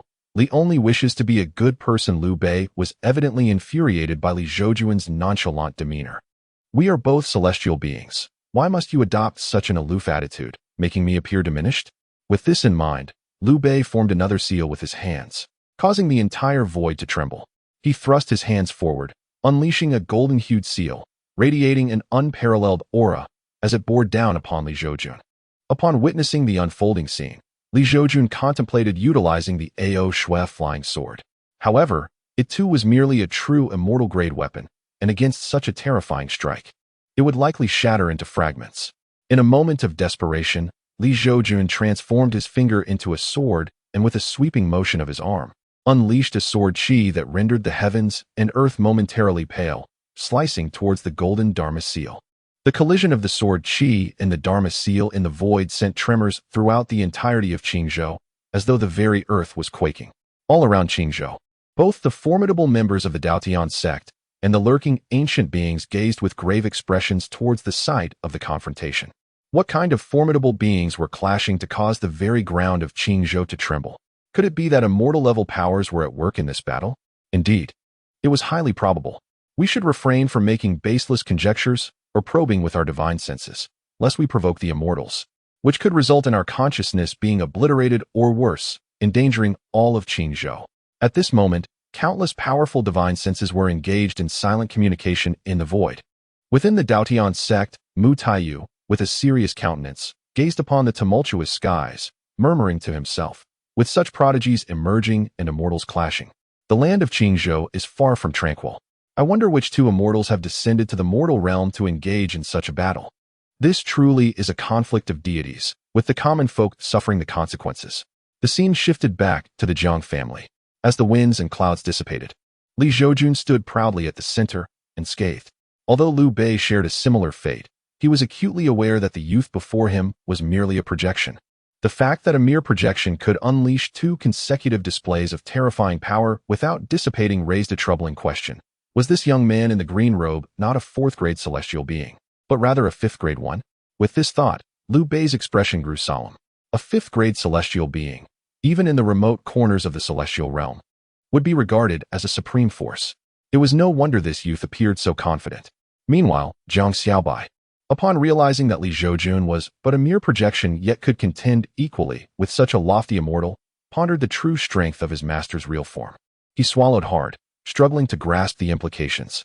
With such a master, could he not traverse Qingzhou, or even the entire Tianyuan realm, with ease? This thought ignited a surge of excitement within him. However, he quickly came to the realization that if he were to grow under the protection of his master, how could he ever become a true formidable being? Ultimately, he must rely on his own efforts and steadfastness. After all, no matter how powerful his master was, that strength belonged to him alone. Only by cultivating his own might could he truly negotiate with those lofty immortals. For instance, if he possessed his master's level of cultivation, would the Yao family still look down upon him? Would they refuse to consent to his union with Taoa? It seemed highly likely they would. For the formidable Yao family behind that old fellow was indeed impressive, and the immortal lord he spoke of was extraordinarily powerful. It was no wonder he disregarded someone as capable as his master. If he wished to secure the Yao family's agreement to his marriage with Taoa, he must attain the strength of an immortal lord. I acknowledge your strength, esteemed sir, but this is where it ends. Today, I shall take the young lady home. and none shall obstruct me, Liu Bei declared with a cold snort. Li Zhoujun smirked helplessly, saying, Friend, you exaggerate. I did not prevent you from taking your young lady home. Rather, it is you who disapproves of her being with someone she truly loves. I merely wish to play the role of a benevolent figure, ensuring that those in genuine affection find a favorable conclusion. Liu Bei shook his head, stating, I cannot debate with you, nor do I wish to waste words. If you have something to convey, speak to my master. With that, Liu Bei produced a lamp, polishing it vigorously, even exhaling upon it. Li Zhoujun's lips twitched. One might mistakenly believe he was polishing Aladdin's lamp. At that moment, amidst Li Zhoujun's silent contemplation, a young man clad in a green and gold robe, his hair adorned with a jade hairpin and a pair of sharp brows exuding an imposing presence, suddenly appeared before the crowd. Despite his lack of any palpable aura, the surroundings dimmed slightly, compelling everyone to lower their heads, unable to meet his gaze. My lord, Liu Bei murmured, bowing his head in humility upon seeing the middle-aged figure in green. Father, Yao Tao's voice faltered as she beheld the man. This middle-aged figure in green was none other than Yao family's patriarch, Yao Huangzuan, the immortal lord of the Yao clan, and Yao Tao's father. It was evident that Yao Tao harbored a deep-seated fear of her father, for he was known to impose strict standards on her. Liu Bei, what is the meaning of this? Yao Huangzuan's voice, though sparse in words, resonated with the authority of thunder. In response, Liu Bei clasped his hands and replied, My lord, I was commanded to escort the young lady home. However, I discovered that she has fallen in love with a chi-refining cultivator from the lower realms who rescued her. I offered this cultivator a reward, but he declined. I also urged him to abandon any inappropriate notions, yet he remained obstinate. In my frustration, I intended to teach him a lesson, only to find that his master is a celestial being. Even with just a fragment of his presence, I was forced to a standstill. Should his true form arrive, I would be no match. Thus, I had no choice but to summon your divine essence. And this celestial being is the one before you. Liu Bei gestured towards Li Zhoujun. Yao Huangzuan, upon hearing this, followed Liu Bei's indication and regarded Li Zhoujun. To his astonishment, he found himself unable to discern the young man's cultivation level. How could this be? Yao Huangzuan was taken aback. Yet he believed Liu Bei would not deceive him. It was likely that this young man had cultivated some extraordinary technique that concealed his true realm. After all, as merely a fragment of his essence, he could not see through it. Furthermore, if this youth truly possessed the same status as himself, even a mere fragment of his being would have been sufficient to eliminate Liu Bei. Contemplating this, Yao Huangzuan spoke. Sir, your disciple is merely at the chi-refining level, while my daughter is only 16 yet has already attained the nascent soul stage. The disparity between them is quite significant, is it not? If they are truly in love, why should one be concerned about such matters, and why prevent their union? Li Zhoujun shook his head in response. You are unaware that Jiang Xiaobai is a child of destiny. If your daughter were to be with him, you, as her father-in-law, would undoubtedly reap great benefits in the future. However, Li Zhoujun refrained from articulating this thought aloud, for he wondered if anyone would truly believe him. Meanwhile, Yao Huangzuan slowly spoke. My lord, regardless of the circumstances, I shall never consent to these two youngsters being together, for I cannot bear to see my daughter suffer alongside a mere chi refinement practitioner. Should you persist in this endeavor, do not blame me for my unreasonable stance. As he spoke, Yao Huangzuan contemplated, if you truly are a celestial sovereign, I might consider the union of your disciple with my daughter. For a disciple taught by a celestial sovereign, if not destined for an early demise, would surely not fall short. At the very least, they would not outlive my daughter, leaving her in a state of perpetual mourning. However, if you are not a being of celestial sovereign caliber, I advise you to step aside swiftly, lest you meet your end. Chapter 73. On equal footing. Ding. The system issues a task. Engage in combat with Yao Huangzuan to experience the might of a celestial sovereign. The host shall receive substantial rewards. As the notification resonated in Li Zhoujun's mind, he realized that today he would face this exalted celestial sovereign. Thus, Li could only acquiesce to the formidable prowess of the celestial sovereign. Gazing at Yao Huangzuan, who traversed the void in a billowing green robe, casting an imposing shadow over all like a deity descended from the heavens, Li Zhoujun smiled lightly. This was fortuitous. He too was a mere avatar in this confrontation. Forgive my transgression, my lord. Yao Huangzuan's eyes narrowed slightly. Had he been more certain of the green-clad youth's cultivation, he would not have spoken so extensively. As Yao Huangzuan's words fell, a colossal hand, woven from countless vines, suddenly appeared behind him, descending upon Li Zhoujun with crushing force. Before the hand even landed, the ground trembled violently, as if lamenting its fate. Surely, if this strike were to land, the surrounding area for miles would be reduced to ruins. Is this the true strength of a celestial sovereign? Even a mere avatar possesses such terrifying power. Zhang Xiaobai gazed up at the towering hand above him, murmuring to himself. Beneath this palm, he felt himself utterly insignificant, not even worthy of being compared to an ant. Suddenly, Zhang Xiaobai turned to his master. At that moment, Li Zhoujun, clad in green, stood unwavering against the might of his lord, the celestial sovereign, his lips curled in a faint, enigmatic smile. A jolt of realization struck Zhang Xiaobai. Could it be that his master was truly a celestial sovereign-level powerhouse? Meanwhile, Liu Bei observed Li Zhoujun's calm demeanor in the face of his esteemed lord, the celestial sovereign, and felt a cold smirk rise within him. Ignorance breeds fearlessness. This individual must have lingered in the lower realms for too long, never witnessing the cataclysmic battles of celestial sovereigns. Such encounters could only be described as apocalyptic. Yao Huangzuan, witnessing Li Zhoujun's indifference to his devastating strike, felt a mix of surprise and uncertainty. Was this man stunned into silence, or was he simply bold enough to face such danger? Just as Yao Huangzuan pondered, Li Zhoujun made his move. Before him, streams of visible white frost began to crystallize in the air, coalescing into a resplendent ice sword that radiated an aura of chilling power. As the sword took form, its might rivaled that of the colossal hand looming overhead. This sword, the opening of heaven. Li Zhoujun uttered a soft command, and instantly, the ice sword transformed into a colossal frost blade, stretching 1,000 feet and cutting through the air like a rainbow, as if severing the very currents of time, striking towards the gigantic vine hand suspended in the sky. Wherever this sword aura passed, it seemed as though time itself was frozen, flowing at a sluggish pace, causing the descent of the enormous palm to lag. With a thunderous roar, the sword aura collided with the giant hand, producing a cataclysmic sound that reverberated through the heavens and earth, unleashing an abundance of dazzling divine light. In that moment, everyone present instinctively shielded their eyes. Fortunately, both Li Zhoujun and Yao Huangzuan managed to control the residual force, sparing the onlookers from harm. Yet, even so, the spectators felt acutely their own fragility in the presence of such formidable celestial beings. As the brilliance subsided, Li Zhoujun had already ascended into the air, arms crossed behind his back, standing in opposition to Yao Huangzuan. The aura emanating from the two was remarkably evenly matched, neither yielding to the other. Liu Bei swallowed hard. Astonished, this young man is indeed a celestial lord. At this moment, Liu Bei found it hard to believe, but the evidence was irrefutable.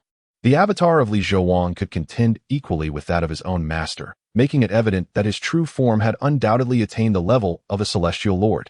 Simultaneously, he realized that Li Zhoujun had previously shown him mercy.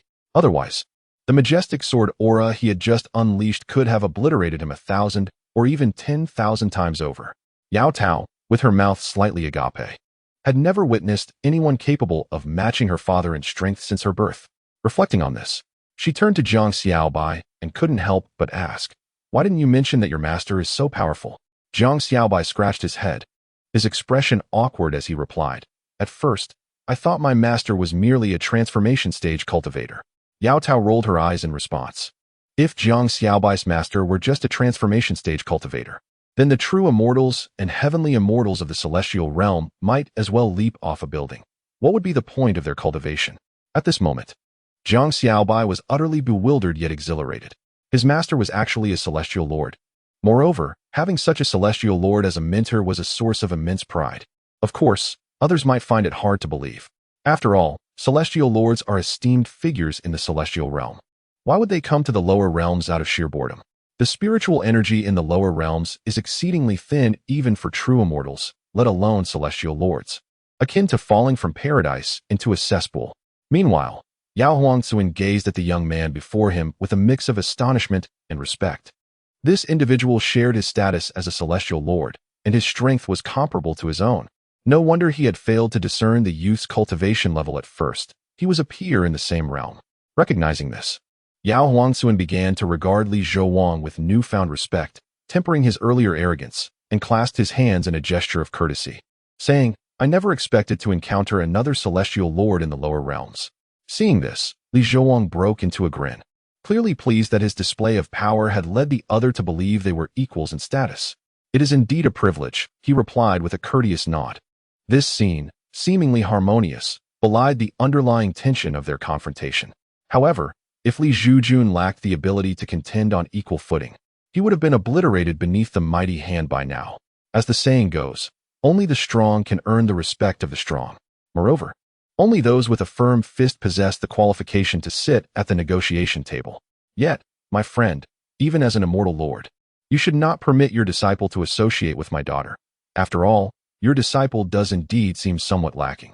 At this moment, Yao Huangzuan furrowed his brow, his unspoken words lingering in the air, implying that while he acknowledged the formidable prowess of Li Zhoujun, his disciple's shortcomings tarnished the reputation of such a powerful master. Simultaneously, Yao Huangzuan's address to Li Zhoujun had shifted from "Your Excellency" to "My friend." Li Zhoujun, observing the budding affection between the two, contemplated facilitating their union. With a light chuckle, he responded, "However, I am not one devoid of reason. I understand your protective instincts as a father, wishing to shield your daughter from a mundane existence. Yet, I trust you would also find it difficult to separate your daughter from the one she loves, would you not?" At this juncture, Li Zhoujun paused, noting Yao Huangzuan's continued frown, and continued with a smile. "What if we make a wager, my friend?" "Pray, speak," Yao Huangzuan replied. Chapter 74. I await you. Seeing Yao Huangzuan's attentive demeanor, Li Zhoujun smiled and proposed, "In 100 years, if my disciple has not ascended to the celestial realm, it would indicate that he is indeed unworthy of the immortal lord's daughter. However, should my disciple ascend within that century, then their union shall naturally follow. 100 years is ample time to discern the authenticity of their love. After all, if their affection is truly enduring, does it truly matter in the fleeting moments of day and night? Your eloquence is commendable," Yao Huangzuan exclaimed, astonished. He, a lover of poetry, recognized the brilliance in Li Zhoujun's words and felt a kinship with him, given their comparable strengths. "My friend, you jest. This poem is not of my creation," Li Zhoujun replied with a smile. "You are too humble," Yao Huangzuan laughed, unable to believe that a mortal could possess such literary talent. Li Zhoujun, seeing his disbelief, could only acquiesce. Meanwhile, Yao Huangzuan contemplated Li Zhoujun's proposition. A century, to beings of their caliber, was but a fleeting moment. If this young man truly could ascend within 100 years, it would be acceptable. After all, truth be told, given the thin spiritual energy of the mortal realm, even under the guidance of a powerful immortal, it would be no small challenge for the lad to achieve ascension within a century. Furthermore, if his daughter had not forgotten this young man after 100 years, it would reveal the depth of her affection for him. As a father, he could not bear to have his daughter resent him for a lifetime. After a moment's reflection, Yao Huangzuan smiled at Li Zhoujun and said, "Very well. I accept this wager. Let us await the outcome." Li Zhoujun smiled, feeling a sense of delight. Jiang Xiaobai was indeed a child of destiny, a being of extraordinary fortune. 100 years? Perhaps he would ascend within 10. Meanwhile, the crowd below continued to watch, observing the two celestial beings above, engaged in joyous conversation. Yao Tao quietly inquired of Jiang Xiaobai, "It seems your master and my father are getting along quite well. Do you think there is a possibility for us?" Jiang Xiaobai sighed with a bitter smile, replying, "The likes of your father and my master are beyond our comprehension." At that moment, Li Zhoujun and Yao Huangzuan descended gracefully before the gathered crowd. Without hesitation, Yao Huangzuan fixed his gaze upon Jiang Xiaobai with a smile, proclaiming, "Young lad, in consideration of your master, I can grant you an opportunity to be with my daughter."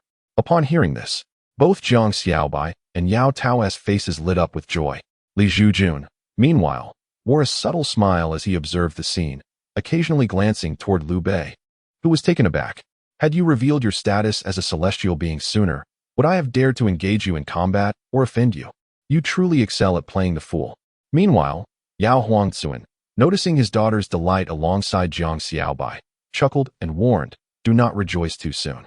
He then addressed Jiang Xiaobai, stating, "I shall grant you a century. Within this time frame, if you ascend to the celestial realm, I will consent to your union with my daughter.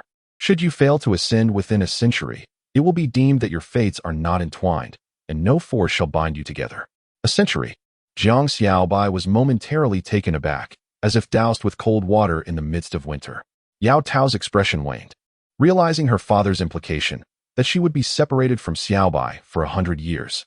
Although a century is but a fleeting moment for an immortal, Perhaps merely a period of seclusion, it remains an eternity for an ordinary cultivator.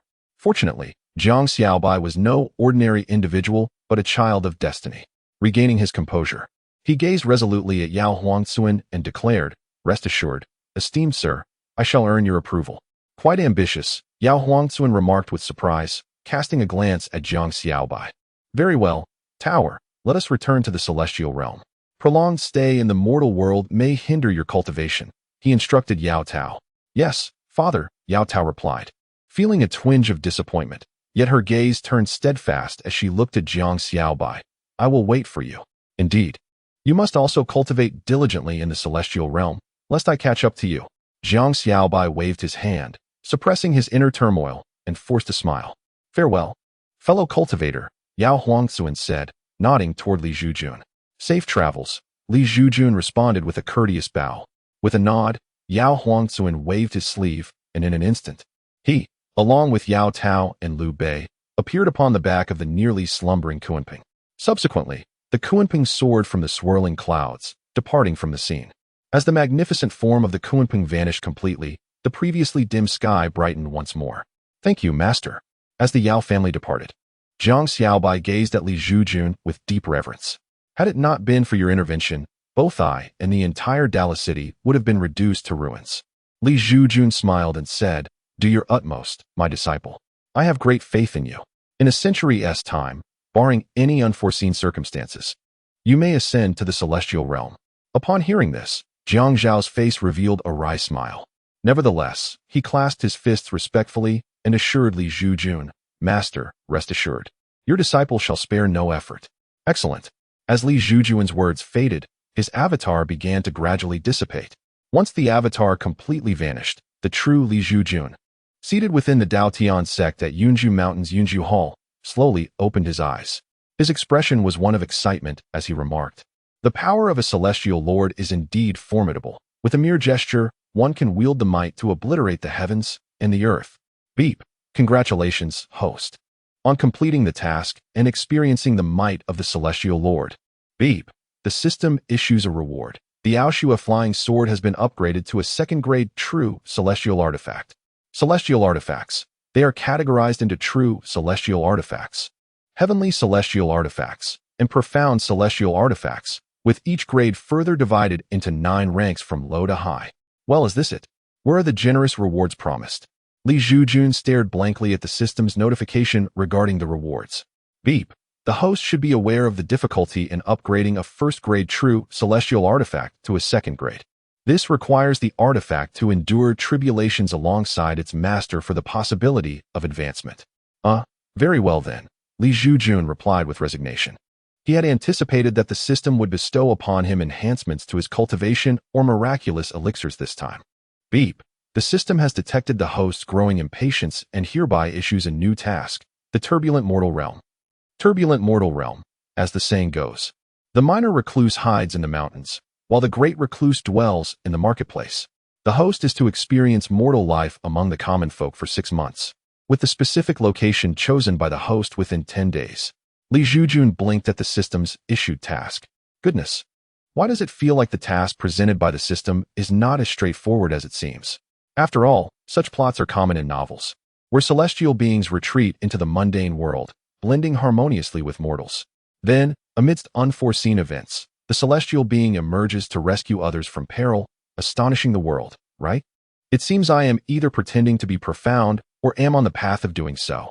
3 days later, in the eastern region of Qingzhou, a distance of 180,000 miles from the Daotian sect, a young man clad in a green robe, with a visage as flawless as jade, walked through the forest with his hands clasped behind his back. This young man was none other than Li Zhoujun, who was following the system's directive to select a place to experience mortal life. Suddenly, Li Zhoujun halted his steps. Before him stood a hillock, not particularly high. Yet it was picturesque and serene.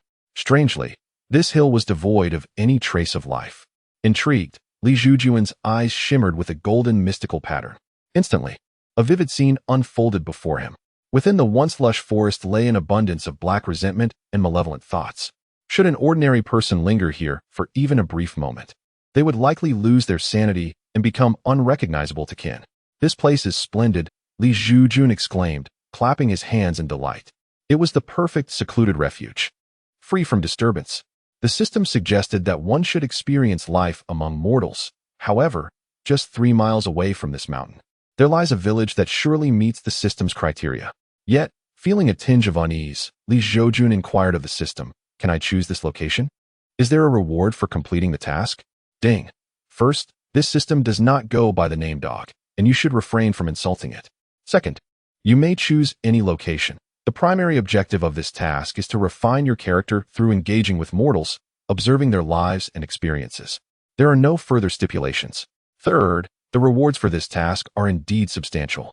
Upon hearing this, Zhoujun breathed a sigh of relief. Relieved at the prospect of not becoming a mere laborer, though laboring often benefits oneself. Thus, he clapped his hands and began to sing, "Listen to me, thank you." Ding. Please refrain from singing, or the system may choose to exit. The system, devoid of any musical inclination, was truly fearsome. Zhoujun thought as he shook his head. His gaze then fell upon the mountain before him, which brimmed with a palpable aura of resentment and malevolence. He mused, "This mountain harbors such a formidable essence of resentment. It must have been sealed by some exalted being to contain a malevolent entity." As he was to dwell here for 6 months, he resolved to be a good person and endeavor to resolve this malevolence. With this thought, the terrifying power of his celestial-level consciousness surged forth like a tidal wave, enveloping the entire mountain. Moments later, within the mountain, an old woman with disheveled hair, clad in tattered and filthy garments, squatted within a distinctly divided yin-yang bagua pattern. Upon closer inspection, she appeared emaciated, her exposed skin resembling the rough bark of an ancient tree. It was evident she had not bathed for ages, as she emanated a foul odor. Moreover, her left hand was shackled by a dark iron chain, while 3 broken chains lay scattered on the ground, clearly the remnants that had once bound her right hand and feet. "Once I escape from here and restore my nascent soul cultivation, I shall ensure you all meet a gruesome fate." The old woman howled toward the heavens, a wave of terrifying black mist enveloping her, forming a ghostly visage. Simultaneously, the chain binding her left hand clanked ominously. Yet, within the mountain, there seemed to be a barrier against sound. Despite her cries, the outside remained eerily silent. But in the next moment, as the old woman raged, she suddenly sensed something and her eyes widened in terror. "Oh no, please spare me, Immortal." Before she could finish her plea, she was locked onto by an overwhelmingly powerful consciousness, and with a resounding pop, she was crushed as if she were a mere balloon. In that fleeting moment before her body exploded, despair washed over her, for after 2 centuries, she had nearly freed herself from her final chain. Just as she was on the verge of liberation, an insufferable celestial being appeared, seemingly out of nowhere, to put an abrupt end to her existence. Such an outcome was profoundly disheartening and left her with an overwhelming sense of injustice. The idly troublesome Immortal, of course, refers to Zhoujun. It turns out she is a female soul cultivator specializing in malevolent spirits, which explains the immense resentment surrounding her. After resolving everything, Zhoujun murmured softly and proceeded towards the mountain peak. Upon discovering a small stream midway, she decided to halt her journey and construct a humble dwelling there. Simultaneously, 2,000 miles away from this mountain stood the Yin sect, bustling with activity. They were graced by the presence of a 5th-tier spirit formation master, who had reached the transformation of spirit, accompanied by his disciple, ready to assist them in dealing with the female soul cultivator sealed on the mountain 2,000 miles away. The sect leader, Zhoujun, only a late-stage nascent soul cultivator himself, was the founding ancestor of the Yin sect and its most formidable force. Thus, the entire sect placed great importance on the arrival of this spirit formation master. Even Zhoujun, who had been in seclusion for many years, emerged to personally welcome him. At that moment, Zhoujun, accompanied by dozens of elders and hundreds of elite disciples, stood outside the sect's gates, respectfully awaiting the arrival of the master. Eventually, an elderly figure accompanied by a young man gradually appeared before them. Zhoujun hurriedly stepped forward and bowed deeply, addressing him. "This humble cultivator, Yin, pays respects to Master Yu." The title of Master is a respectful designation for spirit formation masters above the 5th tier. Had Zhoujun been present, she would have recognized the visiting duo as Yu Ziyue and Xiao Shi. "There is no need for such formality, my friend. I have heard that you sealed a female soul cultivator 200 years ago." Yu Ziyue inquired of Zhoujun. With a wry smile, Zhoujun replied, "Indeed. 2 centuries ago, That soul cultivator wreaked havoc, leaving devastation in her wake, with not a blade of grass surviving in her path. I attempted to exorcise the malevolent spirit, but was outmatched, and ultimately devised a strategy to confine her to a mountain peak. Considering the time that has elapsed, she should be nearing her release from confinement. However, I sustained grave injuries in that battle, and for the past 200 years, my cultivation has regressed. In desperation, I have sent out a call for help to my fellow cultivators in the realm. Your actions are commendable, Jinren, Yuzue responded with a respectful gesture. Jinren, visibly taken aback, hurriedly returned the gesture, exclaiming, Master, you flatter me. I am unworthy of such a title. There is no need for false modesty. Your actions merit this respect, Yuzue smiled. Jinren sighed. As night approaches, Master has traveled far. It would be prudent for you to rest at a yin sect tonight and attend to the soul cultivator tomorrow. My formation can hold for at least another 10 days to half a month. There is no rush. Very well, Yuzue nodded in agreement. Please, Master. Jinren gestured for Yuzue and his disciple to enter the sect. That evening, after ensuring the comfort of Yuzue and his disciple, Jinren summoned an elder. The elder is a female monk named Huchini, possessing an oval face and enchanting peach blossom eyes. Her hair cascades like black silk, and though she dons a Taoist robe, it does little to conceal her graceful figure. While her beauty may not be one to topple kingdoms or eclipse the moon, she is undeniably a rare and exquisite beauty. Elder Hu, at dawn tomorrow, I would like you to visit the Soul Mountain and check if there are any mortals nearby. If so, instruct them to depart swiftly, commanded Jiyan, the true one. Understood, sect leader, Huchini replied obediently. As the scene shifts, the night sky is sprinkled with stars. By the babbling brook, Zhoujun has managed to construct a thatched hut with his bare hands. However, at this moment, he lies on the grass by the stream, gazing up at the night sky, his eyes reflecting the celestial sea, lost in contemplation. Suddenly, Zhoujun's attention is drawn to the rustling grass nearby, from which emerges a plucky boy of about 8 or 9 years old. Upon seeing Zhoujun, the boy freezes in place, paralyzed with fear. What brings you here at such an hour, little one? Zhoujun inquired with a smile. The boy swallowed hard and, with a quivering voice, responded, Oh dear, I've encountered a ghost. I'm doomed. Zhoujun glanced at himself, somewhat bemused. What makes you think I resemble a ghost? My mother said that if you meet anyone on this mountain, it must be a ghost. The boy replied, sniffling. Zhoujun chuckled softly. Do I appear ghostly to you? Kind of, but not really. The boy wiped his nose and confessed. After all, the ghosts described by his mother were said to be hideous creatures with green faces and sharp teeth, who attacked on sight. Yet the young man before him was quite handsome and posed no threat. Then that settles it, Zhoujun said, shrugging. What brings you to this mountain?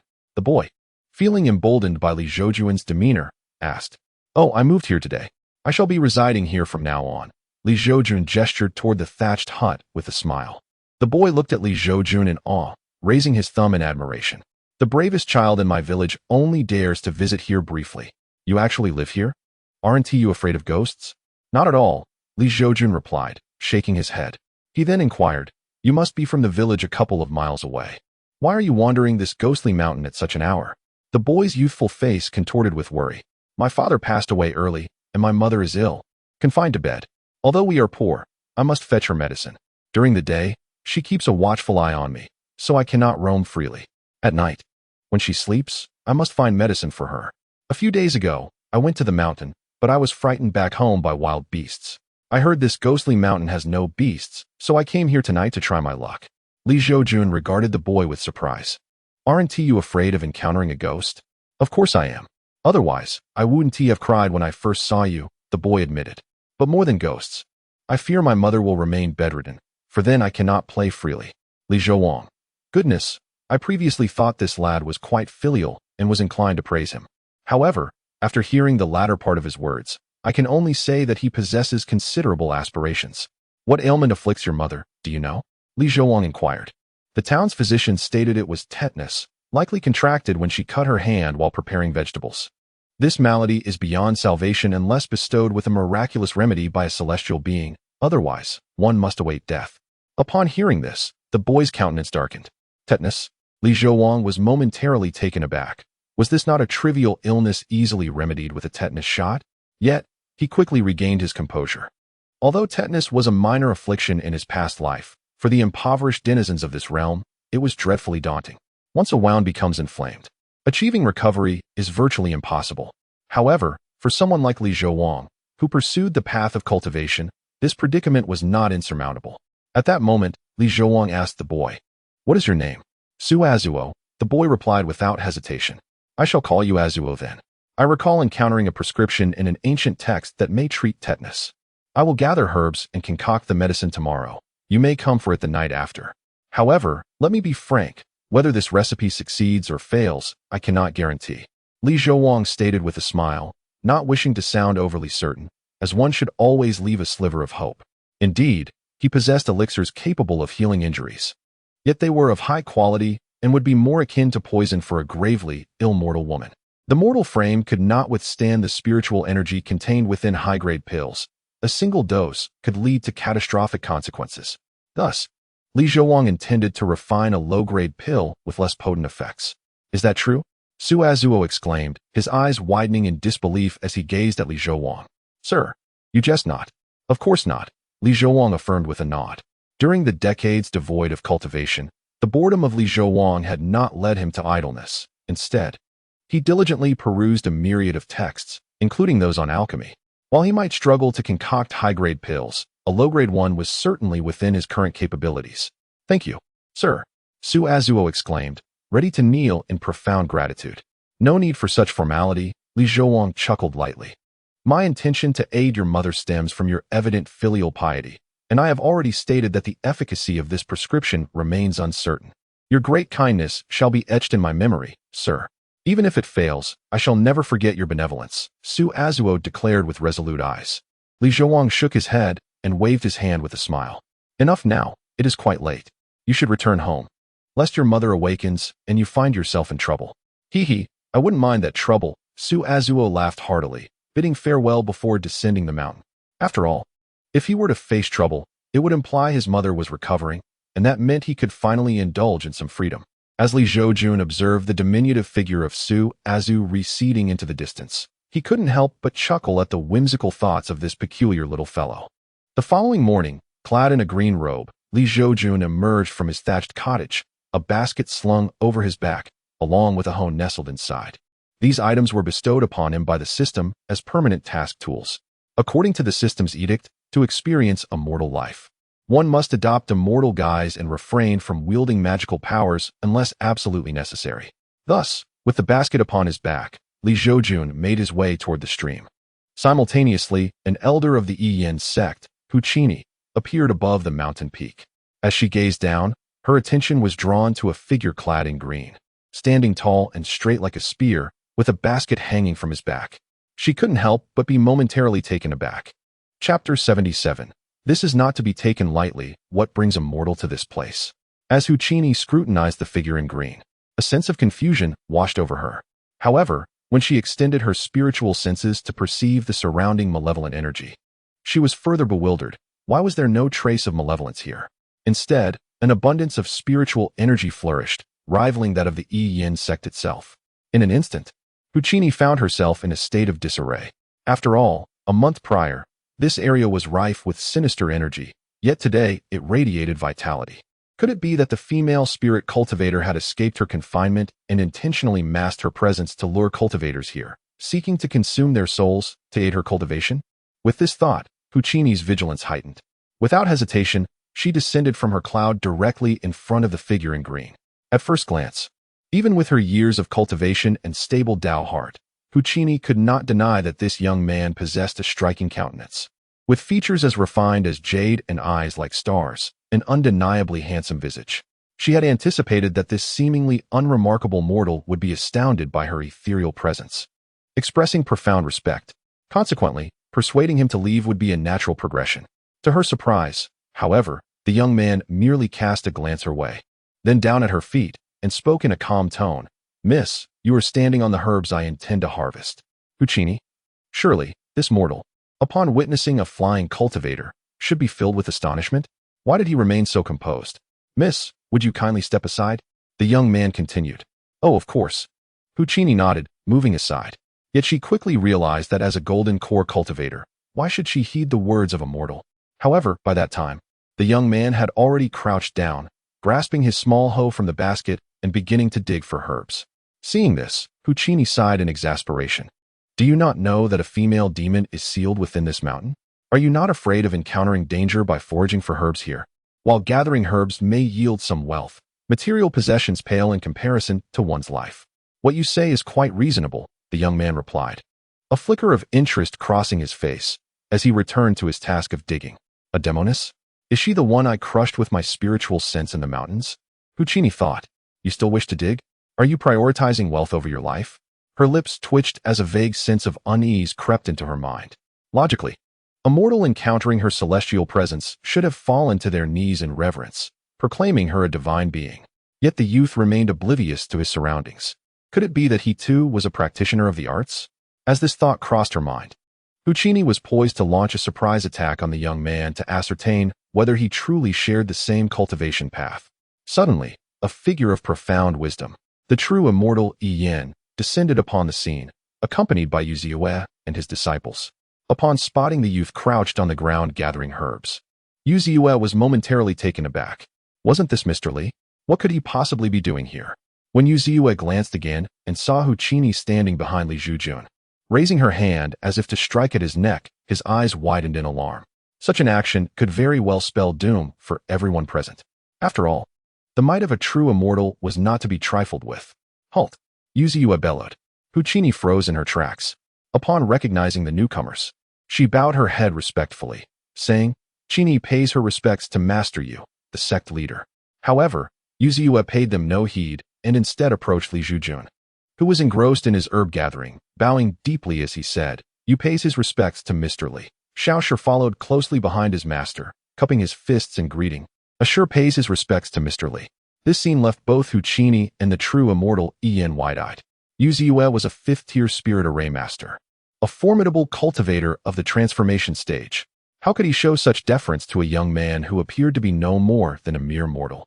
Could it be that this youth's cultivation surpassed even the transformation stage? As this realization dawned on him, the true immortal Yin's expression turned grave. Puccini swallowed hard, her long-stable Tao heart beginning to tremble. Had she truly considered testing a being above the transformation stage? Was she not dancing perilously close to the edge of death? Hearing Zhoujun's voice, Zhoujun finally looked up, a light chuckle escaping his lips as he said, Ah, it is Elder Yu. I did not expect to encounter you here. As they exchanged pleasantries, Zhoujun had already gathered the herbs and placed them into his basket. Rising to his feet, Zhoujun chuckled ruefully, with Mr. Li present, My coming here is indeed superfluous. I presume that the soul cultivator has already been subdued by you. Zhoujun smiled faintly, neither confirming nor denying the statement. Puccini exhaled in relief, sensing that this elder seemed unperturbed by her earlier actions. Nevertheless, she spoke with reverence. I apologize for my previous oversight, esteemed elder. I hope you can forgive my transgressions. Hearing her words, Zhoujun glanced at her and replied with a smile. No harm done. When you advised me to leave, I could tell you were a good person. Such magnanimity from the elder made Puccini's heart feel at ease, though the term good person struck her as somewhat peculiar. Yet, Zhoujun shifted the conversation, inquiring, Might I ask if the young lady possesses any skill in alchemy? I am but a humble practitioner, a third-tier alchemist, Puccini replied. Upon hearing this, Zhoujun's eyes sparkled with interest. In that case, may I trouble you to assist me with a small task? Please, esteemed elder, speak, Puccini said respectfully. Please help me concoct a first-tier healing elixir. Zhoujun requested with a smile. Puccini's expression turned blank, unable to comprehend why a being of such high cultivation would require a mere first-tier elixir. However, Puccini readily agreed, saying, If you are in urgent need, I possess a first-grade healing elixir. Zhoujun smiled and replied, That would be splendid. Thus, Puccini presented the elixir with both hands as an offering to Zhoujun. After accepting the elixir, Zhoujun turned to the others and said, Since you have traveled a great distance, why not visit my humble abode for a cup of tea? Zhoujun interjected, Mr. Li is in seclusion here. It would be best not to disturb him. Sometimes, when someone of high status invites you for tea, it may not be out of genuine hospitality, but rather a polite dismissal. If you were to accept the invitation, it would be akin to not recognizing the situation. Moreover, the immortal before us is evidently in a state of meditation. Upon hearing this, Zhoujun expressed his regret, saying, In that case, I shall not insist on your company. As his words fell, Li Zhoujun turned his gaze toward Huchini. Instantly, Huchini tensed and asked, Senior, do you require anything else? I cannot accept your elixir without giving something in return. Thus, I present you with this hoe, Li Zhoujun said, extending the hoe toward Huchini. Upon seeing the hoe, Huchini's eyes widened in astonishment. Senior, are you truly giving me such a treasure? Why was Huchini so taken aback?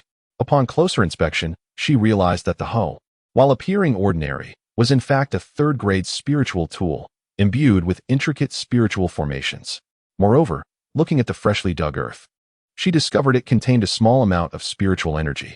Although the spiritual energy was scant, consider the potential of using this hoe to cultivate vast tracts of land. As the saying goes, when quality is lacking, quantity must suffice. The value of this hoe far surpassed that of a mere third-grade spiritual tool. Chapter 78. I have finally endured to the end. Li Zhoujun glanced at the astonished Huchini, smiled gently, and nodded, of course.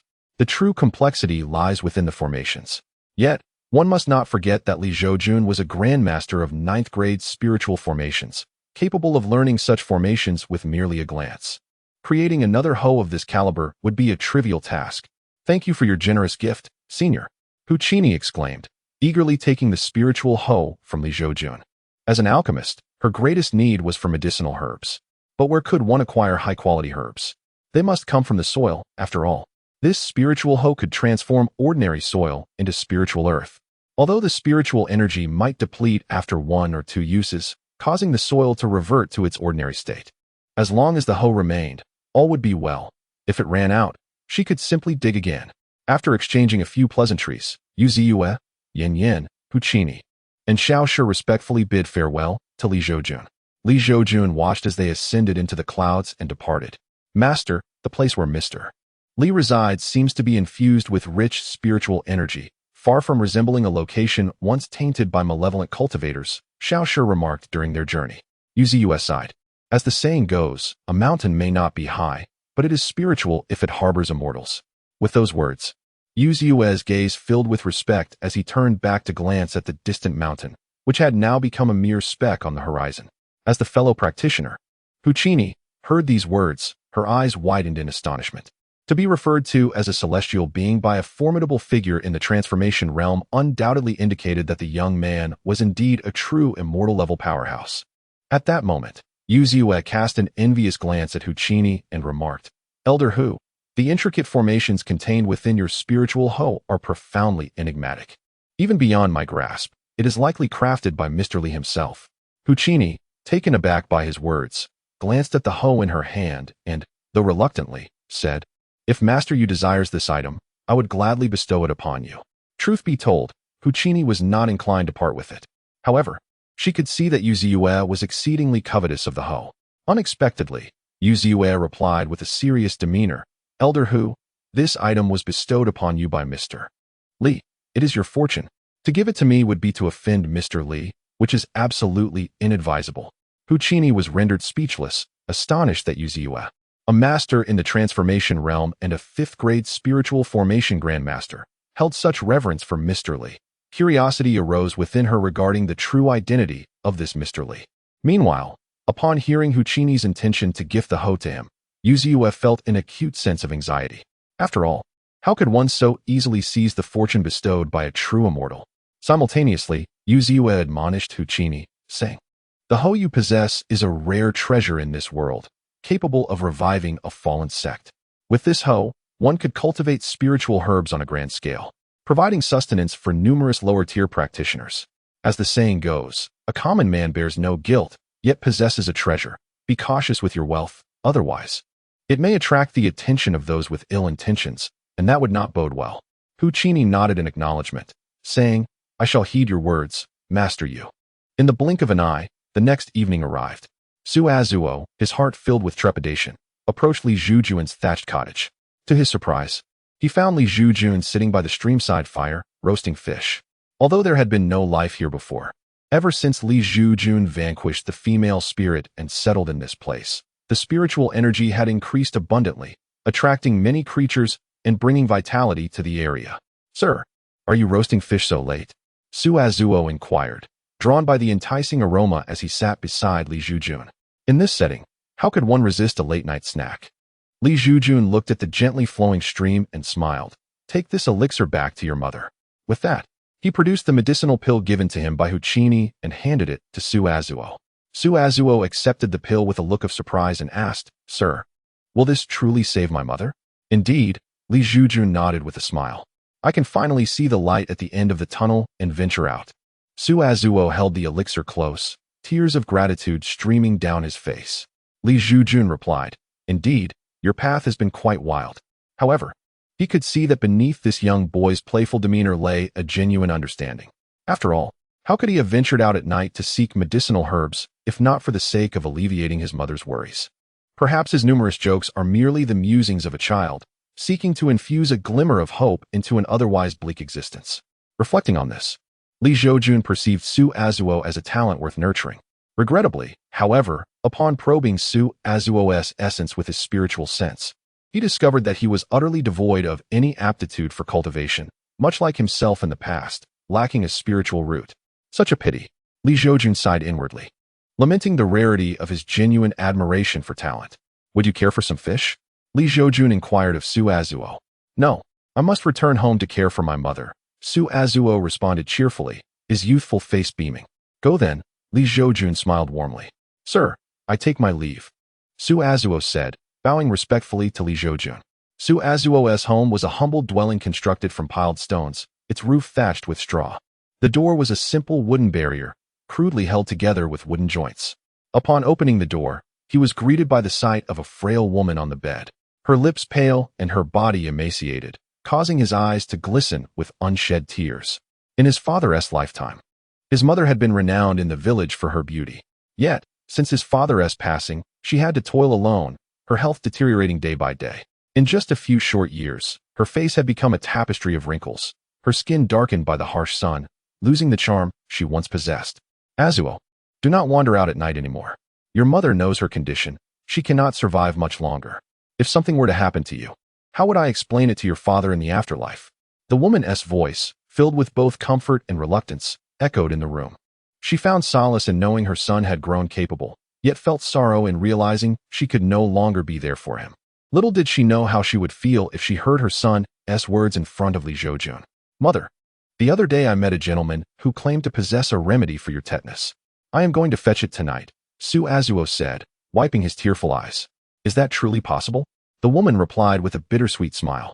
My dear boy, you must be deceived by those charlatans again. Have you promised to work for them regardless of whether this medicine helps me? It was evident that the Azuo family lacked funds, but possessed labor. Thus they could only incur debt for medicine, repaying it through toil. The word again from the woman indicated that Suazuo had been deceived previously. Mother, this gentleman is not like the others you speak of. He did not ask for a single coin in return for this medicine, Suazuo insisted, shaking his head. Upon hearing this, the woman was momentarily taken aback. Is there truly such a kind-hearted person in this world? Let us give it a try, Suazuo urged, presenting the fragrant pill to his mother. As the woman inhaled the aromatic essence emanating from her son's calloused hands, she immediately sensed the value of such a remedy. Very well, let us try it, she acquiesced, acknowledging that her time was limited. This was akin to trying a long shot, especially since the esteemed town physician had declared that tetanus was beyond remedy unless a miracle occurred. The woman accepted the elixir from Suazu's hand, closed her eyes, and swallowed it whole. In an instant, the previously ashen hue of her lips transformed, visibly regaining their color. The inflamed wound that had festered began to itch, signaling a healing process. With years of experience, the woman recognized this as a sign of recovery. Furthermore, the heaviness that had clouded her mind dissipated after consuming the elixir, leaving her feeling lighter. Mother, how do you feel? Is the medicine effective? Suazu, noticing his mother's silence and closed eyes, could not suppress his anxiety. Azu, where is that gentleman? After an indeterminate time, the woman slowly opened her eyes, filled with disbelief, and asked Suazu with an excited expression. That gentleman resides in the haunted Soul Mountain. Suazu scratched his head in response. Upon hearing this, the woman's expression shifted to one of seriousness. If this gentleman can reside safely in Soul Mountain and cure tetanus, could he possibly be a living deity? Is that so? Suazu blinked. The gentleman appears delicate, resembling a scholarly figure more than a divine being. My foolish child, do you understand that tetanus is considered incurable? Our village has lost countless lives to this affliction. Yet, after consuming this elixir, my condition has improved remarkably. The woman remarked. Could that gentleman truly be a celestial being? Su Azu blinked again, pondering. Azu, beneath your bed. I have hidden some coins in case of emergencies. Take them to the town and purchase some chicken. Let us visit that gentleman tonight. Besides the miraculous medicine bestowed by a deity, I cannot fathom anyone else possessing such wondrous remedies. The woman instructed Su Azu earnestly. All right, mother, I understand. Su Azu nodded solemnly, his eyes glistening with emotion. His mother preferred to hide coins under his bed rather than use them for her own medication. Such selflessness made her seem foolish in his eyes. That night, beneath a tapestry of stars, Su Azu and his mother, carrying an old hen, made their way toward the location of Li Zhoujun. At that moment, Li Zhoujun lay leisurely beneath a tree, contemplating a visit to a nearby town the next day. For the system had indicated that he should experience mortal life, which necessitated interaction with ordinary people. Ding! The host's identity has been suspected by Su Azu and his mother, triggering a task. The host must leave a transcendent impression in Su Azu's heart to receive a reward of mid-level celestial cultivation. Li Zhoujun blinked at the task presented by the system. With his consciousness extended, he discerned Su Azu and a woman approaching, carrying an old hen. What a pity! Li Zhoujun sighed. He had recently become fond of taking on disciples and found himself wanting to accept this quirky little fellow as a student. However, he lacked spiritual roots, a fact that even Li Zhoujun could not alter unless the system granted him the ability to bestow such roots. But the system did not provide that. With a resigned sigh, Li Zhoujun mused, in that case, allow me to impart a piece of wisdom. With that, he stepped outside, arriving beside a colossal stone. I inscribed with my finger the words, in youth, without diligence, one shall face hardship in old age. In youth, without the ability to endure labor, one shall know ease in old age. Upon completing this phrase, Li Zhoujun waved his hand, and the thatched cottage behind him vanished into the void, as if it had never existed. Such a feat is only attainable by a cultivator of the nascent soul realm or higher. Simultaneously, Li Zhoujun also concealed himself by the stone. When Su Azuo and his mother arrived at the site, Su Azuo rubbed his eyes in disbelief, pointing at the spot where the thatched cottage once stood, exclaiming, Mother, the cottage where that gentleman resided has disappeared. It was clearly here last night. The woman smiled wryly, replying, It seems the celestial being does not wish for us to disturb him. Hearing this, Su Azuo grew anxious, clutching a hen as he approached the former location of the cottage, calling out loudly, Sir, are you there? Azuo has come to see you with this hen. If you do not come out, you will surely miss out. Li Zhoujun stood silently by the stone, less than 10 meters away, watching this scene unfold with a bemused smile. This mischievous child truly pleased him. Su Azuo's repeated calls echoed by the brook, but received no reply, causing his eyes to redden slightly and his heart to feel disheartened. The gentleman always bore a warm smile, reminiscent of a gentle spring breeze, evoking a sense of longing despite their brief acquaintance. At that moment, the woman spoke gently. Azuo, what is meant to be will come in due time, and what is not meant to be cannot be forced. We may not be destined to meet the celestial being, but regardless, he saved your mother, and we must remain grateful. I understand, mother, Su Azuo replied, dejected. Simultaneously, he realized that the gentleman was most likely the legendary Immortal his mother had spoken of.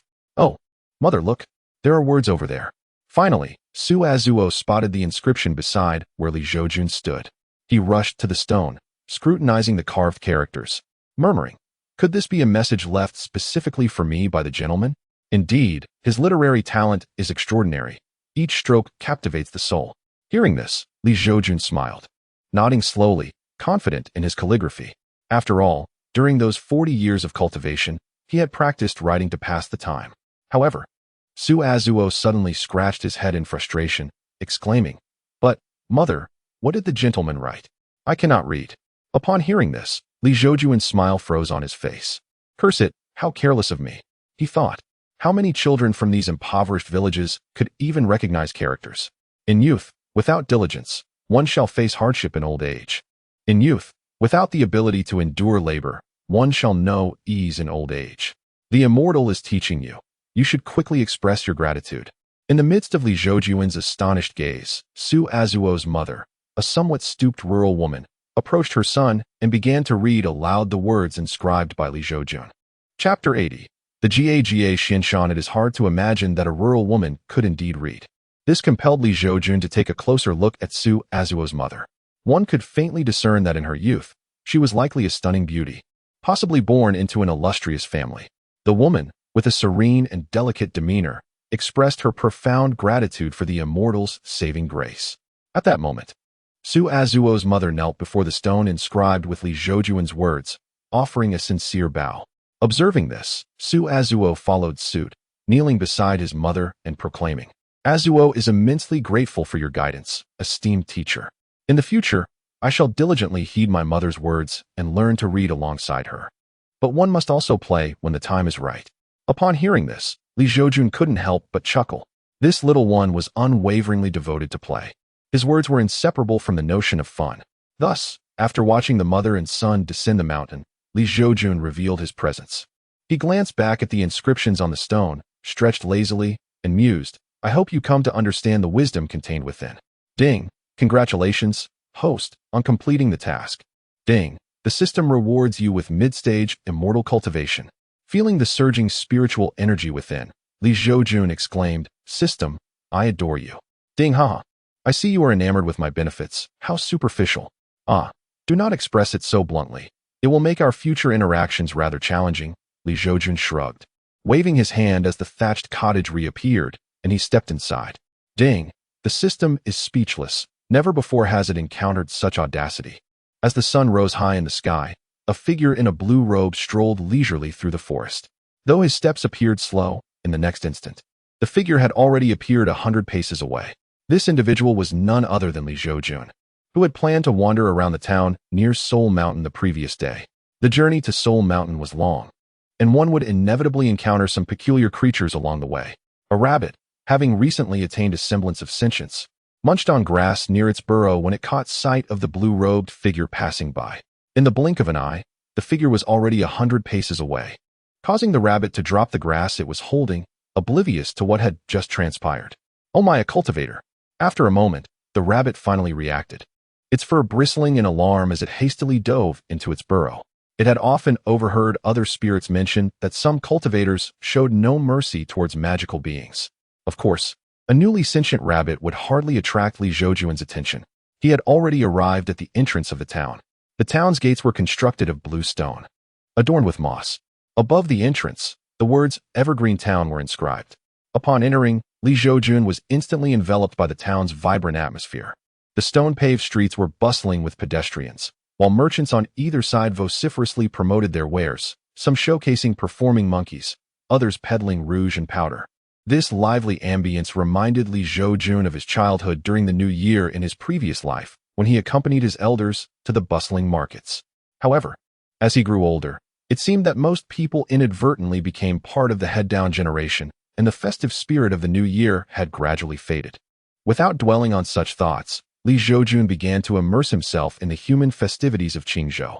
As he walked forward, the surrounding environment transformed continuously, and his heart seemed to grow increasingly tranquil. However, he soon halted as a faint yet persistent foul odor reached his senses. Glancing to the side, he discovered an elderly woman with gray hair and a stooped figure, operating a stall selling century eggs, known as Songhua Dan, which were essentially rotten eggs. Observing the scene, Li Zhoujun noted the woman's business was quite lackluster. She did not shout to attract customers, but sat quietly, reminiscent of Jiang Taigong fishing, waiting for those willing to bite.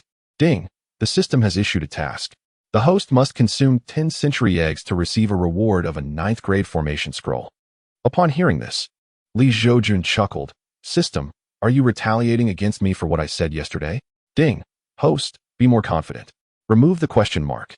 Li Zhoujun laughed. "Oh, dear system, you are mistaken.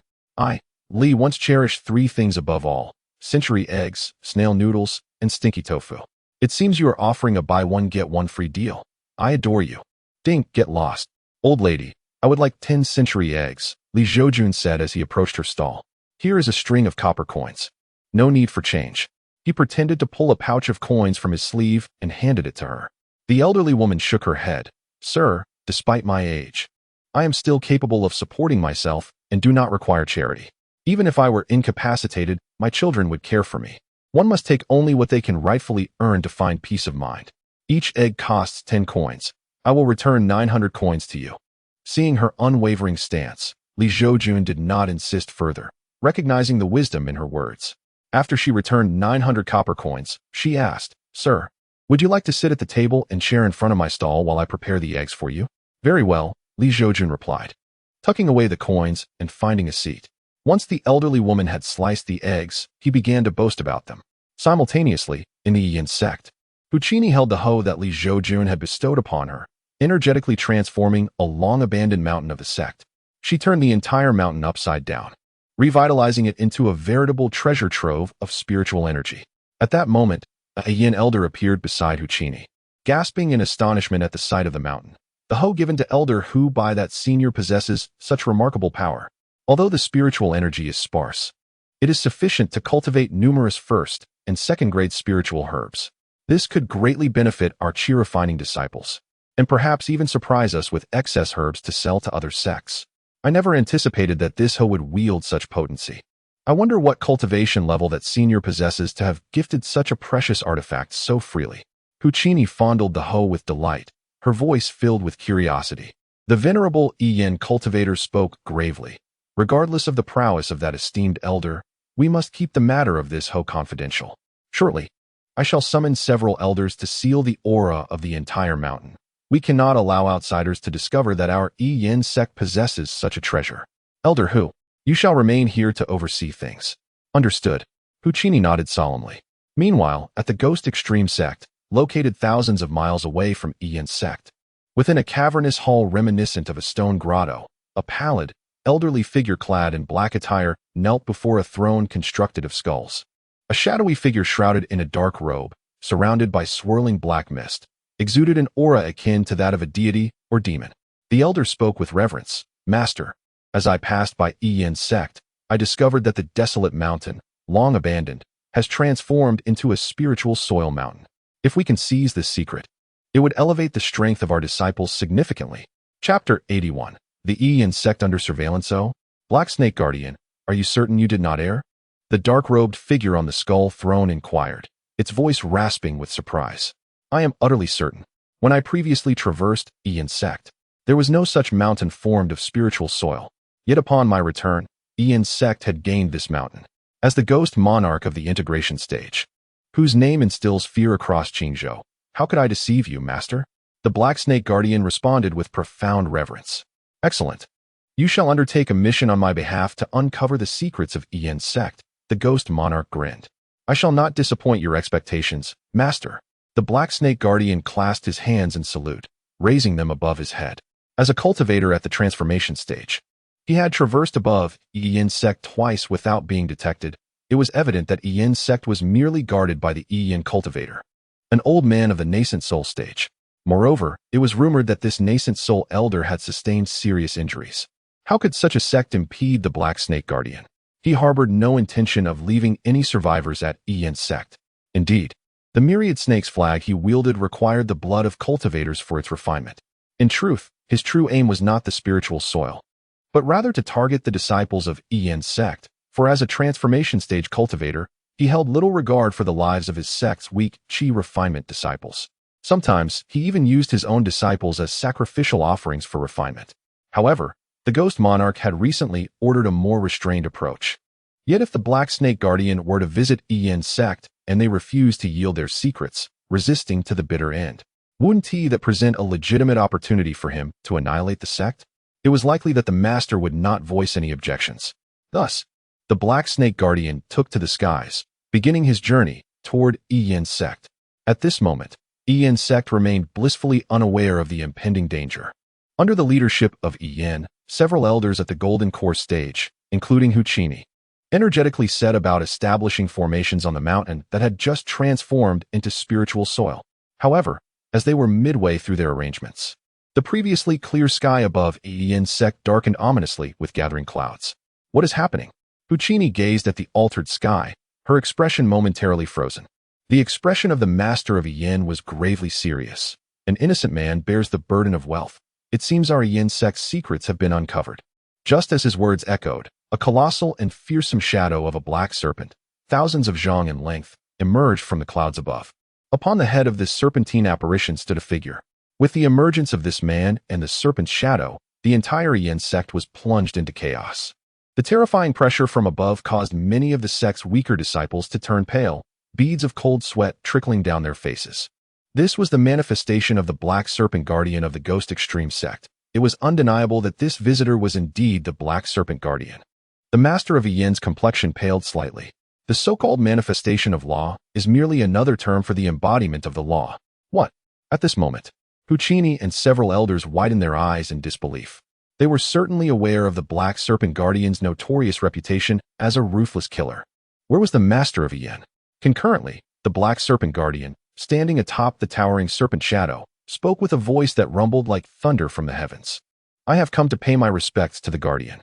Upon witnessing this, the master of Yin swiftly appeared opposite the Black Serpent Guardian, bowing in greeting.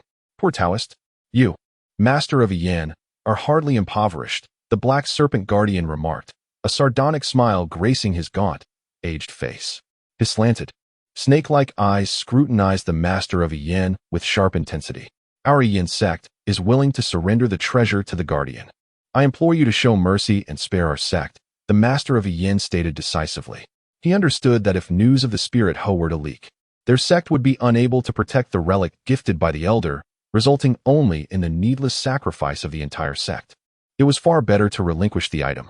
You are indeed wise to recognize the situation, the Black Serpent Guardian remarked with a hint of surprise. But then he sneered. Do you truly believe that I am merely interested in your paltry treasure? What I desire is the blood of every member of your Yin sect. Upon hearing this, the master of Yin clenched his fists. It appeared that the Black Serpent Guardian had long harbored intentions against the Yin sect. Even without the matter of the spirit Ho, he would eventually strike against them. In that case, I have no choice but to fight to the death against the Guardian. The master of Yin declared, his countenance grave. Do you think you are worthy? The Black Serpent Guardian scoffed. As he formed hand seals, the immense shadow of the Black Serpent lifted its gigantic tail and swept toward the master of Yin. Startled, the master of Yin conjured a fourth-grade spirit sword, attempting to block the incoming tail. However, with a resounding crash, he was sent flying, crashing into the mountain peak that had just transformed into spiritual soil, collapsing the entire summit. Master, Puccini and several elders gasped in shock at the sight. The master of Yin was a powerful figure in the late stage of the nascent soul realm. Yet he could not withstand even a single strike from the Black Serpent Guardian's manifestation. Too weak, far too weak. Upon witnessing the scene, the Black Serpent Guardian erupted into a maniacal laugh. The cosmos is boundless, the grand formation of the universe. Suddenly, a figure, the true immortal of One Yin, emerged in disarray from the collapsed mountaintop, spitting blood while uttering the incantation to activate the protective formation of the sect. This formation had been reinforced just days prior by the 5th grade formation master, Yuziwa, and was sufficient to withstand the Black Serpent Guardian for the duration of an incense stick's burning. As the words of the true immortal resonated, a transparent barrier, resembling an inverted bowl, enveloped the entirety of the One Yin sect. Having accomplished this feat, the true immortal collapsed onto the ground, gasping for breath. It was evident that the earlier assault from the Black Serpent Guardian had inflicted significant injury upon him. He feared that should the phantom of the Black Serpent exert even a fraction of its strength, he would undoubtedly be obliterated into a mist of blood. Master, Puccini and the other elders hurried over to assess the true immortal's injuries. Meanwhile, the Black Serpent Guardian gazed at the sect's protective formation, a flicker of surprise crossing his face. He had not anticipated that the One Yin sect possessed a 5th grade spiritual formation as their protective barrier. With a sinister grin, he remarked, however, for you, this is merely a matter of dying sooner or later. Upon hearing this, the members of the One Yin sect turned pale. Yet none could retort. For the current One Yin sect, the term transformation into divinity was synonymous with insurmountable adversity, even if it pertained to the weakest among them. Chapter 82. Mount Haolong Bang. Bang. Bang. With the Black Serpent Guardian's earth-shattering strikes, its tail lashed against the protective formation of the One Yin sect. The very ground beneath the sect trembled violently. The members of One Yin felt as though they were hearing the tolling of a death knell upon their hearts. Puccini, clutching a spiritual hoe, pondered whether, if the senior were to make an unexpected appearance, the Black Serpent Guardian would still exude such arrogance. Meanwhile, in Chongqing town, Li Zhoujun felt an overwhelming surge of celestial energy in his lower abdomen after consuming 10 Songhua eggs. Ding! Congratulations to the host for completing the task. Ding! The system rewards you with the 9th grade Locking Immortals Great Formation. Observing the intricate formation within his mind, Li Zhoujun chuckled. System. This time you have truly lost both the lady and the troops. Ding! Due to the host's gift of a spiritual hoe, the One Yin sect is now facing a calamity of extermination. Ding! The system issues a task. If the host saves the One Yin sect, a golden spirit pill will be awarded. Could such a simple hoe truly attract such attention? Li Zhoujun felt exasperated. Ding! A product of the system is guaranteed to be of exceptional quality. Very well. Li Zhoujun refrained from further debate with the system. If the One Yin sect were indeed to face destruction due to his gift, he would inevitably feel a twinge of guilt. He remained seated. But with a flick of his finger, he directed a thread of his spiritual essence toward the sky. The proud snow flying sword soared forth, propelled by his spirit, darting into the heavens. Its speed was beyond the perception of any cultivator beneath the immortal level, let alone that of mere mortals. The 2nd grade, true immortal artifact. The proud snow flying sword traversed 2,000 miles in the blink of an eye. As the flying sword approached the One Yin sect, through the perspective of the flying sword, Li Zhoujun beheld the Black Serpent Guardian persistently assaulting the protective mountain formation of the Yin sect, utterly oblivious to the arrival of the Aoshua sword. Strike! Without hesitation, Li Zhoujun commanded the Aoshua sword, his voice resonating with a majestic authority. With that command, the might of the celestial sword transcended the heavens, radiating an overwhelming divine light akin to the sun at its zenith. Just as the Black Serpent Guardian sensed an impending danger and felt a chill run down his spine, he turned to glance back. A formidable sword chi, spanning thousands of feet, had already materialized before him. Under the weight of this sword chi, even his millennia of cultivation and his esteemed status as a transformation deity proved futile. He was rendered as insignificant as an ant, unable to resist in the slightest. He could only watch helplessly as the sword chi cleaved his body and the protective formation in twain, blood pouring down like a torrential storm. The electrifying spectacle left those within the protective formation of Yin sect in a state of astonishment. The suspended sword, a celestial blade, elicited a sharp intake of breath from Immortal, who momentarily disregarded his injuries to gaze at the still hovering Aoshua sword. The authoritative voice they had just heard seemed to belong to the esteemed senior residing in the Soul Mountain. Puccini, somewhat incredulous, remarked that she could not forget Li Zhoujun's voice, which was etched in her memory. The fact that this esteemed figure could command a celestial sword made his identity unmistakable, undoubtedly a true immortal. After all, how could a mere mortal wield a celestial sword? It was no wonder that Master Yu held such profound respect for this venerable elder. Immortal let out a bitter smile. Facing the hovering sword felt akin to standing before the very essence of the Tao. This sensation was reminiscent of an ant gazing up at a towering peak, a sight that seemed infinitely vast. We express our deepest gratitude to the Immortal for intervening with the celestial sword. At this moment, the members of Yin sect, led by Immortal, folded their hands in reverence towards the celestial sword, recognizing its sentience and undeniable intelligence. With a resounding clang, the Aoshua sword emitted a long cry, seemingly responding to the Yin sect's gratitude before returning to Li Zhoujun's side. As the Aoshua sword departed, the members of Yin sect felt an immense weight lift from their hearts. The pressure upon them suddenly alleviated. The power of the celestial sword was indeed overwhelming. Even in its absence of direct intent towards them, they could still sense its unparalleled sword intent. Meanwhile, within the confines of the Guiji sect, the ghost monarch, shrouded in a black robe, stood with hands clasped behind his back, gazing at the shattered soul tablet of the Black Serpent Guardian, remaining silent for an extended period. The terrifying sword intent had reached him even from thousands of miles away, unmistakably emanating from a practitioner beyond the great ascension stage. As this sword intent ascended and descended, the soul tablet of the Black Serpent Guardian shattered with a thunderous crash. In other words, a true immortal had lent assistance to the Yin sect. Perhaps the secret behind the sudden emergence of a spiritual soil mountain for the Yin sect was intricately linked to this immortal. Contemplating this, a shiver of unease crept into the ghost monarch's heart. If it were possible, he truly wished to provide the body of the Black Serpent Guardian with a proper send-off. The current state of Qingzhou is tumultuous. It seems that the Ghost Extreme sect will soon need to relocate once again. The Ghost Lord inhaled deeply. Just months prior, a confrontation had erupted between celestial-level powerhouses in Qingzhou. This was precisely why the Ghost Lord had commanded his subordinates to exercise more caution of late. The reason his Ghost Extreme sect, notorious for its malevolence, could still survive in Qingzhou is quite simple: the incessant relocations. At the slightest hint of trouble, the Ghost Lord would swiftly pack up the entire sect and depart. He adheres to a singular principle: as long as I can flee swiftly, you shall not apprehend me. However, the sword strike from the proud snow-flying sword did not merely alarm the relocating Ghost Lord.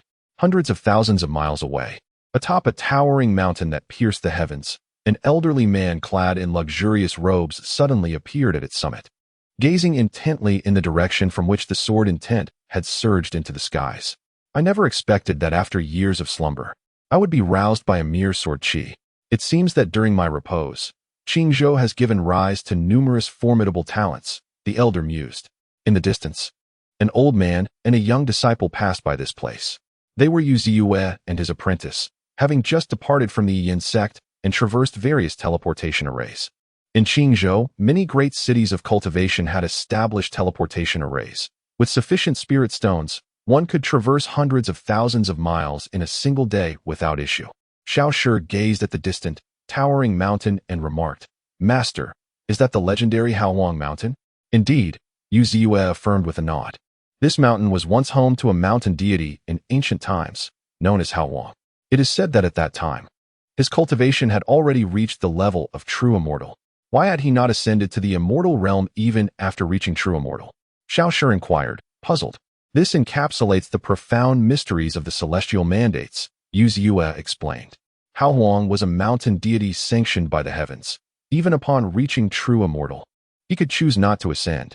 Simply put, he opted to remain in the Tianyuan realm, which made further advancements in his cultivation exceedingly arduous. "Now I understand," Xiao Shi said, enlightenment dawning upon him. He then curiously asked, "Master, how does Mr. Li, residing in Soul Mountain, compare to this mountain deity?" "Do not speak carelessly," Yu Ziyue interjected, his expression turning serious. "Both Haohuang and Mr. Li are beings of a caliber we cannot hope to reach. We lack the standing to evaluate either of them. To do so would be a grave disrespect." "Master, I comprehend," Xiao Shi replied, his face paling. Yet his heart was astounded. From his master's tone, it seemed that Mr. Li was indeed on par with the ancient mountain deity Haohuang. Could it be that Mr. Li is also a true immortal who has attained enlightenment? Unbeknownst to the master and disciple, their conversation had reached the ears of the elderly figure atop Haohuang Mountain. He gazed toward the direction from which the sword chi had surged, a slight smile gracing his lips as he murmured, "Soul Mountain, Mr. Li, is it?" Meanwhile, after the proud snow-flying sword had severed the black serpent guardian, it returned to its resting place before the Songhua egg stall, nestled within the body of Li Zhoujun. "Well done," Li Zhoujun praised lightly. The proud snow-flying sword emitted a crisp note, seemingly expressing its delight. "Shall I reward you with a couple of Songhua eggs?" Li Zhoujun jested. Upon hearing those words, the Aoshua flying sword immediately drooped like a frostbitten eggplant, its once indomitable blade now curving in a most human-like manner. Clearly, the Aoshua flying sword harbored a disdain for the century egg. What a pity that such a delicacy should go unappreciated, Li Zhoujun mused, shaking his head. Just as he was preparing to rise and depart, a group of burly men approached him. At the forefront was a bald giant, clad in tiger skin, with a centipede-like scar gracing his face. As these men appeared, pedestrians on the roadside scattered as if confronted by a vengeful spirit. This bald brute, known as Jiahu, was infamous in Chongqing town as a notorious ruffian, earning him the nickname Fake Tiger among the townsfolk. It seemed that this unfortunate gentleman had drawn the attention of Fake Tiger, and trouble was surely on the horizon. One could surmise that he was a young master out for a leisurely stroll, flaunting his wealth. As the saying goes, wealth should not be displayed, but alas, he had become a target for the likes of Fake Tiger.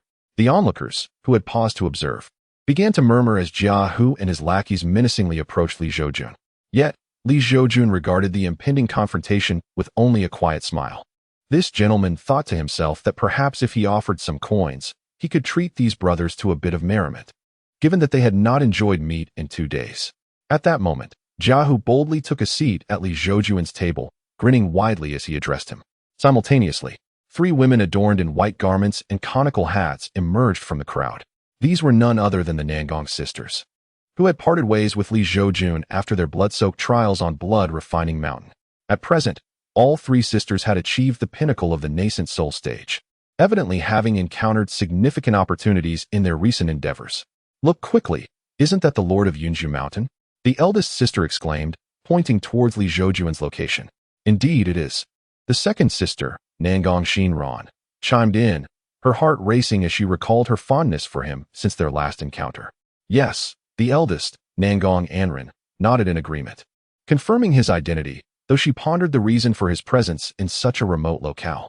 It seems the Lord of Yunju Mountain is in some trouble. Should we intervene? Suggested Nangong Yuyan. Before she could finish her sentence, Nangong Shinran had already dashed to Li Zhoujun's side, vehemently rebuking Jia Hu and his gang. Watching her impulsive sister charge forward, Nangong Anren felt an urge to cover her face, for while her sister had many admirable qualities, her impetuous nature was often a source of concern.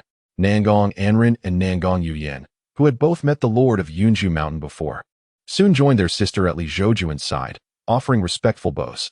Li Zhoujun, momentarily taken aback by the sudden appearance of the three sisters, took a moment to recollect that these were indeed the Nangong sisters he had not seen in quite some time since blood-refining mountain.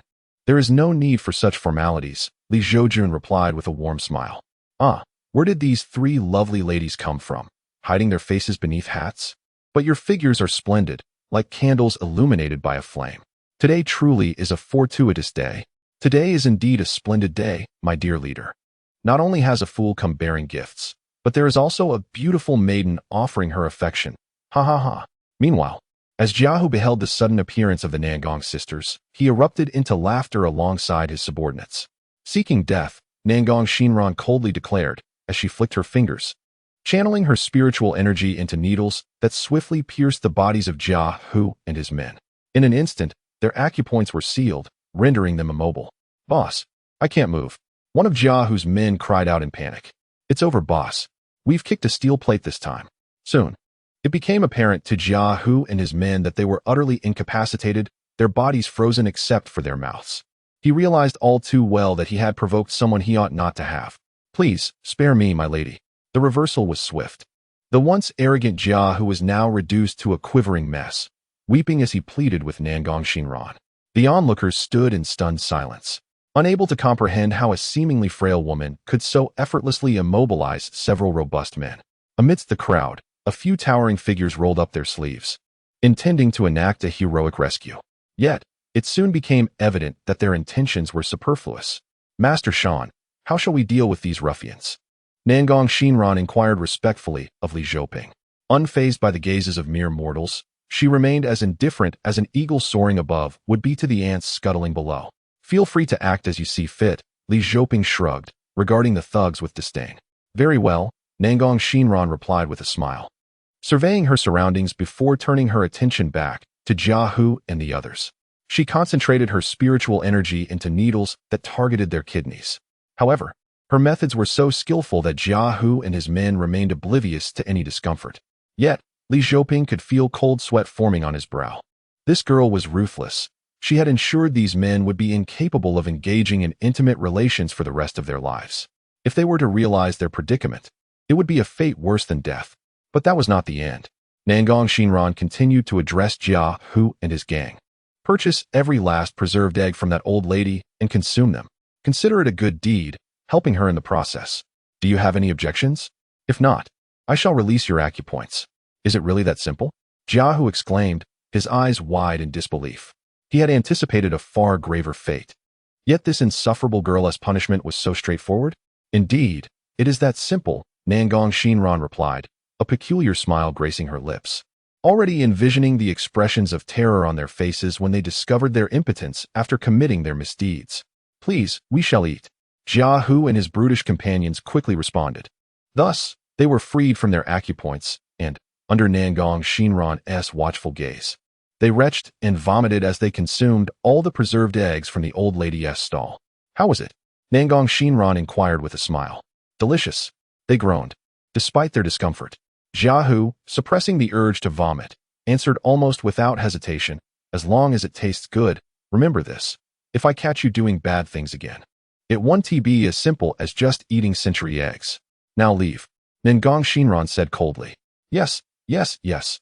Upon hearing this, Zhoujun and his companions' faces brightened, and they hurriedly fled the scene as if granted a pardon.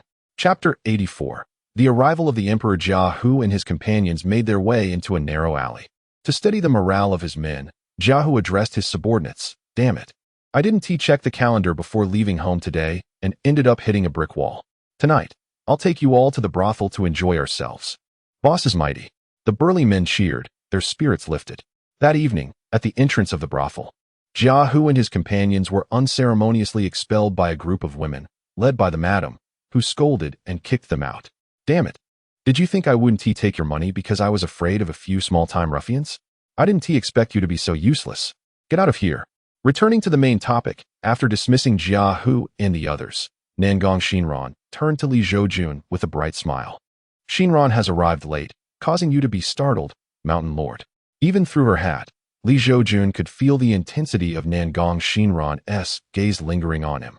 With a hint of exasperation, Li Zhoujun replied, No harm done, and I must thank you, miss, for your intervention. Before she could respond, Li Zhoujun directly inquired of Nangong Anren, What brings the three of you to this place? Nangong Anren replied respectfully, Mountain Lord, we three sisters are currently en route to the soon-to-be opened secret realm of Guanhai Mountain in search of opportunities to strive for a breakthrough to the void immortal stage. And we happen to pass through here. Guanhai Mountain. Li Zhoujun paused, contemplating the information about Guanhai Mountain. It was said to be an ancient sect located near the border of Qingzhou, very close to the sea. I see, Li Zhoujun nodded. I wish you three great success in your endeavors. Thank you for your kind words, Mountain Lord. Nangong Anren bowed respectfully, whom Li Zhoujun responded with a smile. And then his figure began to dissipate in place. Farewell, Mountain Lord. The three sisters of Nangong echoed in unison. With a hint of resignation, Nangong Shinran remarked, Is this what it means to be a sword immortal? Coming and going without a trace. Hearing her words, Nangong Anren and Nangong Yuran recalled the fierce battle between Li Zhoujun and that blood ancestor, a clash that could turn day into night and shake the earth. As Li Zhoujun departed, the three sisters of Nangong had no intention of lingering in such a mundane town any longer. They tore through the void and left the place. Could they truly be celestial beings? The elderly woman selling century eggs stared in disbelief at the vanishing figures before her, the coins in her hand slipping through her fingers unnoticed. The passers-by, too, were jolted awake from their stupor, rendered speechless by the astonishing scene. Meanwhile, Li Zhoujun had returned to his humble abode on Soul Mountain. Ding! Congratulations, host, for completing the task and saving a lineage from peril. Ding! The system rewards you with 1 golden spirit pill. System, has it taken you half a day to finally grant the rewards for this task? Li Zhoujun teased the system. Ding! Did I forget? Do you believe it? I do believe it, for there are times when you indeed prove to be unreliable. Li Zhoujun chuckled lightly, continuing his jest. Ding! Thus, the exchange between the individual and the system continued amicably well into the evening. It was only when Li Zhoujun conceded that the system, satisfied, fell silent. Li Zhoujun then wandered to the stream's edge, contemplating the matter of Guanhai Mountain. With such a vast opportunity presented by the opening of this secret realm, it was certain that his wandering disciple, Jiang Xiaobai, would not let it slip by. However, Li Zhoujun harbored no concerns for Jiang Xiaobai's safety. After all, as a child of fortune, he was not one to encounter peril easily. Casting aside his thoughts, Li Zhoujun began to envision the locking immortal formation that the system had previously rewarded him with. This formation, of the 9th tier, could indeed entrap true immortals. Yet, etching this formation would not prove to be a simple task. Determined to practice, he utilized his finger as a pen and inscribed a mystical pattern in the void, radiating with a blue spiritual light. Meanwhile, an elderly man dressed in splendid attire appeared silently behind him. This individual was none other than the mountain god of Haohuang Mountain. Haohuang. Upon witnessing the formation being drawn by Li Zhoujun, Haohuang felt an involuntary flutter in his eyelids. It was the long-lost 9th tier locking immortal formation. Haohuang exclaimed inwardly. Although the young man before him wielded spiritual energy that seemed weak, akin to that of a virtual immortal, Haohuang was certain that this youth was undoubtedly a true immortal. For one to inscribe a 9th tier formation, one must be a grandmaster of 9th tier spiritual formations. The prerequisite to becoming such a grandmaster is to attain the realm of true immortality. Only by transcending the tribulation and reaching true immortal status can one grasp the profound mysteries of the ninth-tier spiritual formations, knowledge inaccessible to those below the true immortal realm. Thus, while the young man appeared to wield only the essence of a virtual immortal, he was merely honing his skills. Hao Huang was resolutely convinced of this.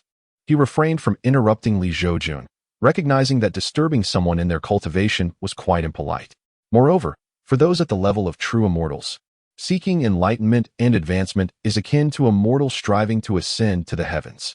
Should one be interrupted at a crucial moment, it could lead to catastrophic consequences, potentially resulting in self-destruction and the annihilation of the world, a futile endeavor. Finally, Li Zhoujun slowly withdrew his hand, and at that moment, the formation before him erupted with boundless divine light, exuding a pressure that made all living beings within 1,000 miles tremble and prostrate themselves on the ground. Friend, your ability to inscribe this formation places you among the upper echelons of ninth-tier spiritual formation grandmasters. Hao Huang could no longer contain his admiration as he spoke. Yet, Li Zhoujun, being merely a virtual immortal, was unaware of Hao Huang's silent arrival. Thus, he was startled by the sudden voice behind him and turned to find an elderly man adorned in resplendent clothing. After dispersing the locking immortal formation with a wave of his hand, Li Zhoujun steadied himself and smiled. Might I inquire as to your identity, esteemed friend, and the reason for your nocturnal visit to my humble abode? The sudden appearance of the elder did not fluster Li Zhoujun. After all, with his formidable abilities, he could contend even with an immortal emperor. Moreover, the elder had not acted against him during the formation's drawing, suggesting a lack of malevolent intent. The elder, clad in elegant robes, chuckled, "I am the mountain god of Hao Huang. You must be the master of that second-grade immortal sword whose sword Qi soared to the heavens yesterday." Although the young man before him was likely merely a second-grade true immortal, the fact that he could craft the locking immortal formation had already led Hao Huang to regard Li Zhoujun as a peer among equals. After all, a top-tier ninth-grade spiritual formation grandmaster is highly sought after, even in the immortal realm, making them a coveted ally for many factions. "It is indeed an honor to meet the mountain god of Hao Huang," Li Zhoujun replied with a slight bow. The mountain god of Hao Huang was the foremost among the mountain deities of Qingzhou, possessing true immortal-level cultivation, a fact that Li Zhoujun had previously gleaned from the Qingzhou record. Chapter 85. Why not learn something good? My late-night visit has disturbed your tranquil cultivation, and for that, I owe you an apology, Hao Huang said, returning the gesture with a smile. After exchanging pleasantries, Hao Huang continued with a grin, "May I ask why, given your current level of cultivation, you have yet to ascend to the immortal realm? It seems that remaining in the Tianyuan realm would impede your progress, wouldn't it?" This question left Li Zhoujun at a loss. Indeed, he harbored a desire to ascend to the immortal realm, yet his abilities did not permit it. "I was born in this land," Li Zhoujun replied with a smile. This statement conveyed his deep affection for his homeland and his reluctance to ascend too soon. Upon hearing this, a glimmer of admiration flickered in Hao Huang's eyes. It is well known that cultivators often prioritize their own interests above all else. Thus, finding a cultivator like the young man before him, who exhibited such loyalty and affection, was a rarity. After all, some cultivators, in their pursuit of breakthroughs, would not hesitate to resort to treachery against even their own kin. For true immortals, the Tianyuan realm had become obsolete, aptly described as a desolate and treacherous place, where remaining would only hinder their progress, likely causing them to stagnate. Consequently, many cultivators, upon overcoming the thunder tribulation, would convert their spiritual energy into immortal spiritual energy and ascend directly to the immortal realm. While true immortals who ascend become the lower echelon of cultivators, those who achieve the great ascension are often proud and ambitious. They firmly believe that even after ascending, they can still showcase their brilliance and reach new heights. As for those true immortals who have completely transformed their spiritual energy into immortal spiritual energy and wish to linger in the lower realm, it is not impossible, but it is fraught with difficulty. Firstly, they must evade the golden light of the immortal realm's summoning. Secondly, they must contend with the rejection of the celestial laws of this realm. Lastly, they face the arduous challenge of stagnant cultivation. Since all their spiritual energy has been converted to immortal spiritual energy, continuing to cultivate in the lower realm requires a significant investment of time to refine the abundant external spiritual energy into a trace of immortal spiritual energy for personal use. A process that is exceedingly slow. Even if a first-grade true immortal accumulates time in the lower realm and is on the verge of breaking through to second grade, the celestial law's rejection makes facing the thunder tribulation in the lower realm far more perilous than in the immortal realm. A single misstep could lead to life or death. Due to the divine mandate bestowed upon him, the Emperor of Heaven is not subjected to the rejection of the heavenly laws of this realm. However, he too is experiencing the trials of the other two paths. It is worth noting that those who evade the golden light of ascension from the celestial realm will find themselves at a considerable disadvantage when they later rely on their own strength to reach the heavenly domain. The golden light serves to assist newly ascended true immortals in refining their celestial bodies, akin to a novice gift pack bestowed upon them by the celestial realm. Conversely, those who breach the dimensional barrier without undergoing this golden baptism must endure thousands of years of honing their celestial bodies to equal the benefits of this divine light. Consequently, most grand transcendents, having survived the tribulations of thunder, retain the last vestiges of their spiritual power rather than converting it to celestial energy, choosing instead to remain in the lower realm and not miss out on the golden light's refinement, a rather arduous endeavor. Mr. Lee, lacking any divine mandate, has still chosen to remain in this realm while managing to break through to the second tier of true immortal status. I must commend his spirit and talent. The Emperor of Heaven respectfully bowed to Li Zhoujun, wishing him well, regardless of whether he later chose to ascend to the celestial realm. With the talent displayed by Li Zhoujun, he would certainly shine brilliantly even in the heavenly domain. However, Li Zhoujun found himself somewhat perplexed by the sudden admiration of the Emperor, as he was unaware of the immense difficulty faced by true immortals who opt to remain in the lower realm for cultivation. Such choices are not made lightly. They are often driven by deep emotional ties. In the Emperor's understanding, Li Zhoujun clearly belonged to the latter category, making him a worthy friend. The Emperor, in his gracious demeanor, was met with Li Zhoujun's assistance in rising. The Emperor then chuckled, "You are a Grandmaster of the 9th rank in spiritual formations. You must be familiar with the game of Go, yes? I am feeling a bit competitive and wonder if I might seek your guidance." Go. Li Zhoujun was momentarily taken aback, for he had no knowledge of it. Beep. Why fret? You can hold your own against him. The system's voice echoed in Li Zhoujun's mind. Are you certain? Li Zhoujun blinked. Beep. Of course, you will be evenly matched with the world's myriad forms. Then can I match you? Li Zhoujun inquired with curiosity. Beep. Indeed, but I reserve the right to impose a penalty, compelling you to sing-conquer until I am duly conquered. That's excessive, Li Zhoujun said, his lips twitching. Yet, with the system's assurance, he felt a sense of calm and smiled at the Emperor. To seek guidance is an honor, and I have a modest understanding of Go. You are too humble. Please proceed. The Emperor laughed heartily, gesturing as a stone table. 2 stone chairs and a Go board materialized beside them. Please, Li Zhoujun replied with a smile. As the two took their seats, the Emperor noticed Li Zhoujun's lack of intent to play as white and seized the initiative, prompting him to declare, "Then I shall not hold back." With a move, the game officially commenced. As the game progressed, the Emperor's brow furrowed. He observed the young man opposite him making moves without any discernible strategy. Although he played as black, his placements were bold and fluid, akin to a dragon in flight, while the Emperor, having made the first move, found himself forced into a defensive position. Should this trend continue, the game would inevitably conclude in a draw. In this realm, there exists an unwritten rule in Go that dictates a draw favors black. Due to the white pieces seizing the initiative, they ultimately could not triumph over the black pieces that followed. Observing this, Emperor Hao chuckled and said, "I concede. My skills in chess are no match for yours, esteemed sir." Li Zhoujun smiled gently. "I have lived for many years and can count the number of those who can converse on one hand. Like-minded individuals are even rarer. Meeting you today is indeed a stroke of fortune," Emperor Hao expressed with enthusiasm. Li Zhoujun responded, "Your words are too generous, Emperor." After a brief pause, he added, "May I inquire if you have heard of Guanhai Mountain?" Guanhai Mountain?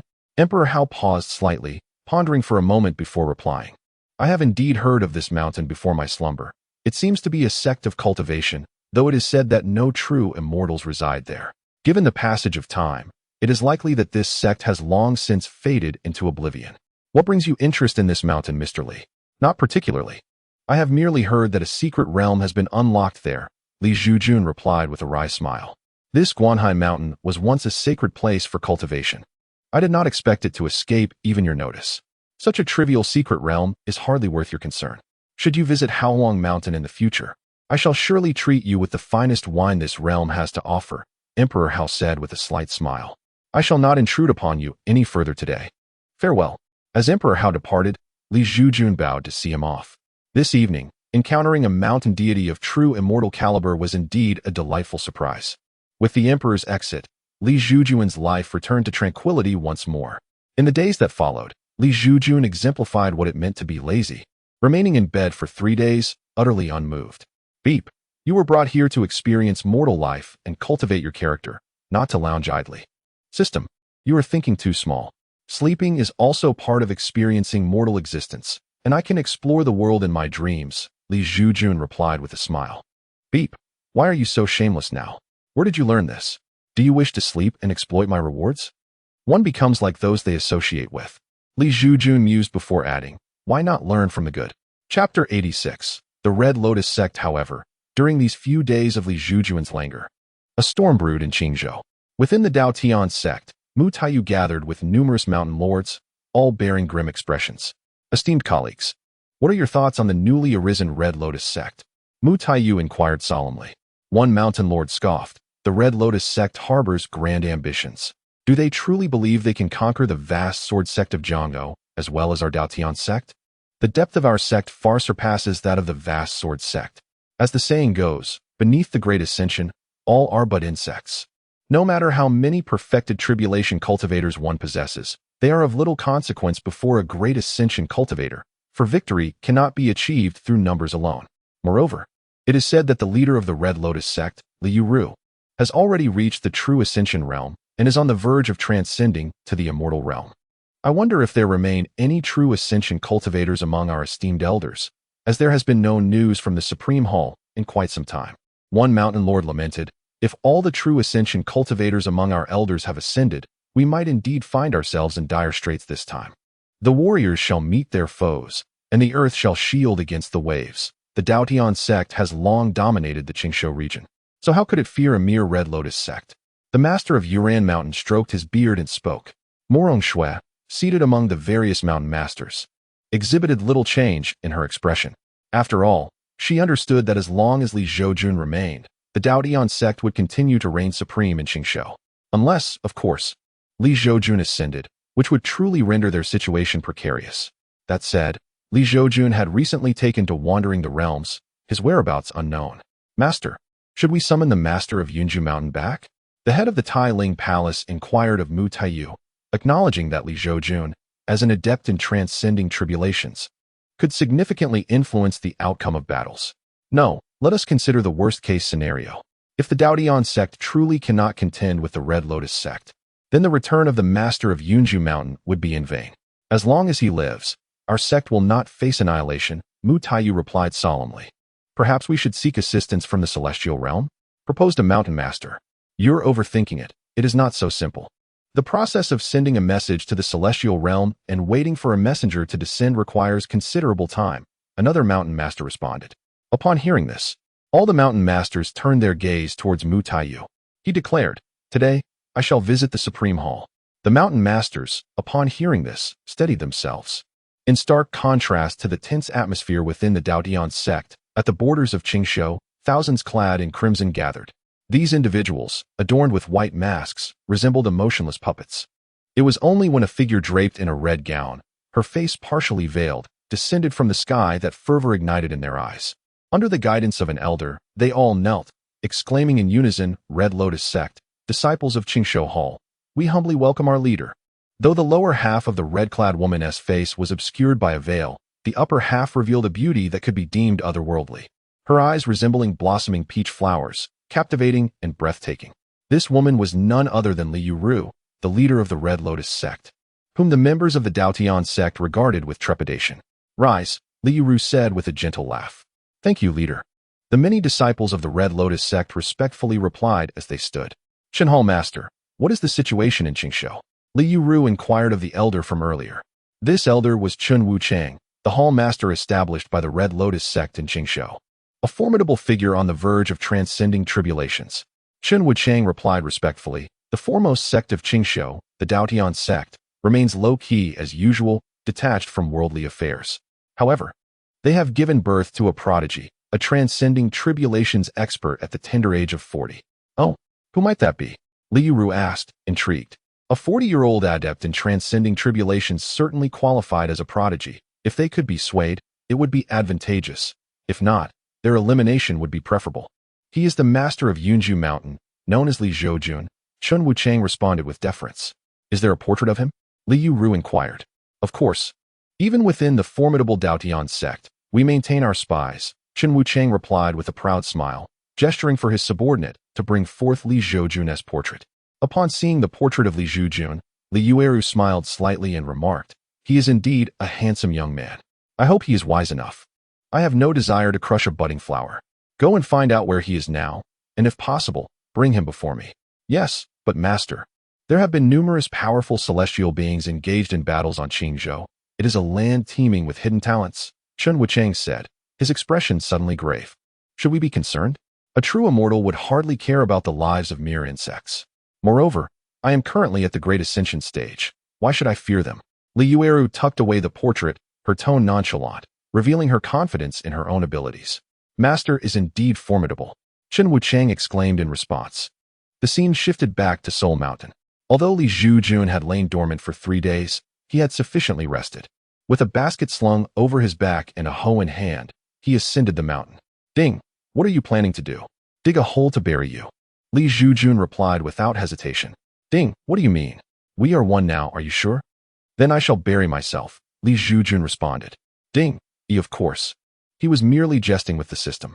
He headed up the mountain, intending to gather some wild vegetables and forage for fruits to take back for fish soup. After all, Li Zhoujun never neglected his own appetite. However, as Li Zhoujun crouched down to pick a vibrant green wild onion he spotted by the roadside, a clear, youthful voice called out from behind him. Are you Mr. Li? Who are you? Li Zhoujun turned in surprise to see a fair-skinned girl with a simple attire. Momentarily taken aback. I am Shanshan. My master has prepared fine wine and wishes to invite you to Haolong Mountain for a discussion. The girl smiled gracefully. Though the young man appeared ordinary, foraging for wild vegetables on the mountain, Shanshan knew that someone who could prompt her master to prepare fine wine was indeed rare in the Tianyuan realm. If not of the immortal class, then certainly a great scholar of the mortal world. This young man must possess extraordinary qualities. Is your master the Haolong? Li Zhoujun inquired softly. Indeed, Shanshan nodded. Please wait a moment. Since the Haolong has prepared fine wine, it would be inappropriate for me to arrive empty-handed. I was just about to prepare a fish. I shall bring it as a side dish, Li Zhoujun replied with a light chuckle. Very well, Shanshan agreed. Do you need any assistance? How could I impose? Li Zhoujun said, removing the basket from his back and handing it to Shanshan. Just keep an eye on this for me. Certainly, she replied with delight. However, at that moment, Shanshan suddenly furrowed her brow and shouted with a voice that echoed like a tiger's roar, who dares to show themselves? Come out. Chapter 87. The wronged master of Crimson Lotus Incense. With Shanshan's furious shout, though Li Zhoujun remained calm. The green onion he had just picked nearly slipped from his grasp. How could a seemingly gentle girl suddenly display such ferocity? As her words faded, several figures clad in red robes and white masks emerged from the forest. My dear lady, I am the master of the Red Lotus sect, and my intentions do not concern you. I advise you to depart post-haste. The leader spoke indifferently to Shanshan. Li Zhoujun was momentarily taken aback. If their aim was not directed at Shanshan, it must surely be focused on him. Yet, despite ruminating on the matter, Li Zhoujun could not fathom when he had incurred the ire of such a formidable group. Mr. Li is a distinguished guest of my family. Should anyone dare to lay a finger on him, they shall first have to step over my dead body, Shanshan retorted with a cold snort, her aura suddenly surging. A celestial manifestation resembling a white tiger appeared behind her, exuding an overwhelming and intimidating presence. A fully realized tiger immortal? The Red Lotus Master mused with a hint of surprise, before scoffing dismissively. If you refuse to drink the wine offered, you will be forced to endure the punishment of the liquor. The master of Yunju Mountain shall certainly be taken by me today. As his words echoed, a similar aura of transcendent power erupted from him, and between his palms, a fiery red lotus materialized from thin air. The beauty of the lotus flame was mesmerizing. Yet the power it radiated was terrifying. Unleashed, it could obliterate towering mountains. Go! The Red Lotus Master commanded with a disdainful snort, hurling the Red Lotus forth. With a thunderous roar, the white tiger manifestation behind Shanshan opened its gaping maw, releasing a fierce howl that summoned a tempestuous wind. The underlings of the Red Lotus Master faltered under the force of this onslaught, staggering back. Simultaneously, a fine white fur sprouted across Shanshan's face, her pupils transforming into golden slits, while the celestial tiger behind her unleashed a tremendous pulling force, attempting to devour the fallen Red Lotus. The Red Lotus Master was momentarily taken aback, his expression shifting to one of fury, for this tiger spirit clearly held him in contempt. However, in the next instant, he was left dumbfounded. Upon the Red Lotus entering the tiger's mouth, Shanshan simply sighed contentedly, releasing a cloud of smoke as she belched in satisfaction. This. The Red Lotus Master stared in disbelief, his eyes wide. How could this tiger spirit possess such terrifying strength, even in the same realm of transcendent achievement? Retreat. He realized he was outmatched and sought to flee with his followers. Yet, how could Shanshan allow those who sought to harm her esteemed guest to escape so easily? With a resounding roar, the celestial tiger behind her unleashed a deafening bellow, sending visible sound waves crashing into the fleeing Red Lotus Master and his followers. In the blink of an eye, all but the Red Lotus Master were obliterated, their bodies bursting like watermelons upon the wave's impact. The Red Lotus Master, though injured and spitting blood, did not relent in his escape, vanishing from Shanshan's sight within moments. As the remnants of the Red Lotus sect departed, Shanshan retracted her celestial manifestation, her expression returning to tranquility. She then turned to Zhoujun, who appeared calm, yet was internally tumultuous, and gracefully inclined her head, saying, "I apologize for the fright you endured. Although the Red Lotus Master has fled, his primordial spirit has sustained injuries from my assault and will soon succumb to a state of eternal slumber." At the same time, Shanshan felt a twinge of guilt for failing to eliminate all those who had offended the gentleman, allowing one to escape. Had the gentleman before her chosen to act, it seemed likely that within a mere breath, those miscreants would have perished 1,000-fold. Yet, the gentleman appeared so unfazed, as if he had scarcely regarded the ruffians moments prior. No matter, Zhoujun composed himself and chuckled lightly. However, he could not help but marvel at the young lady named Shanshan, who undoubtedly inherited her fierceness from the esteemed Emperor Hao. Subsequently, Zhoujun, along with the assisting Shanshan, continued to forage for wild vegetables, preparing to make fish soup. The Red Lotus sect? As Zhoujun gathered the wild plants, he began to ponder this faction, but found himself devoid of any recollection. The Red Lotus sect, specifically the Qingzhou Hall, was nestled deep within a remote mountain range in Qingzhou. Though merely a branch, its scale rivaled that of a grand city. When the master of the Red Lotus returned to the hall, he was immediately engulfed in darkness and collapsed. A quarter of an hour later, within the grand hall of the Red Lotus sect, Liu Ru sat regally at the head of the hall. Chen Wuchang, with a somewhat troubled expression, bowed and reported to Liu Ru, sect leader, "The master of the Red Lotus has returned, but he was no match for the lord of Yunju Mountain, and is now gravely injured, his primordial spirit wounded. Moreover, the several experts who accompanied him have all perished." Liu Ru paused momentarily at these words, then praised softly, "Truly a child of destiny." After a brief silence, she continued, "According to sect regulations, spare no effort in treating the master of the Red Lotus. As for the fallen disciples, ascertain what their families lack and do everything possible to fulfill those needs. If there are children with considerable talent, bring them into the Red Lotus sect for cultivation, providing them with the finest resources and the most suitable mentors." "Yes, sect leader." Chen Wuchang's eyes sparkled with fervent reverence as he deeply bowed to Liu Ru. In other dark sects, disciples who failed in their duties would likely face the sect leader's wrath. However, Liu Ru was different.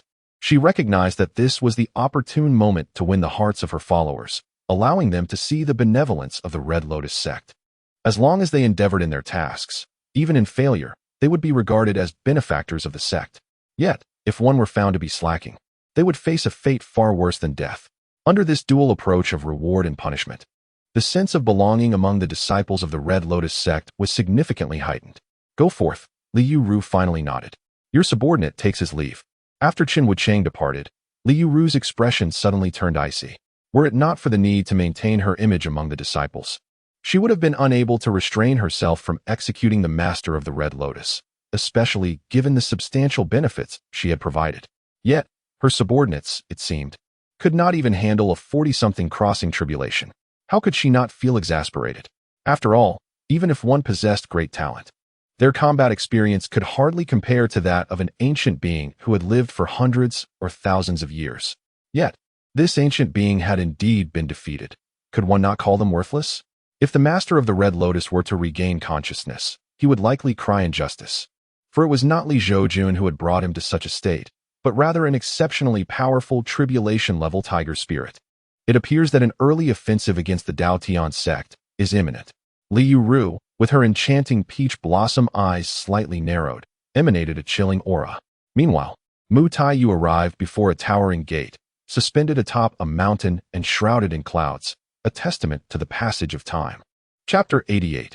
You are surrounded by this old man. Here lies the essence of the Dao Tian sect, standing before the grand entrance. Mu Taiyu took a deep breath and pushed the door open. Upon entering, he found the main hall to be a realm unto itself, vast and boundless, suffused with a mist of rich spiritual energy, as if one had stepped into a celestial paradise.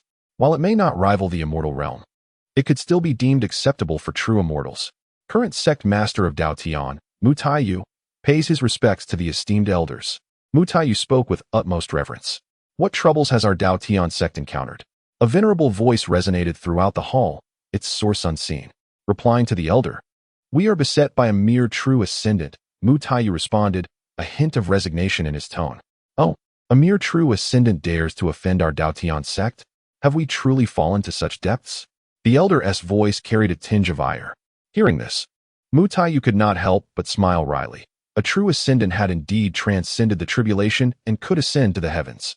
Ahem, notwithstanding this, our Dao Tian sect has birthed an extraordinary prodigy. Mu Taiyu felt it imperative to redeem the sect's image in the elder's eyes. Pray, enlighten me. The elder inquired with keen interest. It is the current master of Yunju Mountain, a prodigy of the tribulation stage at the tender age of 40. Mu Taiyu declared with confidence. Indeed, it is my Yunju Mountain lineage, the elder responded with evident satisfaction. Mu Taiyu's expression shifted. Could this elder be the legendary Yunzi of Yunju Mountain from millennia past? It was said that upon relinquishing his position as the master of Yunju Mountain to enter the Supreme Hall for seclusion, he had already attained true ascendant status. Now, he must be even more formidable. With this thought, Mu Taiyu felt a weight lift from his heart. Where is that young lad now? True Yunzi inquired. Replying to the elder, the master of Yunju Mountain enjoys roaming the seas, and Taiyu is unaware of his current whereabouts. Mu Taiyu replied with a rueful smile.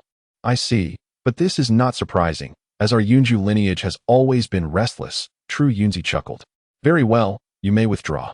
When that true ascendant arrives, I shall intervene personally, and when that young lad returns, ensure he comes to see me. Mu Taiyu understood and respectfully took his leave, though internally he felt a sense of helplessness. The master of Yunju Mountain was now in his 40s, yet this elder still referred to him as a young lad. Once Mu Taiyu had completely departed, a voice of immense authority resounded within the hall. A mere true ascendant does not warrant the personal intervention of True Yun. Indeed, a mere true ascendant can be extinguished with a mere flick of my fingers. There is no need to trouble True Yun personally. Subsequently, an even more powerful voice echoed. There is no need for contention among you. Once I, the old man, declare my intention to act, I shall indeed do so. It has been quite some time since I last engaged in such matters, and some of the younger generation truly believe that the ancient ones of the Dao Tian sect have vanished from the world. With a chuckle, the venerable Yunzi proclaimed. As his words echoed, the Supreme Hall once again fell into tranquility. Meanwhile, at this moment, the master of Yunju Mountain was crouched in front of a pot with a celestial tiger, preparing a fragrant fish soup. The enticing aroma wafted through the air, causing Yingshanshan's delicate nose to twitch involuntarily. My goodness, this gentleman's culinary skills are exceptional. I must resist. Li Zhoujun glanced at Yingshanshan and remarked, there is plenty of fish meat inside. You may indulge without hesitation. How could I? Yingshanshan shook her head in refusal. Li Zhoujun, with a knowing smile, picked up a pair of chopsticks, selected several succulent pieces of fish, ladled some broth, and offered it to Yingshanshan. Take a small taste and see how it is. After swallowing her saliva, Yingshanshan, no longer holding back, seized the bowl and, with remarkable speed, devoured the fish and soup as if caught in a whirlwind. The rapidity of her consumption left onlookers astounded. The most striking aspect was that while she displayed no decorum while eating, She elegantly set down her utensils afterward and delicately wiped her lips. Was it delicious? Li Zhoujun inquired. Indeed, it was delightful, and Shanshan replied, her cheeks flushing slightly as she nodded. Very well, let us set forth, Li Zhoujun said with a smile, waving his hand to gather the entire pot of fish soup and extinguishing the fire in the process. He then stood upon the cloud that Shanshan had summoned, heading towards Haolong Mountain. However, at the same time, Liueru was leading tens of thousands of elite disciples from the Honglian sect's Qingzhou branch towards the Daotian sect.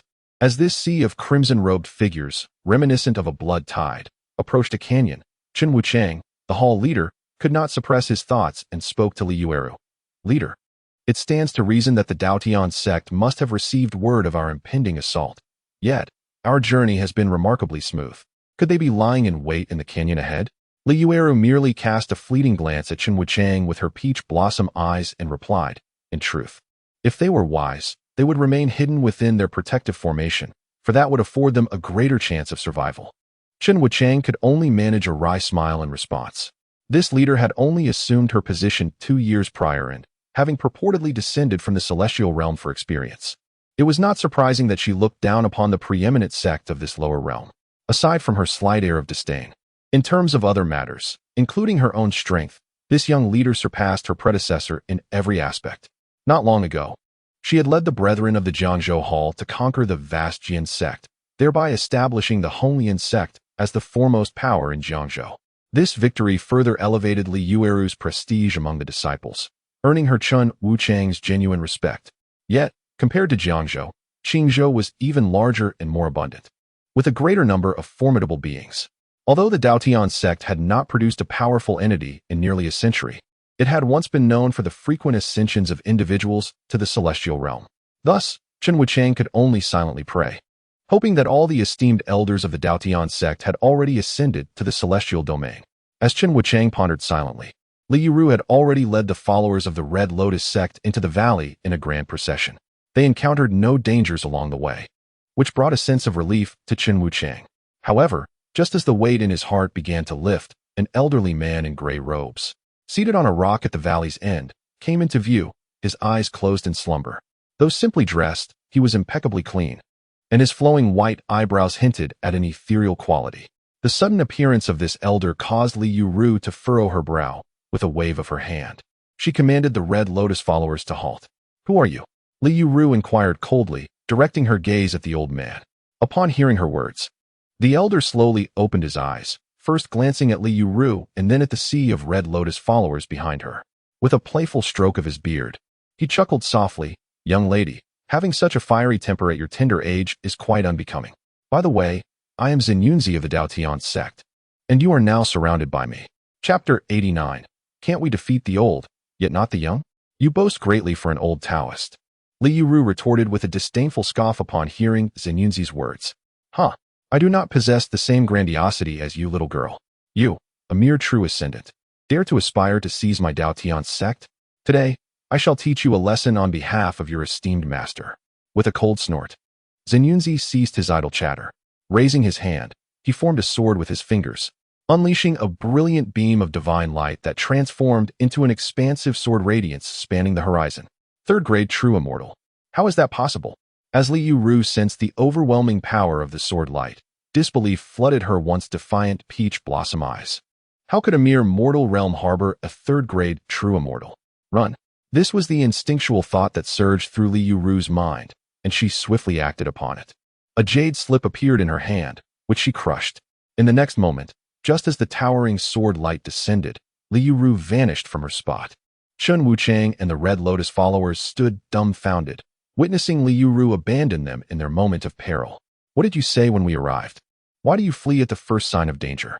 The thought alone filled them with despair. The world seemed devoid of worth. Before they could contemplate further, the sword light had already struck down upon them. Boom!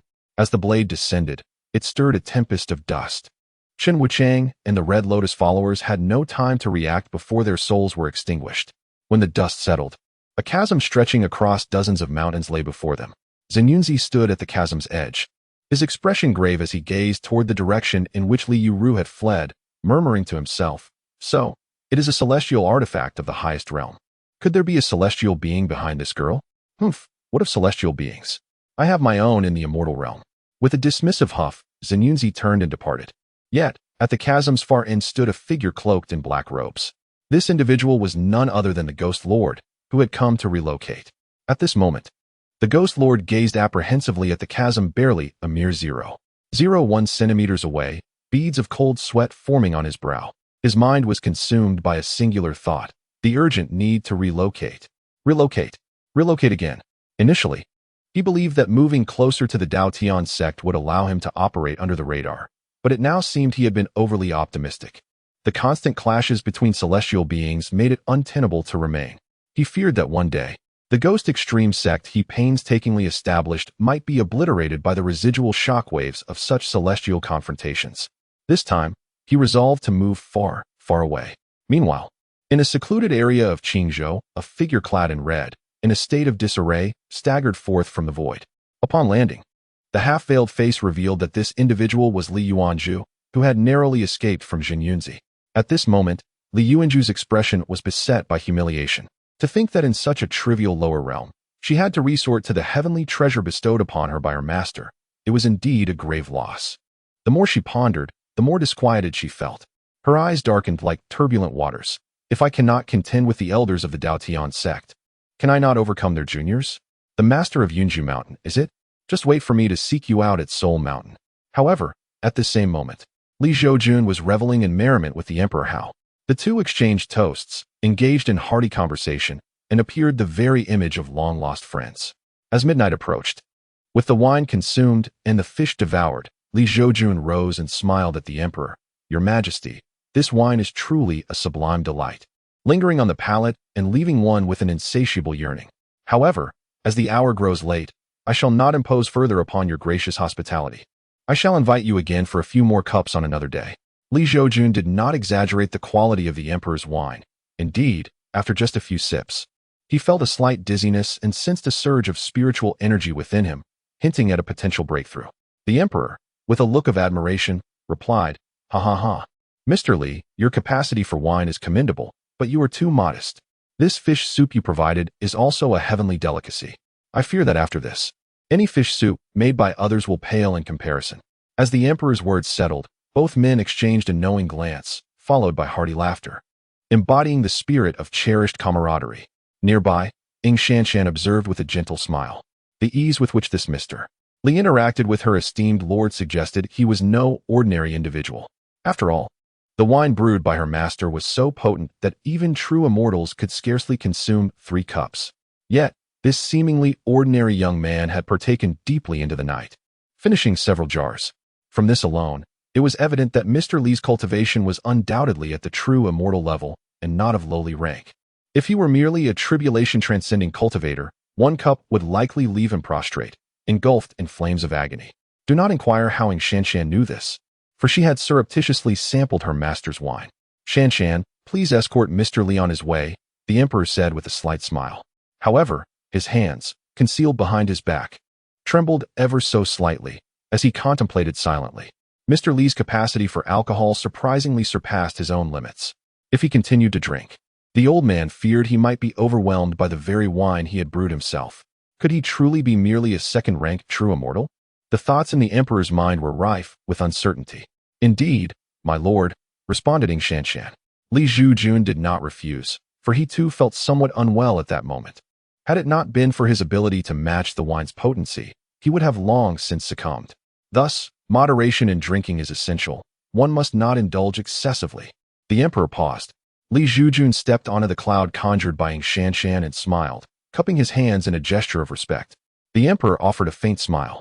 Once Li Zhoujun and Ing Shanshan had completely departed, the Emperor, without a word, inserted his finger into his throat and turned his face aside, retching.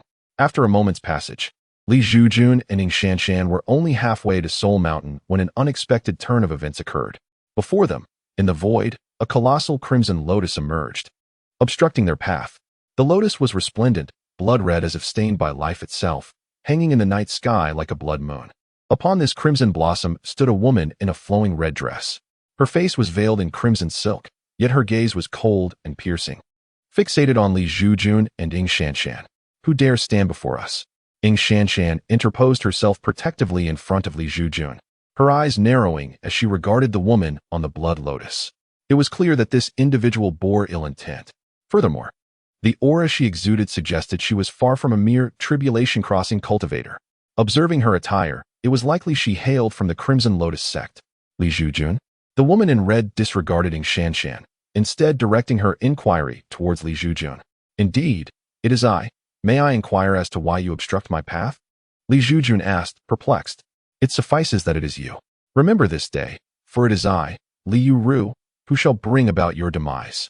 The woman in red declared coldly. Chapter 90. Is this truly the lower realm? Li Yu? Li Zhoujun was taken aback. He could not recall ever having offended such a woman. Was this the infamous notion that trouble finds one at home? However, before he could ponder further, the woman named Li Yu had already initiated her attack. The massive blood lotus beneath her feet began to whirl, its petals transforming into blazing flames that surged towards Li Zhoujun, ending Shanshan like a torrential rain of fire. As the fiery deluge approached, Ing Shanshan felt her scalp tingle with dread.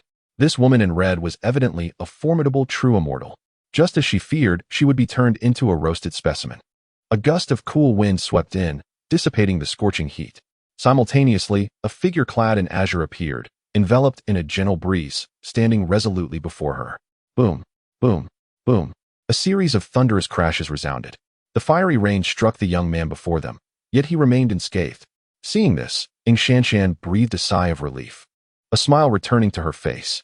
She had nearly forgotten that this Mr. Li was treated with utmost respect by her own lord. A true immortal could hardly stir up significant turbulence in the presence of such a gentleman. At this moment, having withstood a barrage of fiery attacks, Li Zhoujun was somewhat incensed.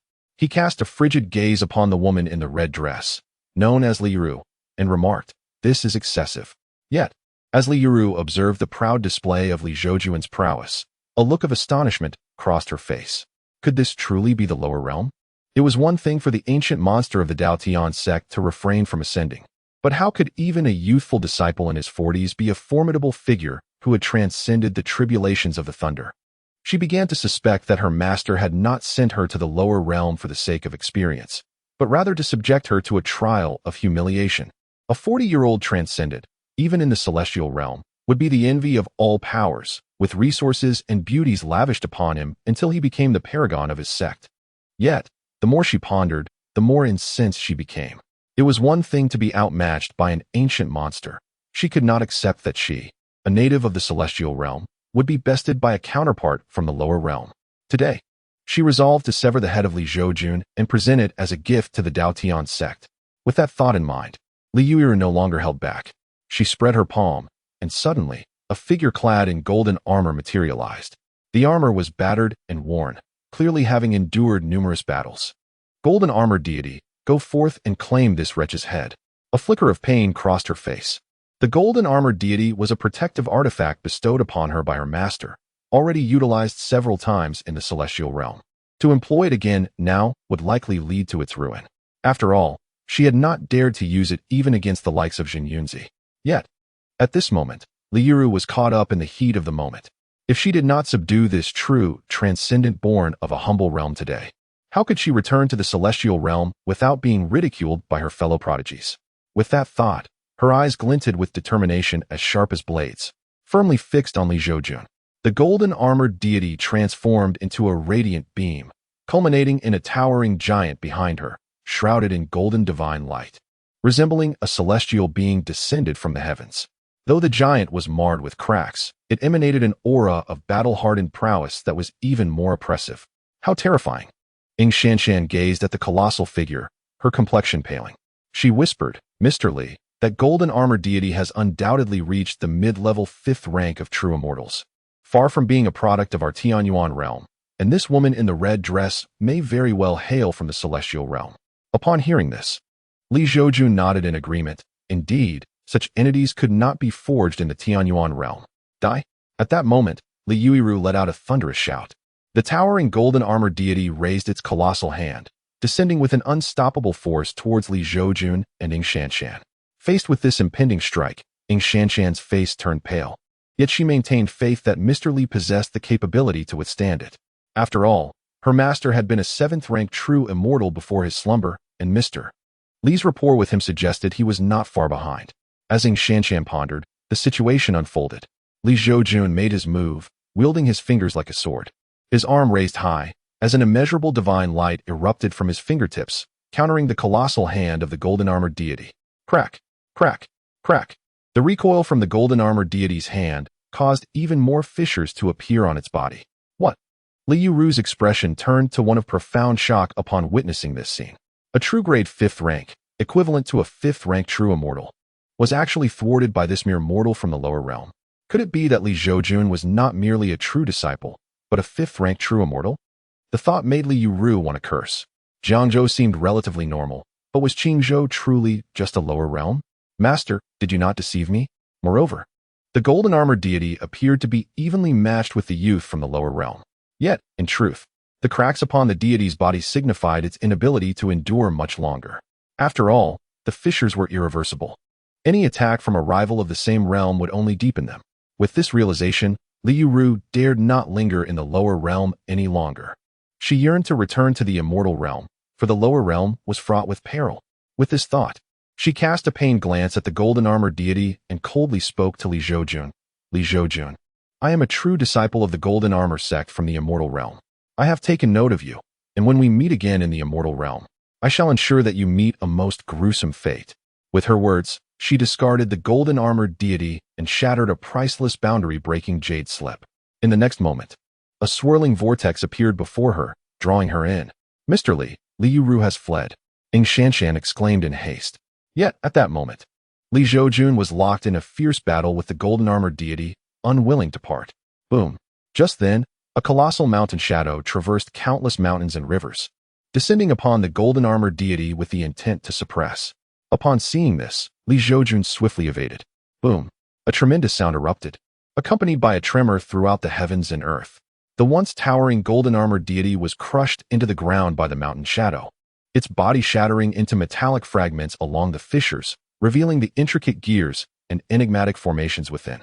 Witnessing this, Li Zhoujun felt a surge of astonishment. Could this be the legendary mechanism arts?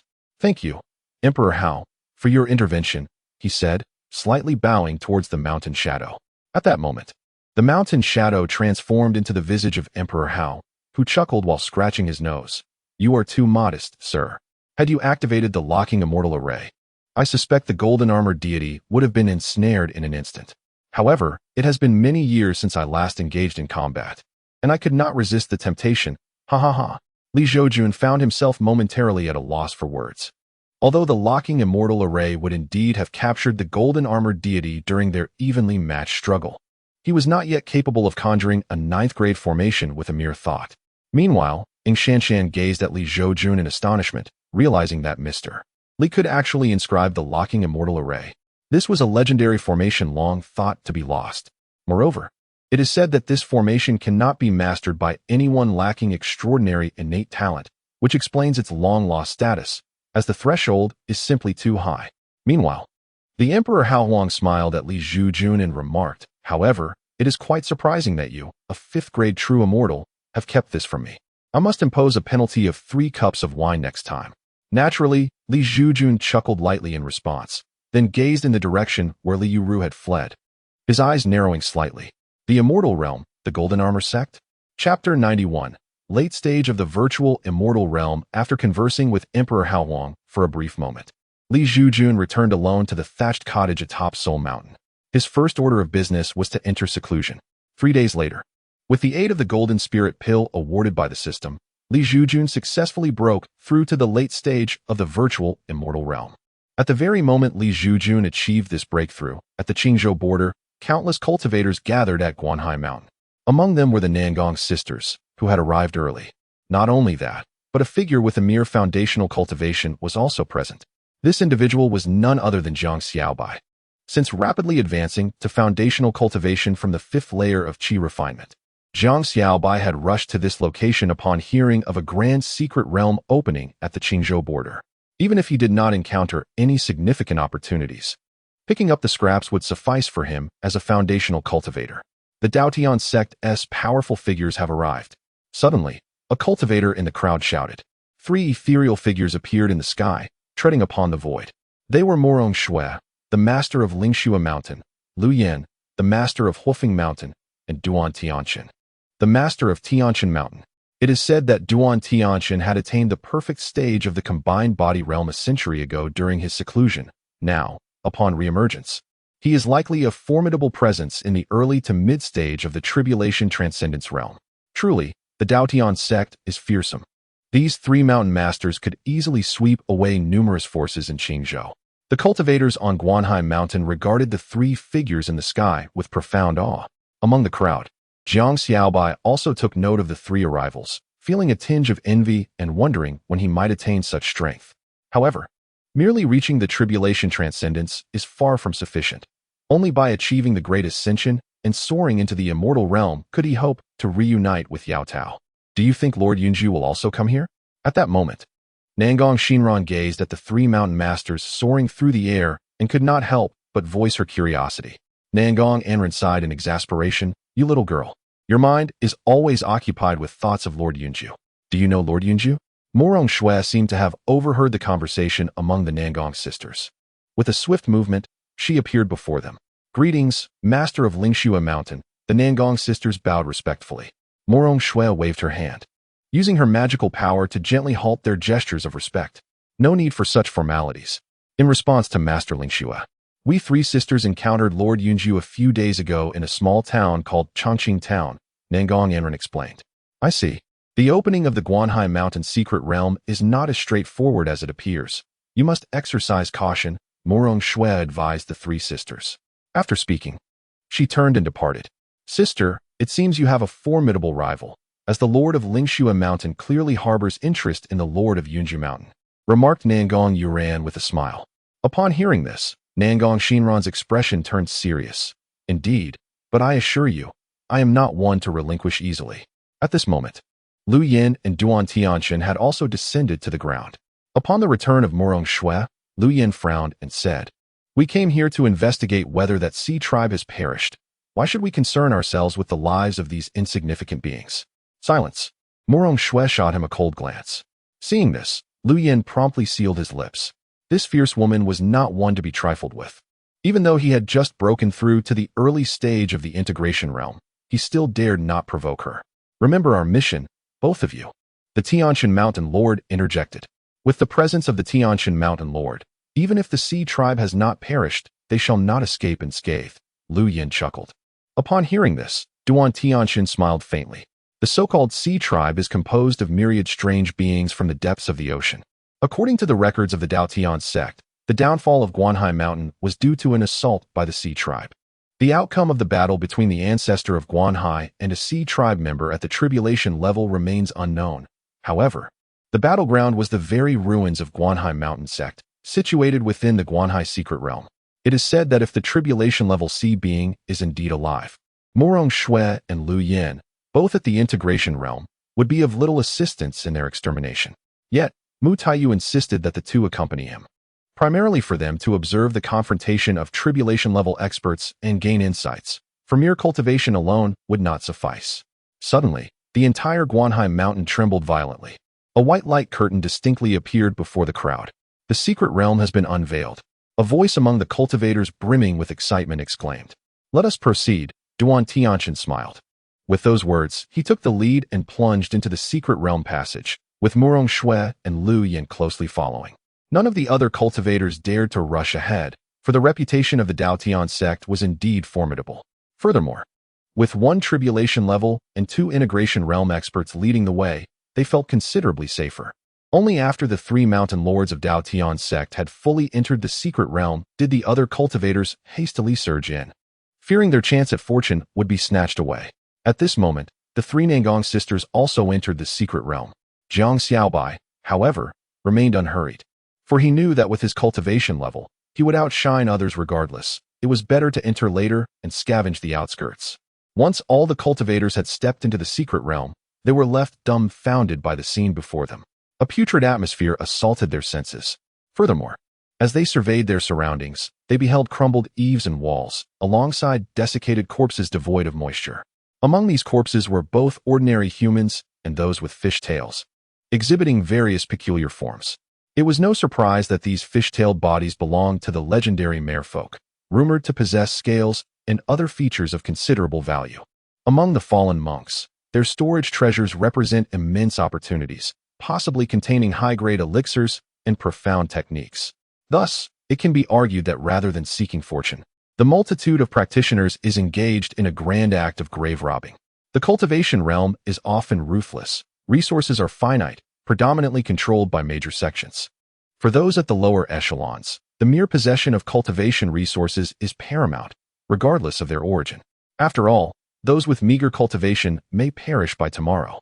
Duan Tianxin, Morong Shui, and Lu Yin naturally disdain the possessions of these deceased practitioners, opting instead to hover gracefully in midair. At the same time, a compass materializes in Duan Tianxin's hand, specifically designed to locate the Sea Tribe. To find the crossing calamity Sea Tribe within this secret realm, one must rely on treasures. For it is no simple feat without assistance. As Duan Tianxin prepared to cast his spell, an abrupt change occurred. The passage through which the practitioners entered flickered ominously before sealing shut. The entire secret realm began to tremble violently. What is happening? The passage is closed. This sudden upheaval caused chaos among the practitioners. The three sisters from the Nangong family shared the same grave expression. Yet, Jiang Xiaobai remained unfazed, resolutely scavenging treasures from the corpses. The saying goes, the bold thrive while the timid perish. If one is to die, so be it.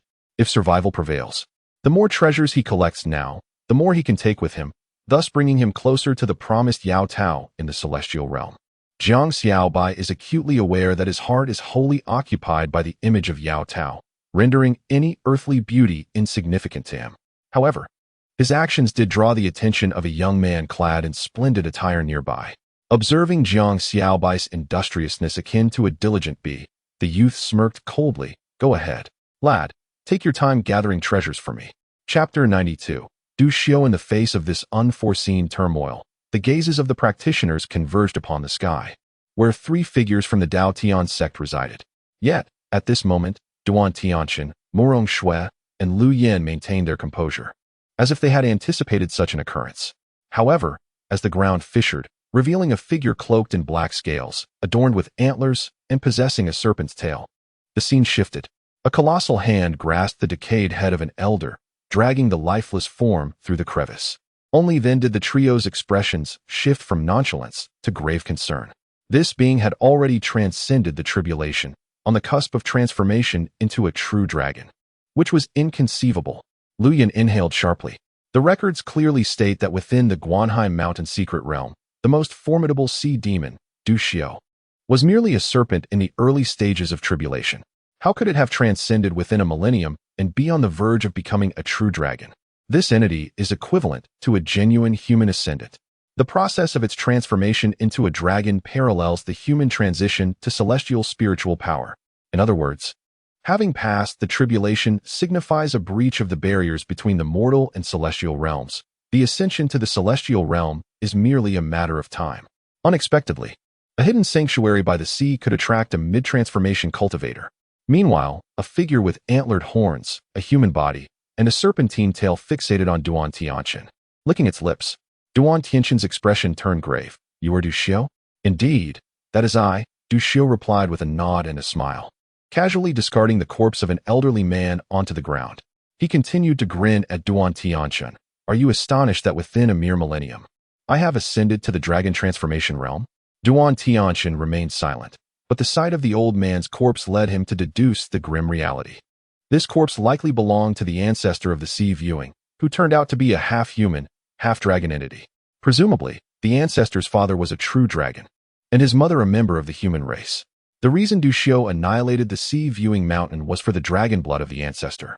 It seems you have pieced it together, Du Xiu remarked with a grin.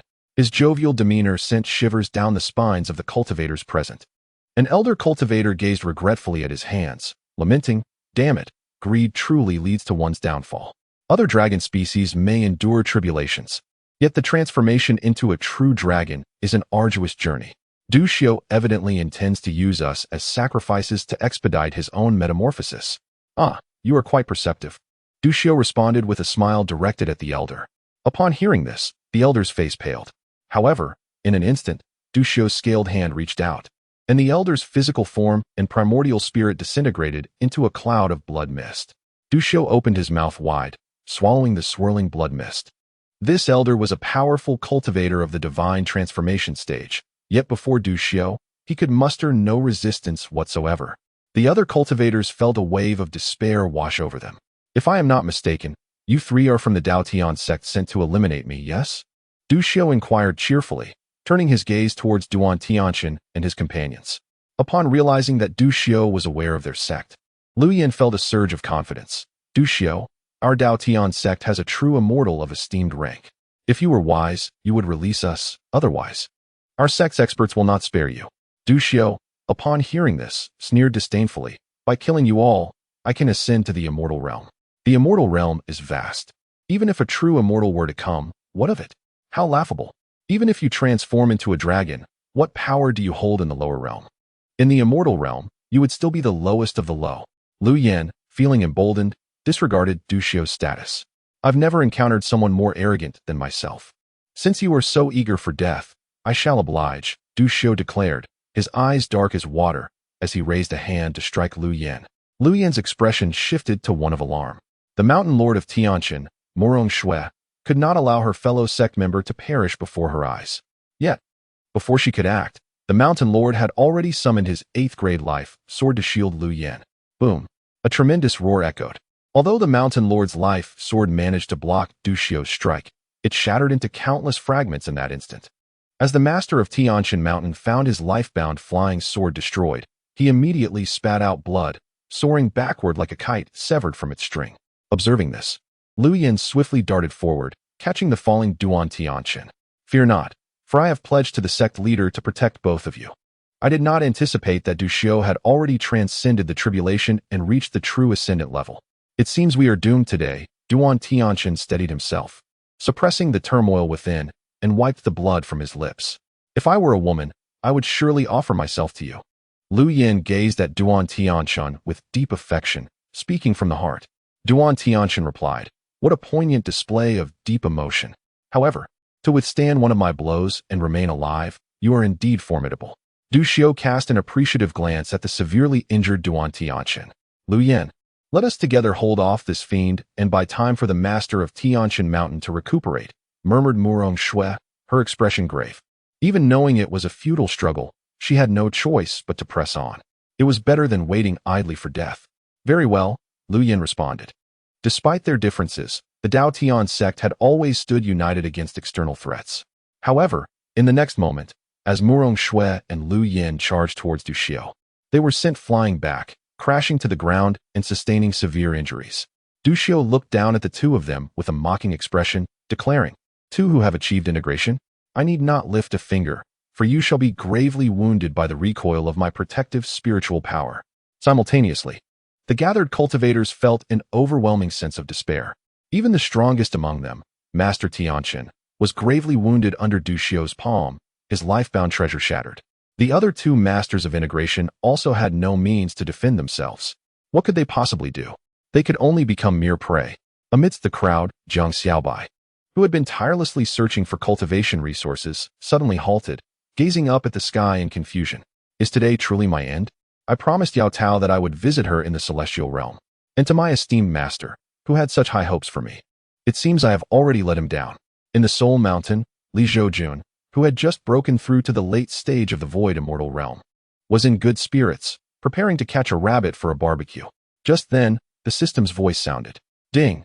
Detecting that disciple Zhang Xiaobai and fellow Daotian sect members are in danger at Guanhai Mountain. Ding! System has issued a mission. Strong ones always act in critical moments.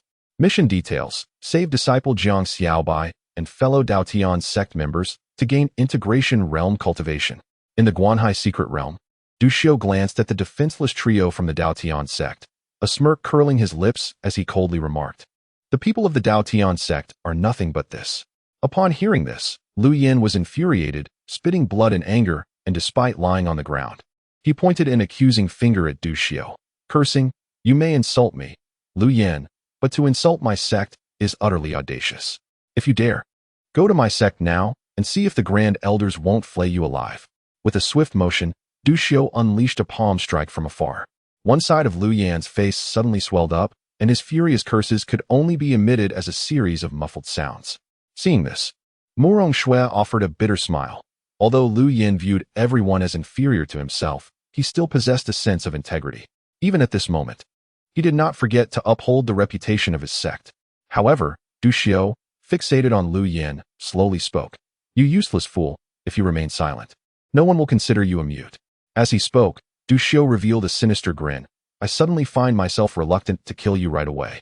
I want you to slowly savor despair." As his words fell, Du Xiu soared into the air, raising his serpentine tail, which transformed into a massive size of hundreds of feet, crashing down upon a group of cultivators who were as helpless as fish on a chopping block. A thunderous roar echoed, dust and blood mingling in the air. Hundreds of cultivators, including those at the Yuan Ying and Huashan realms, stood no chance against the descending tail, which crushed them into a pulp before they even had time to react. Zhang Xiaobai watched in horror as, just a few steps away, a beautiful female cultivator was instantly reduced to a puddle of mush. At that moment, his mind was a blank slate. In the face of such overwhelming power, notions of talent, luck, and unwavering determination felt utterly insubstantial. "Sister, it seems we are truly destined to perish here. This fate is simply too grotesque," Nanghui Yuran remarked, her fair face paling as she gazed at the gruesome sight beneath the colossal tail. "Child, even in the face of death, you are concerned about your appearance?" Nanghui Anren replied, a mix of amusement and exasperation evident in her voice, acknowledging her younger sister's obliviousness. Meanwhile, Du Xiu raised his blood-soaked tail, preparing to strike once more. Under the shadow of the immense tail, Zhang Xiaobai found himself ensnared. "Run." This thought raced through Zhang Xiaobai's mind. Confronted with the terrifying tail, he felt utterly incapable of mounting a defense. Yet, his legs felt as though they were weighed down by lead, refusing to obey his command, as if they were not his own. In despair, Zhang Xiaobai closed his eyes. Just as Du Xiu's tail was about to descend, a resounding sword cry reverberated through the heavens. The cultivators present were all taken aback. Du Xiu's eyes widened in terror as he glanced towards the sky, where a flying sword had suddenly appeared, bathed in divine radiance.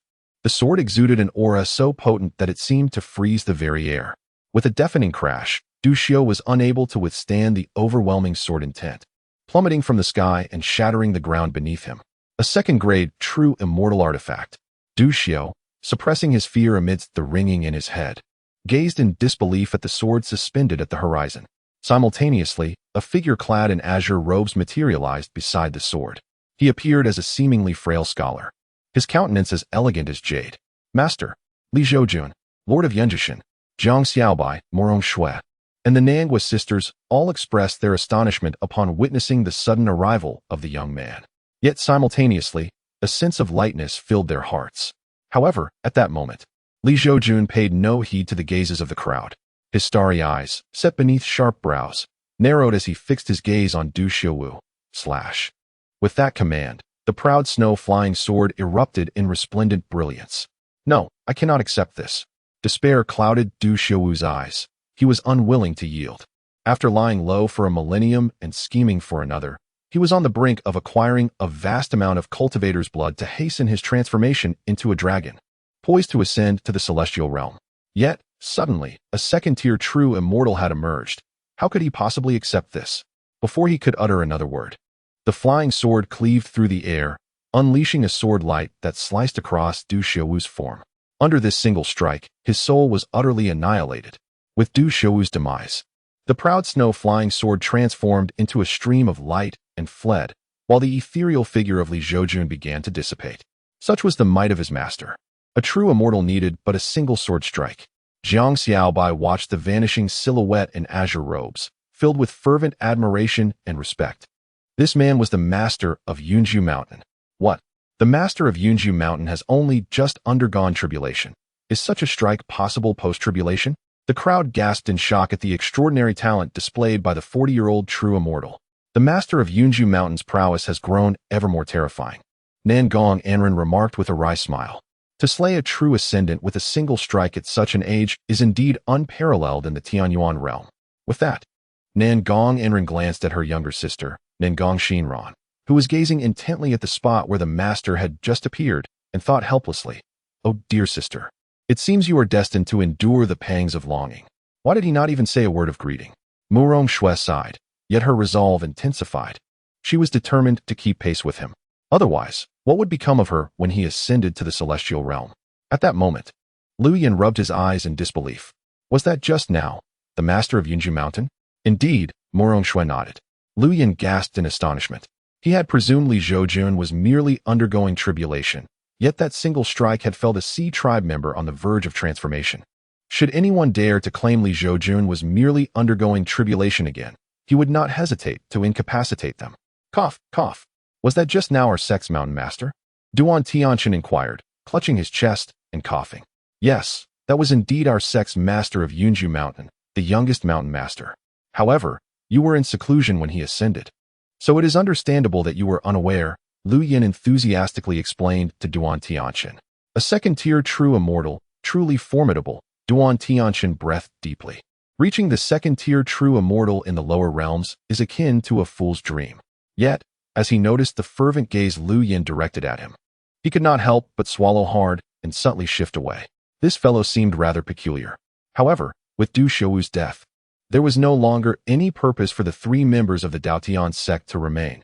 After all, the treasures within were of no interest to them, and Du Xiuwu's dragon corpse had been reduced to dust by Li Zhoujun's sword. Thus, they naturally decided to return home.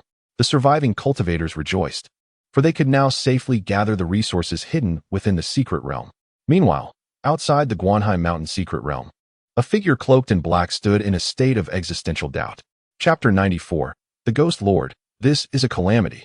The black-robed figure was none other than the Ghost Lord, who had relocated far from the Daotian sect. He had initially thought he could no longer play in the shadows. So he moved to the borders of Qingzhou, reasoning that if he could not provoke them, he could at least evade them. However, the soaring sword intent and the earth-shaking tremors he had just witnessed were utterly bewildering. Why was it that wherever he went, he encountered celestial-level experts engaged in fierce battles? Heaven above, such misfortune was unbearable. The Ghost Lord was in despair. After all, he was on the verge of transcending to a higher realm. Although he felt discomfort, he had to continue his relocation. He could not believe that his luck was truly that dismal, that every place he went was fraught with celestial-level confrontations. Ding! Congratulations to the host for completing the task. Ding! The system rewards you with initial cultivation in the fusion realm. In the Soul Mountain, Li Zhoujun listened to the voice of the system echoing in his mind, a smile gracing his face. He had finally reached the fusion realm. It had not been an easy journey. In his buoyant mood, Li Zhoujun decided against climbing the mountain to catch rabbits. Instead, he retrieved his self-made fishing rod from his thatched cottage and began to fish leisurely by the nearby stream. Time swiftly passed. That night, the task issued 6 months ago by the system was nearing its conclusion. Li Zhoujun, who had lost track of time while fishing by the stream, stood up and stretched comfortably. It was time to leave. With a hint of reluctance, he glanced back at the thatched cottage, having lived there for over 6 months. To claim he felt no attachment would be a falsehood. He wondered how the child Azuo was faring now. He mused with a smile. As he spoke, Li Zhoujun's figure gradually faded, as if he were but a fleeting specter. After waving his hand to completely conceal the thatched cottage within the void, he strolled towards the small village where Su Azuo resided. As Li Zhoujun approached a house under the cover of night, he noticed a faint light flickering through the window. Upon closer inspection, he saw Su Azuo squatting on the ground, holding a piece of black charcoal and writing on the earth. Well done, Li Zhoujun nodded in approval. However, the next moment, a look of astonishment crossed his face. How could this little one possess a trace of demonic energy? This sinister energy was steadily gnawing at Su Azuo's vitality. Misfortune often seeks out the unfortunate, Li Zhoujun lamented. Such a statement may seem inequitable, yet it was indeed the truth. Perhaps out of fondness for the child, Li Zhoujun resolved to lend Su Azuo a helping hand before his departure. Time passed, and a wave of demonic energy emerged from the grass beside Su Azuo's house. Li Zhoujun formed a sword gesture with his hands, preparing to deliver a fatal blow to the creature. But in the next instant, a white snake, clutching a mountain chicken in its mouth, slithered out from the woods. The white snake had already attained sentience. Yet, Li Zhoujun, who had concealed his presence, went unnoticed. A hint of surprise flickered across Li Zhoujun's face. The situation appeared to diverge from his initial expectations. Xiaobai, you have returned, Su Azuo exclaimed, seemingly perceiving the commotion outside. his expression brightening as he stepped out of the room. The white serpent gently placed the mountain chicken it had been holding on the ground and affectionately rubbed its head against Su Azuo's palm. Li Zhoujun stood at a distance, silently observing the scene without intruding upon the interaction between the boy and the serpent. After a brief moment of play, Su Azuo, with utmost seriousness, declared, "All right, shall by. We must rest today. There are lessons to attend to tomorrow, and I cannot disappoint the expectations of my teacher and mother." The white serpent, upon hearing Su Azuo's words, nodded in a surprisingly human-like manner. Subsequently, Su Azuo lifted the white serpent and returned indoors. Li Zhoujun stood there, utterly astonished. It was no wonder Su Azuo had absorbed demonic energy. After all, how could one avoid such an influence when sleeping alongside a spirit all day? Moments later, the sound of Su Azuo's snoring resonated from within the room. "Come forth," Li Zhoujun softly beckoned from outside. The white serpent, curled up in Su Azuo's embrace, was startled by the voice. It understood that a formidable presence had passed by and was calling for it. Glancing back at Su Azuo, it slithered down from the bed and made its way outside. There, it beheld a handsome young man in a green robe, a serene smile gracing his lips as he regarded it, radiating no malice. The air around the white serpent swirled with mist, gradually coalescing into an ethereal maiden clad in white. "Greetings, esteemed immortal, I am Bai Ling," the young woman said, her countenance tinged with anxiety as she addressed Li Zhoujun. "What connection do you share with this child?" Li Zhoujun inquired softly. "In response to your question, esteemed immortal, 2 years ago, I engaged in battle with the toad spirit in the river. Unbeknownst to me, I sustained grave injuries, and it was Azuo who rescued me," Bai Ling replied candidly. "Oh, I see," Li Zhoujun nodded, but then shifted the conversation, saying, "Are you aware that humans and demons tread different paths?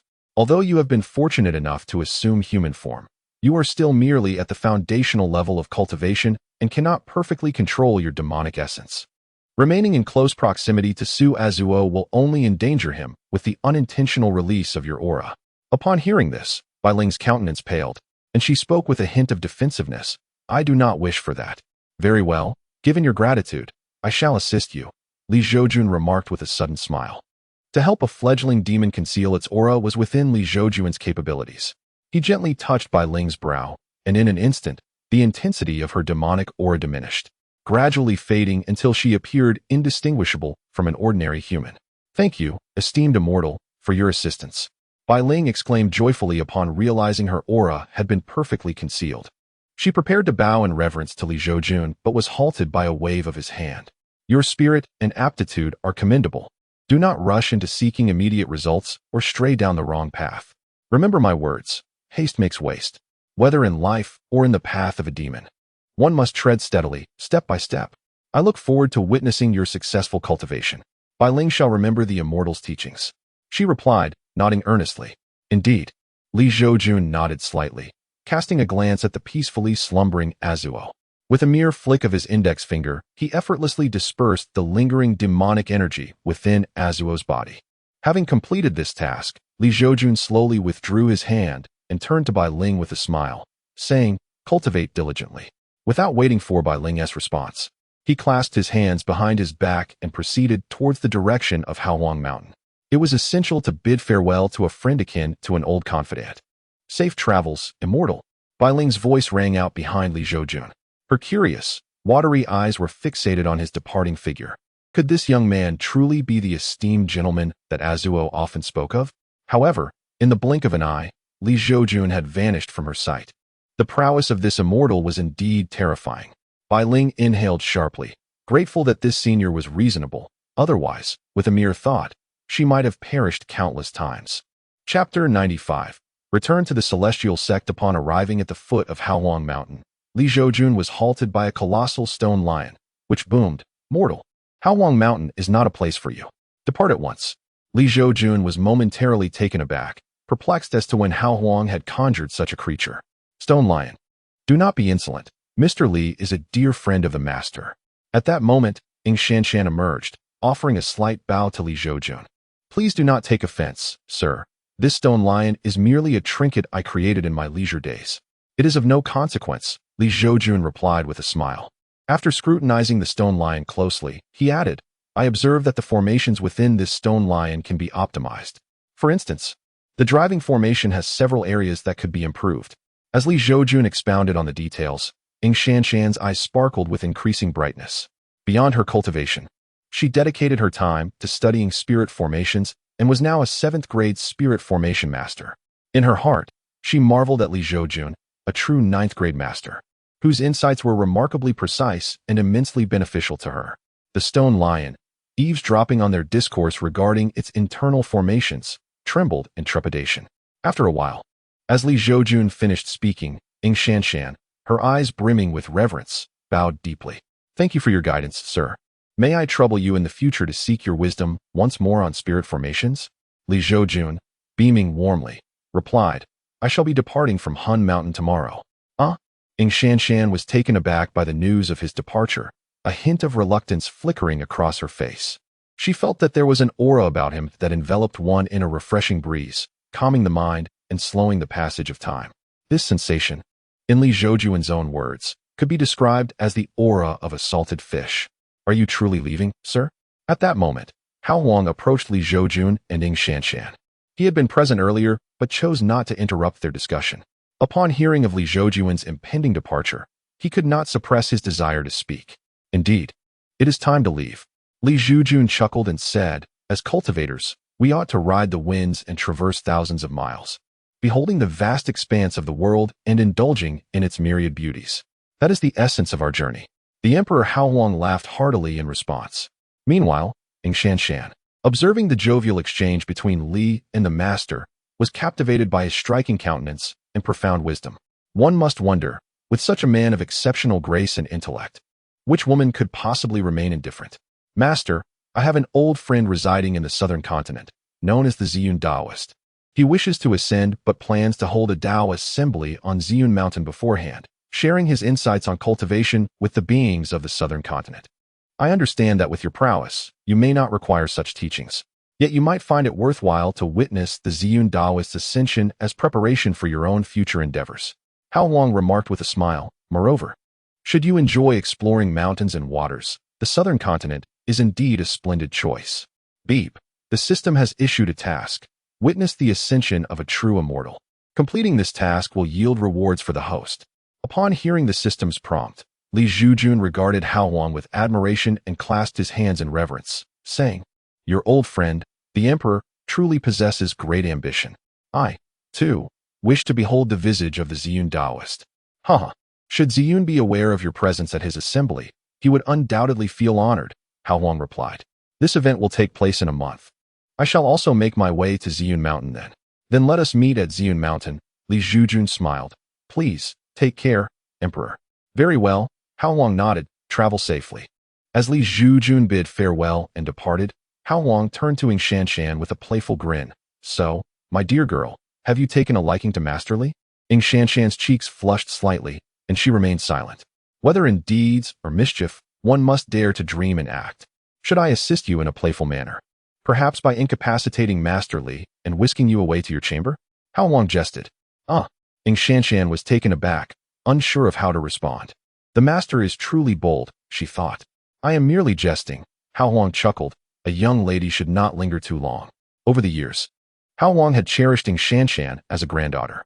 Meanwhile, on the other side, as Li Zhoujun departed from Hao Huang Mountain, he let out a sneeze. He felt a twinge of suspicion. Although he was merely in the harmony stage, he had long since transcended the realm of illness. What could have prompted such a sudden sneeze? Was there someone harboring ill intentions towards him? At that moment, the system chimed in with notifications. Beep. Congratulations to the host for completing the task The Turbulent World.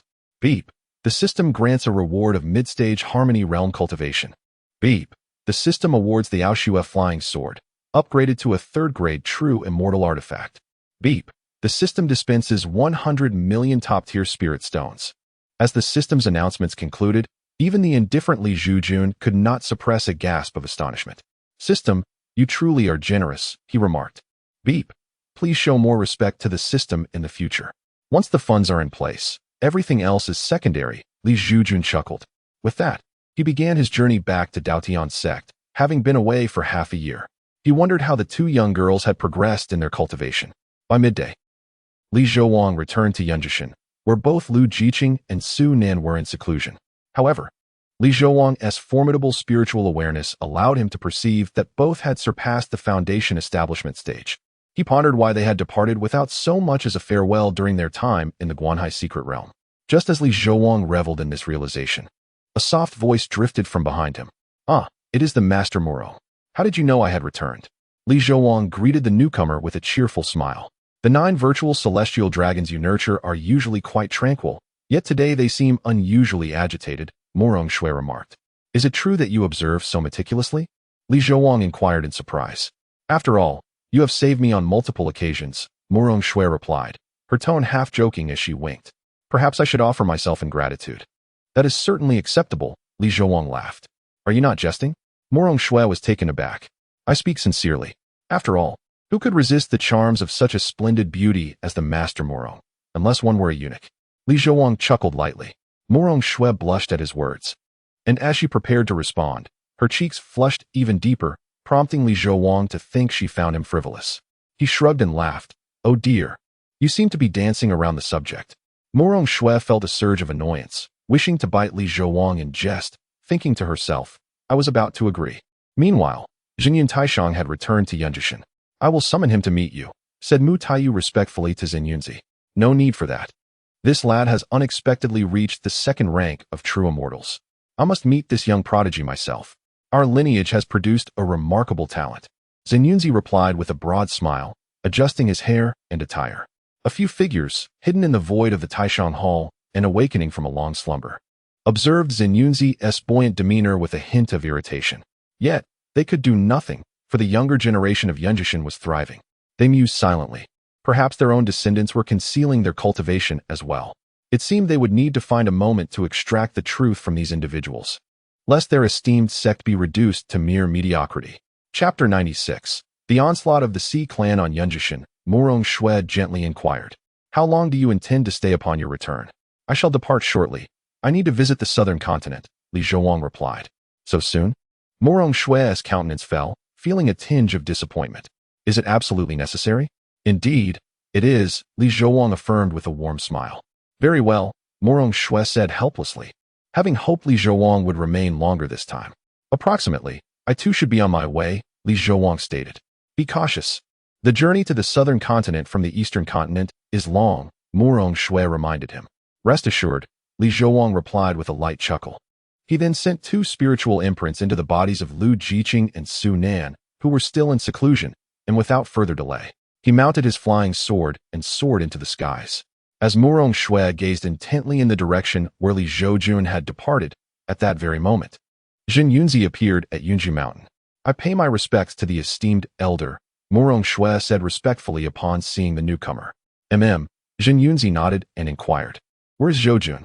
With a wry smile, Morong Shui replied, "The master of Yunji Mountain just left, and you arrived right after him." Jin Yunzi paused momentarily, his expression shifting, but he soon smiled and remarked, "A true man aspires to explore the world, indeed."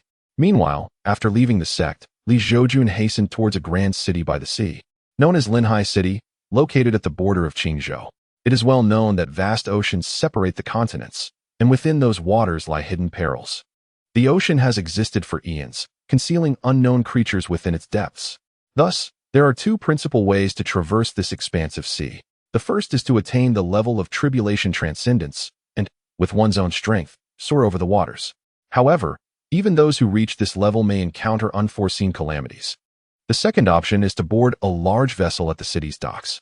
These ships, crafted collaboratively by numerous 8th-grade artisans, are costly to produce and possess defenses formidable enough to withstand multiple attacks from entities below the Great Ascension stage. With a month remaining until the teachings of Ziyun Taoist, Li Zhoujun felt no urgency and planned to travel by ship, which would also allow him to behold the vast ocean. As he approached the northern gate of Linhai City, he marveled at its towering walls, rising hundreds of feet high, a testament to remarkable craftsmanship. The rulers of Linhai City are the ancient Xia family, who have held the title of city lord for thousands of years, their heritage profoundly rich. While they may not rival the Daotian sect, they are certainly capable of eclipsing the majority of sects and families within Qingzhou. Furthermore, their ancestor ascended to the celestial realm, which is a testament to the Xia family's enduring dominance over Linhai City. Upon entering the city through the formidable walls, Zhoujun observed that the passers-by were all formidable cultivators, each at least at the golden core or nascent soul stage. After all, those who come to this city are preparing to cross continents. One would not dare venture so far without considerable strength. Moreover, he noticed many soldiers clad in deep blue armor, patrolling the streets in groups of 3 to 5. These soldiers had all reached the golden core level, evidently the military of the city lord's residence. Their duties extended beyond maintaining order within the city. They also engaged in combat against the aquatic tribes that threatened from the southern sea. The enmity between humanity and these sea tribes has persisted since the city's inception, with the latter often launching assaults during the year. Suddenly, a violent tremor shook the entirety of Linhai City. Zhoujun's expression tightened. The sea tribes are attacking. Quickly seek refuge, commanded the armored soldiers in a voice of authority.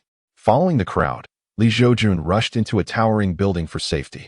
You inquire about the duration it may take for the Lord of Summer City to repel the impending invasion of the sea creatures. If my memory serves me correctly, the current Lord of Summer City, a remarkable woman named Xia Wenjing, is merely 111 years of age and has attained the pinnacle of tribulation stage cultivation.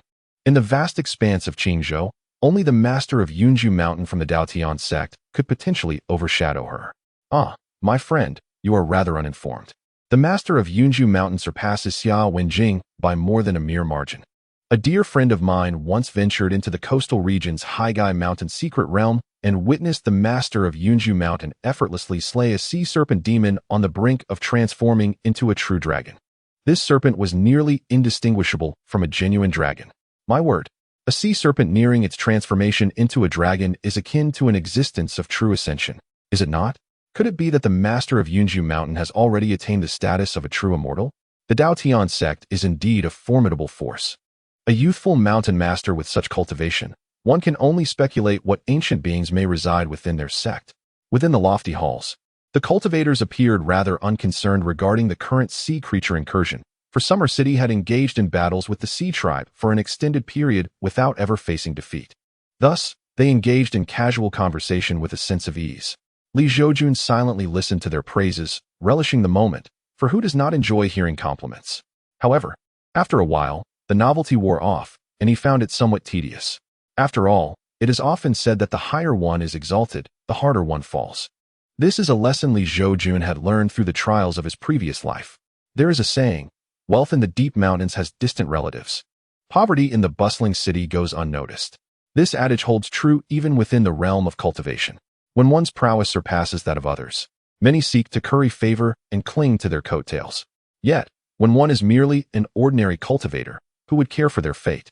Thus, Zhoujun closed his eyes, extending his consciousness to survey the situation at the southern gate of Summer City. As his awareness soared above the city, he beheld towering waves relentlessly crashing against the southern city walls. However, the fortifications of Summer City stood nearly impregnable, remaining steadfast even in the face of repeated assaults from the massive waves. Moreover, amidst the ranks of armored soldiers atop the walls stood a woman of unparalleled beauty, clad in a flowing white robe, her countenance as frosty as ice. Even in the presence of the towering waves, she maintained her composure, her eyes reflecting a profound serenity. If all goes as expected, this woman must indeed be Xia Wenjing, the Lord of Summer City. Observing the unceasing waves, Xia Wenjing turned to a nearby soldier and inquired, "Have the ships at the dock been retrieved?" "Rest assured, my lord. The ships were brought back before the sea creatures launched their assault," the soldier responded. Xia Wenjing nodded, her calm gaze fixed upon the surging waves below, her expression gradually sharpening. The soldier beside her, seasoned from countless battles, could not help but shudder in the presence of his lord's formidable aura, feeling an overwhelming sense of gravity in his heart. When the Sea Clan launched their assault on Lehigh City, it followed a pattern that had always been predictable. However, this time it came as a shocking surprise. Historical records within Lehigh City indicated that such occurrences signified the emergence of an extraordinarily formidable entity from the Sea Clan. Although Lehigh City had never faced defeat, it did not imply an absence of losses. In fact, several past city lords had fallen to the Sea Clan's onslaught, and it was only through the Summer family's utmost efforts that they managed to repel the invaders. This battle, it seemed, would prove to be another grueling contest, and the toll on the cultivators remained uncertain. Chapter 97. The flying sword comes from the horizon at last. The towering waves receded. only to be replaced by a seemingly endless array of shrimp soldiers and crab generals on the beach and in the shallow waters. The shrimp soldiers, adorned with crimson heads, were clad in black armor and wielded long spears, while the crab generals brandished their powerful pincers, their black shells gleaming in the light. Fire! With the emergence of the shrimp soldiers and crab generals, Xiao Wenjing commanded, and a barrage of arrows rained down from the southern gate of Lehigh City, enveloping the adversaries below. In mere moments, the beach was filled with anguished cries as numerous shrimp soldiers and crab generals fell victim to the onslaught. Yet, despite the casualties in the front ranks, an unyielding tide of shrimp warriors continued to surge forth, undeterred. Standing atop the city walls, Xiao Wenjing gazed down at the horrific scene unfolding below, yet she showed no intention to engage. After all, her true adversary was not these mere soldiers, but the formidable sea demon yet to reveal itself. Beneath her, countless shrimp soldiers and crab generals charged forward fearlessly, their reckless advance yielding little effect. As the fallen bodies quickly piled up, forming a veritable wall, the soldiers on the city walls were witnessing such an unprecedented spectacle. The frantic, seemingly mindless rush of the shrimp soldiers sent shivers down their spines. Suddenly, a colossal wave erupted from the sea, heralding the rise of a gargantuan figure with wings and 9 serpentine heads. It roared as it ascended from the depths, ultimately transforming into a young man with greenish skin, his forehead adorned with scales and clad in golden armor. It was the true form of the 9-headed Serpent King. The soldiers gasped in unison upon recognizing the newcomer. Wasn't this 9-headed Serpent King stationed far from here on 9 Serpent Island? What could have brought him to this very place? Could it be that he had come for the city lord? After all, it was rumored that he had a penchant for beautiful women, having fathered offspring with women from various clans, even with rat spirits. Naturally, their city lord was a paragon of beauty, making the situation all the more understandable. It was no wonder the Sea clan had failed to conquer Lehigh City for millennia. Indeed, they possessed considerable prowess. Meanwhile, the 9-headed Serpent King hovered in the air, observing the shrimp soldiers and crab generals falling beneath the relentless rain of arrows, a slight smile gracing his green visage. To him, the lives of these soldiers seemed as inconsequential as dust. Yet, upon witnessing the sudden appearance of the 9-headed Serpent King, Xiao Wenjing felt a heavy weight settle in her heart. The emergence of the true realm of transcendence renders even the mightiest of Lehigh City incapable of withstanding its force. Simultaneously, the gaze of the Hydra Lord fixated upon the visage of Xiao Wenjing, who stood atop the city walls. His crimson tongue flicked across his lips as he remarked, "I have long heard of the city lord of Lehigh, a rare beauty endowed with extraordinary talent. The rumors indeed hold true. What a delightful surprise." Upon hearing the words of the Hydra Lord, Xiao Wenjing's countenance grew exceedingly grave. "City Lord Xia, I present you with 2 choices. Either open the gates and warmly welcome me as your master and become my cherished wife, or I shall personally force the gates open and annihilate everyone within Lehigh City," the Hydra Lord stated nonchalantly. Such delusions. Xiao Wenjing narrowed her eyes. Should she open the city gates, she would be branded a traitor to the human race of Qingshou, sealing the fate of Lehigh City. The soldiers upon the walls erupted in thunderous roars. Li Zhoujun observed everything unfold with keen awareness, his respect for Xiao Wenjing, the transcending female cultivator, swelling within him. Were it not for the existence of strongholds like Lehigh City, the sea tribes would have long since invaded Qingshou. The reason the populace of Qingshou could remain unscathed from the sea tribes' onslaught is due to these fortresses along the coastline, which have exerted their utmost efforts to keep the invaders at bay. As the saying goes, in places unseen, there are always those who bear burdens for you. Xiaokui, swiftly seek assistance from the Daotian sect, and inform them that the Hydra Lord is on the verge of breaching Lehigh City, Xiao Wenjing commanded a nearby soldier. No, I am at the integration realm and can contribute to this battle, so I must remain and share the fate of Lehigh City. Xiaokui promptly rebuffed Xiao Wenjing's order. Foolish wretch, Xiao Wenjing admonished. It is precisely because you are at the integration realm that I urge you to seek help from the Daotian sect. This is not the time for heroics. You bear not only the safety of Lehigh City upon your shoulders, but also the lives of countless beings in Qingshou. Depart at once. City Lord, I have spoken. Depart. Very well. Xiaokui inhaled deeply and bowed respectfully to Xiao Wenjing. I understand your answer now, the Hydra Lord remarked with a sigh as he regarded Xiao Wenjing. A cold smile crept across his face. I had initially thought you, the city lord, to be astute, but it seems you are merely obstinate. Do not blame me for being ruthless. As his words fell, the Hydra Lord swept his massive hand, summoning towering waves from the sea beneath him, resembling a colossal beast poised to engulf the several hundred feet high walls of Linghai City in one fell swoop. Although the Hydra Lord had an affinity for beauty, he would not defy the orders of his superior for the sake of a single woman, for the consequences would be far worse than death. Ding! System task issued. Repel the sea tribes and safeguard the peace of Qingshou.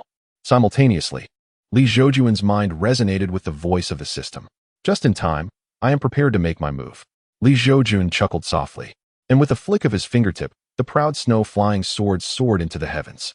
Outside Linghai City, the Lord of the Hydra gazed upon the colossal waves he had summoned, poised to engulf the coastal city of Linghai, and let out a hearty laugh. Oh, mere Linghai. Lacking even a true master, how could you possibly withstand my divine powers? All shall perish before me. In that moment, Xiao Wenjing felt an overwhelming despair. Could it be that the millennia-old Linghai was to be destroyed by her own hand? She was unwilling to accept such a fate. Yet, in the face of a true master, even though she was but a step away from that realm, the chasm between them felt insurmountable, akin to the divide between the mortal and the celestial. Simultaneously, the gathered practitioners within Linghai sensed an ominous shift. A true master from the sea tribe had arrived. Cursed fate, why was she so unfortunate? Even from within the city, the cultivators could behold the towering waves, rising to 1,000 feet, ready to engulf the entire Linghai. Moreover, these monstrous waves carried an innumerable host of shrimp soldiers and crab generals. One could only imagine that when the waves crashed down, the city would be claimed by the sea tribe, transforming into a hell on earth. But at that critical moment, a flying sword descended from the heavens. The Lord of the Hydra, Xiao Wenjing, and countless other practitioners and sea creatures all turned their gazes towards the source of the incoming sword. Chapter 98. The devouring sea demon suspended in midair, the sword emanated an overwhelming intent that swept across the realms, subduing all beneath the heavens. The towering waves conjured by the Lord of the Hydra, under the weight of this terrifying sword aura, collapsed like a deflated balloon, settling into calmness. A third-grade true immortal artifact, how could this be? The Lord of the Hydra gazed at the sword in the sky, his eyes filled with trepidation. Without a moment's thought, he turned to flee into the sea.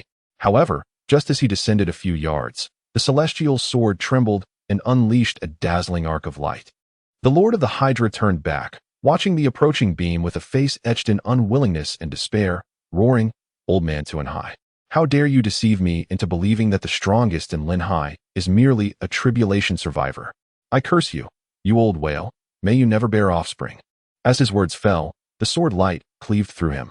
As a true master, the Lord of the Hydra stood no chance against such a formidable force, and in an instant, his body was obliterated by the radiant sword light. A third-grade true immortal artifact, and a third-grade true immortal nearby. Retreat. Quick, retreat. Countless shrimp soldiers and crab generals, witnessing the demise of their lord in the presence of a human third-grade true immortal, were struck with terror, their faces paling as they turned to flee into the ocean, desperate to escape the wrath of the celestial sword. A third-grade true immortal has come to Linghai? Xiao Wenjing breathed a sigh of relief. Had there not been a true immortal present, today would have surely marked the city's end. Ha ha. To think these shrimp soldiers and crab generals truly fear us. On the southern city wall of Linghai, the soldiers looked on at the panicked retreat of the sea creatures, bursting into joyous laughter.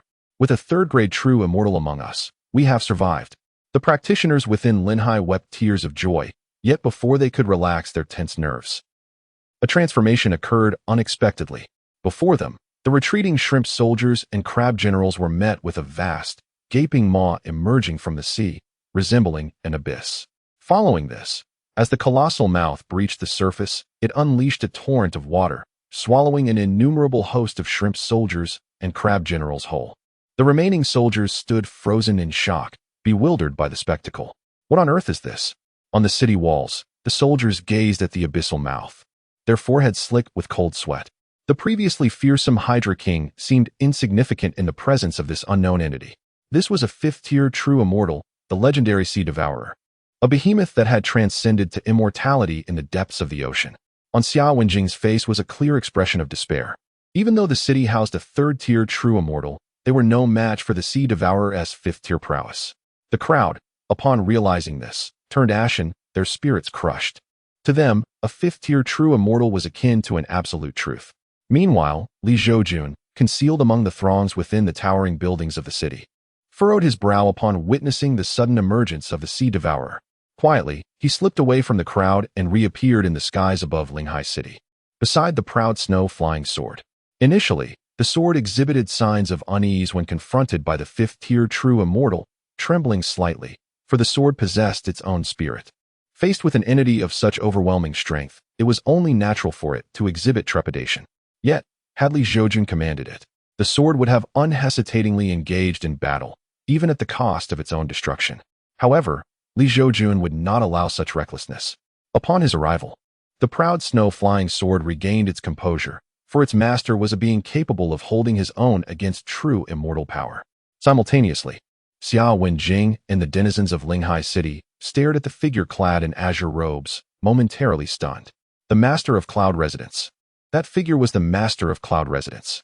Some cultivators within the city recognized Zhoujun. The master of cloud residence was actually a third-tier true immortal. My heavens!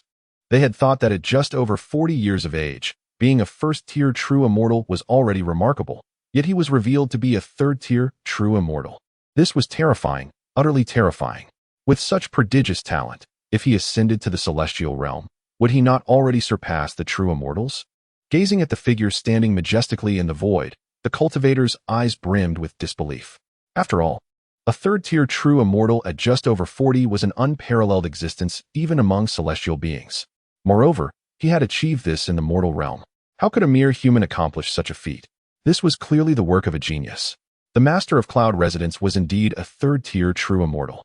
Xia Wenjing regarded the magnificent figure in the sky, a bittersweet smile gracing her lips. She had previously believed that this master of cloud residence had merely relied on sect resources to transcend at the age of 40. Confident that had she been afforded similar opportunities from a young age, she too could have surpassed the tribulation before a century. But now, it was evident that her assumptions were misguided. Which sect possesses the resources to forge a third-grade true immortal? It is evident that such individuals are truly endowed with exceptional talent, leaving others to merely gaze in envy. Yet, what does it matter that the Lord of Cloud Residence is a third-grade true immortal? The Devourer of the Sea has existed in this world for perhaps tens of thousands of years, boasting a cultivation level of fifth-grade true